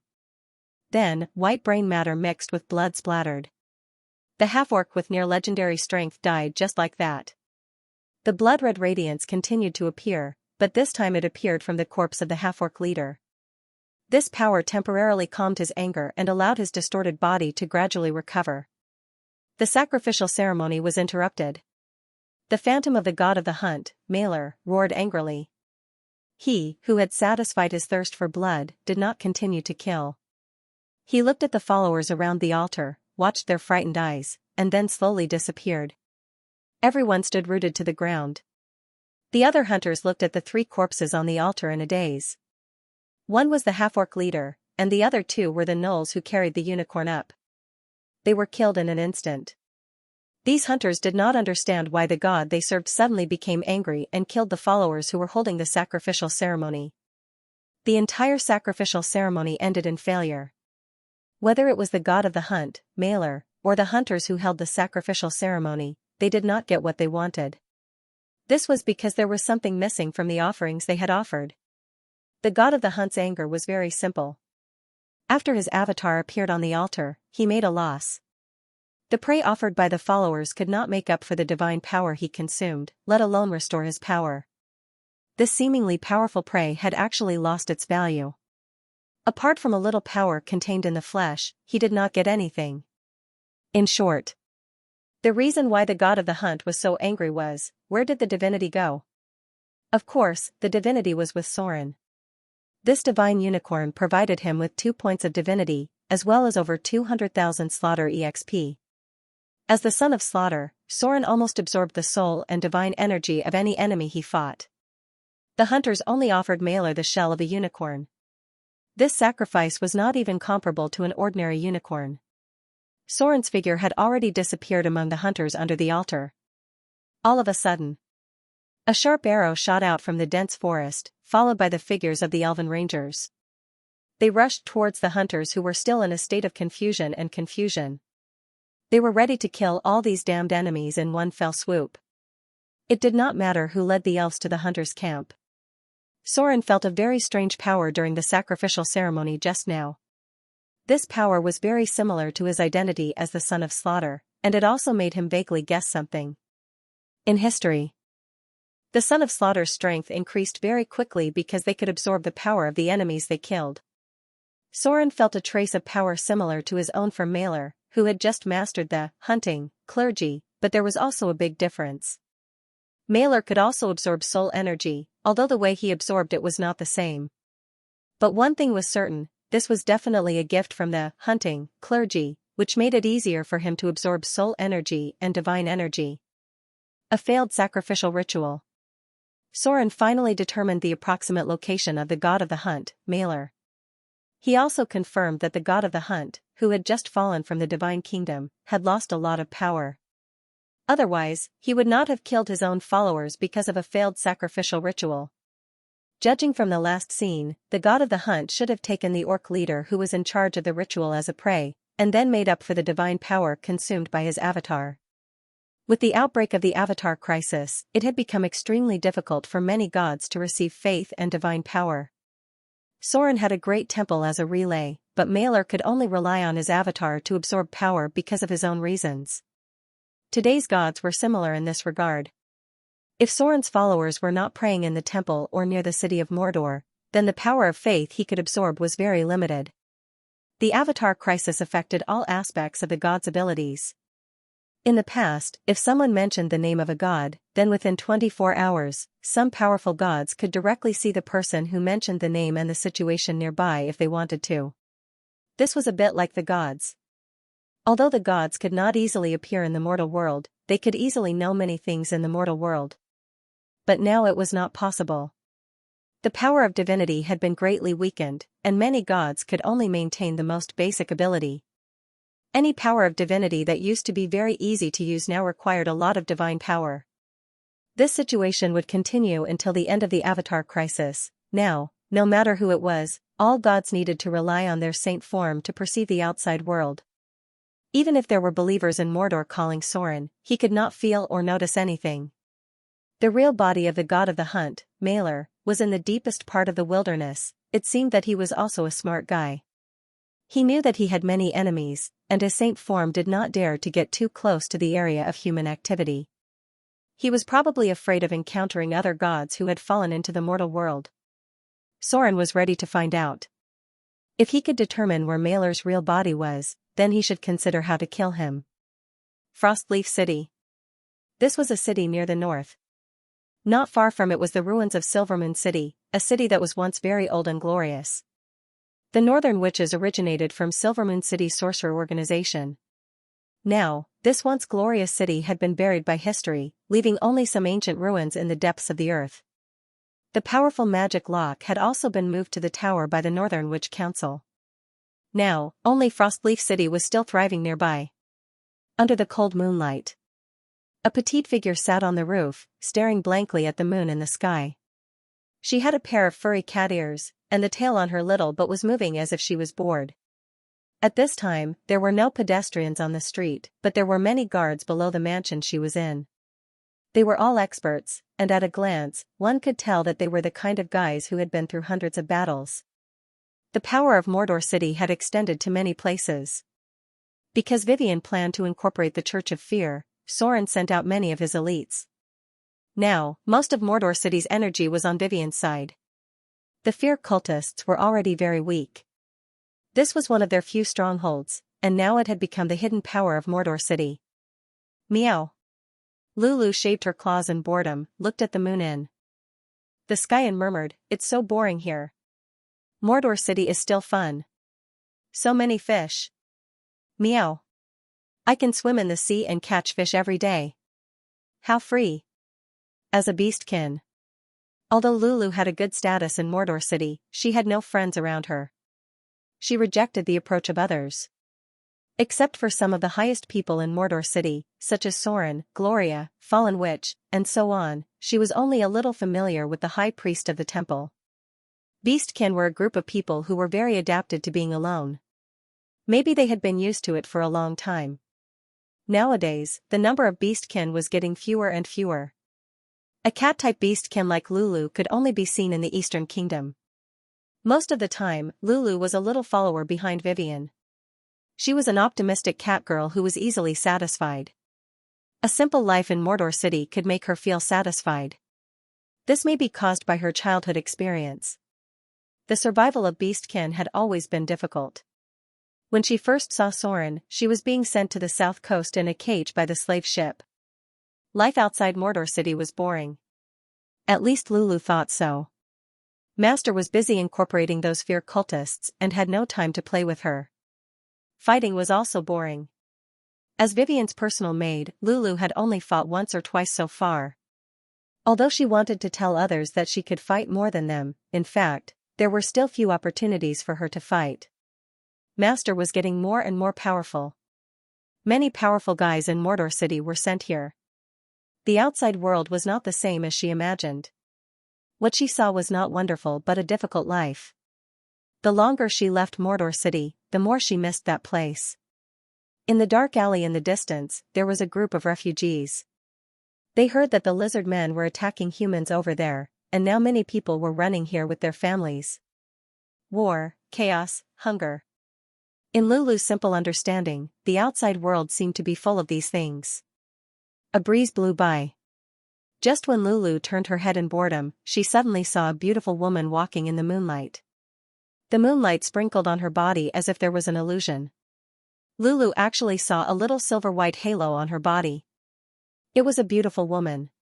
Words couldn't describe it. Her body was full of an aura that made Lulu feel close, and even made her feel a trace of motherly warmth. Child. The beautiful woman walking in the moonlight suddenly appeared beside Lulu.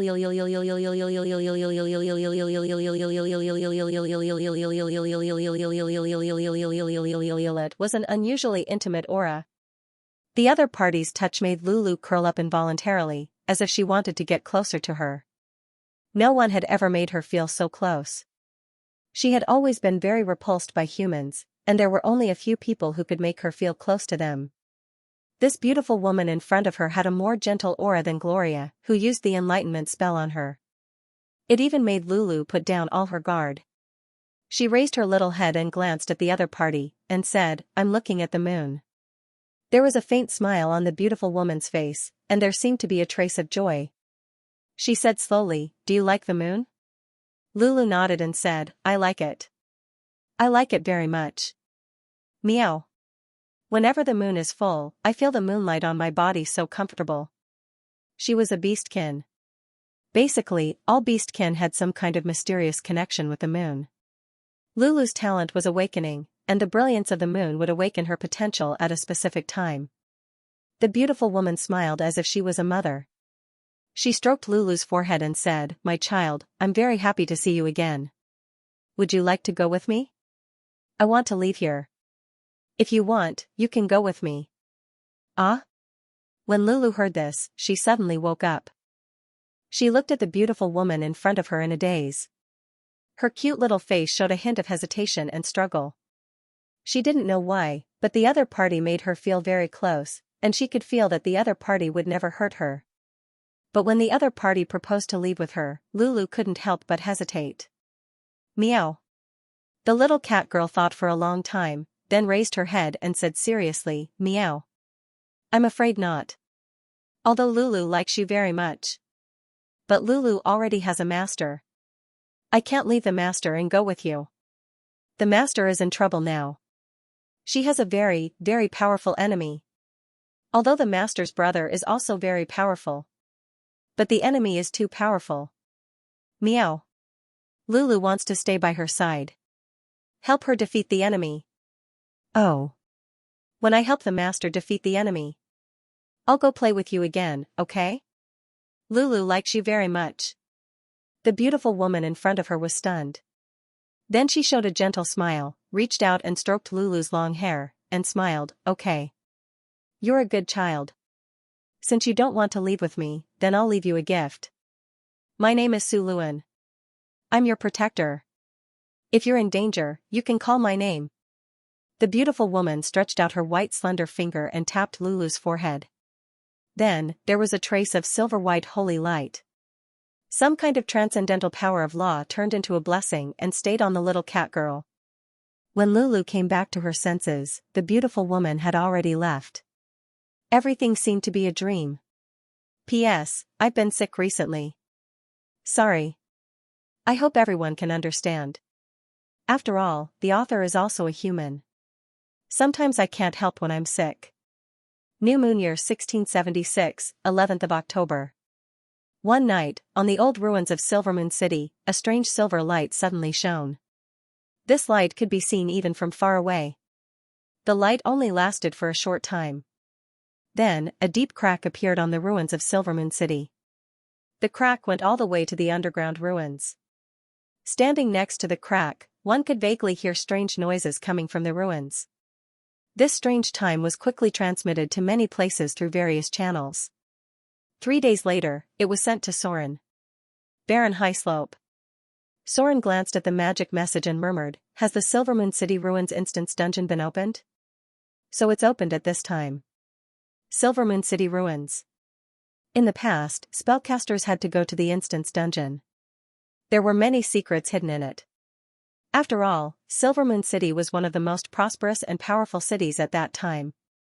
During the Avatar crisis, there was a saying among the adventurers, only wizards who graduated from Silvermoon City Ruins are considered true high-grade spellcasters. The reason for this was simple. It wasn't that Silvermoon City Ruins would drop some amazing equipment. The main thing was that there was a special secret room in there. There was a very rare enchantment method recorded in it. Tattoo enchantment, this was a special technique mastered by the red-robed wizards a long time ago. No one knew why it was left in one of the secret rooms. This special enchantment technique allowed wizards to permanently engrave a spell on their body as a tattoo.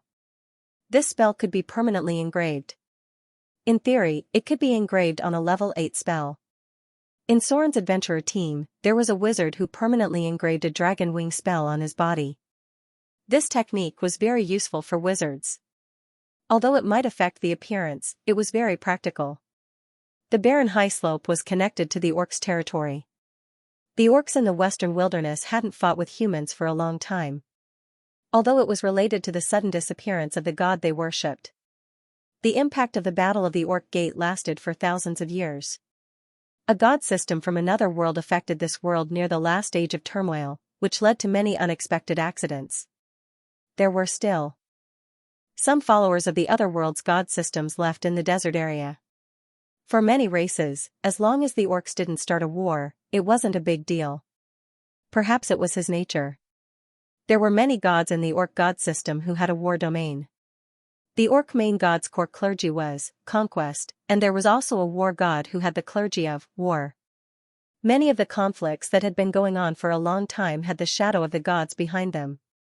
Soren passed through a highland covered with thorns. What appeared in front of him was a strange forest. It was strange because there were many corpses of wild beasts and some traces left behind by elves. The followers of the god of hunting included many intelligent evil beasts. Everything in front of him told Soren that a battle had taken place not too long ago. What surprised Soren the most was that the elves acted faster than he expected.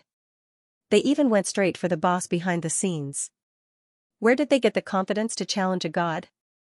Soren stared at the corpse in front of him. He saw the emblem of the knight in silver. Sure enough, it was the knight in silver who did this. Only they could track the location of the god of hunting, and they were even faster than Soren. Was the Lady of Silvermoon also here? This was the first thought in Soren's mind, but he quickly threw it aside. The enemy of the Lady of Silvermoon was her sister, Lady Night. If the Lady of Silvermoon showed up here, the probability of Lady Night intervening was quite amazing. In the end, a terrible disaster might break out in advance. The two goddesses who had been fighting for countless years might fight before the Avatar crisis really broke out. The power level of Lady Night was not to be trifled with. If they really fought, the whole world would be seriously affected. The Lady of Silvermoon shouldn't be here. Soren quickly reacted and realized that he still had a chance. He murmured, before the fall of the goddess of magic, the power of the Lady of Silvermoon had always been below the mid-level divine power, which meant that she had to avoid being tracked by Lady Night. In the current situation, she can't be the opponent of Lady Night. So the possibility of the Lady of Silvermoon appearing here is actually quite low. It should be only the knights in silver who came here to deal with the god of hunting. But why do they think they can succeed in killing a god? This was the biggest feature of the Avatar crisis. Even mortals could succeed in killing a god. It was precisely because of this that it led to the terrible turbulence. All the gods were in the form of saints. In theory, anyone could die in the Avatar crisis. The immortal characteristics of the gods had disappeared. Once, even if they died, they could be resurrected. But now, basically, any god who died was really dead. The god of hunting, Malor, was now equivalent to a top legendary creature with an amazing challenge level. Perhaps his profession level had reached between level 35 and 40, so he had a part of the realm power and retained a small amount of divine power. If he was really willing to sacrifice human lives, he could definitely be killed. In the past, many gods were killed by adventurers in this way. There would always be a time when their divine power would be exhausted. The space around the battlefield was sealed, and even the gods in the form of saints could not leave. Soren left a spatial coordinate. Plans always seemed to be unable to keep up with changes. The world would not stop because of his will. Many things had already happened, but he did not know many of them. Even if he knew, there was nothing he could do. The traces of the battle became denser and denser. More bodies of war creatures and elves began to appear in front of him. The knights in silver obviously had the upper hand. In the process of moving forward, Soren also saw a terrible trace. The trace was left on the body of a burly werewolf. Judging from the breath of life, this werewolf should be a legendary creature, but it was killed in an instant. A divine artifact. Soren took a little look and confirmed this. These knights in silver brought the divine artifact over.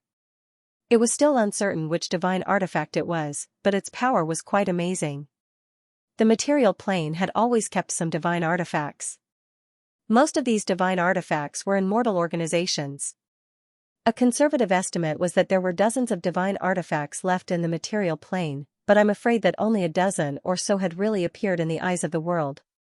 These divine artifacts would only appear on a large scale when the Avatar crisis completely broke out. The reason was simple. Using these divine artifacts could easily break the divine shield of the saints. By this time next year, more and more divine artifacts would appear. This is...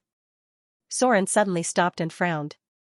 He turned over a body in front of him and said with an ugly face, "Paladin?" The body of a paladin. It was not from the paladin organization in the desolate Gobi, but a paladin who stood in the glorious faction in the human kingdom. The god of the hunt, Malor, was in the chaotic evil faction. For most of the good and orderly paladins, this god of the hunt was simply not pleasing to the eye. The Holy Avengers did not deal with him personally, largely because it was too far away. Is it a battle paladin who accidentally joined because of the idea of justice, or is there really a paladin organization involved? Soren could not help but speed up his pace. As they entered the depths of the forest, they could see the altar and statue of Malor, the god of the hunt. As a god who lived in the wilderness, he did not have a magnificent temple. The temple and altar in front of them should be the core area where his faith spread. There were more and more corpses on the ground, and there were traces of bloody sacrifices nearby. Something must have happened. Otherwise, the knights in silver would not go straight into the lair of the god of the hunt. Shadow hide. There were traces of fighting in front of him, and Soren's figure disappeared into the darkness in an instant. An altar with a diameter of more than 300 meters. There were many statues erected next to it, and behind it was a primitive temple built in the jungle. The last thing that Soren wanted to happen happened. He saw many knights in silver, a group of broken monks who served the weeping god, and a group of paladins in silver armor. The whole vicinity of the temple had turned into a battlefield. Knights in silver, believers of the god of suffering, followers of the queen of the forest, paladins, and some people that Soren could not be sure but should be in the good and orderly camp were fighting with a group of hunters at the moment. In the center of the altar was a huge creature with black fur and a scarlet face that looked like a baboon. It was difficult to describe the appearance of Malor, the god of the hunt, in words, but its head was a bit like the most powerful demon lord of the abyss, the two-headed baboon. Around him was a team of legendary crusaders, including a legendary paladin, a legendary monk, 3 legendary knights in silver, a legendary droll, a legendary priest of the weeping god who was proficient in healing, and a ranger part-time priest who should be serving the queen of the forest. Of course, it was still impossible to kill the god of the hunt with these people alone. After all, the god's body had terrible power. So something that surprised Soren even more appeared. He finally knew what had killed the legendary werewolf, because in the hands of the paladin, he saw the other most powerful weapon in the material plane. Pale Justice. P.S. I feel much better. I should be able to recover tomorrow. I suddenly realized that today is my birthday. Ugh.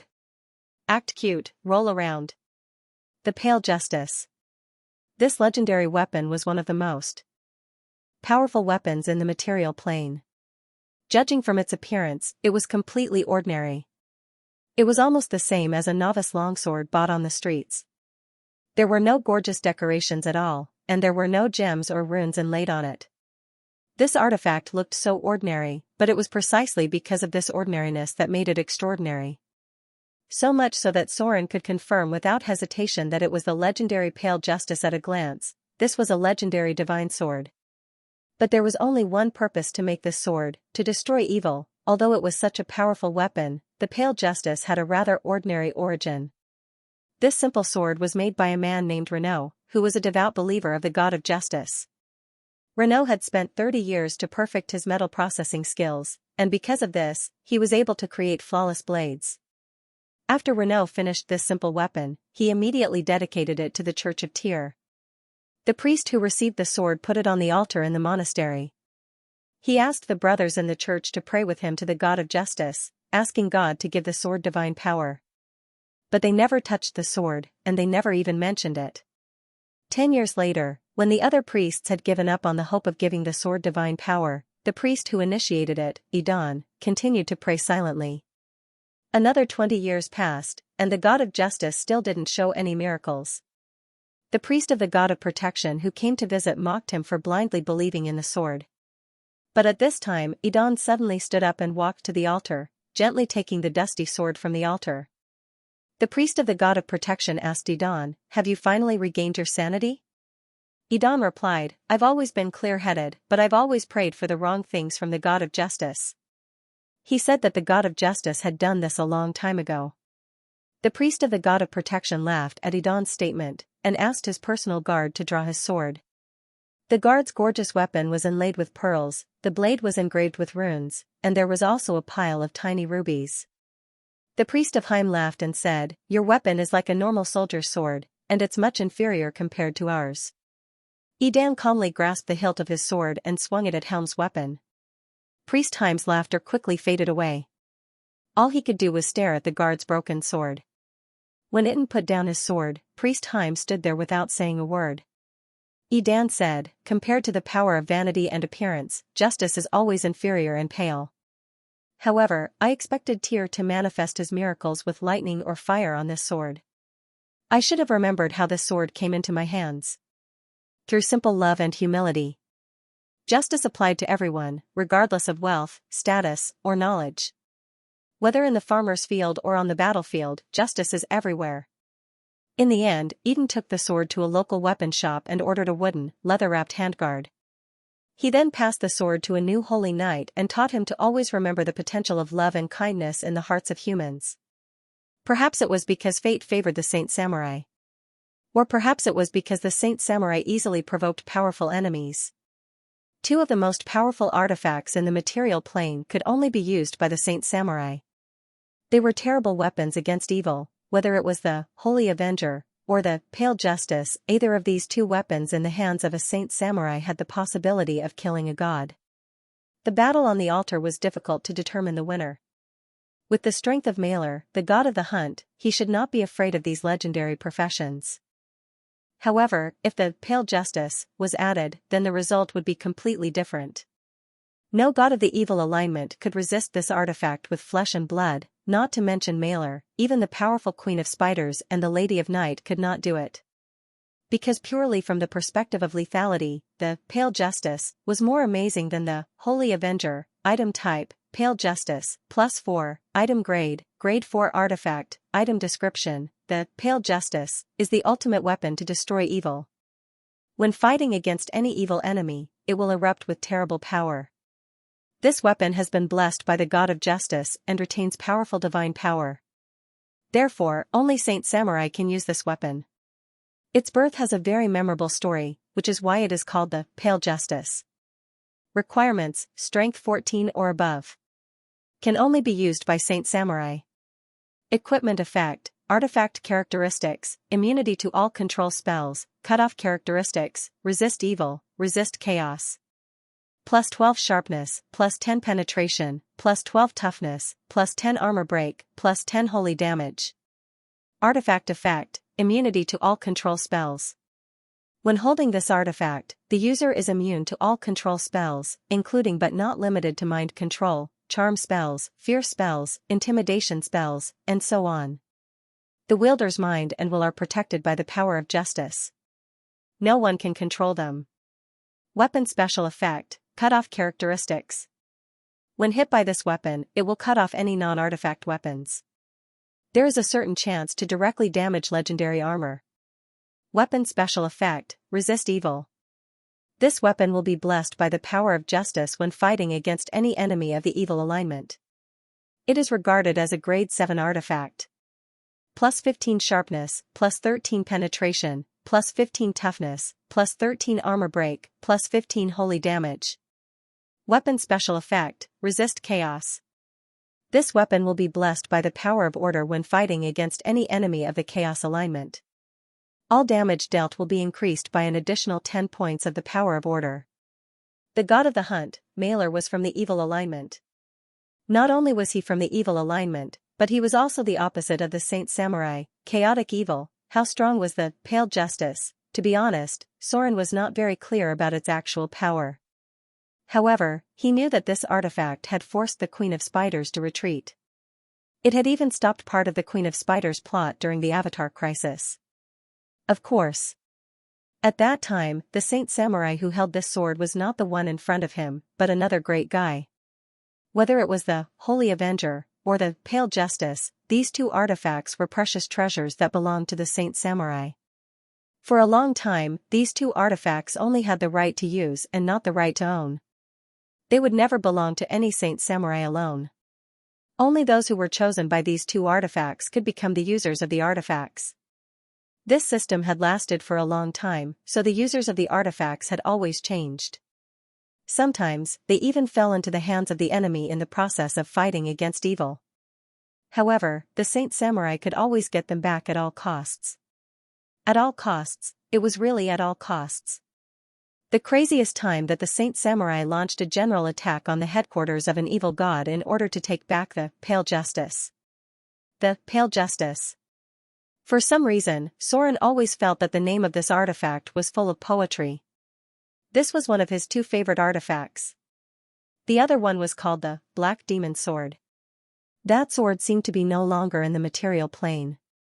It was said that it had fallen into the hands of a powerful devil in the Bator Inferno. The battle in the center of the altar was in a stalemate.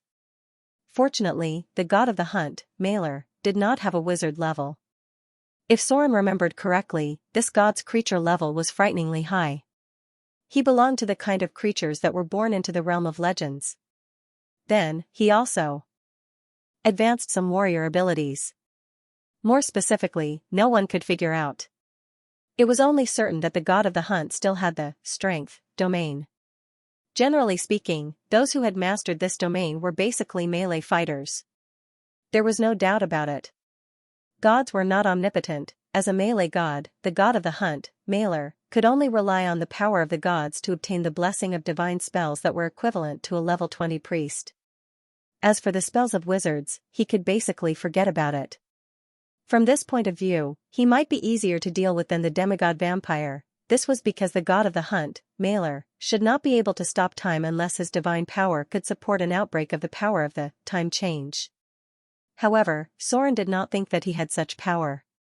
After all, Soren had not mastered the power of the time change until now. Gale Strike. The broken monk, who had been wandering on the edge of the battlefield, seized an opportunity. His figure suddenly turned into a residual light and used a move that Soren had never seen before. If he had not seen it before, then it must be a move from the Eastern Kingdom. Sunfire style. Accompanied by the rumbling explosion, the legendary monk seized the opportunity and made a series of consecutive moves. Their barehanded attacks were very fast, and many of their abilities were continuous like a storm. On the surface, it seemed that the god of the hunt was at a disadvantage because he had not launched any effective substantive counterattack. Basically, from the beginning to the end, he was dodging the attacks of the Pale Justice. For this reason, he had even been attacked several times by other professions. He was afraid of the Pale Justice. There was no doubt about this. Soren also could not withstand the attacks of the Pale Justice. Therefore, the god of the hunt did not hesitate to be attacked several times by others to avoid the Pale Justice's attack. However, it was impossible for a real god to be completely suppressed by a group of legendary professions, even if they were holding a legendary sword. Even Soren had a way to solve the situation in front of him, let alone the more experienced god of the hunt. So far, the god of the hunt, Mailer, had not opened any domain of divinity. He was waiting for an opportunity. Hunters were always very patient. In the face of being suppressed by the enemy, the god of the hunt, Mailer, was actually patient enough to not activate his divine domain. Perhaps he was not only afraid of Pale Justice and was looking for an opportunity, but also worried about the appearance of other gods nearby.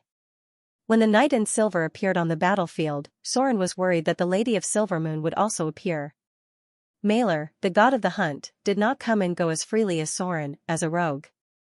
The reason why he did not activate was probably because he was trying to find the Lady of Silvermoon.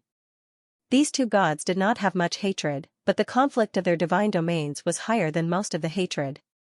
Finally, Mailer, the god of the hunt, finally understood that he could not continue like this, because if he did, the divine power points that he had accumulated with great difficulty would be used up again.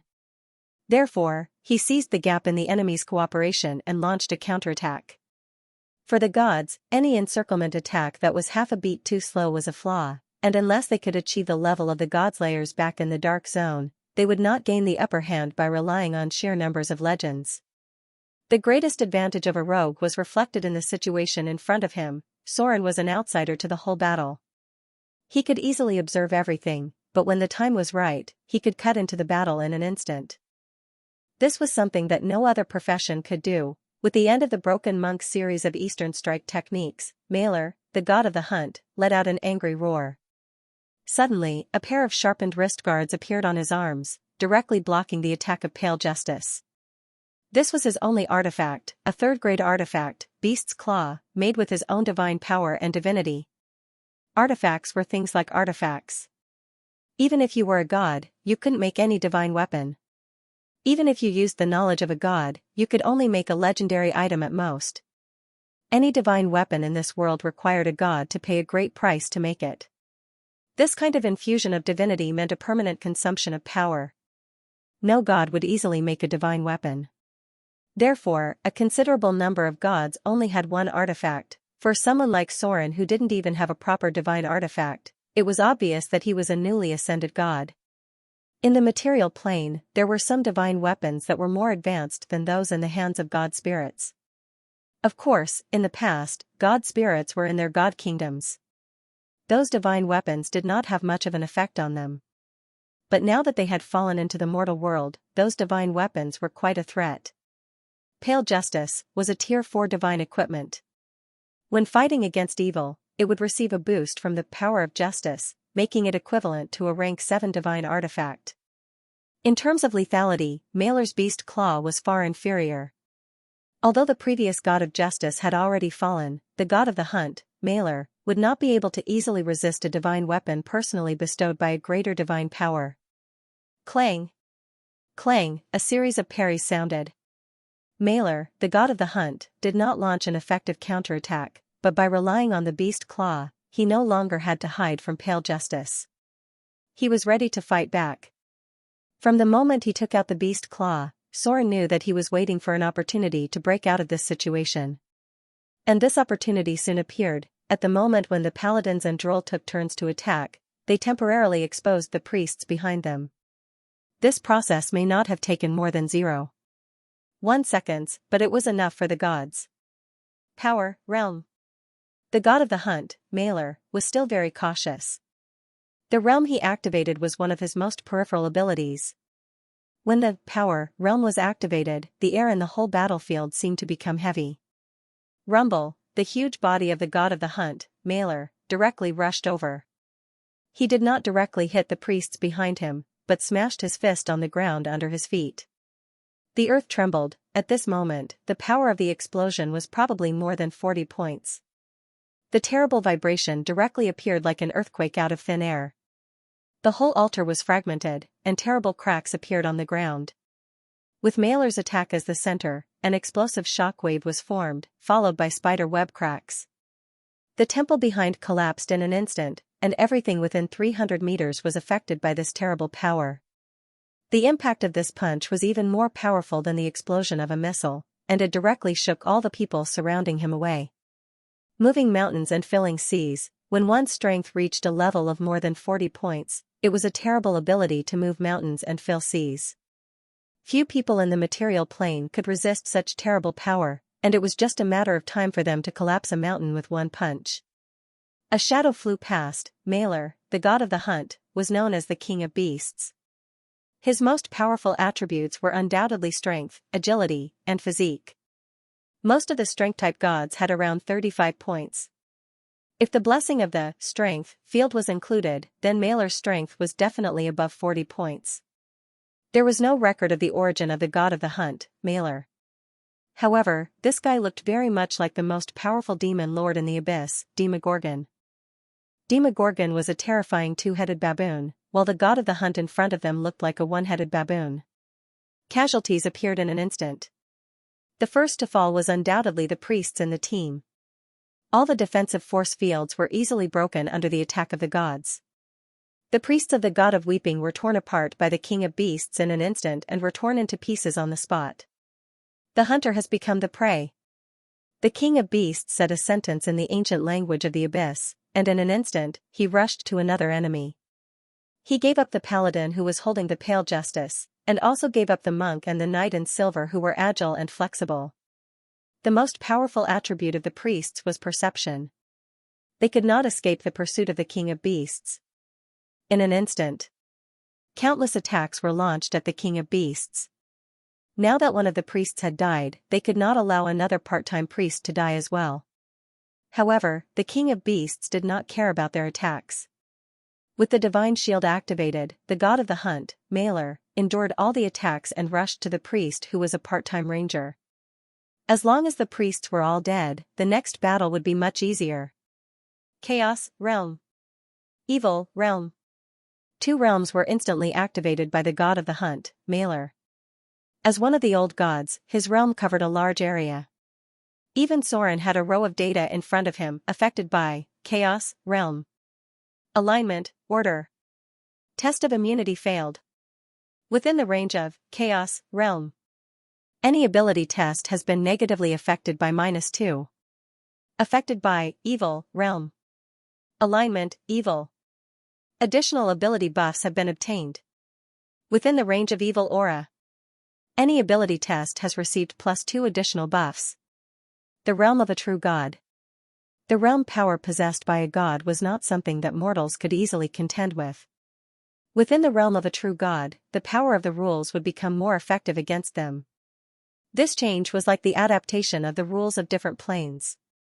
Soren's body was still suffering from a -2 immunity penalty in the abyss. The effect of this immunity was invisible, but it was real. The realm of a true god was simpler and more domineering. Those who were compatible with the realm power would be buffed, and those who were not would be affected. The god of hunting activated the realm of chaos and the realm of evil. Compared to the realm of non-gods, the realm of a god was much more powerful.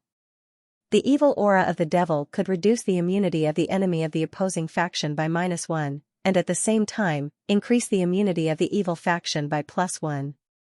This was a 2-point difference in the immunity of the evil faction. The evil aura of a god could cover the target of all factions. The opposing good faction would reduce the immunity of the enemy by -2, while the neutral faction would reduce the immunity of the enemy by -1. In other words, when the god of hunting, Mailer, activated two realm powers at the same time, the gap in strength between the two sides was widened. The god of hunting gained a 4-point bonus in the immunity of the enemy, while the others suffered a 4-point reduction in the immunity of the enemy. It was a total of 8 points in the immunity of the enemy. The immunity of a god in the form of a saint was not as high as one would expect. Some people who became a god too easily might not even have a higher immunity than Soren. However, after activating two realm powers, most of the immunity would not work on the god of hunting. This is bad. Soren realized what was going to happen next and murmured, unless someone immediately buffed us with the protection from evil spell, the battle will be one-sided. Protection from evil. It was the simplest first-tier spell, but it was such a low-tier spell that could greatly reverse their disadvantage in the current situation. Spells did not necessarily have to be high-level to be useful. The effect of protection from evil was to resist all kinds of evil forces, including the evil aura of the gods. This spell could make up for 1 point of immunity. This group of people in front of him had to refresh their buff against evil and chaos to offset some of the negative effects of the realm. The priest was dead. The god of the hunt, Mailer, would not give them a chance to cast spells. Currently, the only one on the battlefield who had the chance to cast spells was the paladin holding Pale Justice. Paladins began to gain divine abilities after entering the higher ranks. Although they could only cast low-level divine spells, there was still hope for them to deal with the situation in front of them appropriately. Protect from evil. The paladin's reaction speed was quite fast, but the situation on the battlefield changed the moment he cast the spell. Blasphemy. Mailer, the god of the hunt, uttered the most ancient syllables of the abyss. This was a language that existed before the birth of the Orbis demons. The blasphemous language was born from the power of the blasphemy language. A power that Soren could not comprehend erupted. The blasphemy spell cast by Mailer, the god of the hunt, seemed to have an effect similar to the legendary spell Death's Command, or a low-level version of life and death. The seriously injured priest in front of him was directly wiped out in an instant. All the immunity tests and legendary abilities seemed to have completely lost their effect at this moment. The legendary profession in front of him was directly drained of all his vitality by the blasphemy spell, and then turned into a pale and cold corpse. Hunt, clergy. Soren's body broke out in a cold sweat. In an instant, countless analysis information flashed through his mind. He thought to himself, this is definitely the ability of the hunt, clergy. A weakened version of Life and Death's Command. It seems to have an effect similar to the legendary spell, Death's Command. Judging from the injuries suffered by the legendary profession just now, he should be in a state of serious injury. The effect of the blasphemy spell should be to directly kill creatures with less than 150 HP. I must not let myself be seriously injured. Soren got an important piece of information at this moment, that was, in the process of fighting against the god of the hunt, the enemy may have the ability to directly kill the seriously injured target. This was simply killing. Sure enough, Soren's initial guess was right. Any clergy related to killing had the ability to directly wipe out life. The battle was on the verge of collapse. The cooperation between these legendary professions was not good enough. Perhaps they were not as good as Soren's adventurer team. It was estimated that many of these legendary professions did not know what kind of abilities their teammates had, and what their fighting styles and special skills were targeted at. They were just a group of legendary professions that were temporarily put together. Although they were powerful, they could not achieve the effect of 1 + 1 is greater than 3. More importantly, they lacked a mage to hold down the fort. A legendary spellcaster would always be needed in a high-end battle. First of all, a legendary spellcaster's survivability was strong enough, so there was no need to worry about being killed by a god's body. Secondly, a legendary spellcaster's threat was enough. If there was a legendary spellcaster on the battlefield, even if the legendary spellcaster did nothing, the god of hunting would be much more cautious than now. This was something that the priests could not do. Priests had the ability to cast spells, but in the realm of legendary and above, they were far behind the wizards. They can hold on for another 10 minutes at most. Soren judged the current situation and said to himself, if the god of the hunt does not intend to continue to reveal other trump cards, then he can kill all of the legendary professions in front of him in 10 minutes. In the end, there should be a paladin left. If you want to kill him, you will have to pay a price. Pale Justice. It was the only weapon that could deter the god's true form. If it was not for the presence of this artifact, he would have already started killing. According to Soren's estimation, even if the god of the hunt, Mailer, maintained the divine shield with all his strength, he could only withstand 3 to 5 attacks from Pale Justice at most. After that, his divine power would be depleted to maintain the shield. An ordinary person holding this weapon could also cut off more than 30 HP from the god's true form. The god of the hunt, Mailer, had at most 800 HP. If the divine shield could be broken, any legendary professions who held it could kill an evil god's true form within 10 effective attacks. The battle in front of them was about to be decided. At this time even Soren could not help but feel a little anxious. He murmured, "What's going on? Why isn't the Princess Royal here yet?" Otherworldly God's servant. As the battle became more and more unfavorable to them, the thoughts of these legendary professions began to become chaotic. At this time, someone actually summoned the otherworldly God's servant. The outbreak of the Avatar crisis affected all the divine kingdoms, and almost all the otherworldly God's servants in the divine kingdoms lost about 20% to 30% of their combat power. They were now estimated to be less powerful than an ordinary legendary. Moreover, if the otherworldly God's servant could kill an evil god, why would the other gods fight, an unqualified legendary cannon fodder? The act of summoning the otherworldly God's servant once again led to the collapse of the battle. More importantly, after the death of the 2 priests, the only one who could summon the otherworldly God's servant was the paladin with Pale Justice. Perhaps it should be called a paladin now. This was another faction of paladins. They believed in light and justice. Most of them served the god of light and therefore had more powerful spellcasting abilities than other paladins. Only limited to holy light magic. One of the iconic points was that they could automatically obtain a legendary summoning spell after entering the legendary realm. Otherworldly God's servant. They could summon an angel from Mountain Paradise. This kind of existence from the divine kingdom was collectively known as the otherworldly God's servant. This was a very powerful ability. But the premise was that it had to be against other legendary figures, and not against the true form of a god. The battle completely collapsed.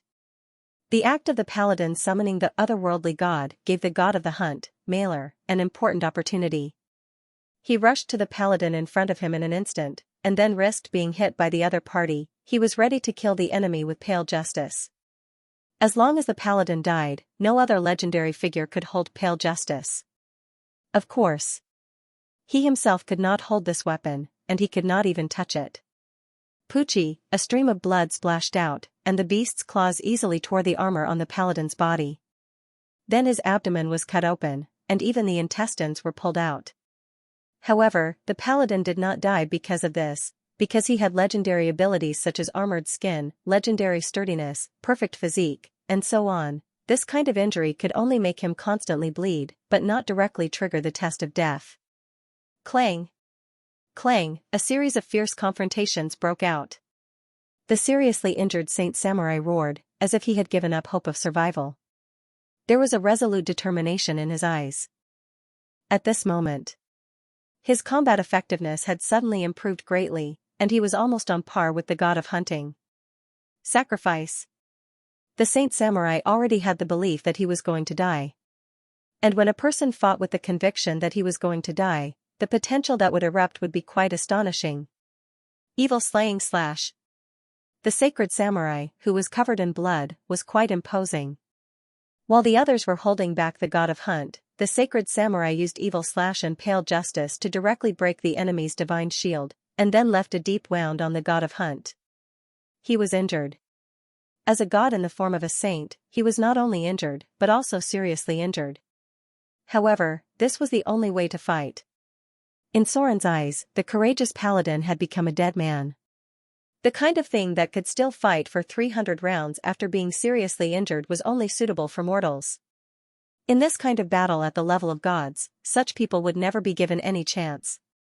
No matter how tough a Saint Samurai was, no matter how many legendary specialties they had when they were on the verge of death, they would never have the chance to use them again. Order, death. Legendary spell. As a god in the form of a saint, Mailer, the god of hunting, had an additional spellcasting ability equivalent to a level 20 priest, and this ability ignored divine spell slots. As long as he had enough divine power, he could cast spells indefinitely. A legendary spell. Order, death, directly took away the life of the Saint Samurai. Even if he could still fight for 300 rounds, he would never have such a chance. The battle at the level of gods was not so flashy. Life and death, victory and defeat were often decided in a moment. Enemies who were seriously injured and dying rarely had a chance to turn the tables, because sometimes even the explosion of a small universe was useless. There were too many ways to directly erase the enemy, like order, death. Clang, pale justice fell to the ground, and the sharp blade was directly inserted into the ground. The body of the Saint Samurai slowly fell. All his vitality had been taken away by the spell, and his whole body became pale and cold in an instant. The outcome had been decided. With the death of the Saint Samurai, these legendary figures in front of him could no longer kill the god of hunting.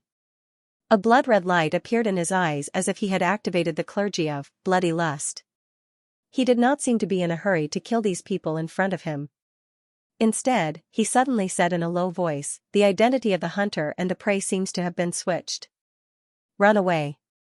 Run away in fear. Maybe you can escape from my hunt." Hunting ritual. When the god of hunting, Mailer, said this sentence in front of him, Soren suddenly had this idea in his mind. Absolutely not. In an instant, he figured out all the reasons and also understood that he had to do something. Mailer, the god of the hunt, held the priesthood of hunting. Although this priesthood was related to the priesthood of slaughter, it was not an orthodox priesthood of slaughter. Therefore, even Mailer himself could not absorb the divine power and soul power of the enemy as easily as Soren. However, it was not that he could not absorb it at all.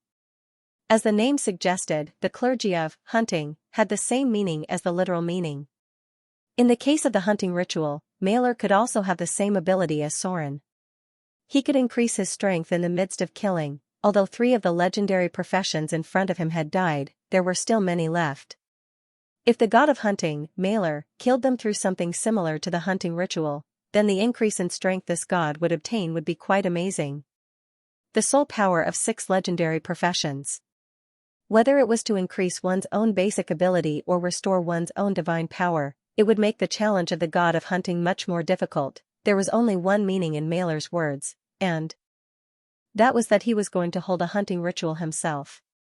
This time, he was the god who accepted the sacrifice of the hunting ritual, and also the hunter who participated in the hunting ritual. Soren finally decided to make a move. However, the moment he was about to make a move, a transmission spell came too late. Princess Royal had finally arrived. The biggest advantage of a rogue was that they could always get the upper hand. As a god who held the title of rogue, although Soren watched the whole process of the battle, no one found his trace and was aware of his existence. However, when Princess Royal came here, the fluctuation of magic could not be hidden from the perception of the gods. It directly alarmed the god of the hunt, Mailer, who was in the middle of the battle. He could not help but slow down and look at the distance vigilantly. This place had been subjected to dimensional imprisonment.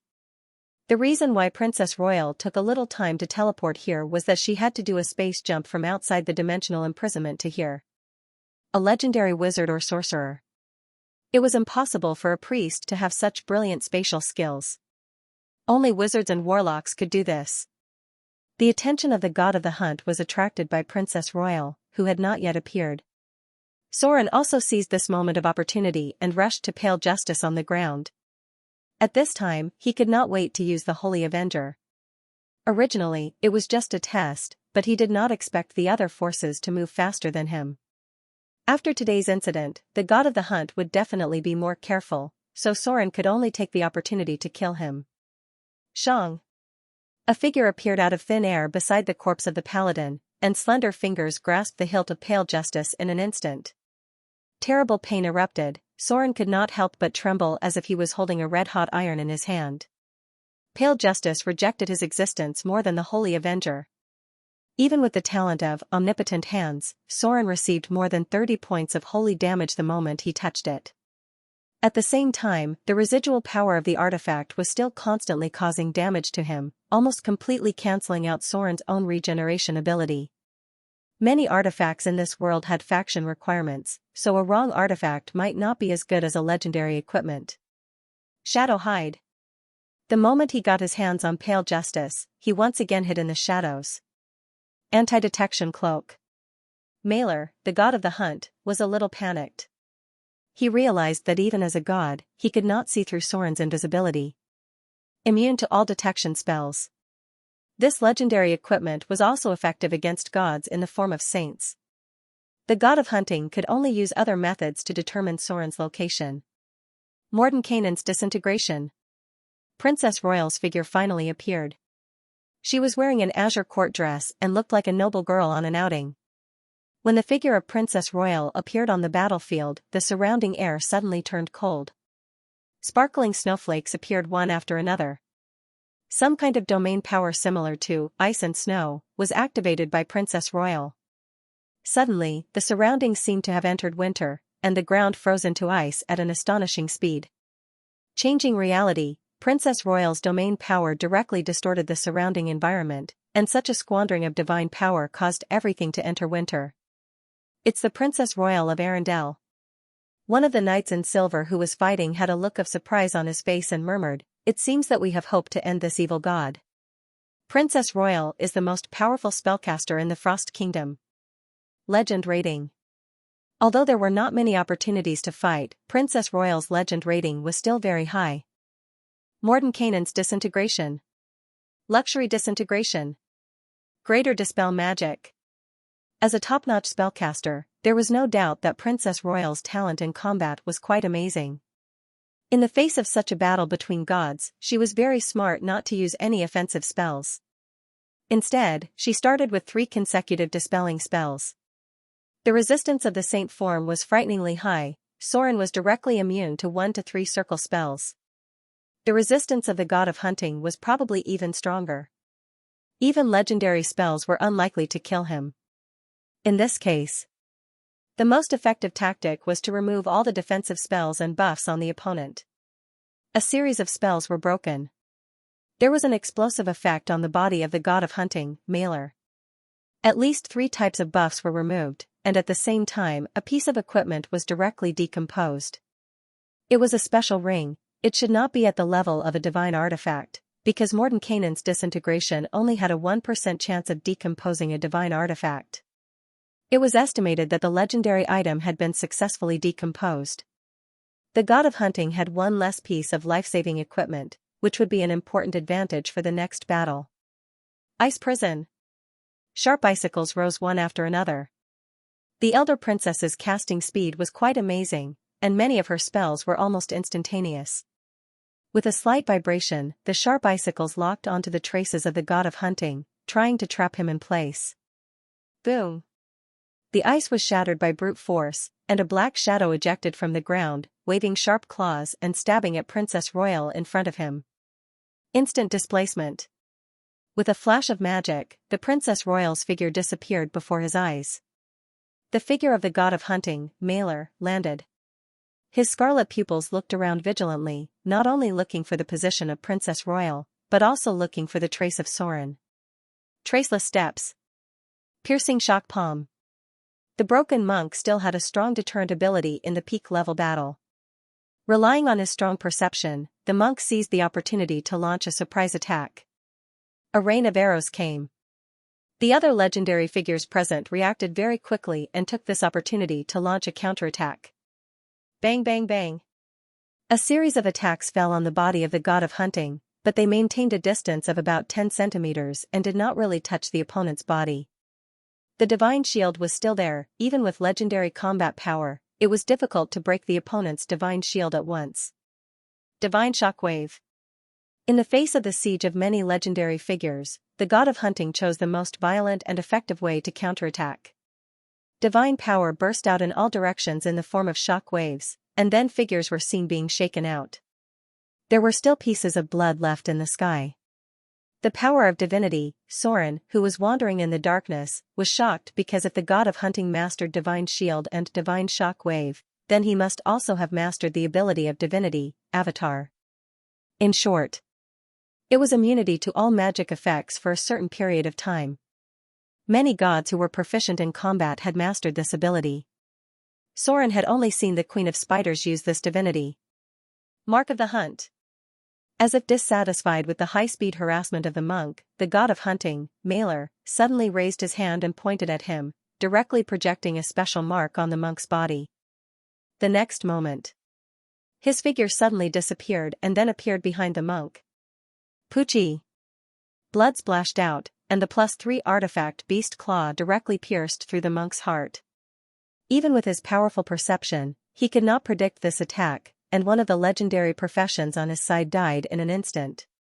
Tracking, Domain. In the face of the sudden appearance of Soren and Princess Royal, Mailer finally could no longer hide his trump card and directly launched his core divinity. Tracking, Divinity. Soren suddenly felt a gaze locked on him.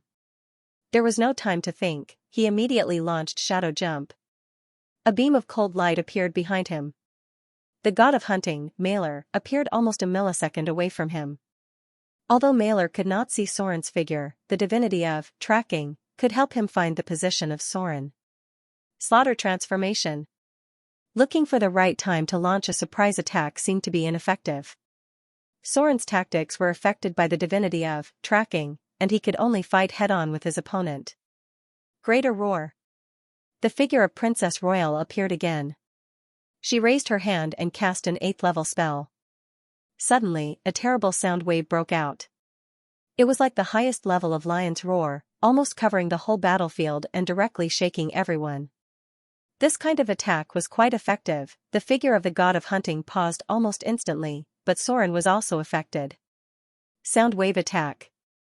Most gods did not have high resistance to sound wave attacks, so this was a very effective way to attack. In the face of this kind of attack, one could only rely on fortitude to resist. There was no doubt that Soren's fortitude was enough, so he actually reacted faster than the god of hunting and eliminated the effect of Greater Roar. Greater Haste. The power of the Lich Ring was activated, and a portal opened behind Soren. With a gust of wind, the figure of the Elder Wind Elemental appeared, followed by the scorching giant Fire Elemental. However, it seemed to be affected by Princess Royal's Frost Domain. The flames on its body became very dim, as if it did not have much power.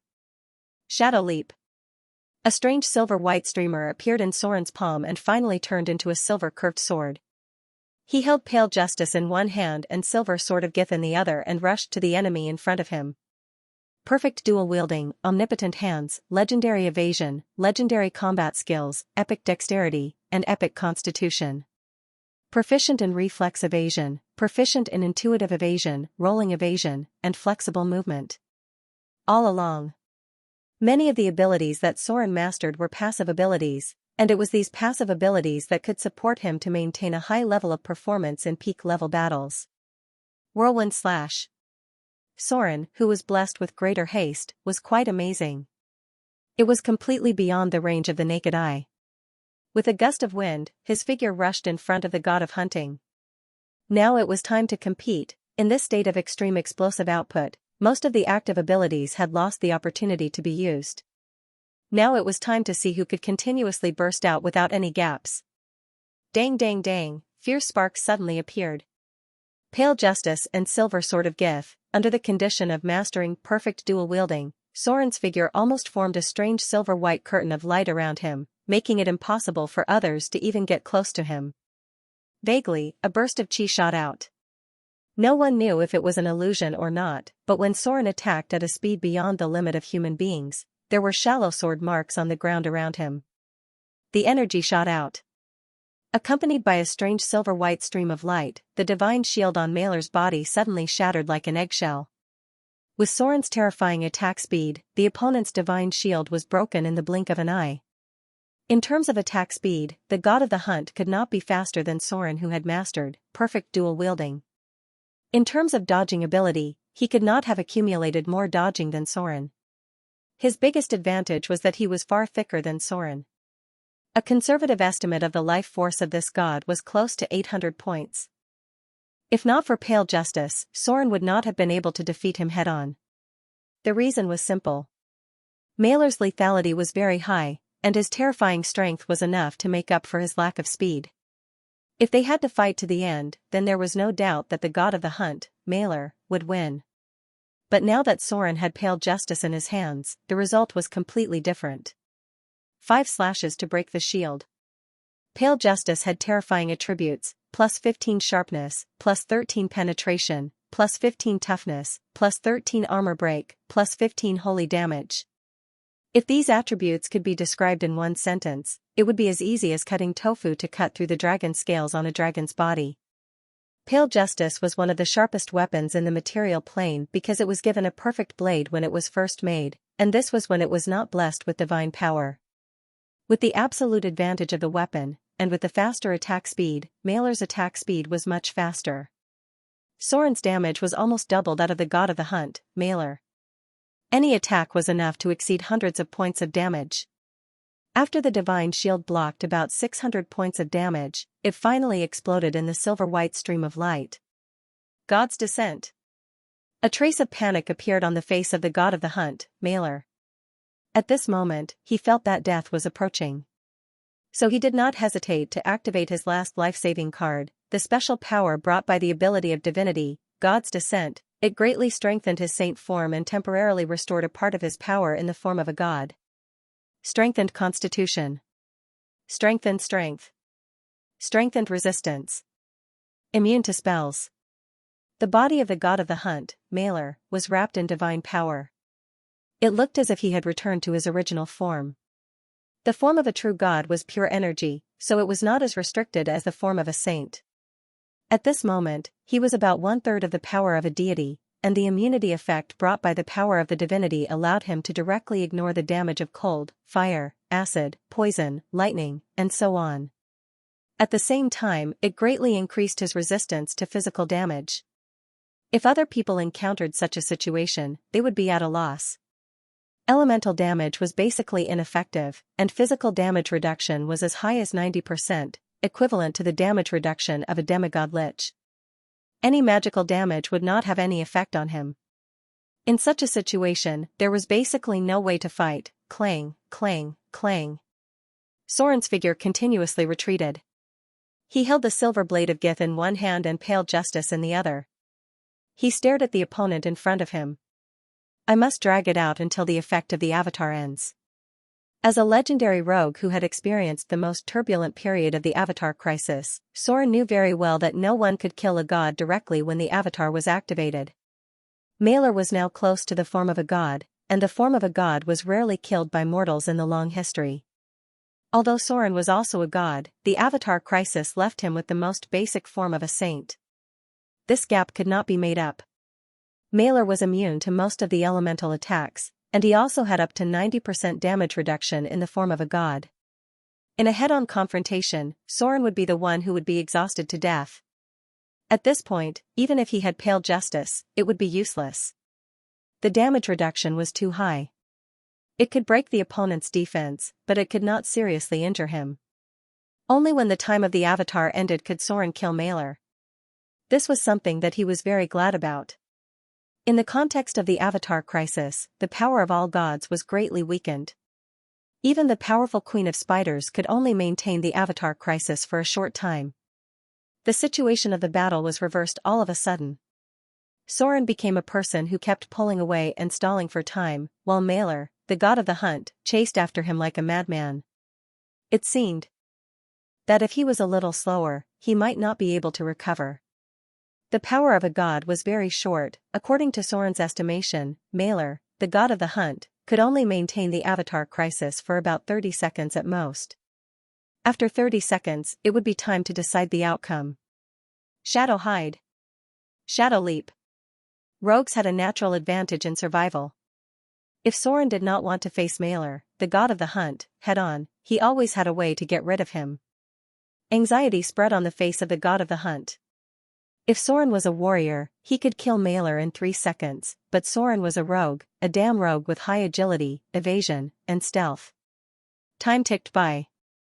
No one dared to approach the Avatar crisis, but as time went by, the scales of victory gradually tilted towards Soren. His divine power was burning, the divine power of Mailer was almost exhausted. Princess Royal was waiting for the opportunity outside the battlefield. As a powerful spellcaster, she was not afraid that the god of the hunt could kill her in seconds. This was the confidence of a peak mage. In a real top-level battle, the most powerful damage output would never be a mage, but no one could compare with a mage in terms of the most powerful field control. the main damage output was always the melee type. It was difficult for a pure elemental mage to survive into the realm of legends. Tick, at this moment, Soren even seemed to hear the ticking of time. When the god of the hunt, Mailer's divine form ended, he directly shuttled through the shadows and appeared beside him again. The avatar crisis was over. Now it was his turn to fight to his heart's content. Just as Soren rushed to the side of the god of the hunt, Mailer, Princess Royal also quickly approached the opponent.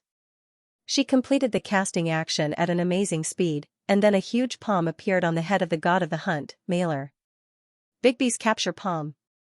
Level 7 spell, God-slaying spell. A trace of shock appeared in Soren's eyes, but he did not hesitate in his actions. In an instant, he waved his sharp blade and swept over. The third move of Bigby's 5 consecutive palms. Although it wasn't the most powerful legendary spell, Bigby's Crushing Palm, Bigby's Grappling Palm, still had a huge advantage in controlling the enemy. These 5 combat wizard spells had always been known as the real god-slaying spell. In combat applications, their effects were much more powerful than the low-level Melf's Minute Meteors. The latter could only barely break through the defense, while the former could even control a god in the form of a saint. A huge energy palm caught the god of the hunt, Mailer, and temporarily restrained him in place. Bigby's Capture Palm, Level 7 spell. Bigby's Capture Palm can directly capture the opponent with a giant energy hand. Its capture bonus is your spellcaster level plus your intelligence adjustment, mage, wisdom adjustment, priest, or charm adjustment, warlock. The basic strength of this giant energy hand is 35 points, and the upper limit of the capture bonus is 12 points. The captured enemy must be judged by strength to determine whether they can break free. If the difference in strength is too great, the enemy will be directly crushed. God-slaying spell, as a 7th circle spell that wasn't very advanced, Bigby's Grappling Palm could summon a giant energy hand with a base strength of 35 points to grab the opponent. According to the Warlock standard, after 10 points of charm, every 2 points of charm would add an additional 1 point of grappling strength. Soren was not very clear about Princess Royal's charm attribute, but it was definitely above 30 points. Then according to 30 points, the value of this spell was as high as 45 points of strength, 45 points of strength. There were probably not many people in the entire material plane who could achieve this, right? It could be said that an enemy with a weaker strength would be directly crushed by it, and even if their strength was high enough, they would certainly be trapped for a period of time. This was how the god-slaying spell got its name. To deal with this kind of spell, it was basically impossible to resist it. One could only rely on various methods to avoid it, or the ability to resist evocation and force field spells. Bigby's 5 consecutive palms were all energy force field spells. No. A desperate roar sounded. The god of the hunt, Mailer, was extremely frightened to find that he could not break free from the control of Bigby's Capture Palm. Strength over 45 points. If only Princess Royal was present, he had enough confidence to rely on his powerful immunity and elemental resistance to resist the spell until it failed. But if Soren was added, then the possibility of him surviving was infinitely close to zero. A gust of wind blew. Soren's whole person turned into a shadow all over the sky, and the ability of perfect dual wielding was fully displayed in an instant. His sword attacks fell on the body of the god of the hunt, leaving countless scars on his opponent's body in an instant. Sword form, beheading. Spinning slash. With blood gushing out, the head of the god of the hunt, Mailer, flew in the cold light of the sword, and then his huge body fell to the ground. At the last moment before death, he slowly said a sentence: "The hunter has finally become the prey." A wave of divine power gushed out. The divine power visible to the naked eye turned into a golden light and exploded. Unlike any target that Soren had killed in the past, the power of the god of the hunt, Mailer, did not all pour into his body. Shards of divinity. The power of a true god would explode when they died, and the divinity they possessed would directly form shards of divinity. Only the power that was suitable for Soren could be absorbed by him. For example, the ability of evil, hunting, tracking, and so on. If it was the power of the chaos realm, then it would be scattered directly on the battlefield, and the realm of chaos would also condense a corresponding shard of divinity. This power was not something that Soren could absorb. If he did, it would have a huge impact on him. The sky was full of golden light. A considerable part of the divine power poured into Soren's body, while a small part poured into Princess Royal's body. This kind of explosion of divinity was full of randomness. Even some non-legendary level figures on the battlefield had integrated one point of divinity from the god of hunting due to some unknown compatibility. This divinity might not be able to increase his strength, but it was very likely to change his fate. The power was divided into 3 parts. The largest portion poured into Soren's body because there were too many abilities that were compatible with him. Hunting, tracking, evil, power, and so on. Princess Royal only absorbed a small part of the divine power. She selectively integrated part of it, and the rest was directly abandoned by her. If it was not compatible, more divinity was not necessarily better. A faint silver-white light, from the corpse of the god of the hunt, Malor, another large part of the divine power emerged. This power was not absorbed by Soren, but flew to the edge of the battlefield. The divinity of the war creature. The moon realm. A large part of the divinity and realm power of the god of the hunt, Malor disappeared and integrated into a clone that suddenly appeared on the edge of the battlefield. The Lady of the Silver Moon. Soren turned his head, and his expression seemed to be quite dissatisfied. He looked at the clone of the god that was covered in silver-white light outside the battlefield. The other party took a part of his spoils. Even if this part of the spoils was not compatible with him, the behavior of not taking it for oneself still made him unhappy. Racial conflict. The clergy of any race had huge restrictions. For example, Soren's half-elf clergy could only be absorbed because he was a half-elf. The clergy of the war creature was almost completely opposite to his. Even if Soren killed the god of the hunt, Malor, it was still easily taken away by the incarnation of the Silvermoon Lady. She also had the clergy of the war creature, and her compatibility with it should be the highest among all the gods. The Silvermoon Lady, Soren looked at her silently. His expression was very dignified, and there seemed to be a trace of hostility. Facing Soren's hostility, the Silvermoon Lady's expression was also very cautious. However, after all, she did not come in her true form. Instead, a god's incarnation appeared here and took away the divinity, so the conflict was not fierce to the extent that the two sides directly attacked each other. For a god, an incarnation was only a part of their power. Even if the incarnation was killed, it was not enough to seriously injure a god. The consequences of starting a war would be very heavy for both sides. After all, the background of the Avatar crisis was here, and there were too many people who were covetously eyeing them. Chaotic good, Soren. Lawful evil, Soren. From the perspective of camp, the two were simply standing on opposite sides. However, Soren had always been a very restrained person, so he silently looked at the Silvermoon Lady in front of him and slowly said, "Your Excellency, Silvermoon Lady. Today, you seem to owe me a big favor." The Silvermoon Lady was silent. After a moment, she nodded slightly and then gently bowed, acknowledging Soren's words. The silver light dissipated. After taking away the clergy of the war creature and the moon domain, the Silvermoon Lady's figure disappeared. She admitted that she owed Soren a big favor. Although they were on opposite sides, from the perspective of a god, the two sides at most did not see eye to eye with each other. It was not to the extent of fighting. The Silvermoon Lady had a bigger plan. And Soren was not willing to easily start a war with such a goddess. "You did the right thing by not being impulsive." Accompanied by a faint fragrance, Princess Royal's figure appeared beside Soren. The temperature around her body was very low, and Soren even suspected that she didn't have the body temperature of a normal person.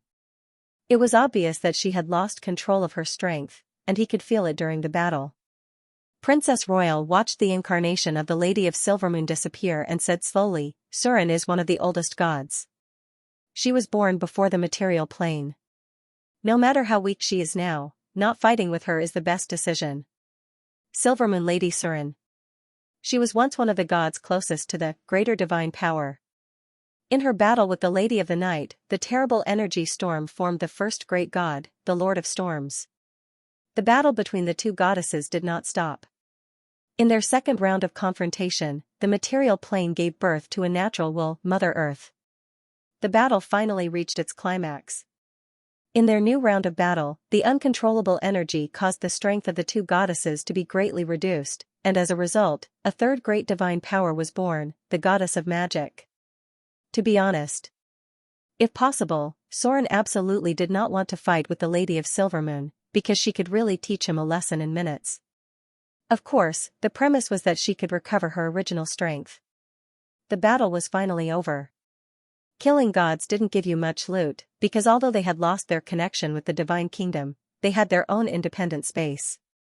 It was difficult for outsiders to find and open this kind of extra-dimensional space, so you couldn't find much loot on the corpses of gods. The only thing left by the god of the hunt, Malor, was the +3 artifact, the Claw of the Beast. This artifact still had some of the power of the god of the hunt, so it could be absorbed or used to make a new artifact. He did not touch the things of the legends. The legends who came here basically had strong backgrounds, so there was no need to provoke enemies for no reason. Besides, Soren already had enough enemies. But, in the end, he still took Pale Justice away. There was no reason. This most powerful artifact in the material plane could not be left here. Even if Soren could not possess it, he still had to take it away. After killing the god of the hunt, Malor, a row of crazy data appeared in front of Soren's eyes. Target killed. You killed the god of the hunt, Malor. Target's soul energy has been extracted. You received 375,000 slaughter EXP. Warning. Warning. Unknown energy interference. Part of soul energy cannot be absorbed. Part of divinity and divine kingdom has been extracted by an unknown target. Part of target's soul energy has been extracted by an unknown target. You received 285,000 slaughter EXP. The souls of the gods were very powerful.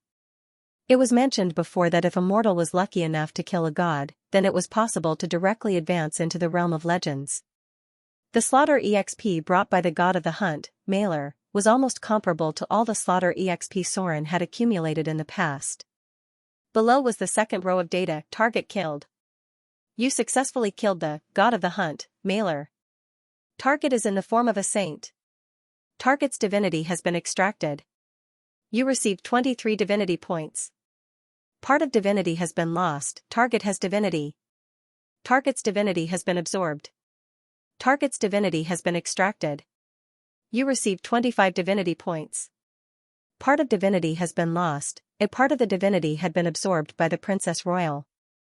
The Silvermoon Lady took the biggest part, A, Beastman, Divine Kingdom, and A, Moon, Domain, which represented a corresponding part of the divinity and divinity. Soren's loss of divinity and divinity was probably close to 20 points. That was why he said that the Silvermoon Lady owed him a big favor, and the Silvermoon Lady also nodded and admitted it. But this was just the beginning. There was a lot of data behind, mainly the divine kingdom and domain of the god of the hunt, Malor. You successfully killed a god. You successfully killed the lesser divine, god of the hunt, Malor. Your Godslayer background ability has been upgraded. Your existence has affected the structure of the gods. Godslayer, Soren, legendary background ability. The moment you successfully killed a god again, your existence has deeply attracted the attention of many powerful beings in the multiverse. Whether it is the gods of the heavens, the demons of the abyss, the devils of hell, or the evil gods in the dark corners, they have all begun to shift part of their attention to you. This is a display of power, and also a special challenge. Some of the gods will see you as an enemy, and some will see you as a potential ally, but there are more gods who are silently watching you. But no matter what, your existence has been recognized by the gods, and you stand at the same height as them. Legend plus 100, Intimidation plus 200, Negotiation plus 100. All of your tests of immunity will have an additional 2 points of Godslayer value. Remark, the current legend has reached the limit of the material plane. Then there were other data notifications. Target killed. Target has the Beastman, Divine Kingdom. Divine Kingdom extraction failed. You cannot absorb any power of this Divine Kingdom. Divine Kingdom power transfer. Target has the Hunting, Divine Kingdom. Hunting Divine Kingdom extraction successful. You have obtained part of the information of the Hunting, Divine Kingdom. Divine power conversion. Hunting, Divine Kingdom can be mastered, or it can be transformed into the Slaughter, Divine Kingdom. Transforming into the slaughter divine kingdom will lose most of the power of the hunting divine kingdom. You already have the information of the slaughter divine kingdom. Divine kingdom conversion will directly master the slaughter divine kingdom. It was a difficult choice. Soren had to make a choice, to inherit the hunting divine kingdom or to rely on his own son of slaughter ability to transform it into the slaughter divine kingdom. In terms of power increase, there was no doubt that the hunting divine kingdom was greater. But in terms of growth potential, the slaughter divine kingdom could finally enter the ranks of the greater divine kingdom. If he had the slaughter divine kingdom, Soren would have the possibility to directly master the slaughter divine kingdom in the future. There was a limit to the power increase of a god. For example, the vampire deity Reinhardt, he first dabbled in the hunting divine kingdom and tried to master the hunting divine kingdom. In the end, he died in the hands of Soren. So Soren also had a part of the hunting divine kingdom's power, but he transformed it into the slaughter divine kingdom's information. Hunting and slaughter. Although it looked similar, in fact, the difference between the two was quite huge. The hunting divine kingdom only gave birth to Malor, but the slaughter divine kingdom gave birth to too many powerful gods. Soren had to make a choice. If he chose the hunting divine kingdom, it would take a lot of effort to transform it in the future. It was clear just by looking at Malor, who was still the god of hunting after so long.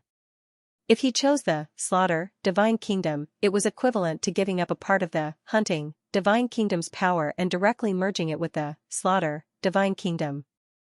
There was no need to engage in some superficial hunting. Instead, it was the most basic form of killing power. If he chose this, it would be very easy for Soren to master the slaughter divine kingdom in the future. It was even possible for him to condense the slaughter divine kingdom without killing other gods. Note, extending from a divine kingdom to a divine kingdom requires time, events, and opportunities. At this time, he had to make a choice. Convert, slaughter, domain. In the end, Soren chose the slaughter domain with more potential. The hunting domain was a bit useless to him because his followers did not rely on hunting for a living. Even if it was related to killing, Soren was mostly involved in war. There were a lot of wars in Mordor, so it was not likely to be hunting. The god of the hunt, Malor, was able to use the hunting domain very well because he mastered the beastfolk domain. This was an extension of the survival characteristics of the race, but it was almost difficult for Soren to use the full power of the domain. A row of data appeared in front of him, conversion successful. Extracting the core power of hunting domain. You have mastered a new domain ability, slaughter. Note, followers and priests can access the slaughter domain. You have lost part of the power of hunting domain. Slaughter domain. It was one of the most powerful domain abilities in the evil faction. If it could be combined with the destruction domain, then it could create a greater divine power, god. Unfortunately, Soren was not very interested in destruction. Then there were other domain information. Target has the tracking domain. Tracking domain has been successfully extracted. You have acquired part of the information of the tracking domain. Divine power conversion. You have mastered a new domain, tracking. Passive effect, listen plus 150, search plus 200, detect plus 200, survival plus 200. Followers and priests can access the tracking domain. Target has the beast domain. The extraction of the divine domain failed. You cannot absorb any power of this domain. Domain power transfer. Beast domain. It occupied a small part of the power of the god of the hunt, Malor. It was the golden light that exploded after killing him. Soren could not absorb the power of this domain, nor could the Princess Royal.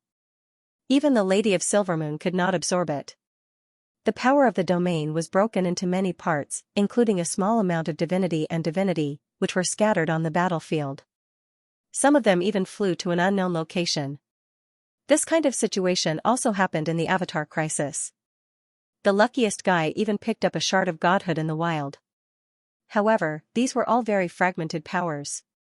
The beast divinity was of no use to Soren. Instead, it could cause his original power system to become chaotic. Mailer was a beast with high intelligence, and this divinity could cause his body to collapse. Change his form to become half human, half beast. The target has the animal domain. Animal domain extraction failed. You are unable to absorb any energy from this domain. Divine power transfer. The second ability that couldn't be absorbed. Soren basically did not have much connection with animals, unless he was a droll. The divinity scattered among the ordinary people on the battlefield should be the ability of the animal domain, because the lucky one was a wild droll. The target has the chaos domain. The extraction of the chaos domain failed. You are unable to absorb any energy from this domain. Divine power transfer. The third ability that couldn't be absorbed.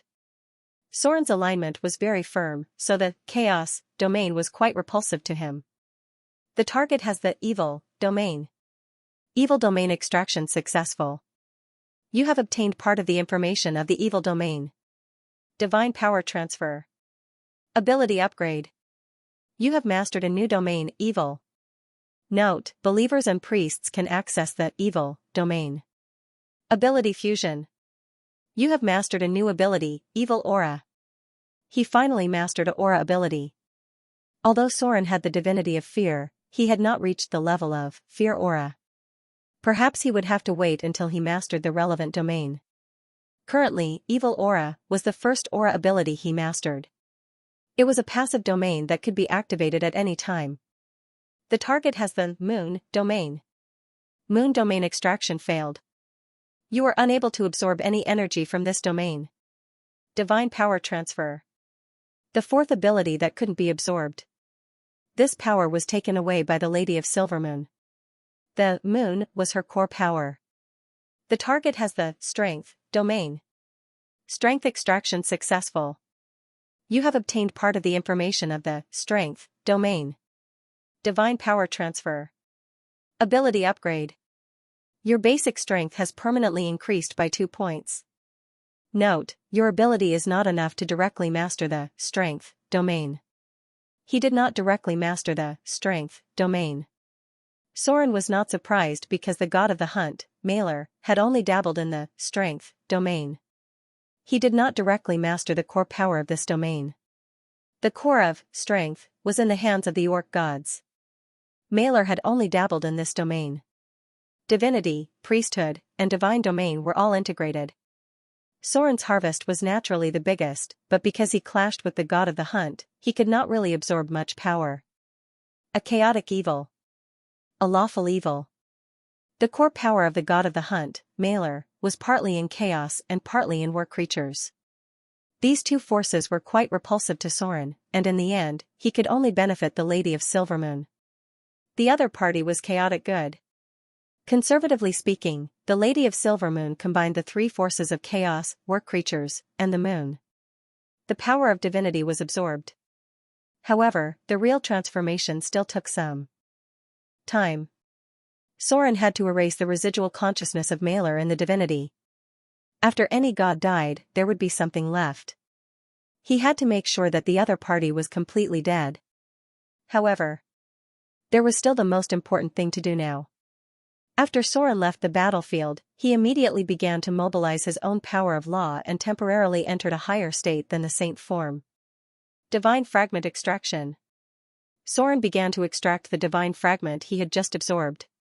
With the distortion of the surrounding space, a crystal-clear fragment of divine fragment appeared in his palm. It was now the time of the Avatar crisis. The gods could not give others power at will. In normal times, Soren could directly use his power to promote a weak god, although the price was high. But now he could only use this method to extract divine fragment. This fragment of divine fragment was prepared for Vivian. In terms of divine power, Vivian had absorbed so many Sons of Fear that she was basically not much lower than Soren. However, if it was the power of divine fragment, she was afraid that she basically did not have it at present. Soren directly condensed 10 points of divine fragment. In this way, as long as Vivian absorbed its power, it would be enough to reach the standard of godhood, and he himself just had 30 points of divine fragment. He could prepare to upgrade to lesser divine power. It was not easy to upgrade the power of a god, especially during the time of troubles. Soren had to replenish his divine power to permanently increase the upper limit of divine power. Under normal circumstances, the power of the gods was directly connected to the divine kingdom. When they needed to upgrade, they could directly extract the power of the divine kingdom. But now all the gods had lost their connection with the divine kingdom and could only rely on themselves to slowly accumulate power. The foundation of the god of the hunt, Malor, was still very rich. After all, he was an old god who had existed for a long time. According to Soren's estimation, the total divinity of the other party should be about 60 points, and the total value of divine fragment should be about 50 points. It did not reach the standard of intermediate divine power, but it was still much stronger than other, lesser divine power, gods. There were too many conflicting factions between the two sides. Otherwise, the god of the hunt, Malor, would probably be able to provide Soren with more divinity and divine fragment. A battle of killing a god had come to an end. Soren's harvest was still relatively rich, but it would take some time to completely digest it. The power of the gods had some particularities. When absorbing the divinity and clergy of others, it was not too much to be careful.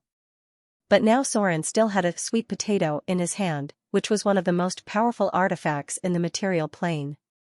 Pale Justice, Soren did not want to return this weapon to the paladins of the God of Light. The reason was very simple. They were all stubborn and had been at the forefront of the fight against evil. If he returned it to them, they might use it against him in the future.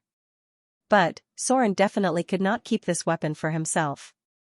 If he kept it, it would be an endless source of trouble. So, he decided to try another way. Baron Gobi. After sending Princess Royal back, Soren once again came to the seclusion of the Holy Avengers. Princess Royal had also absorbed a small part of the divinity and divinity. Her own power was a little out of control. Now she had to integrate these divinity and divinity. In the context of the Avatar crisis, killing a god would inevitably lead to some waste of power. Because everyone was in the form of a saint, they could not condense the power of divinity and divinity at will like the divine form. If it was a complete divine form, even if Soren could not integrate the animal domain, he could extract it and condense it into a divinity and give it to others. Basically, there was no need to think so in the form of a saint. According to the standard, the strength of the saint form may be less than 1/3 of the divinity form. Pale Justice. This weapon could not be returned to the paladins, but it could not be kept in his own hands. So what should Soren do now? So, he had a bold idea in his mind. That was to give it to the Holy Avengers, who had a good relationship with him. Both sides were paladins. The Holy Avengers were completely different from the Order of the Paladins of the God of Light, and the former had made greater contributions after the outbreak of the Avatar crisis. They maintained the order and rules of the world, and were not as obsessed with fighting against evil forces as other paladins. Lawful good. The Holy Avengers valued order the most, while the God of Light's church valued kindness and justice more. When he saw the warden again, his expression was very cautious. This group of paladins also had their own information network. The fall of the god of the hunt, Malor, could not be hidden from them. The fall of an evil god was undoubtedly something to be happy about, but if this evil god had died at the hands of another powerful evil god, then the reality was not as good. This could represent the rise of an even more powerful god from the evil faction. The public's evaluation of Soren was very strange. He was cruel and merciless, bloodthirsty, ruthless, and tyrannical. There were almost no virtues of benevolence, kindness, tolerance, compassion, and so on him. But it was precisely such a person who did things that many heroes with countless virtues could not do. Bring peace and order to the world. The South Coast was now the most stable place in the entire material plane, with the lowest decline in population, the best living conditions for civilians, and the least affected by war. Sauron's iron-fisted rule would never allow any major turmoil to occur in his territory. Ironic, at present, the most prosperous and vibrant place in the entire material plane was created by such an evil existence. Your Excellency Soren. The warden bowed his head slightly to show his respect for a true god. This was the biggest difference between the Holy Avengers and the Holy Avengers. The Holy Avengers really valued the lives of the commoners at the lowest rung of society. They cared about and pitied those people, unlike other paladins who used morality to kidnap these poor people and ultimately pushed them into a more tragic situation in the flames of war. Their biggest difference was that they knew what was called compromise. This was a kind of sorrow. It was a kind of sorrow that belonged to the paladins, but it was also this that allowed them to complete the great cause that no other paladin could do. The end of the Avatar Crisis, the last battle before the end of the Energy Storm. The Holy Avengers were the backbone of the end of the Avatar Crisis. After that battle, the gods returned to their respective divine kingdoms, the devils and demons were expelled back to the abyss and hell, the cracks in the elemental plane were repaired by divine power, the barrier of the plane gradually stabilized, and other creatures from the multiverse also returned. At that time, the battle between the gods was another rule. They had become chess players again, using the chess pieces they had placed to compete, and no longer had to go into battle with bare arms. The two artifacts were an important force in the Avatar Crisis. One was the Holy Avengers, and the other was Pale Justice. Soren was ready to do something today that might change the course of history, and that was to give Pale Justice to the group of paladins in front of him. Clang, with the holy light, Pale Justice, was inserted in front of the warden. This is? An uncontrollable expression of shock appeared on the warden's resolute face. He knelt on one knee on the ground, not in front of Soren, but in front of Pale Justice. He reached out slowly with a slight tremble and slowly touched its blade. The blade was so sharp, even though it looked like a very ordinary long sword. Pale Justice! An uncontrollable exclamation sounded. The warden stood up at once, looked at Soren with surprise, and murmured, "This is really Pale Justice. Your Excellency? I don't know how to express my gratitude." Soren took out this divine sword, of course, not to show off. Giving Pale Justice to the group of paladins in front of him was a decision that he had seriously considered. An artifact could not change their fate. But if there were two of the most powerful artifacts in the material plane, then the fate of the group of paladins in front of him would be hard to say. Note, after the outbreak of the Avatar Crisis, the Holy Avengers had lost 90% of their paladins. What was even rarer was that after the end of the time of troubles, they did not rely on the glorious past to strengthen themselves. Instead, they chose to return to the barren Gobi and live in seclusion again. They believed that the ancient tradition of the Holy Avengers should continue to be maintained. "I'll leave it to you." Soren's expression was cool. After leaving Pale Justice, he was ready to turn around and leave, leaving the other party with an unfathomable back. The clash of factions made it difficult for them to find a suitable part at the exchange point. Besides, what happened next was not so glorious. If the warden wanted to swallow Pale Justice, then it was inevitable that he would have to fight with the other paladins. But both sides were paladins who defended justice. Presumably, the more experienced Holy Avengers would have a way to deal with those stubborn people. Letting paladins fight with paladins, it was a bit of a sin to think about it, however. Soren finally felt that he had changed the trajectory of his fate today. Inside a hidden basement, there were many ferocious demon reliefs carved on the surrounding walls. At a glance, it was easy to feel fear.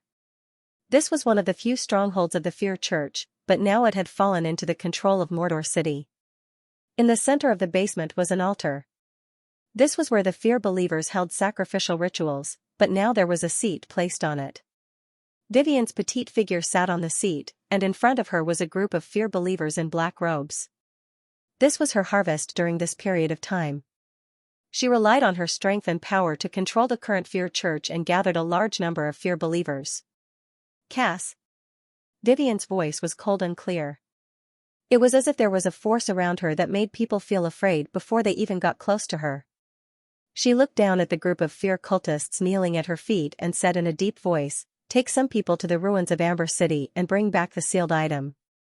Uther, Black Robe. You take people to clean up other disobedient people. I must make the entire Fear Church obey my orders." The power of Fear Reiki shrouded them. The Fear believers under the altar were silent and quickly responded to the order. After the incident with the demigod vampire, they were mentally prepared to obey the new demigod Fear. The power in the bottomless abyss could not reach the material plane at present, but the demigod Fear in front of them could kill them all in minutes. "Okay. Vivian seemed to feel something and waved her hand. All of you can leave now. The crowd retreated. After everyone left, Vivian's cold expression suddenly changed. She said to the figure behind her with a cute child's voice, "Brother. Why are you here?" Soren's figure appeared in the shadows. He looked at the little girl who was acting coquettishly in front of him. Her majestic expression just now was still in front of him, and he couldn't help but feel a little emotional. For a long time, Soren tried his best to protect Vivian. But in the end, she decided to face her own destiny. Soren only felt helpless and happy because he often had such a stubborn temper. "I miss you so much." The little girl threw herself into Soren's arms and hung on him. She rubbed her face on Soren's clothes and said coquettishly, "I'm about to subdue the entire Church of Fear. Once we have complete control over them, we will have a greater chance of dealing with the dread demon god." Controlling the Church of Fear was to weaken the power of the Dread Lord. Vivian was well aware of this. Soren raised his hand and stroked the little girl's head. He praised her gently, "You did very well." Vivian arched her head in his embrace, her small face revealing a trace of a smile. However, Soren's tone changed again, and he said in a deep voice, "Are you still hiding something from me? Why do you call yourself the Witch of Fear?" Vivian's figure stiffened, and then she paused for a moment before saying, "Why would I hide it from Big Brother?" A trace of struggle appeared on the little girl's cute face. Soren obviously felt something, but after all, Vivian was his sweetheart. He didn't think that Vivian would do anything to harm him, so he didn't want to make the little girl feel embarrassed. Instead, he touched her little head and said, "I brought you a little gift. For the next period of time, I'm afraid you have to put other things aside and digest the gift I prepared for you first." A sparkling light appeared. Divinity? Vivian glanced at Soren's palm, and her small face was full of surprise. With her intelligence, she guessed the origin of this divinity at a glance. Her beautiful big eyes were moved to tears, and she murmured, "Big Brother. Did you kill the god of hunting? Why didn't you tell me such a dangerous thing? Vivian can help you now." "I don't want it." The little girl suddenly seemed to be angry. She jumped down from Soren's body and shook her head stubbornly. "You didn't even let me help with such an important thing." "I don't want this thing." Soren was dumbfounded. In his memory, Vivian had always been very obedient. She would do whatever Soren told her to do. Today was the first time he encountered such a situation, and the reason was that he didn't let her help to deal with the god of hunting. Soren felt helpless, but he also felt warm in his heart. When the little girl was stubborn, it was not easy to persuade her. However, Soren naturally had a way. He paused for a moment, and then said in a gentle voice, "I'm sorry. It's Big Brother's fault. I'm just worried about your safety. How about this, you put this thing away first. Next time. If something like this happens next time, I'll definitely ask you for help." "Liar is a dog." Vivian stared at Soren with her beautiful eyes. She hesitated for a moment and reached out to take the shard of divinity. Then she said with a very serious expression, "Big Brother. You're the one who said it. Next time you encounter something like this, you must ask Vivian for help. Liar is a dog. If you do this again, Vivian will ignore you." Soren smiled and touched the little girl's head. The expression on his face was quite helpless, but it was probably more of a sigh. Liar is a dog. These words were used to coax children. Vivian was the apple of Soren's eye. He would try to keep her away from danger as much as possible. If they encountered such a battle again, then they would talk about it later. The little hand held the big hand. The two figures walked out of the basement. It was now moonlight in the sky. With the beginning of the Avatar crisis, many places had gradually declined. The city seemed to be dead silent. There were only some noises made by the guards patrolling. After the order was destroyed, there were more crimes. Now, various places could only rely on curfews, heavier punishments, and more guards to prevent the further escalation of the chaos. The two of them quietly looked at the city under the night sky. All of a sudden, Soren's figure shook and his expression was a little distracted. Then, he gradually returned to normal, but his spiritual focus seemed to be no longer here. The third layer of the bottomless abyss, the Forgotten Land. It had been some time since Sauron suppressed the periphery of the Galumba arena. The demons of the neutral camp were gathering troops and preparing to attack the last nest of the demons and goblins. During this period of time, Sauron seemed to be a little idle. He just kept gathering demons. Demons obeyed the strong. Sauron expanded the demon army under his command to about 1,000 demons. The scale was not very large, but the proportion of intermediate demons was large. Most of them were berserk demons and Hezra demons. They were excellent intermediate demons. There was not much time left before the attack. But at this critical juncture, something unexpected happened on Zorro's side. He was summoned. The bottomless abyss had its own rules. This was a domain affected by chaos, so there were infinite possibilities. Extreme chaos meant that anything could happen. This time, the accident of chaos happened to Sauron. It was a ray of magical light. Sauron's figure directly broke through the space. Then, under some mysterious rules, his body turned into a state similar to a projection spell. Someone summoned him to the material plane. It was difficult for demons to directly enter other planes. Most of the time, it was a projection ability. They could only maintain about 70% of their strength. This kind of projection ability was common in the lower planes. The demons were the best at using it. Demons were more likely to accept it passively. If someone in the material plane cast a high-level demon summoning spell, then any advanced demon in the bottomless abyss could be passively summoned. Yellow sand filled the sky. When Sauron's figure emerged from the summoning circle, he could hear very clear exclamations and all kinds of gasps. Advanced demon. It's a humanoid advanced demon. There were panicked voices in front of him. Sauron glanced around, then looked up at the sky and immediately determined his position. He was still in the main material plane. But the coordinates should not be in the south. Looking at the yellow sand here, the people in front of him were dressed slightly differently, and the very obvious 3 professions dressed as monks. Sauron was sure that he was summoned to the Eastern Kingdom. There were a total of 11 professions in front of him. 5 of them were monks, but 2 of them seemed to be special advanced professions. Only the Eastern Kingdom had so many monks because it was the birthplace of monks. Kill these humans. A cold and cruel voice sounded in Sauron's mind. This was the existence that summoned Sauron to the material plane. He originally thought it would be a demon warlock or a fallen, but he did not expect it to be an ancient evil creature. No. It should be said that it was just an evil creature, not at the level of ancient. What summoned Sauron was a twisted thing that looked like a plant or an animal. Its appearance was a bit like a sunflower, but it had ferocious tentacles.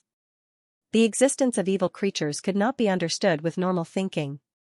They were all very strange creatures. This should be a monster that was sealed during the Arcane Empire. They were essentially mutant creatures, but they were quite powerful. Anything that could be called an evil creature was all at the legendary level. The monks of the Eastern Kingdom had been responsible for suppressing and guarding them because many evil creatures were difficult to really destroy. I order you to kill them all. A spiritual pressure pierced into Sauron's mind.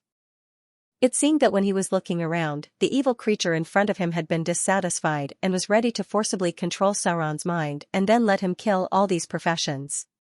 Unfortunately, it seemed that it had kicked an iron plate this time. Summoning demons did not necessarily mean that they would obey the orders of the caster.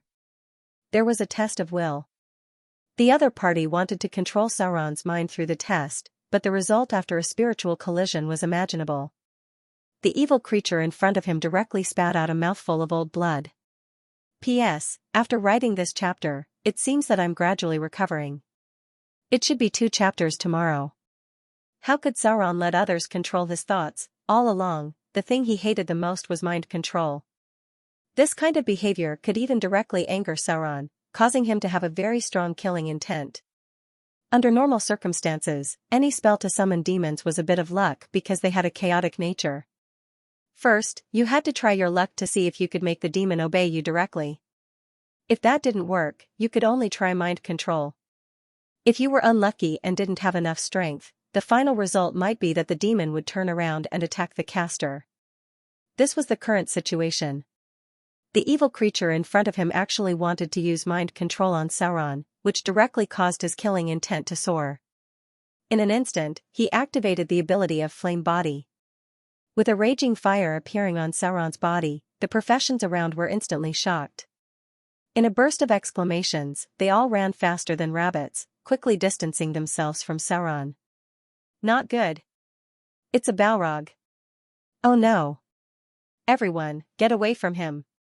The Balrog is not an enemy we can fight against. Looking at the entire abyss, the Balrog's combat strength had always been in the top 3 among the high-grade demons. In other words, an ordinary Balrog was directly equivalent to a small leader of other high-grade demons. As for the current Sauron, he was at least at the elite level. Even if it was only a projection that came to the material plane, his strength was still enough to crush these people. The fire spread. Since Body of Flame was upgraded to Body of Flame, the damage caused by Sauron's burning was even higher. As long as these mortals were within 10 meters of him, they would receive at least 10 points of fire damage per second. Ordinary people were directly burned into charcoal. Even if the professions didn't add fire resistance, they could only hold on for a few seconds at most. The sand and stones under Sauron's feet showed signs of melting. The whole battle was forced to stop because of his appearance. No one dared to get close to him, let alone provoke him easily. The spirit of the evil creature seemed to be a little panicked. At this time, it realized that it seemed to have summoned something extraordinary. With such strength, it was afraid that it would be difficult for it to defeat. If it was not careful, it might be counterattacked by the demon. The probability of counterattack from summoning a demon was still very high. Die. Sauron stared coldly at the evil creature in front of him. He raised his hand and grabbed the air. The raging flames around his body automatically formed into a flame whip. He raised the legendary flame whip and swung it directly at the evil creature. The damage of the magic weapon and the effect of the flame instantly made the evil creature cry out in pain. A charred mark appeared. However, these wounds quickly healed at an astonishing speed. Evil creatures had strong regenerative abilities and were difficult to destroy through conventional means, so they had no choice but to be sealed. The evil creature in front of him should be a mutated devil sunflower. The magic sunflower was a relatively common evil creature. Their strength was not very strong, and their lowest challenge rating was 12 or above. However, they had a very scary characteristic, which was that their numbers were quite large, and their reproduction was quite astonishing. Parthenogenesis. Many of the evil creatures reproduced asexually or by splitting. Therefore, if they were given a chance to breathe, they could cause a terrible disaster. There was a lot of information about the devil sunflower, and the number of variants was not small. It would be quite troublesome to explain in detail. However, it must be mentioned that the devil sunflower had caused a lot of disasters in the Silver Age and the Arcane Empire. This creature was the nemesis of spellcasters because they had the nature of devouring arcane energy. A single devil sunflower might not be enough to cause a disaster, but if there were a lot of them, they could even directly destroy an arcane civilization. Most of the devil sunflowers had been sealed, and only a few escaped to other places. They even conquered a city that belonged to the Beholder, and had been trying to release their sealed people. The evil creatures had always been guarded by the monks in the monastery. The reason for this was that the monks basically did not need to cast spells, and they had a natural magic resistance, which was enough to restrain these evil creatures in battle. Note, no one among all professions had a higher magic resistance than the monks. The devil sunflower could devour the energy of spells. In a simpler way, they were born with an ability similar to mana siphon. When the number of them accumulated to a certain extent, they could directly make the wizard's spells ineffective, and even devour the energy of a floating city. Such a huge amount of energy would cause them to reproduce in large numbers and give birth to even more terrifying advanced variants. There were many evil creatures sealed in the Eastern world. Among them, the devil sunflower should be one of the more common ones. When the Arcane Empire was destroyed, many floating cities fell from the sky, and the terrible energy radiation led to the appearance of the vast desert of death. There were many such evil creatures in the ruins of the fallen floating cities. The monks were responsible for suppressing these evil creatures and preventing them from running outside to cause trouble. 2/3 of the land of the Eastern Kingdom was desert. Although there were many powerful monasteries here, there were still cases of evil creatures escaping. Bzzz, the damage caused by the flame whip seemed to be amazing, but when the power of the flame burned the enemy, it was gradually absorbed by the devil sunflower in front of him. Sauron did not remember much about the evil creatures, and many of them had mutated, but they all had a high magic resistance. Attacks below a certain strength would be directly absorbed by them. Clang, it was more effective to deal with evil creatures with melee. Sauron pulled out the burning beheading sword, jumped into the air, and flapped his huge demonic wings to slash at the enemy. Swoosh! The tentacles shot out like arrows. In the face of Sauron's attack, the devil sunflower also desperately resisted. Its disc-shaped head was embedded with a mouth-shaped stomach pouch full of sharp teeth. Countless dense sharp teeth made people's scalp tingle. Around the head were 4 arms with sharp thorns. According to the different variants, some would grow 4 or 5 arms. Going down the disc-like head, the long and winding body gradually showed a conical shape, and the bottom end was a deadly spike. Poison damage and paralysis effect were their natural abilities. Purebred fighters had no advantage against them. They could only rely on toughness to resist. Only monks were completely immune to poison and paralysis effect. Moreover, most of the devil sunflower variants were natural spellcasters. They had the casting ability of a warlock. Note, increasing a creature's level by 1 level is equivalent to increasing a warlock's level by 1 level. Sauron naturally would not give it a chance to cast a spell. Bind. The flame whip directly tied it up and trapped it in place. The huge beheading sword also slashed at the enemy at the same time, leaving a terrible wound directly. However, Sauron was also instantly trapped by the tentacles on the devil sunflower. The spikes hit his body, but unfortunately, the poison and paralysis effect were not enough to threaten the Balrog's resistance. The two sides fell into a melee, but under the burning fire, the other side suffered much more damage than him. This was why the Balrog was particularly domineering. Any enemy who was not immune to fire damage would be burned to death in a melee battle. Sizzle. The smell of cooked meat spread. Sauron's body of flames even melted the sand under his feet. The devil sunflower almost always lost HP when it was close to him. The devil sunflower was a huge and slow-moving creature. It looked like a mixture of plants and animals. They had the ability to fly at low altitude, which was similar to the beholder's innate ability. However, with its movement ability, it was impossible to get away from Sauron, who had the demonic wings, so it could only passively take damage. No matter how strong its regeneration ability was, it could not withstand more than 10 damage per second. Not to mention, Sauron had been using his ability to fight with 2 weapons. Soon, its whole body was roasted until it was almost medium cooked. Squeak.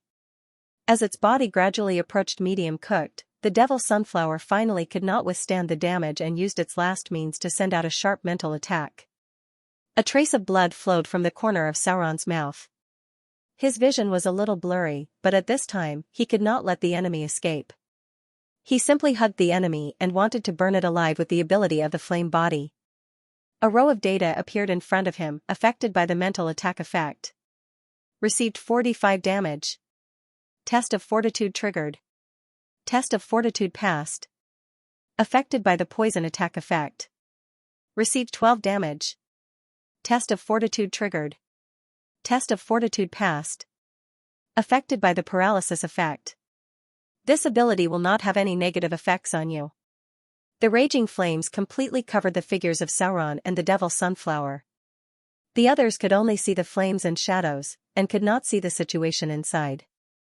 After its last struggle failed to break free from Sauron's control, the devil sunflower in front of him finally could not withstand the damage of the flame body. It was finally cooked thoroughly. The whole process of the battle took only about a minute. The devil sunflower in front of him went from medium cooked to medium cooked. When it was medium cooked, it tried its last struggle, but it still could not change its fate of being fully cooked. Thud. A huge mass of meat that was completely roasted on the outside but completely cooked on the inside fell to the ground. Sauron then withdrew the flame whip and slowly pulled out the executioner's sword. The devil sunflower was a natural warlock, and its binding power could not resist the powerful Balrog. Perhaps in the bottomless abyss, Sauron was not strong enough to fight against the terrifying demon lords, but in other planes, there were not many who could resist the flame body. A row of data appeared in front of him. Mutant Devil Sunflower killed. Target has divine power. Target's divine ability extracted. You've obtained 1 divinity point. Converting soul energy. Stop conversion. Activating soul trap ability. You've extracted the target's soul. A glimmer of light appeared. A legendary grade soul crystal appeared in Sauron's palm. At this time, he had the time to turn around and look at the professions who were scared out of their wits. The evil creature that they had prepared to die to suppress was cooked by Sauron in a matter of minutes. The creature level of the evil creature was legendary. Sauron's challenge level was close to the legendary level. With the strength of his current demon avatar, a legendary creature was nothing in his eyes. If he successfully evolved into a Baelor, a team of legendary adventurers would not even have the strength to fight with him. The demon avatar was not the rogue's body. Whether it was group attack ability or resistance, it was much stronger. The body was suitable for one-on-one top battles, and the demon avatar was very suitable for cleaning up the small fries. The raging fire gradually dissipated. Sauron's figure came out of the fire. The scene was so shocking that it made the professions in front of him tremble. Although they felt fear and worry in their hearts, they had no intention of running away at all. This undoubtedly proved that these people were experienced veterans. The reason was simple. This was a desert area. The terrain was open and the field of vision was good. Everything within a few kilometers could be seen clearly from a high place. And Sauron could fly. Under normal circumstances, once they chose to escape, they were bound to be hunted down by demons. In such a terrain environment, if everyone lost their fighting spirit and chose to escape, no one could leave alive. For the Baelor who mastered the advanced teleportation ability and could fly, it was simply a matter of minutes to chase and kill these professions. If they did not concentrate on fighting, they would be killed one by one. Stay and face Sauron. This required not only wisdom but also courage, so Sauron could not help but think highly of these people in front of him. People in the Order camp had strong beliefs. The fire on Sauron's body gradually disappeared. There was a mysterious demon tattoo on his bare chest. He slowly took a step forward, and the professions on the opposite side suddenly clenched their weapons nervously. Now he was a demon. Demons were chaotic and evil existences. His every move made the professions in front of him frightened. Human. Sauron's figure was full of pressure. The demon avatar's intimidation skill was very high. The pressure of the superior made the opposite people tense. The difference in strength between the two sides was too great. There was no challenge at all. When the demon avatar killed an enemy, it could only give a little slaughter EXP back to the main body. For Sauron, who had just killed the god of hunting, meaningless killing was meaningless. Being summoned to the Eastern Kingdom this time was obviously an accident, but after a simple battle, he had other ideas in his mind. Divinity. What was strange was that many evil beings had divine powers in their bodies. Divine power was special, and only the power that surpassed the essence of ordinary things could accommodate all kinds of mutations. Therefore, many sealed ancient evil creatures had divinity. If they were abominations, then their divine power would be quite amazing. One could never have too much divinity. Looking at the entire south coast, there were very few enemies who could provide Sauron with divine power, unless he planned to face some gods head-on. Even if Mordor City was besieging the indigenous tribes, an indigenous tribe only had 1 or 2 divinity points, and they had to destroy the entire tribe at the same time. Comparatively speaking, these sealed evil beings were much easier to deal with. The demon avatar also needed divinity. First of all, Sauron's divinity points could be transferred to the main body at any time because the power of divinity was shared in the soul. Secondly, any demon lord in the abyss had a lot of divinity.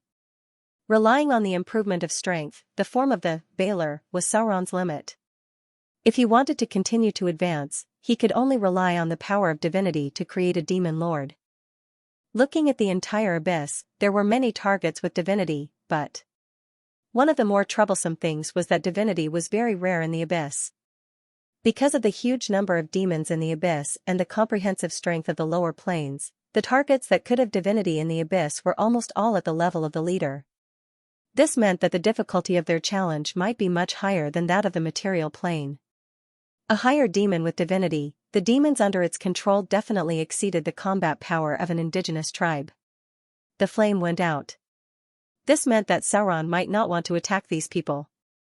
This undoubtedly made them a little relieved, but Sauron's next words made them a little confused. Mortals. At this moment, Sauron looked completely different from other demons, or it could be said that he was very different from the demons in the legends. He seemed very rational and was not affected by the chaos and madness. Instead, he tossed the soul crystal in his hand in a low tone and said slowly, "I'm very interested in the souls of these things.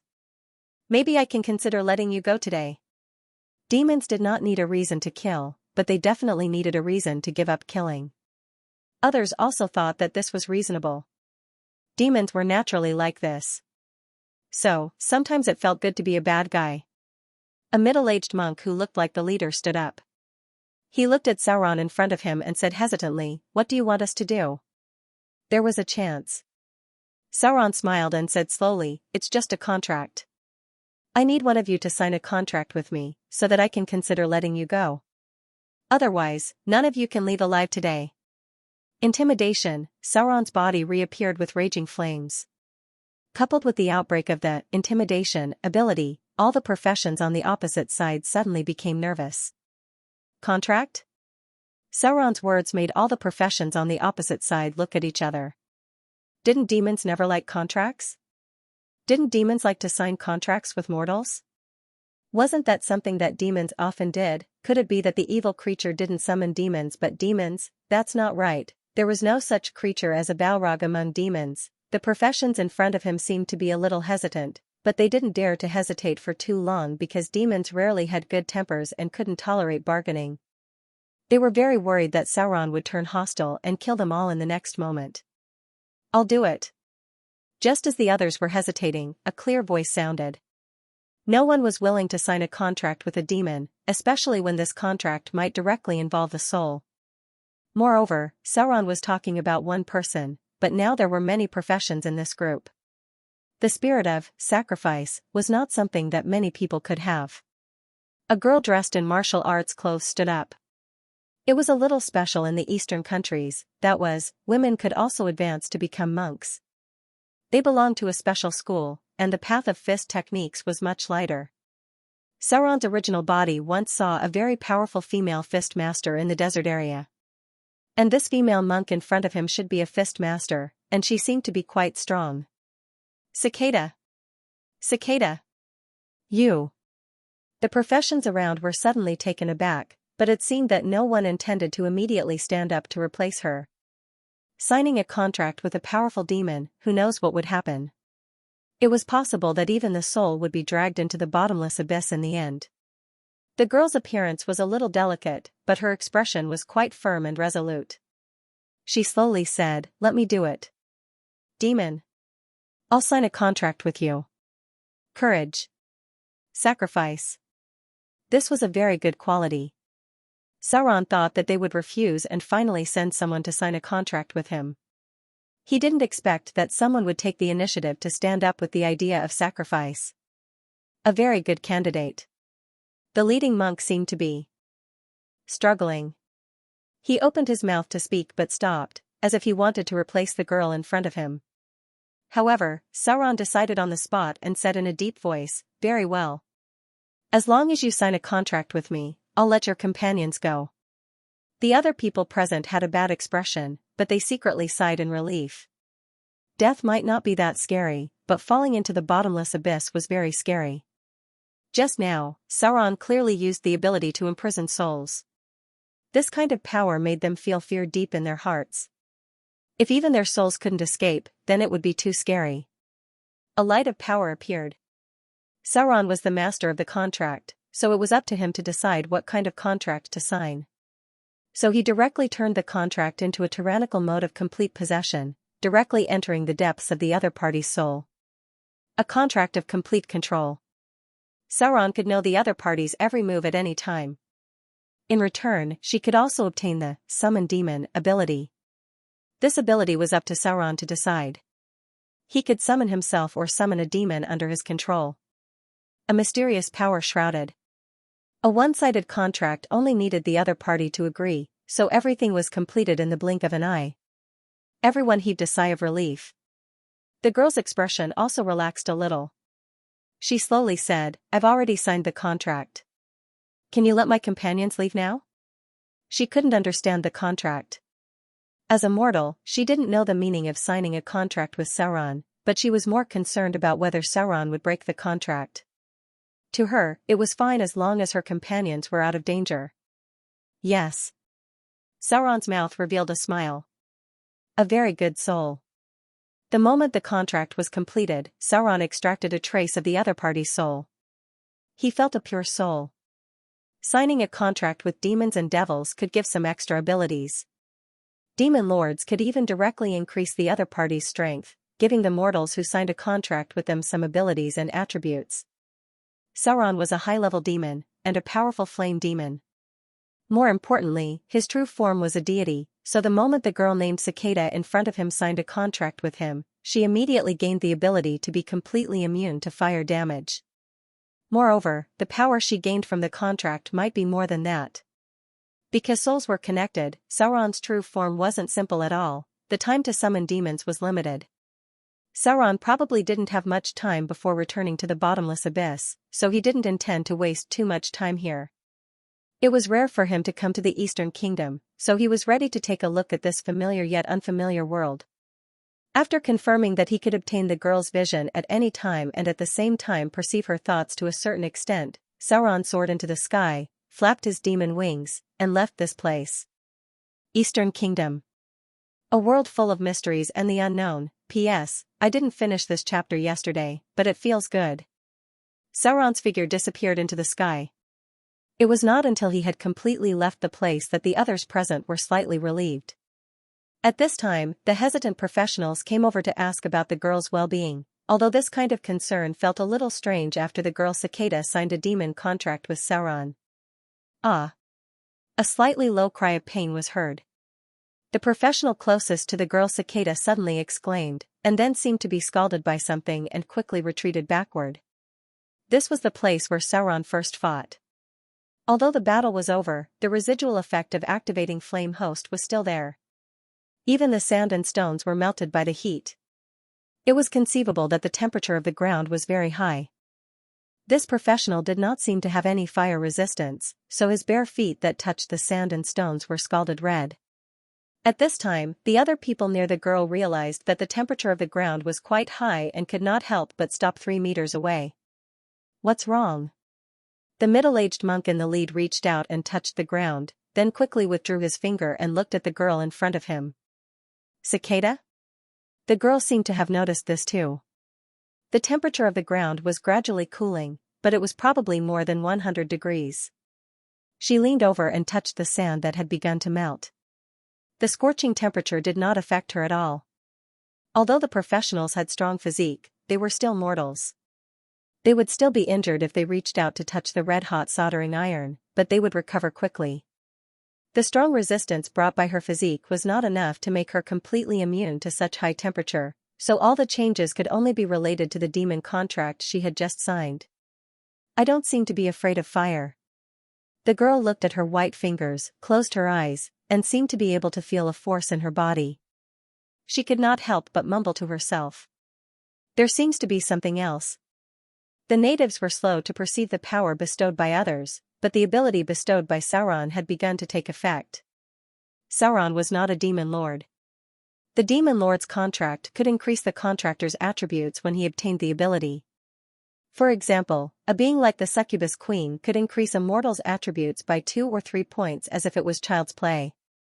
He felt that he should have given the girl the ability to be immune to fire, but he was not sure if he would give her other powers because she was a god. This was because even the priests and followers of Sauron could receive the blessing of the divine power.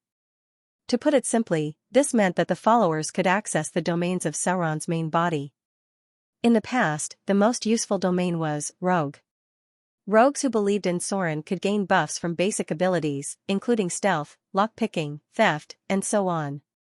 Now, they could access even more domains, including tracking, evil, slaughter, and shadow.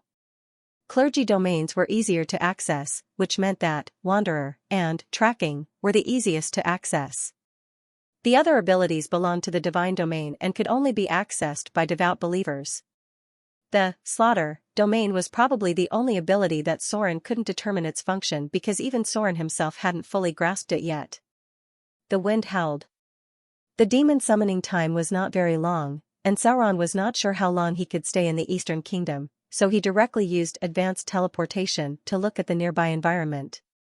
A barren desert. As a legendary-level existence, he could feel the violent power in the air. The number of wizards in the Eastern Kingdom was very small, and the reason was related to the violent power. The disaster left behind by the Arcane Empire made many places here, Dead Magic Area, and Magic Chaos Area. Wizards were prone to mistakes and failure when casting spells. Coupled with the problem of inheritance in the Eastern Kingdom, most of the spellcasters here were sorcerers, and there were only a few wizards. But there was also a very terrifying type of spellcaster here, Berserker. A wizard who couldn't even determine what kind of magic he would release. They were very terrifying existences. In theory, they were the most powerful wizards, but this kind of combat power required absolutely enough luck. If they were lucky enough, the Berserker could use the level 1 spell Reckless Incantation to replace any spells, including all the legendary spells that they could master. Note, at most, they could cast more than 12 legendary spells at once. This kind of wizard needed to hug the thigh of the goddess of luck, otherwise, they might play themselves to death. The number of Berserker was very small. The reason why they were mentioned was that Sauron seemed to have met one. The aura and fluctuations of their spells were very obvious, much stronger than other spellcasters. A berserker who lived in seclusion in the desert. In Sauron's sight, a relatively special building appeared. The reason why it was special was that it was built on top of a broken piece of land. It should be a house made of stone to mud, and there were obvious warning spell traps around it. There were many ruins in the Eastern Kingdom. This used to be the core area of the Arcane Empire, and most of the places where the floating city fell were in the Eastern Kingdom. The terrible explosion caused the desertification and magic chaos area here. He shouldn't casually disturb a spellcaster. Especially Sauron, as a demon, could easily arouse the hostility of the other party. But after glancing at the ruins in front of him, Sauron couldn't help but stop and slowly landed on the ruins. The ruins were very large. The ruins in the Eastern Kingdom were very large because many of them were cities. However, the ruins in front of Sauron were slightly different. That was, on the broken wall exposed to the surface, he saw something amazing. All-Night Language, the ability of the main body was on the spiritual level, so Sauron could also read and understand all the words and words. In front of him was not something left from the Arcane Empire, but something left from an earlier, more ancient era. The reason why it hadn't been weathered until now was that it was originally a temple. The Temple of Death, it served the god in charge of the death clergy, because there was a symbol representing the death god on the broken stone pillar. Which death god's temple could it be? Sauron glanced at the mark in front of him, careful not to touch the warning spell here. It seemed that the Berserker regarded this place as his own place, and the two sides might fight. Only a small part of the surface was exposed. Sauron could perceive that there was a larger area underground, and the magic fluctuations were coming from below. Such an environment. It doesn't seem suitable for a wizard's life. Sauron glanced around and murmured, "Could it be that I met a berserker who turned into an undead?" Undead. It was easy for a berserker to make mistakes when casting spells. They could be poisoned, burned, petrified, and so on, so in order to further master the power of chaos, some berserkers would first turn themselves into a lich. Of course, only those who were strong enough could become a lich, and those who weren't strong enough could become a necromancer. This was equivalent to an extra layer of insurance. If the spell accidentally backfired on oneself, even if the body was destroyed, it wouldn't really kill them. Therefore, berserkers in the form of an undead still existed. The magic light suddenly became more intense, even Sauron could easily perceive the chaotic and violent power from the magic fluctuations coming from below the ground. He couldn't determine what the target was doing, but he could tell that the opponent was continuously casting spells. With such strong energy fluctuations, they should all be spells of the fifth circle or above. It seemed that the berserker had lived here for a long time. There was a simple camouflage around, and there was a sand dune next to it. Most of the buildings should be underground. Which god of death's temple is this? Sauron observed the ruins in front of him, trying to find some clues. He murmured, the ancient god of death has long retired, and the previous one has almost fallen. The current one shouldn't have abandoned his temple here. It can't be the god of death of the Eastern god system. The gods of the Eastern kingdom seem to have a part-time domain of death. Looking at the symbol on the stone pillar, it should be the Orthodox god of death. The domain of death was very scattered. There wasn't a single god that had truly grasped the divine domain of death. Currently, there were two gods that had grasped the core domain of death. One was the god of death, Nero, and the other was the king of the dead, Kalember. The ruins in front of him shouldn't be related to them, so it could only be the previous god of death. If he went further, it seemed to have something to do with Sorin. Before that, there were the three gods of death. They were the god of tyranny, the previous god of fear, the god of slaughter, the origin of the sons of slaughter, and the god of the dead, the most aggrieved death. The origin of the domain of slaughter was the domain of death. Vivian's identity as the son of fear was, in fact, equivalent to another kind of son of slaughter, because the god of fear also inherited part of the domain of death. The timeline needed to be sorted out. The first was the god of slaughter. His fall led to the emergence of the son of slaughter, and then Sorin's bloodline of the son of slaughter was born. Then there was the god of tyranny.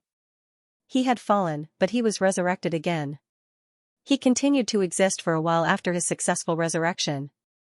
Finally, he died again around the time of the Arcane Empire. This time, he died more thoroughly.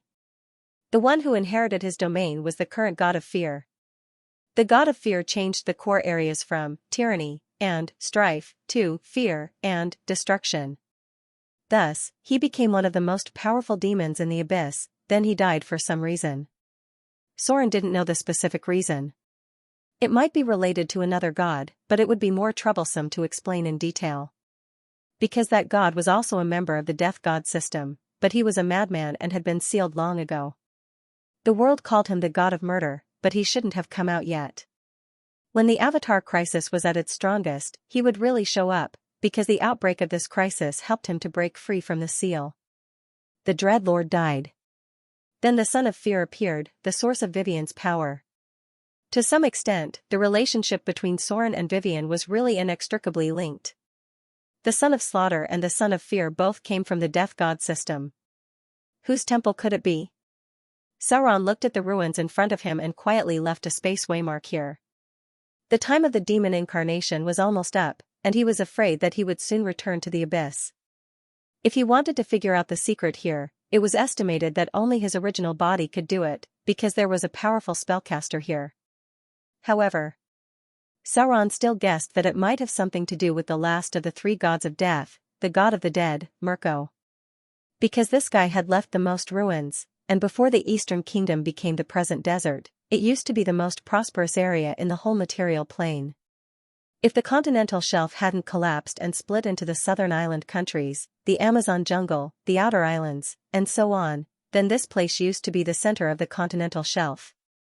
In the deepest part of the bottomless abyss.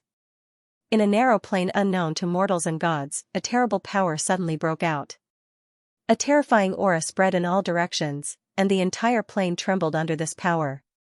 A crack appeared in space, and under the power of tearing the plane apart, a ferocious and terrifying beast with a huge body and white bones that looked like a living creature appeared.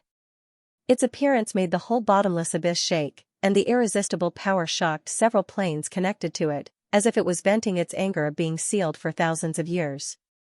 The wolf-like beast in front of them roared to the sky, and an indescribable power directly penetrated the whole bottomless abyss. All the demon lords could not help but feel a thump in their hearts, and some even shivered. It was back, the terrible beast in front of them announced its return to the whole bottomless abyss. This provocative action was almost a declaration of war to all the demon lords. Even the demons with great divine power did not dare to do so easily, but it dared to do so without any scruples. Because it was one of the three ancient evil creatures, the Chaos Dog, Kozif. The Chaos Dog, Kozif, was also known as the Plunderer of Heaven. It specialized in devouring the souls of the believers of the gods, petitioners. The soul swallowed by it would be completely destroyed, and even divine power could not save these souls. The Chaos Dog was once locked in the noisy space tunnel by the High God's Council for centuries. The price was that the right hand of the former god of justice, great divine power, was bitten off by Kozef. Later, the god of murder released it, and then it was sealed by the former god of conspiracy, Mexker. As a result, it was released again. It chased the former god of conspiracy, Mexker, everywhere and bit off one of the legs of this god. Such a powerful guy was once again sealed by the gods during the period of the Arcane Empire. But what everyone did not expect was that the terrible energy storm produced by the Avatar crisis hit the whole multiverse, causing a lot of loopholes in the seal. As a result, such a terrible creature ran out again. The Chaos Demonic Hound appeared in the deepest part of the abyss.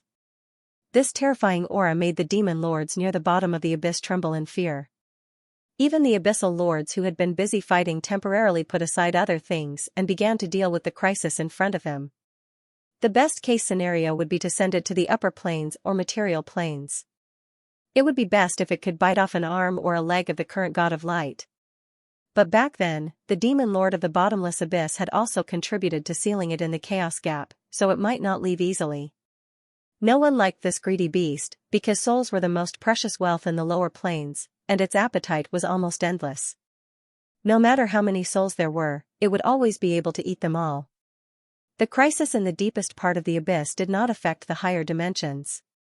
The appearance of the Chaos Demonic Hound only alerted the demon lords in the hundreds of lower dimensions. To the forgotten land that was close to the surface of the bottomless abyss, almost all the demons were unaware of it. The bottomless abyss was too vast, and many dimensions were barriers. Even if the Chaos Demonic Hound wanted to leave, it would take some effort because the Water of Styx was also a fatal threat to this terrible evil creature. The oldest and most powerful demons lived at the bottom of the abyss, and there were even the remaining Orbis demons. They were much more powerful than the current Tanaree demons. The influence of the Chaos Demonic Hound was afraid that it would take some time for it to spread to the higher dimensions. However, because of the appearance of the Chaos Demonic Hound, the structure of the abyss seemed to be turbulent again. The demon army in the upper dimensions began to decrease significantly, and the conflicts between the demon lords suddenly seemed to decrease a lot.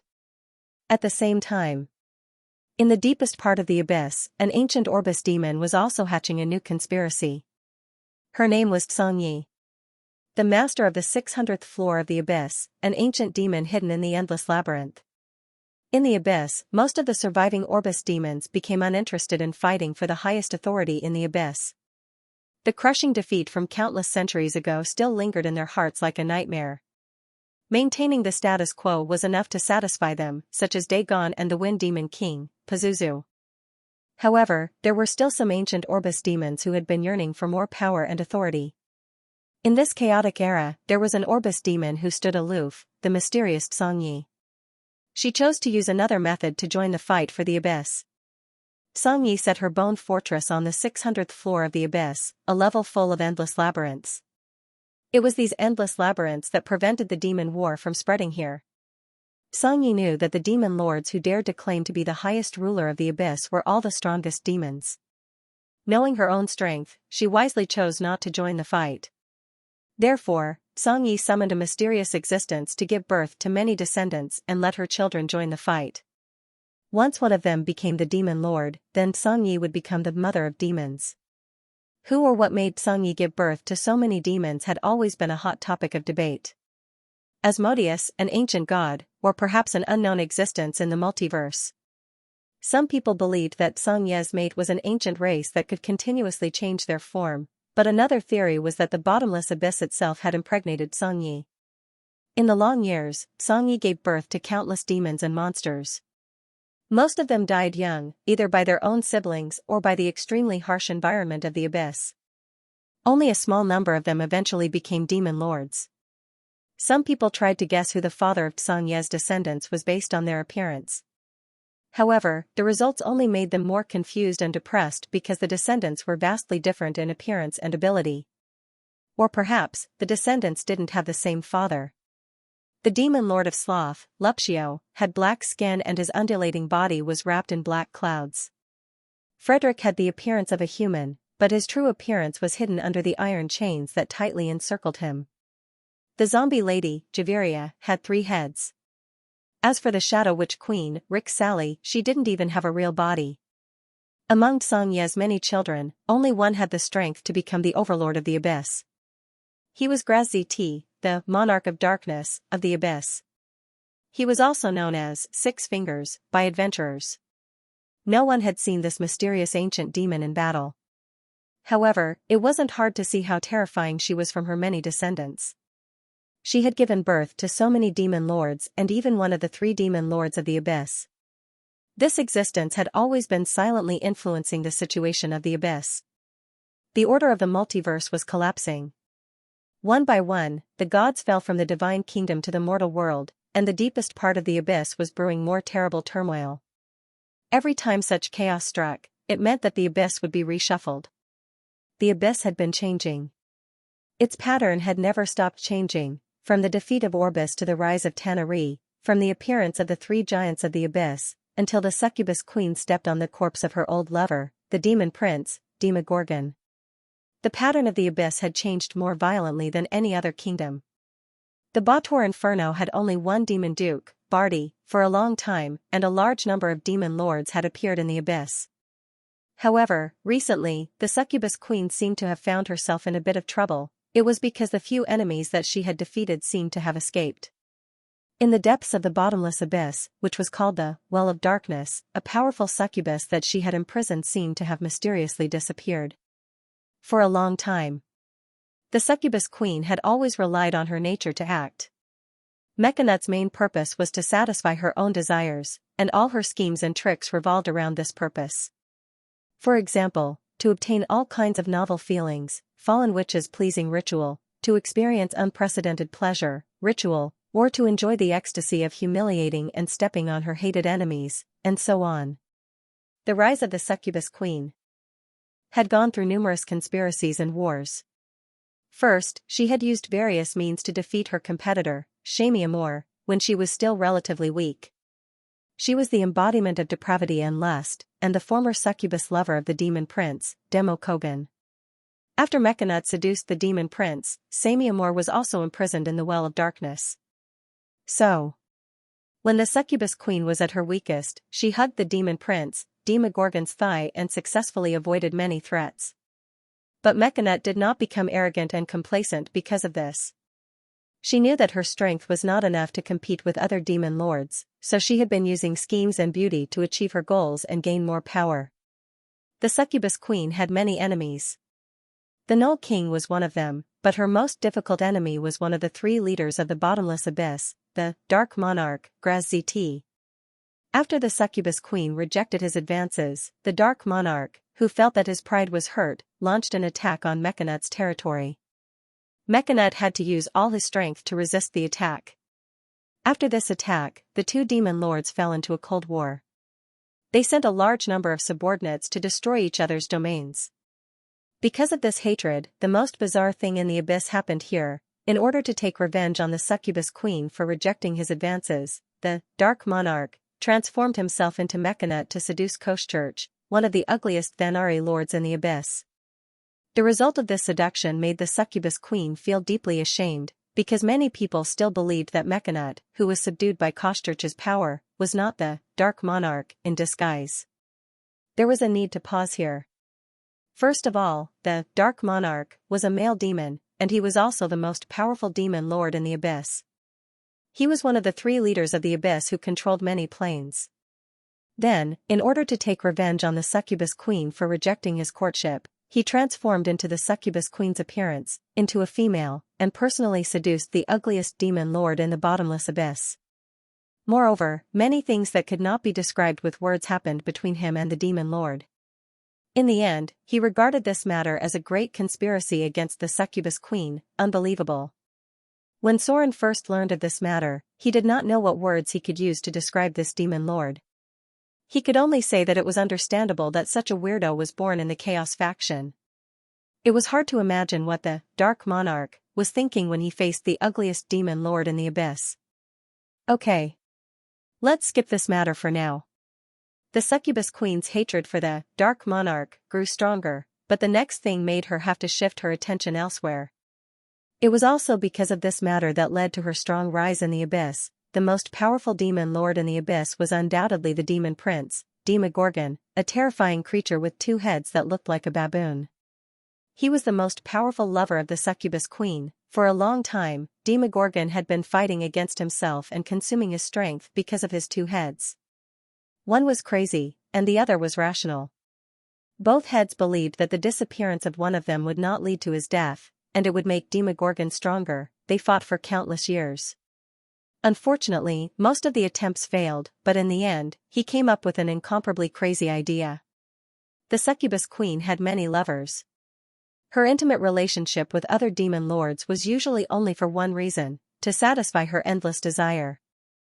Her lovers included the Wind Demon King, Pazuzu. They had produced many powerful succubus descendants, including the mysterious Red Shroud who ruled the Broken Region, Mestville, the king of the patrolling hunters, the owner of Mechanut's Steel Fortress, Van Ellen, in the first layer of the abyss, Pazunia, and Sokos Benoist, the embodiment of chaos, incestuousness, and taboo. He coveted the throne of the Dark Monarch and formed an alliance with Mechanut in order to achieve this goal. In the end, he died in the hands of the succubus queen, and part of the succubus queen's clergy came from him. The succubus queen's biggest trophy was undoubtedly Demogorgon. It was best to never mention the nameless and dirty descendant between them. With the close relationship between him and the demon prince, Mechanut did not need to worry about his safety at all, because no one dared to risk offending the most powerful demon of the abyss to attack Mechanut. The upheaval of the abyss happened here. One day, the succubus queen suddenly noticed that Demogorgon had a new movement, a movement that no one else had the chance to notice. She learned that Demogorgon planned to absorb an unprecedented amount of energy from the main material plane. This power was simply unimaginable. Even the succubus queen was afraid of the actions of the demon prince and the possible consequences. So in order to protect herself, she secretly betrayed her ugly and terrifying lover. Mechanut secretly manipulated a team of heroes from the main material plane to destroy the demon prince's plan. This success and a little opportunity directly led to the strong rise of the succubus queen. Demogorgon had a lot of crazy plans. He even planned to drag a place called Fear Island directly into the abyss and make it a space under his control. Chaos could easily give birth to madness. The destruction of Demogorgon was the result of his own death, and the rise of the succubus queen relied on her various conspiracies. The succubus queen had many enemies. As a demon lord, she had always had the habit of personally patrolling her territory. This habit almost covered all the powerful demons. In the process of a patrol, the succubus queen encountered a lot of incorporeal demons. These demons were called Lomala. During one of her patrols, she found a Lomala lord in a sleeping state. Mechanut managed to imprison the demon lord, who had fallen into a deep slumber, in a ruby with mysterious power. For a long time, this ruby was buried under the palace of the succubus queen until one day she finally found the perfect way to absorb it. She was not an ordinary demon. In fact, absorbing the power of a demon lord was not difficult for her, because the succubus always had a way to absorb something. What the succubus queen wanted was a perfect absorption. She could completely absorb the power of the other party without affecting the things she valued most, her amazing beauty and exuberant breasts. The pattern of the abyss changed from here. In the long years, Demogorgon's 2 heads carried out countless plans and attempts to gain complete control, but all the attempts failed. Until one day, after a crazy event, it had a huge and violent energy that completely destroyed an empire in the space of the Island of Fear. It was the result of this incident that made one of Demogorgon's heads come up with a crazy plan. After being frozen for nearly 1,000 years, now, it finally planned to start implementing this plan. Demogorgon planned to absorb an unprecedented amount of energy from the prime material plane. If the plan succeeded, Demogorgon would use this incomparably huge energy to merge his 2 personalities into a unified whole. Once this great goal was completed, there was no doubt that Demogorgon would no longer be just a demon prince, but a demon king. This plan was perfect. Although one of Demogorgon's heads was crazy, the other head was very rational. None of the demon lords knew of his plan, except for the succubus queen, who was his closest lover.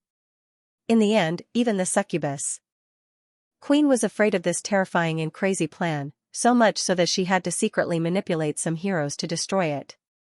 Everything changed because of this. Demogorgon fell because of his crazy plan, and the terrible energy even caused a big explosion in some levels of the bottomless abyss. The succubus queen became the biggest beneficiary. It could be said that her current rise was entirely due to this incident. It was precisely because of this incident that she replaced Demogorgon as one of the giants of the bottomless abyss and plotted to kill many of her opponents and lovers. Even the Dark Monarch was plotted against by her and died once. Although he didn't die completely and was resurrected soon, the succubus queen still reached into the realm of the gods in the end. However, with the outbreak of the Avatar crisis, the succubus queen seemed to be in a bit of trouble. Because some of her defeated and imprisoned enemies seemed to have escaped, and a powerful soul that she had been imprisoning seemed to have suddenly broken free from the seal. These were very dangerous enemies. The succubus queen felt a deep sense of crisis, especially since she now had enough enemies, and the sudden outbreak of the energy storm was affecting her more and more.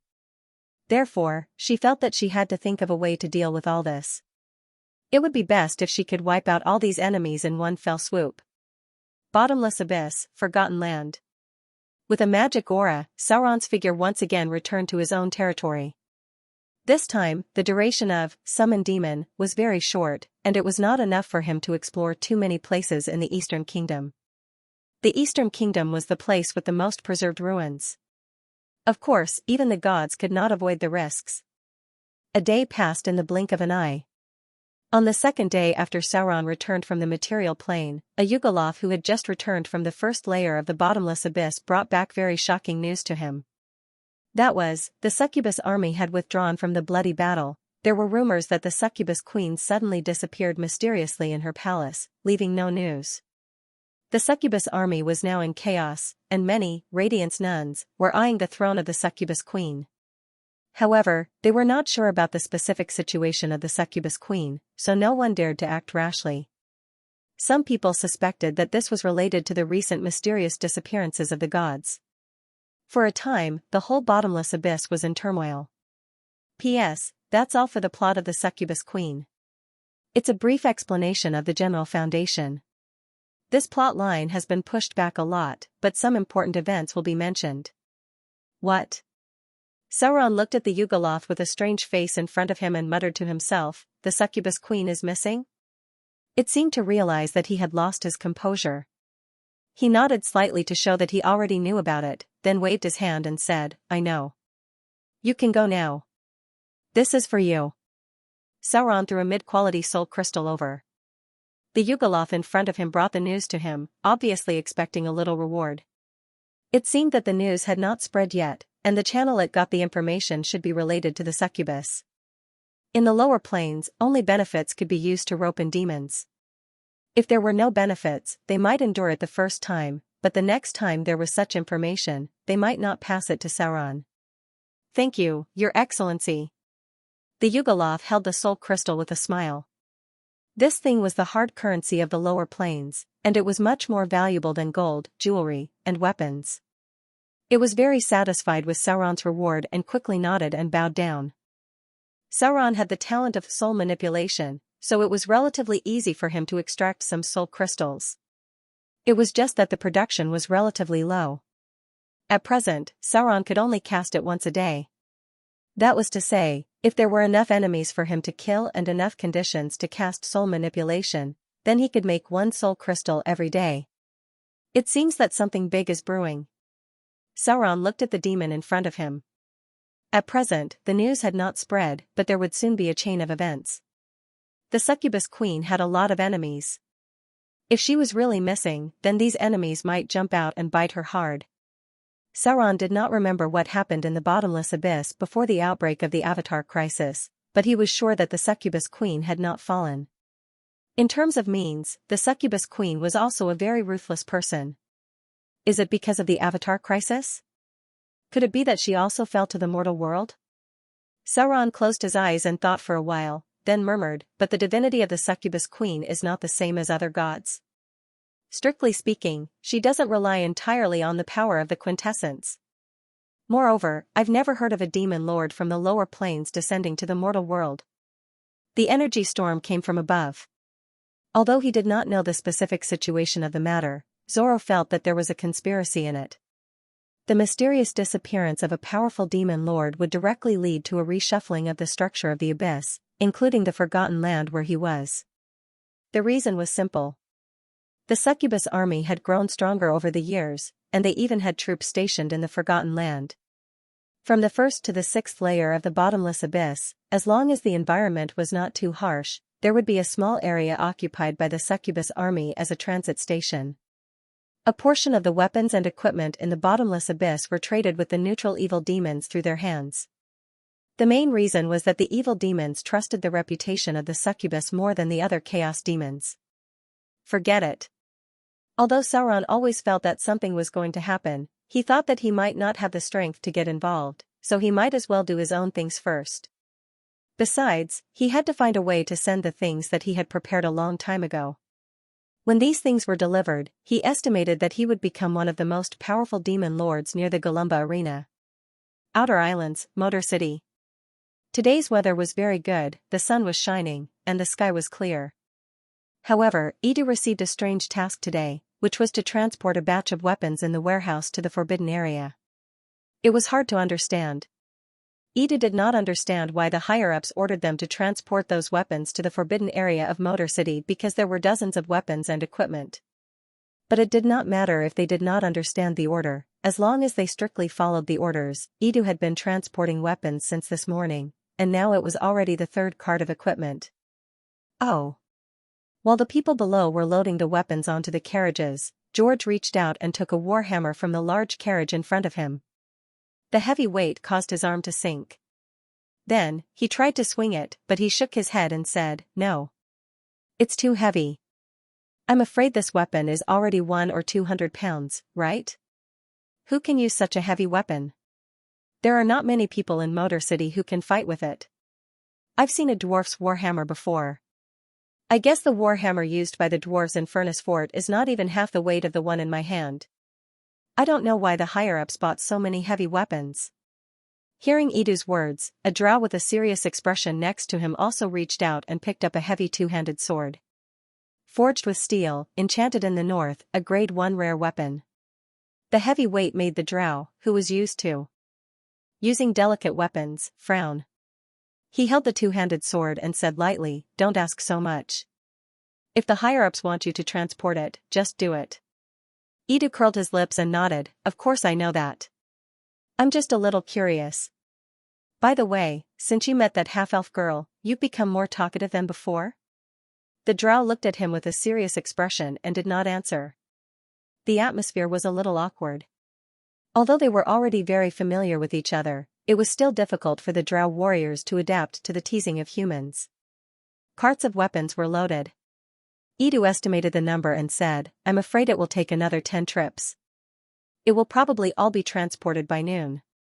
TSK. These weapons are enough to arm thousands of barbarians, right? Among all the professions, barbarians should have the highest strength because their berserk ability could temporarily increase their strength. Among the weapons sent over, even the lightest one would require at least 16 points of strength to wield. Some of the heavier weapons would require at least 20 points of strength to wield. It would be impossible to use them in battle without at least 20 points of strength. Motor City had been stocking up on these weapons for a while. Although many people did not understand why Sir Soren ordered so many heavy weapons to the Northern Council, now that they were all shipped out, they should be useful. Some people speculated that Sir Soren had made a weapon deal with some forces. Anyway, they just needed to carry out the orders. The bottomless abyss lacked everything. Because these demons did not know how to produce at all, they liked to destroy and kill. Therefore, the weapons and equipment of the demons in the bottomless abyss were far behind the demons in the Bottor Inferno and the neutral demons. Only knowing how to kill and war could not bring prosperity. Many of the weapons and equipment of the bottomless abyss were smuggled through other channels. Even though the bottomless abyss itself was quite rich in resources in this area, there was not much production labor among the demons. Cannon fodder was consumed batch after batch. Few demons would specifically learn production skills because the environment might cause them to die in the next moment. In the bottomless abyss, there might only be one rare equipment on a middle-grade demon, and it was only a weapon. The lack of materials made the demons have to rely on the neutral demons to smuggle equipment. It might be a little ridiculous. But in fact, for a long time, the weapons and equipment used by the demons on the bloody battlefield were all eliminated products smuggled from the Bottor Inferno by the neutral demons. In other words, the demons were using the eliminated equipment of the demons to fight them. The environment of the bottomless abyss was that bad, unless a certain demon lord unified or occupied a large area, it was difficult to find a place in the bottomless abyss that could produce weapons and equipment. The number of weapon factories in the bottomless abyss with more than 600 floors added up was less than the first floor of the Bottor Inferno. This was the current situation of the demons. Therefore, Sauron could only rely on himself to prepare these things because the weapons and equipment smuggled by the Yugalos were also limited. They were in the crossplane weapon trade, and what they pursued was high profits. Sauron was ready to participate in the crossplane weapon trade. P.S. After 3 chapters of a 600,000-word story, don't say that I'm lame. Mordor City, War Chest half-bit wall. Sauron's figure appeared in this half-bit wall. Because the defense of the wizard tower in the shadow bit wall could not be broken, this half-bit wall had become their new breakthrough point. Not only did Fallen Witch Kalina move the laboratory here, but now even Gloria moved to the half-bit wall, preparing to break through the defense system of the wizard tower from the inside. The production of the diamond golem was approaching the final step. The 3 diamond golems had been assembled, but they still needed to cast a spell to activate them. Today, whether it was Gloria or Fallen Witch, they temporarily put down their research work because they still had a very important thing to do today. That was to help Soren open a plane channel. In terms of spellcasting ability, Soren was not a half-baked wizard. This was something that could not be helped. The accumulation of a wizard took too much time. In fact, as a god, Soren had the ability to open a plane channel to the abyss alone, but the burden was also great. It would consume a lot of divine power. In the current situation of promoting to lesser divine power, Soren certainly could not waste precious divine power at will.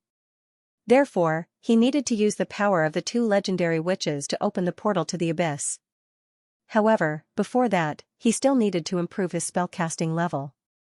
As the Avatar crisis was getting closer and closer, Soren undoubtedly chose to improve the profession level of the Arcanist. A row of data appeared in front of him. The Arcanist profession level has been raised to level 2. Received 33, INT 25 plus, INT 25 to 10, *0. 5. Skill points, HP increased by 12, profession HP 4 plus, Con 25 to 10, *0. 5. Your arcane memory ability has been improved. You have received 1 free attribute point. You have received 1 ability point. The Arcanist profession level has been raised to level 3. Received 33, INT 25 plus, INT 25 to 10, *0. 5. Skill points, HP increased by 12, profession HP 4 plus, Con 25 to 10, *0. 5. Your arcane memory ability has been improved. Arcanist level increased to level 4. Received 33, INT 25 plus, INT 25 to 10, *0. 5. Skill points, HP increased by 12, profession HP 4 plus, Con 25 to 10, *0. 5. Your arcane memory ability has improved. You have obtained 1 free attribute point. The Arcanist profession has been raised to level 5. Received 33, INT 25 plus, INT 25 to 10, *0. 5. Skill points, HP increased by 12, profession HP 4 plus, Con 25 to 10, *0. 5. Your arcane memory ability has improved. You've received 1 talent point. 2 free attribute points and 2 talent points. After using up the 3 million slaughter EXP from killing the god of the hunt, Sauron raised his Arcanist profession level to level 5. Normal Arcanists wouldn't need so much slaughter EXP to level up. There was only one reason why Sauron had to pay so much slaughter EXP, and that was because his Arcanist level was calculated on top of his wizard level. In other words, his wizard level was now level 15. The goddess of magic hadn't fallen yet, so part of the Arcanist's power couldn't take effect. This caused the Arcanist's spell slots to repel each other, so Sauron could only cast spells up to level 7. However, the Arcanist's own abilities had also been strengthened. The biggest difference between Soren and other wizards was that his spell slots could automatically recover. Arcane memory, profession ability. Arcanists have mastered a special technique that allows them to come into contact with the inside of the magic net and understand the structure of the magic net itself. When an Arcanist came into contact with the weave, they could automatically recall the spells that they had already cast, and did not need to recollect them. The Arcanist's spell model will be preserved in the original spell model, and over time, the spell model will be automatically recalled and reconstructed. After a certain period of time, Arcanists will once again recall the spells they have cast, even if they don't have time to rest or meditate. Remark 1. Currently, Arcanists will automatically recall a level 0 spell every 5 minutes, a level 1 spell every 30 minutes, a level 2 spell every 1 hour, and a level 3 spell every 2 hours. Remark 2. The compatibility between arcane memory and wizard profession level has failed. Back in the day, Arcanists were level 5 and could only automatically recall level 3 spells. The Arcanist's Arcanist memory will increase with Arcanist's spell casting level. The compatibility between Arcanists and wizards profession level still failed. If Soren wanted to automatically recover his legendary spells, he would have to raise his Arcanist level to level 20. After leveling up his profession level, the next step was to allocate his free attribute points. Soren didn't choose to increase intelligence, but instead, he allocated all his attribute points to dexterity. His dexterity was raised to a shocking 32 points. The reason why he chose dexterity was because Soren realized that as a god, there was still a huge gap between his attributes and the other gods. Many powerful gods would have an attribute that reached a terrifying 40 points.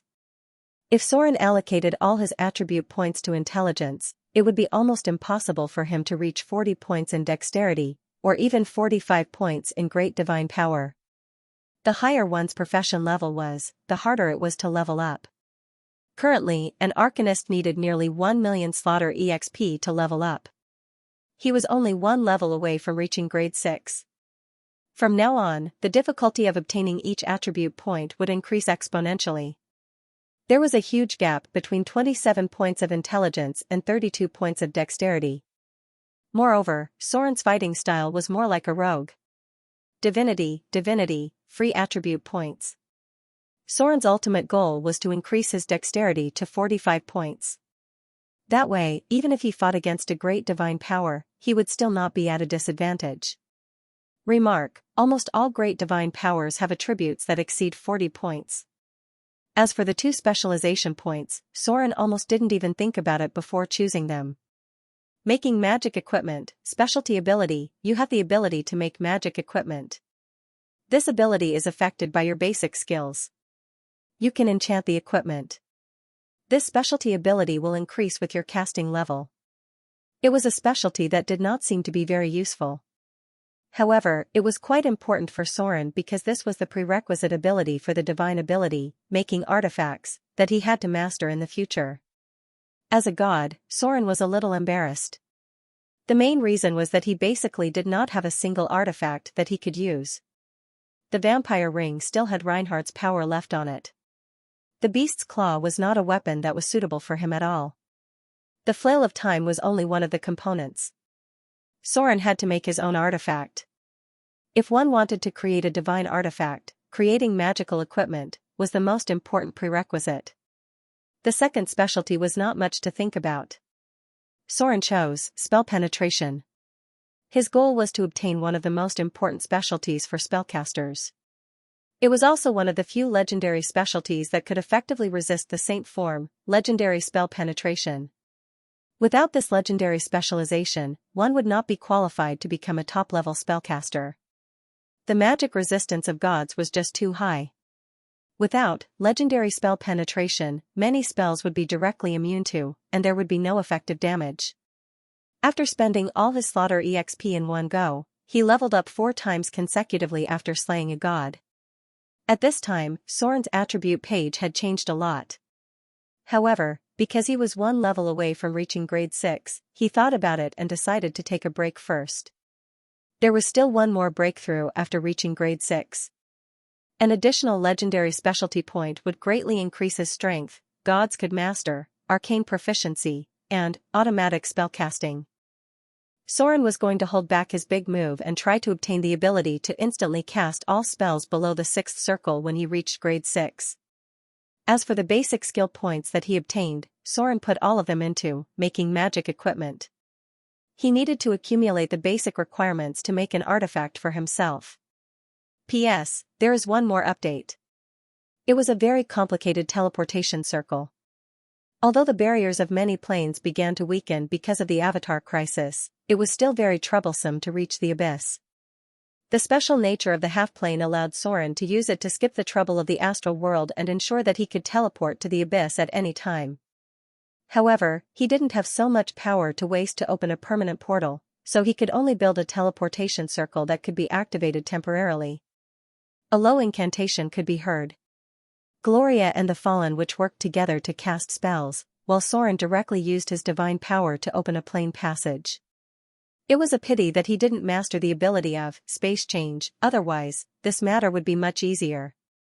The speed of the accumulation of divine power was a bit of a pain in the ass, so he had to use it sparingly. Because Soren had recently used it to master a combat-type ability.